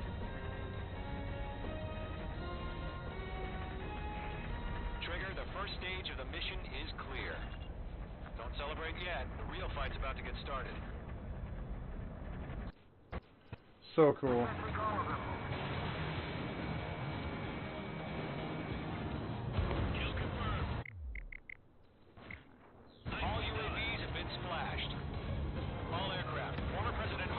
This guy's really good at this game. Like, look at this. This shit is dope. Look at how beautiful this is. Like, and this was a while ago. This was like 14 years ago or something like that. Some games definitely outdid their times graphics. You know, occasionally we had that. See it? This game was fracking beautiful for its time. It's still beautiful. Sighting confirmed as MQ-101, forerunner for Arsenal Bird. The big bird is coming, huh? Mage, protect Mother Goose 1. Shoot down any UAVs. Gollum, intercept the UAVs. Golem 1 will kill. That last battle taught me a lot about those a-holes. Butt Knocker. Nobody has a name called Knocker. I don't think anybody has a name called Knocker. That's a terrible name. Anyways, where am I? Oh yeah. Forgot I did this. Yeah, so let's get the fuck out of here, so... Yeah, just run me north for a while. Roger. Sending UAVs at the transport. Orders are to fire... This game was dope as hell. There was a lot of really good games that definitely outdid their times. I always felt that Panzer was one of them. This idea gripped the team, and very quickly it was decided that the game should allow the player to shoot in every direction, and the game should take full advantage of the 3D plane that it operated in. Now, yeah, this rail suited shooters Shooter 2 were very perfectly good for their as the time. main inspiration for his original proposal. I don't believe they've ever made a good rail shooter, though. I always thought a good rail shooter... I saw a version of one... I swear to God, I've never forgot about this. There was a couple of times in my childhood when I saw things in the video game industry that I felt was groundbreaking that never went anywhere. And there was a couple of times. There was like this one that was called Police Trainer. And it was like this booth that you got in, and it had lasers. And you could just stand in it. You didn't need any peripherals. You didn't need joysticks or anything like that. You were just in this laser booth that ran in the arcades. And it was a very popular video game for its time. People don't remember this. I mean, there was a gun. There was like a gun on a laser shooter. But like all of the action of the game had to do with how you moved your body, and it would move your camera around based on what your body movement was. And it was so good. It was half like mocap and half like a video game. And the half mocap, that thing still, I think, would be a really good tech. I've always thought Police Trainer should have been a really, really good tech that should have like ended up in every home, kind of. It's got this beautiful laser movement system that I felt would have been really good for something like simulated tennis. I always thought they could have turned a television screen into tennis and just give you an electronic peripheral that made it so that when you moved your body, it would register just like the Wii. Except I'm talking about lasers, like a little thing you put on the roof, like that would shoot lasers down like in a cone, kind of like like the size of a phone booth. And inside of it, all your movements tracked. And I always thought that actually might have been the future of gaming. They just kind of missed out on it. But I always thought that was the future of gaming. That's where I thought it would go. But then we never saw any more advancements down that line. I guess it was like it was Icarus. I think it was flying too close to the sun. Because it's like, screw the VR. Just put us in a booth with some lasers. And make the character move exactly as we do, and boom, suddenly I am Brad Pitt. I run through Rust all the time, Call of Duty, games like that. I was running all day through my lasers, and I'm moving. I'm in really good cardio, good shape, and I'm working out, and I'm super addicted. Like every time my character in this game takes a step, I take a step in the laser generator thing. I always thought that would have been the future of gaming. And I still think that, and then we still have not made our advancements in it. But then there was like another one too. I want a mixture of this. The Police Trainer mixed with a live mocap game where I saw somewhere else, and this was at Walt Disney World of all places. At Walt Disney World. In Florida, there was at Epcot Center. There were these cool games that I would like. I could have sat there the entire week on those games. They were so good. You were like on a bike, and it had a camera, and somehow, some way, they mocapped the entirety of Epcot Center. And you could just get on the bike and pedal it, and it was free too, because if you were in the park, you were already spending hundreds of dollars. So like some of the kids the parents couldn't drag them away. I was one of them. They couldn't drag me away from that thing. I thought it was so cool. It was like the coolest thing I'd ever seen. And it was like you were on a bike that had a camera, like a camera thing, and it literally was like streamed to cameras in the ceiling or something like that. And so you could ride all over Epcot Center on a fucking television screen. Because the whole thing was mocapped. And it was so good. It was so good. I always wonder why we don't do digital tours of places with stuff like that. VR is good, but I want laser detection like Police Trainer mixed with, like the sky's the limit on that stuff. The Laser Trainer, I think there's the sky's the limit on that. We don't need VR. We need laser booths, in my opinion. And then the other tech was the one I just mentioned, that Epcot Center one, where so I want laser in the home, but like an MMO thing, but mocapped in reality, and make it an RPG. Make the dungeon mocapped in a dungeon that's designed exactly like a Hollywood movie, a set, right? Have a set and design a dungeon and randomize it and do all the elements of random, and then suddenly it's like you are your own character in your manifestation in that game.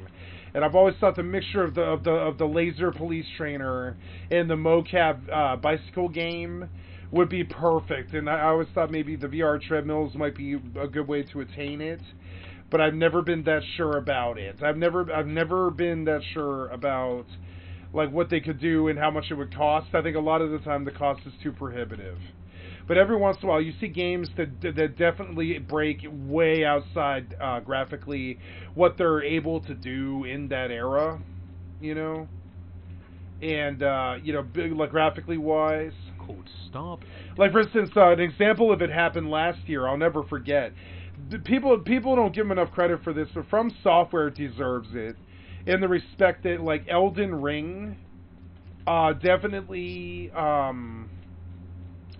Elden Ring definitely had like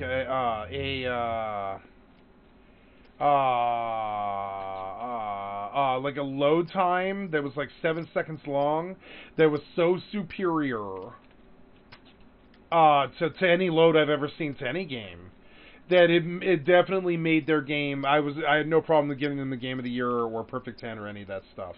It was very, very good. It was very, very good. And I would say that was, you know, that was an achievement. Getting that kind of load time on a game like that, because it was like 7 seconds and you're in, poof, gone, no problem. You can tell there's been a revolution in how loading screens work, and we still have some games stuck in the old style of loading that aren't that good, you know? It's unfortunate, but it is what it is. Yeah. At first glance, it might look like any other arcade shooter, but Yukio was captivated by how the levels worked. Instead of being designed around forward momentum, with the path you follow always stretching out in front of you, Starblade constructed levels that were much more open. And we saw elements of this in other games where like I remember the PS3 was supposed to have this big revolution with the PS camera where they would turn the background into stuff like Little Big Planet. They would bring 3D into these games. And it's a good idea still, in my opinion. It's still a good idea that the whole camera thing. I want a controller with a camera and a laser booth. And I want to be physical. I want to be the player of these games. Every time she takes a step, I want to take a step, and make it so that if I want things in these games, I have to physically pay the price in real life, and I must eat, and I must drink, and I must reflect, and I must sit and meditate, and then I really would just sit on Final Fantasy XI all day, every day, you know, and I would run as she ran, you know.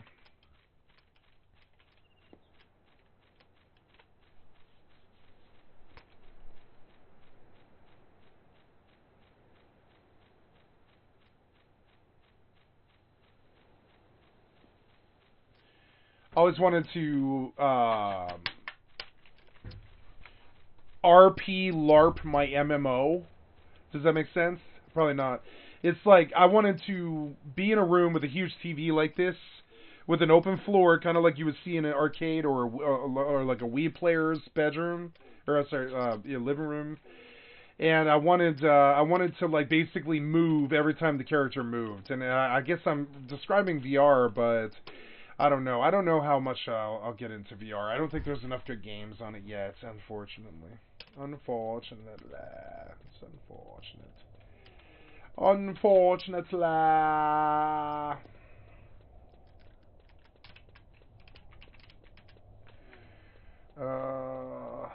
Yeah. Do battle while maneuvering between dueling starships, or snake your way between the towers of a space station. And this highly cinematic approach was the main thing he wanted to bring to Panzer Dragoon. In interviews given years later, most team members spoke about how much fun it was to work on the project. One even described the atmosphere as mellow. Clearly, the chaos that was raging in Sega's hardware division had very little effect on its software teams, and this calm and productive environment meant that as 1995 approached, the game was nearing completion.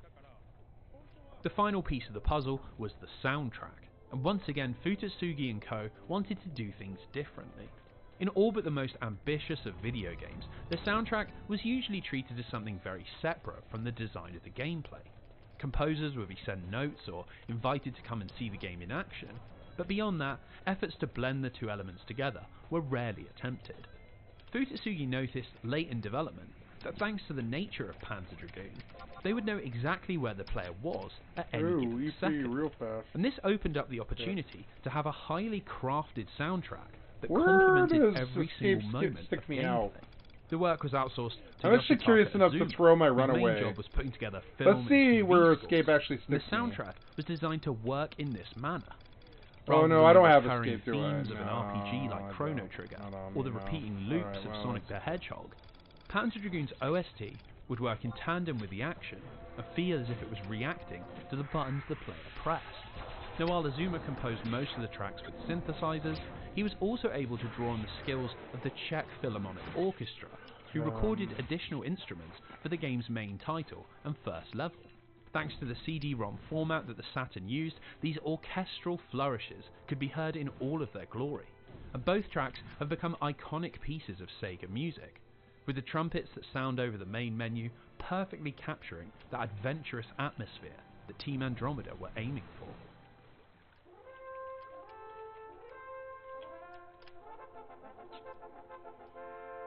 Oh, it sounds so good. After seeing the game in action, Sega's leadership were extremely confident in this ambitious new title, and felt that in Panzer Dragoon, the Sega finally had another killer app to partner Virtua Fighter, and show that Sega was still very much at the forefront of the industry. We got a good one, guys. We got a good one. So as we dive into the game itself, I'm going to divide my analysis into two sections. First, we'll discuss Panzer Dragoon as a video game, the mechanics, the levels, and what it's like to actually play. And then we'll look at Panzer Dragoon, the experience, that's the cultural its narrative, its thing. atmosphere, its style, and all the things that make it so much more than just a game. There's a very real reason for separating them like this, which we'll get to eventually.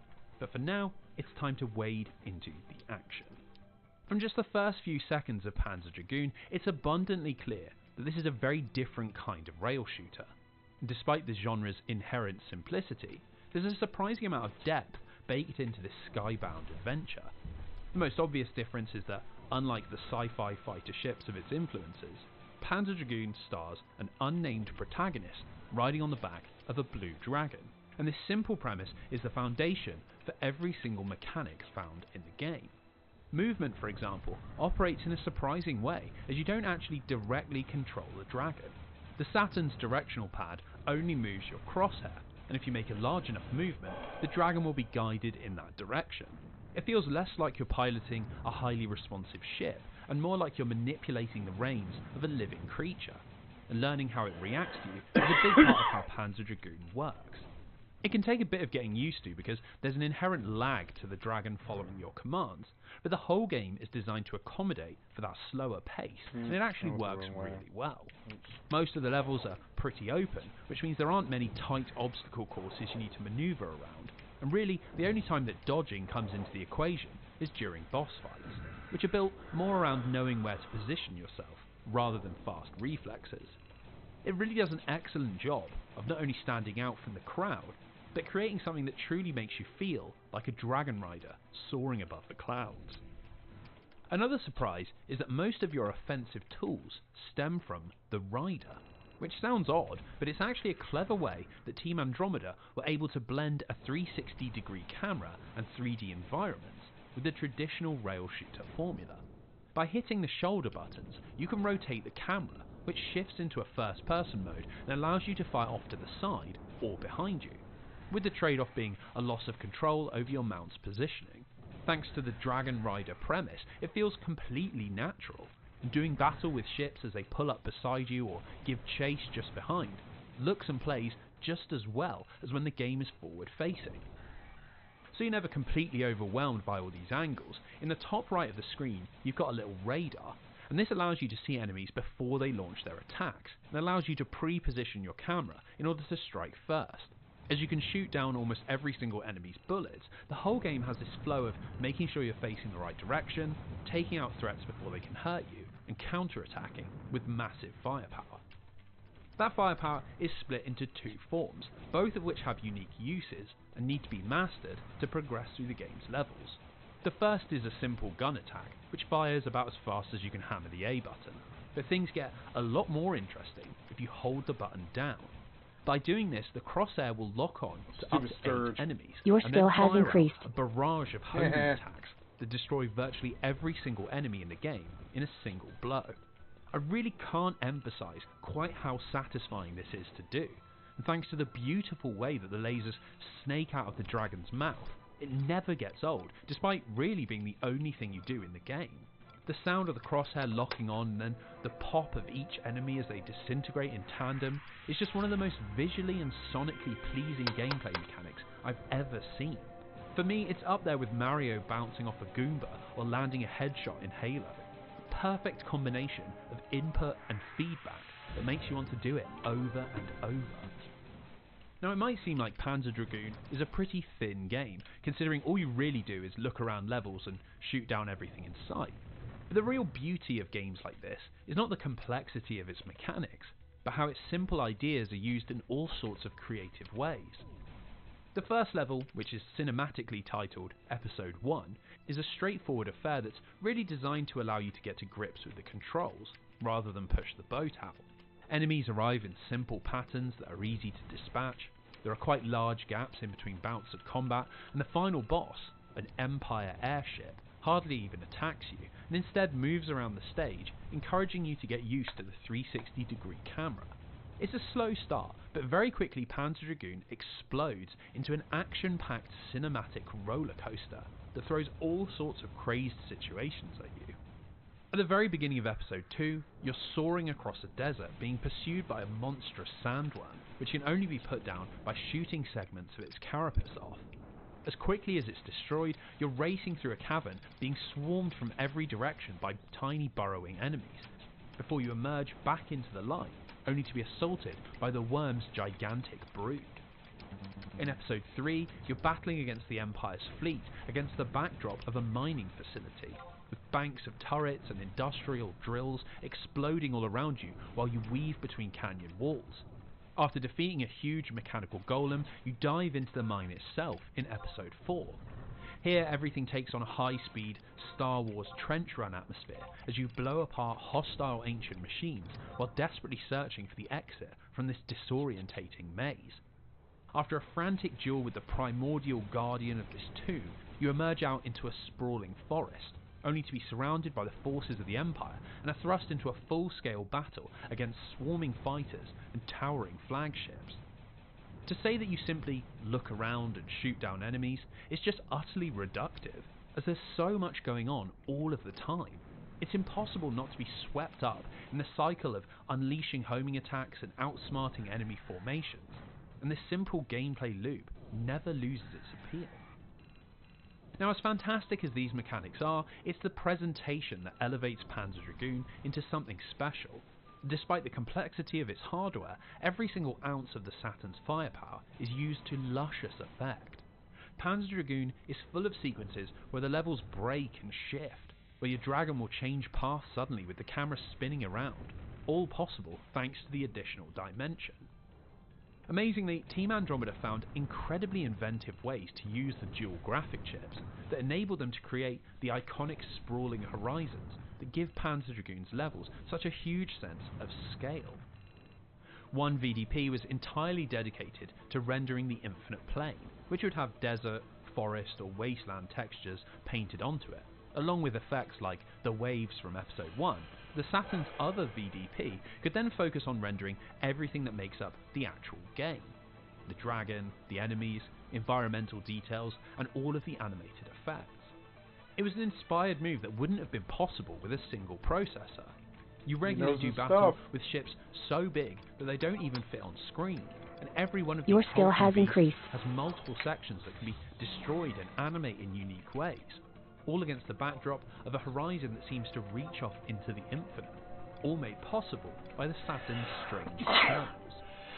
Panzer Dragoon is easily at its most mechanically interesting and graphically captivating during its boss fights, which are really where the team were able to push their creativity and put together some really spectacular moments.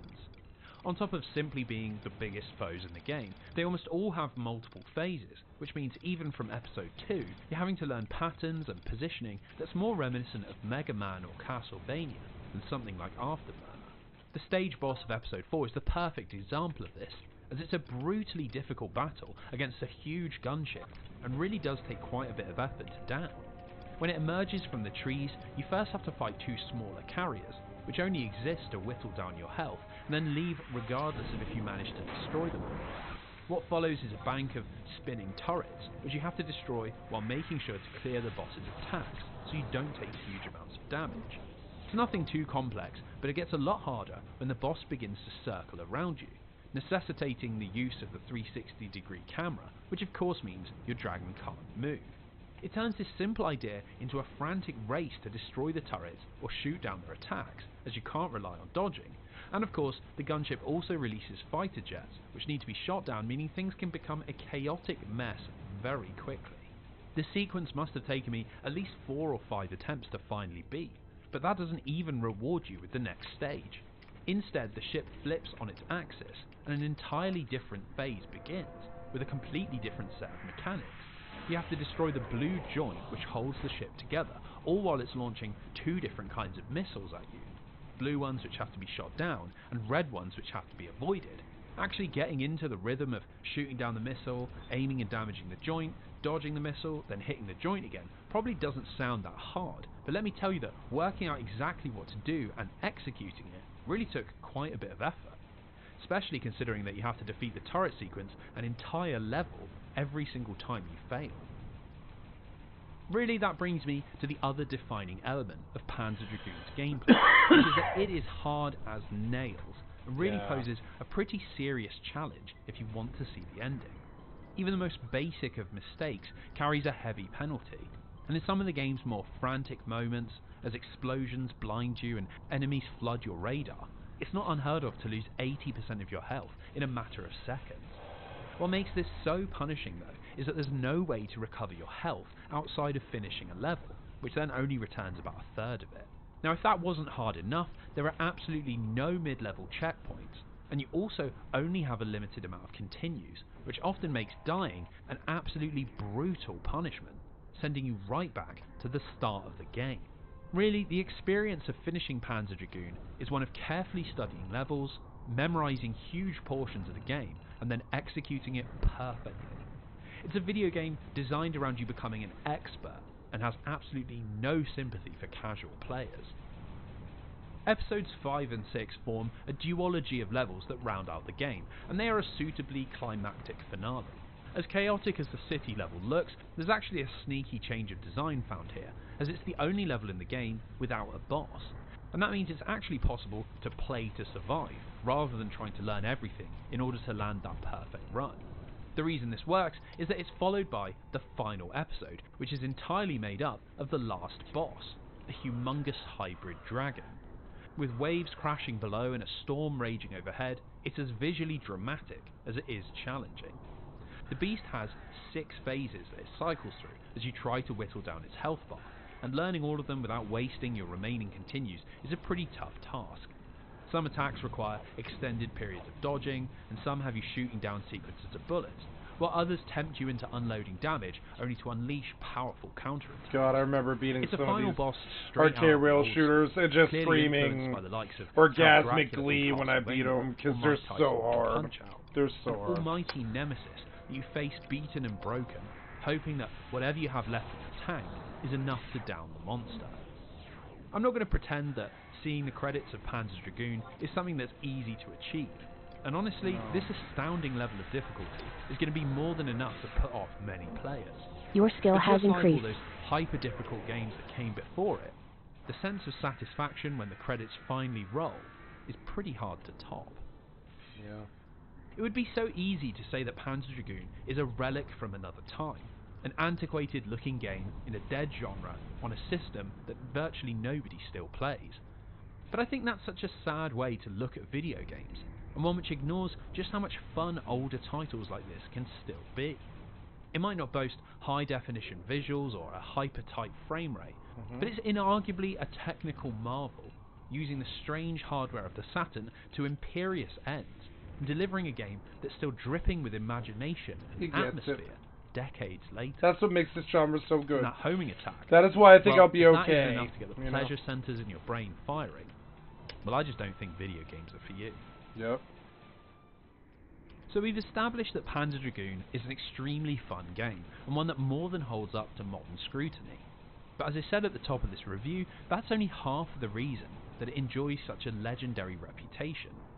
Before the Saturn and PlayStation's release, ambitious storytelling in video games had really been confined to the RPG genre, where companies like Squaresoft and Quintet put together sprawling experiences that were as much about reading text as they were engaging with the gameplay. While Konami would weave tales of vampire killing with Castlevania, and Nintendo's Legend of Zelda took players on fantasy adventures, it was actually fairly rare for video games to attempt much in the way of cinematic storytelling, and 2D video game design was almost entirely focused on gameplay and graphics. With the advent of next-generation consoles, this approach massively changed, and thanks to the hugely increased storage of the CDs they used, pre-rendered cutscenes could now vastly expand the dramatic potential of games in every single genre.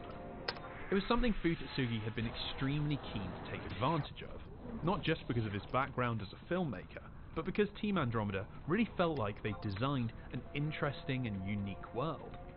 Thanks to that 2-month period where they didn't have any development kits, they'd come up with huge amounts of concept art, written reams of backstory, and designed a narrative that's just as engaging as the game itself. The very first screen dives straight into this world building. Civilization has been long destroyed, and what remains of humanity scratches out a lowly existence amongst the ruins of the past. The area that Panzer Dragoon is set in is dominated by a power called the Empire, a nation of survivors slowly conquering its neighbours by excavating ancient weapons and using their terrible power without concern for the consequences. It's this dangerous use of past technology which is where our story begins, as an Empire patrol discovers a monolithic tower out at sea and prepares to activate its mysterious power. Our scene then switches to the deserts, as 3 local scavengers hunt for resources and marvel as a huge Imperial battleship soars overhead. Their amazement is quickly broken by a vicious creature called a burrower that bursts out of the earth and attacks 2 of the riders before racing away. Chase is given by the remaining scavenger, our unnamed protagonist, and despite his skillful riding and fast reflexes, he can't catch the beast and pursues it into an ancient ruin. Inside he discovers a treasure trove of relics, row after row of inert mechanical monsters, and a floor that shifts to draw him deeper into the labyrinth. Eventually he does find the burrower, but it's been mysteriously killed, and before he can work out what's happening, one of the prehistoric monsters crushes his mount and chases him into the complex. With his back to a dead end and his crossbow hopelessly ineffective, our rider is as good as dead, until salvation miraculously finds him. The creature is crushed as 2 huge dragons burst into the chamber, firing energy blasts at each other and blowing the structure apart, allowing our rider to escape. Back on the outside, their battle continues, both locked in devastating mortal combat that eventually resolves with our black dragon rider slaying the blue one. As the victorious warrior streaks off into the horizon, the blue dragon flies over to our onlooking scavenger, and suddenly he is pulled into this drama. Through a telepathic connection, the dragon rider begs our protagonist to take up his steed's reins and pursue his nemesis, claiming that he cannot be allowed to reach the tower. As his life force slips away, the blue dragon lets out a scream of grief and then turns to its presumed new master. Gun in hand and with wings beating, the 2 set off to hunt down the black dragon, and Panzer Dragoon begins. Now while this might seem pretty simplistic compared to modern Hollywood-inspired introductory sequences, I think this cutscene does an amazing job of drawing players into this world and setting up the game's core themes without huge amounts of dialogue or text. Concepts like the strength of the Empire, the power of the dragons, and the dangers of both the natural and ancient worlds are all established without direct exposition, and things we don't know, such as where the original rider came from or how the Empire Secret of Mana discovered was the like tower, this.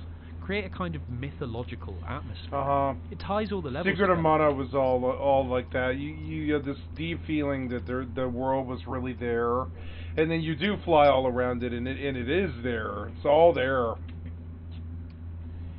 And it was, I mean, Final Fantasy VI had an airship that did open up the game a lot, but it wasn't like Secret of Mana. Secret of Mana's airship, Flammy, was revolutionary. It was still in my lifetime, I think, the greatest thing I ever saw. It was like the difference between staying on the ground and flight. It was crazy. It was just like you play the drum and it would go ta da ta da ta da ta da. And then this huge dragon would come flying through and pick you up, and then you would go flying through the air, and suddenly you're in an airship, but you're a dragon. So instead of feeling like separately designed missions, like in Starblade or Star Fox, we're playing a singular adventure, and our chase from the lake in Episode 1 to the tower in Episode 6 feels like a cohesive journey. Now, a huge part of what makes this work is that Panzer Dragoon has an extremely distinct identity, thanks to Manabu Kusunoki, who was the game's art director. Early on in development, Kusunoki decided that they should try to put together something that stood out from the legions of traditional fantasy and sci-fi influenced games that dominated the market in the 1990s. Instead of drawing upon the look or style of existing video games, the team instead drew upon influences from well outside of the medium. One of the largest was Hayao Miyazaki's Nausicaa Valley of the Wind, a manga and subsequent film adaptation which was released in 1984. While it might not feature a dragon, it similarly involves the protagonist, Princess Nausicaa, riding through the sky above a post-apocalyptic world where humans struggle to survive in a storm of battling settlements and Mother Nature's wrath. This tasteful borrowing of ideas is found all throughout the game, and Kusunoki and Futatsugi reveled in being able to recreate things from their favourite series, but with a draconic twist. The relationship between the rider and dragon is lifted straight from Mobile Suit Gundam, and the dangers of the natural world were heavily inspired by Frank Herbert's Dune, the team even going as far as to include their own version of the Shai Hulud. One area where this really bore fruit is in the language that the characters speak. Surprisingly, those words you're hearing are not actually Japanese, as Team Andromeda, inspired by the Gainax movie Royal Space Force, decided to invent their own language, which fans have dubbed Panzerese.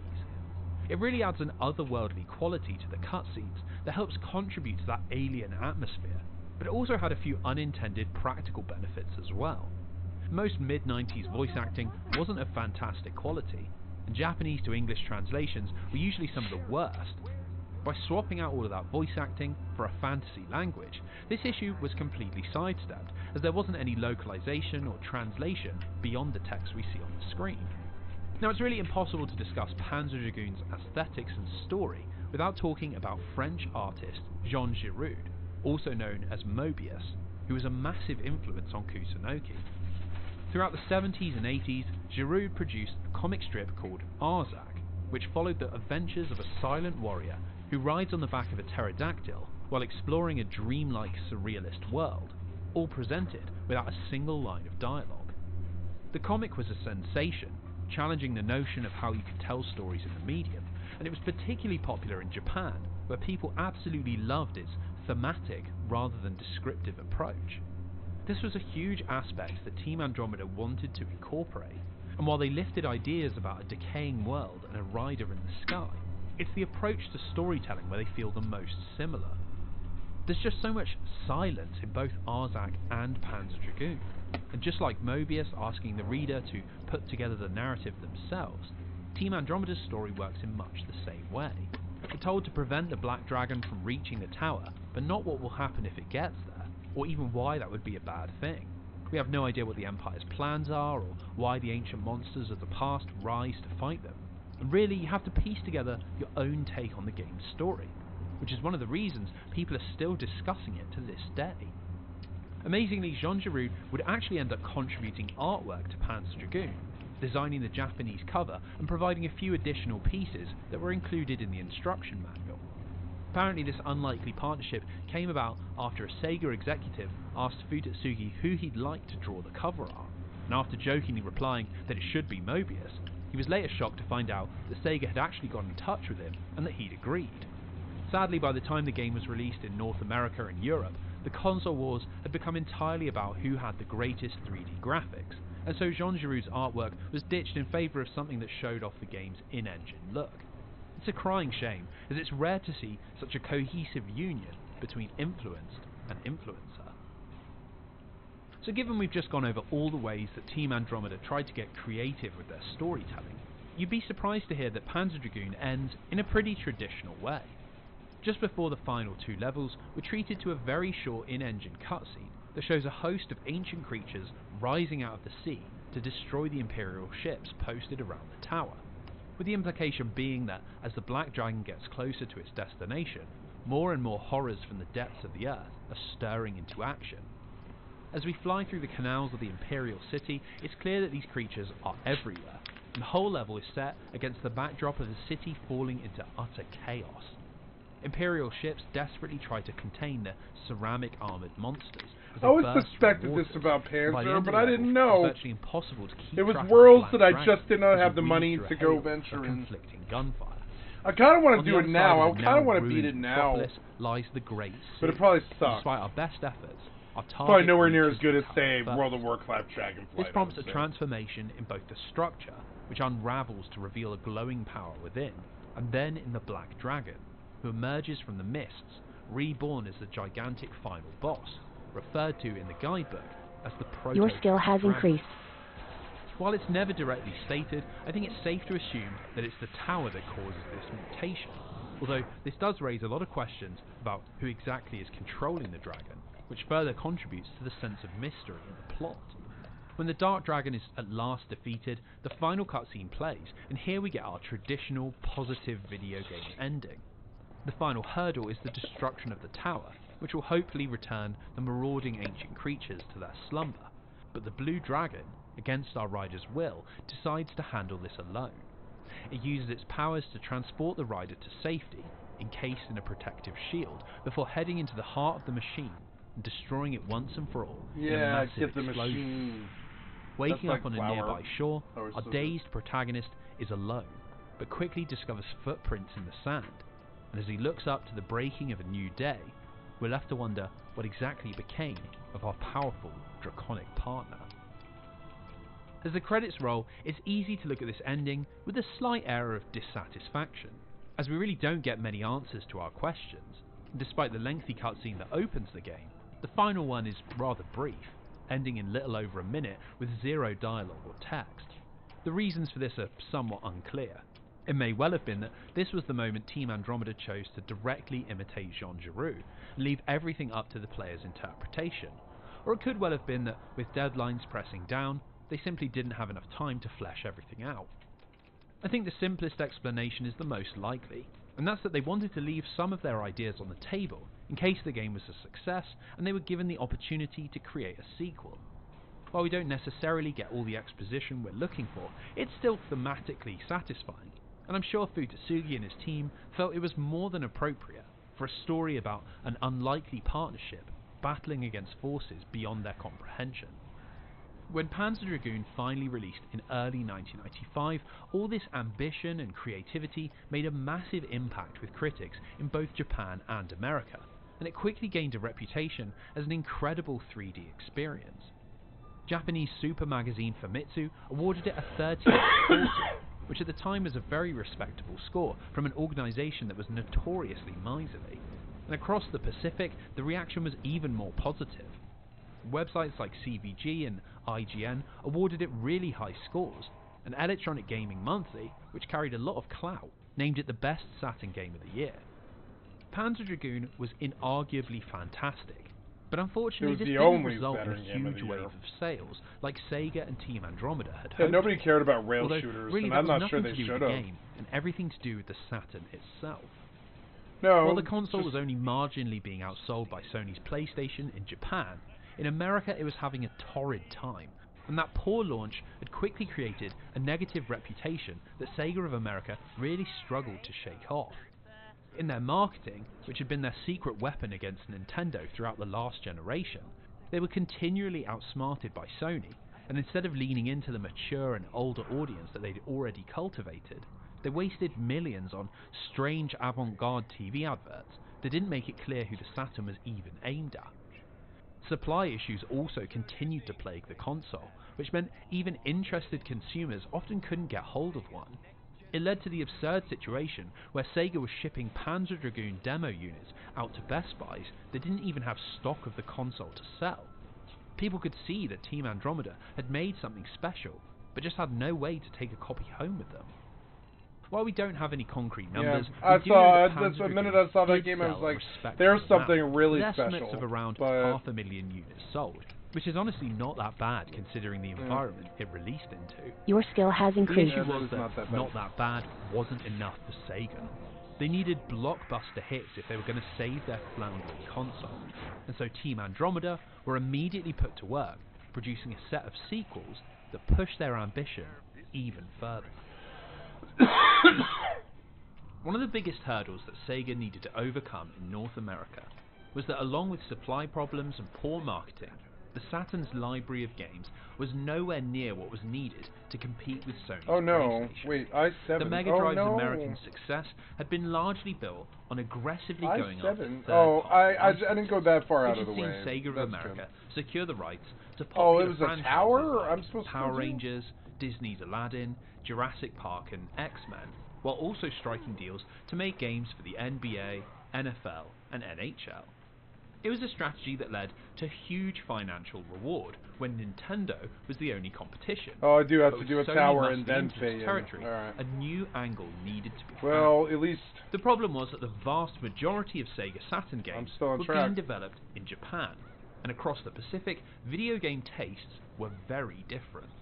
2D games could still sell very well, and titles like Princess Crown, Sakura Wars and Grandia were all big successes, while the Saturn also got a trilogy of hugely popular Konami ports in Symphony of the Night, Policenauts and Tokimeki Memorial.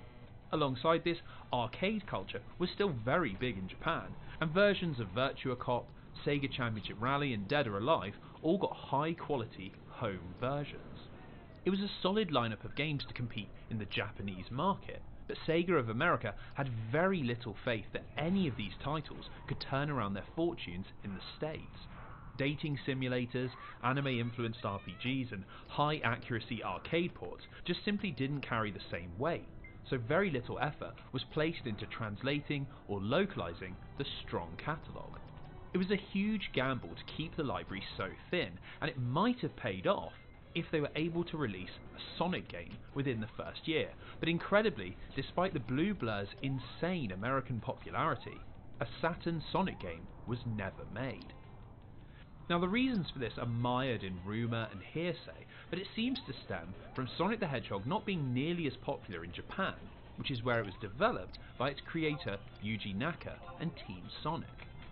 Naka had decided to use the Saturn as an opportunity to Your try skill has something increased. new, and his team instead worked on a surreal flying adventure game called Nights into Dreams.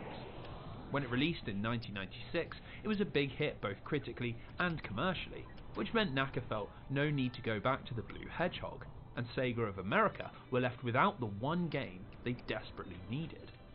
Now the story goes that they became so desperate for a new Sonic game that they began developing one in-house, which would be called Sonic Extreme, and used the Nights into Dreams engine.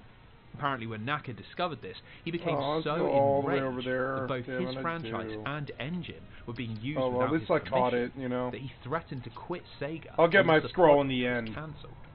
Now, this version of events has always been denied by Sega, who claimed the project was cancelled due to budget issues. I But thought this considering was the just straight to animosity say, I between should have made Sega an of Japan assumption. and Sega of America, it's not hard to Ass believe makes there's a another stu- truth you know, somewhere.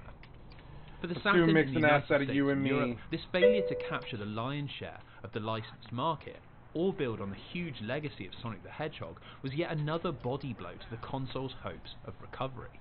Essentially, any Saturn games that made any sort of impact in Western markets had to be capitalized on. What's with that And gray this is where shit Team all over the Andromeda found screen, themselves though? after Panzer What is Dragoon's that? modest success. Almost immediately after its release, not one, but 2 sequels were greenlit, with Sega hoping that some momentum could be built behind the I heard franchise, Saga was and that really Western good Saturn one. owners would finally have something to make their PlayStation-owning friends jealous. The idea was that both sequels would come out in consecutive years, and so Futatsugi, who, remember, had never directed a game before Panzer Dragoon, suddenly found his small studio massively expanding and splitting into 2 separate teams that would be developing 2 separate games at the same time. While the Panzer Dragoon veterans took charge of the highly ambitious 2-year project, a small group was set up with the goal of producing a more traditional sequel that would be faster to deliver and would build on the ideas of the first game. Responsibility for this fell to Tomohiro Kondo, a young director who joined Team Andromeda partway through their first project. Unlike Futatsugi, Kondo had a few Saturn games already under his belt, and so he was seen as a safe pair of hands to lead a team looking to iterate rather than innovate. As the broad strokes of the game were already laid out, it freed up a lot of development time to focus on refining Panzer Dragoon's foundations, and Kondo's team were able to create a host of their own development tools in order to squeeze even more juice out of the Saturn's hardware.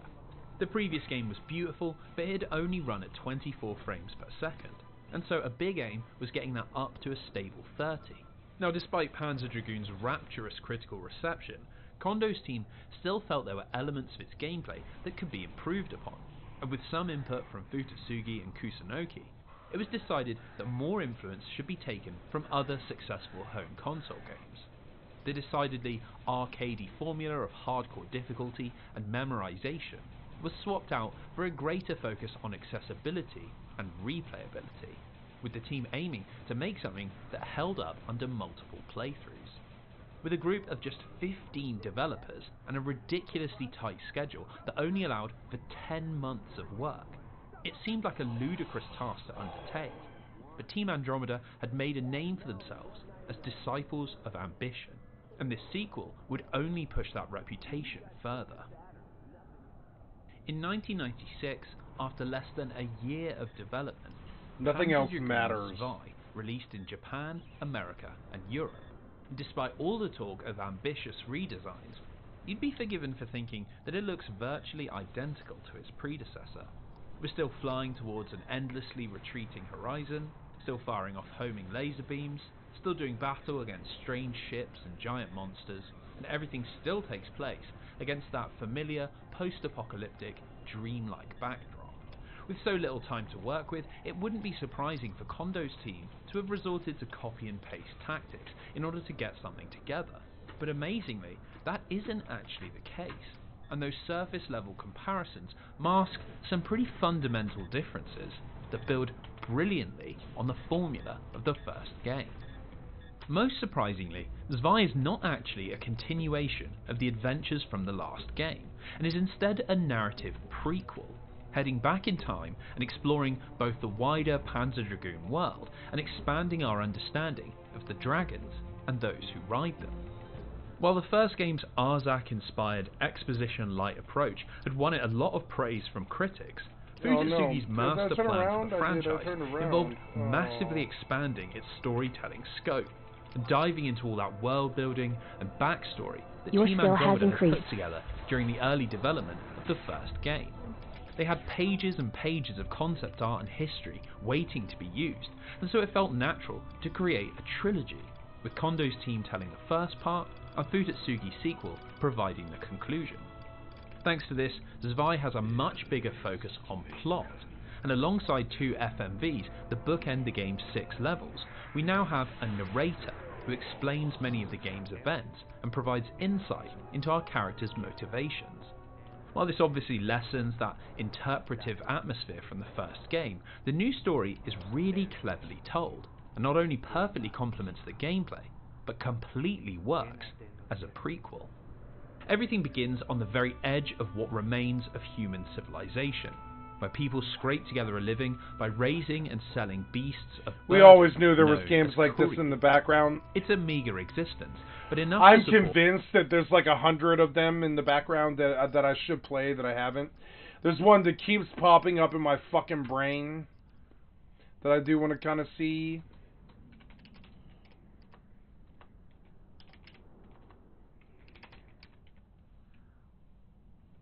Undertale. You know. Is it? No, it's not Undertale. It's Under Rail. Under Rail. It's Under Rail. I think it is. Under Rail. I think something Under Rail or yeah. I think it's like Under Rail. Hounding rat hounds and stuff. Yeah, Under Rail. I think. Yeah. Items that you wait location. So yep. Yeah. This is it. This is that game.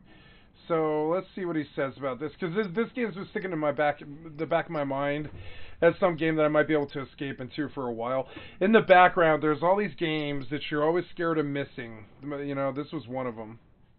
I like this, but I think he's kind of stuck on. I think he made this about an hour too long, or 3 hours too long. Hey there, everyone. Welcome to a new Let's Play with me, your host Tim. And today we begin playing through Under Rail together. There will be some prep here which you can skip by going down to the comment section down below, where you will find a pinned comment from me, which will have a link in it, allowing you to jump ahead to where we actually start character creation, in case you don't want to hear me talk about the game, about what it is, how we're playing it, how far I got in it, etc., for maybe like 5 minutes or so. There'll also be another link down there which will let you skip the character creation and go right for the game, in case you don't care about the type of character I'm making, in which case you'll just have to pause the game when I bring up my character sheet, etc., to see what type of character I rolled. Right, Tim, what the heck is Under Rail? Why are we playing it? Well, I've been in the mood to play a dungeon-y type of game, and I've never beaten Under Rail, though I got pretty close to doing so, and I figured, why not? Let's record ourselves playing a game of Under Rail. This is a very long RPG, similar to the Fallout series, but it'll take longer than that to beat the main campaign. It's an isometric, turn-based combat game, and we have a character, he'll have all his own stats, we get to make decisions. Decisions matter in this game as well. He's fun to just do a melee character that just chops up anything under else the earth around. Here, in the subway stations of sorts, I think. They just go charging everything. There's not too much more to say about the story. The story will unfold as we play it, and I don't want to ruin any of the lore. We'll find out all about it as we play.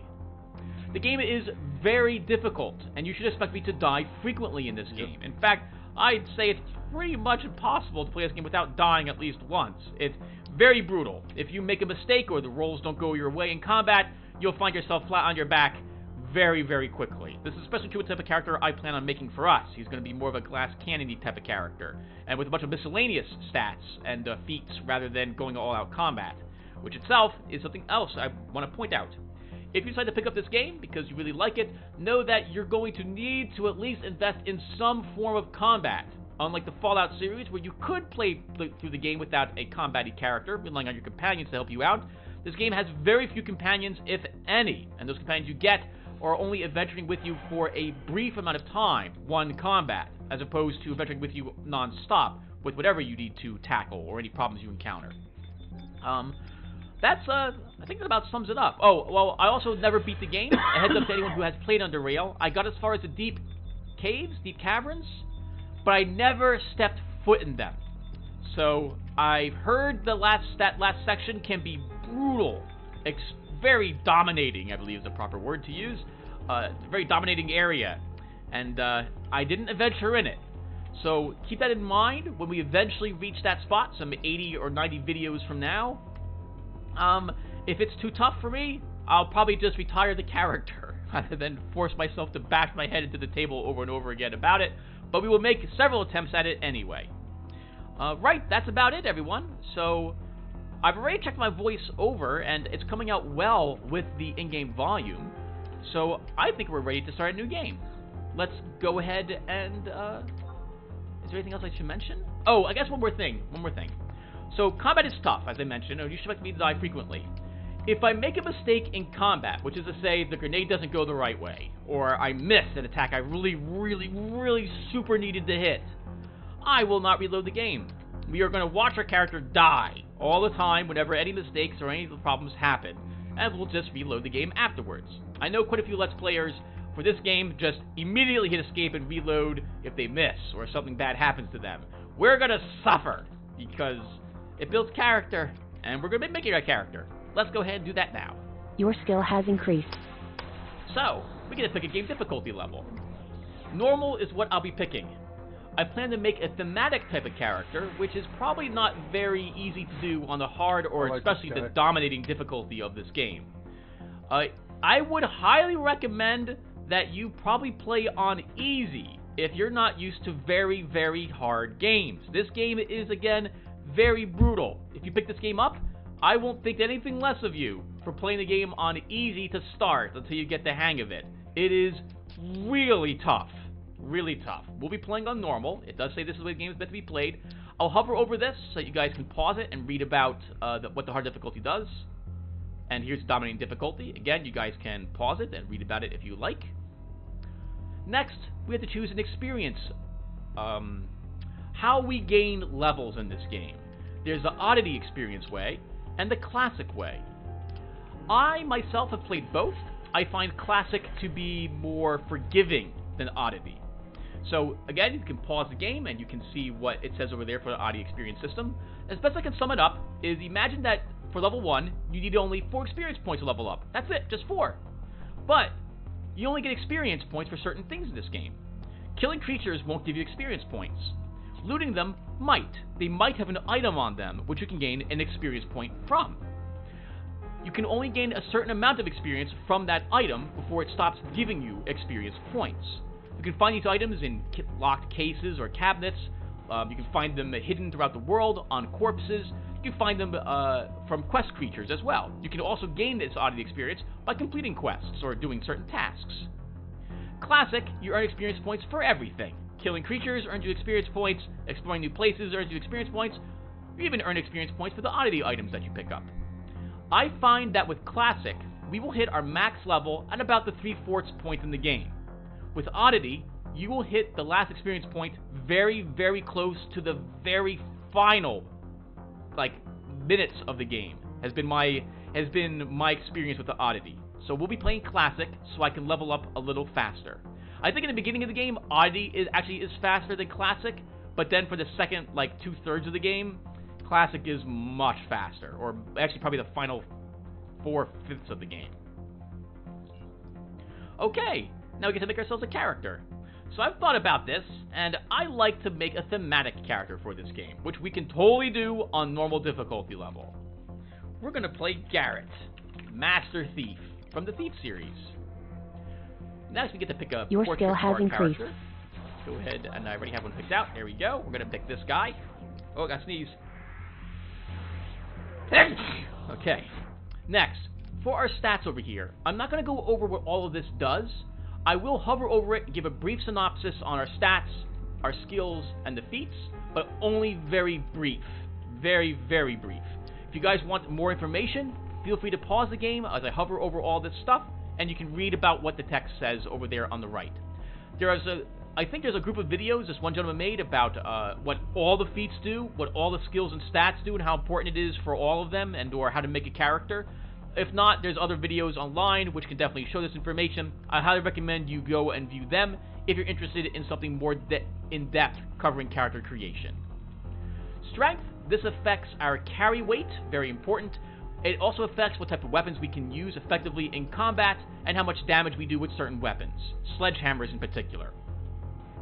Dexterity affects our thievery abilities, so things like stealth, pickpocketing, lockpicks. It also affects some ranged attacks as well. It also, I believe, increases the damage that your daggers do. Agility affects our nimbleness. I think this affects flat stealth, and it also affects our ability to dodge and not take damage in combat if we choose to play a dodgy type of character. Constitution is our ability to, this is our hit points, I believe. I think it also helps reduce poisons in the game, reduce their effects and how much damage you take from them. Perception is your ability to find secrets in this game. If you don't have a high perception, the secret will never make itself visible to you, and you won't be able to access what it's hiding. Perception also affects, I believe, your accuracy and damage with ranged weapons. Will is useful for a psionic character, and helps you resist a tiny bit of psionic damage. Intelligence affects your crafting skills. If you want to make the best items or have the best items in the game, be that either consumables or permanent items like armor or weapons, you will want to craft. It's the best way to get the, well, not the best way, but it gives you the best, or can give you the best access, or the access to the best items this game can possibly offer. And it is worth it. It is totally worth it. Okay, so for Garrett, we're going to make a thematic character. So Garrett wasn't that strong. I don't remember him lugging around heavy armor. He did lug around bodies and what. Oh, one more thing really quick before we get any further. Your starting stats may not be lowered below 3, and they may not be increased above 10 for your starting character. Every 4 levels, you will earn a point for stats at level 4, 8, 12, 16, 20, and 24. Max level in this game is 25, to my knowledge. Okay, so for Garrett, your skill has lower his increased strength by 1. I'm not a fan of lowering it to 3. I think that's a little too weak. I don't want him to have that lower carrying capacity, because you're going to loot a lot of stuff in this game and need to lug it around. We're going to be storing a lot of stuff into our stashes and cabinets, wherever it is that we're going to be resting and spending the night. So, and we're going to be going back and forth to these locations, off screen at least, pretty often. I don't want to have to do that more often than necessary. We're going to leave Garrett's strength at 4. Dexterity. So this is really important for a thief character. This affects our ability to do thievery stuff like open locks and so on. We're going to up this up to 8 to start. Agility. I do plan to make Garrett a dodgy type of character. We're going to increase this to 7. Constitution. I remember Garrett not having that many points in hit points back when I was playing Thief. We'll lower it by 1. Again, I don't like lowering these stats to 3. I think 4 will be okay. Perception. This is our ability to use ranged combat. Garrett was a bow user, in addition to using blackjacks and swords, so we're gonna pick crossbows as one of our weapons. Let's go ahead and up this a bit. We're gonna go ahead and lower Will 1. Garrett got his snot kicked out of him back when he was trying to face up against the Hand Brotherhood. He dodged their ranged attacks rather than try to resist them. That won't happen in this game, though. We're going to take that 1 point we earned and put it in Perception. Garrett also was just of average intelligence. He needed some help to puzzle out what things were going on around him, and he got pranked once or twice, if I recall correctly, losing an eye, actually, in fact. We'll leave his intelligence at 5 at the moment.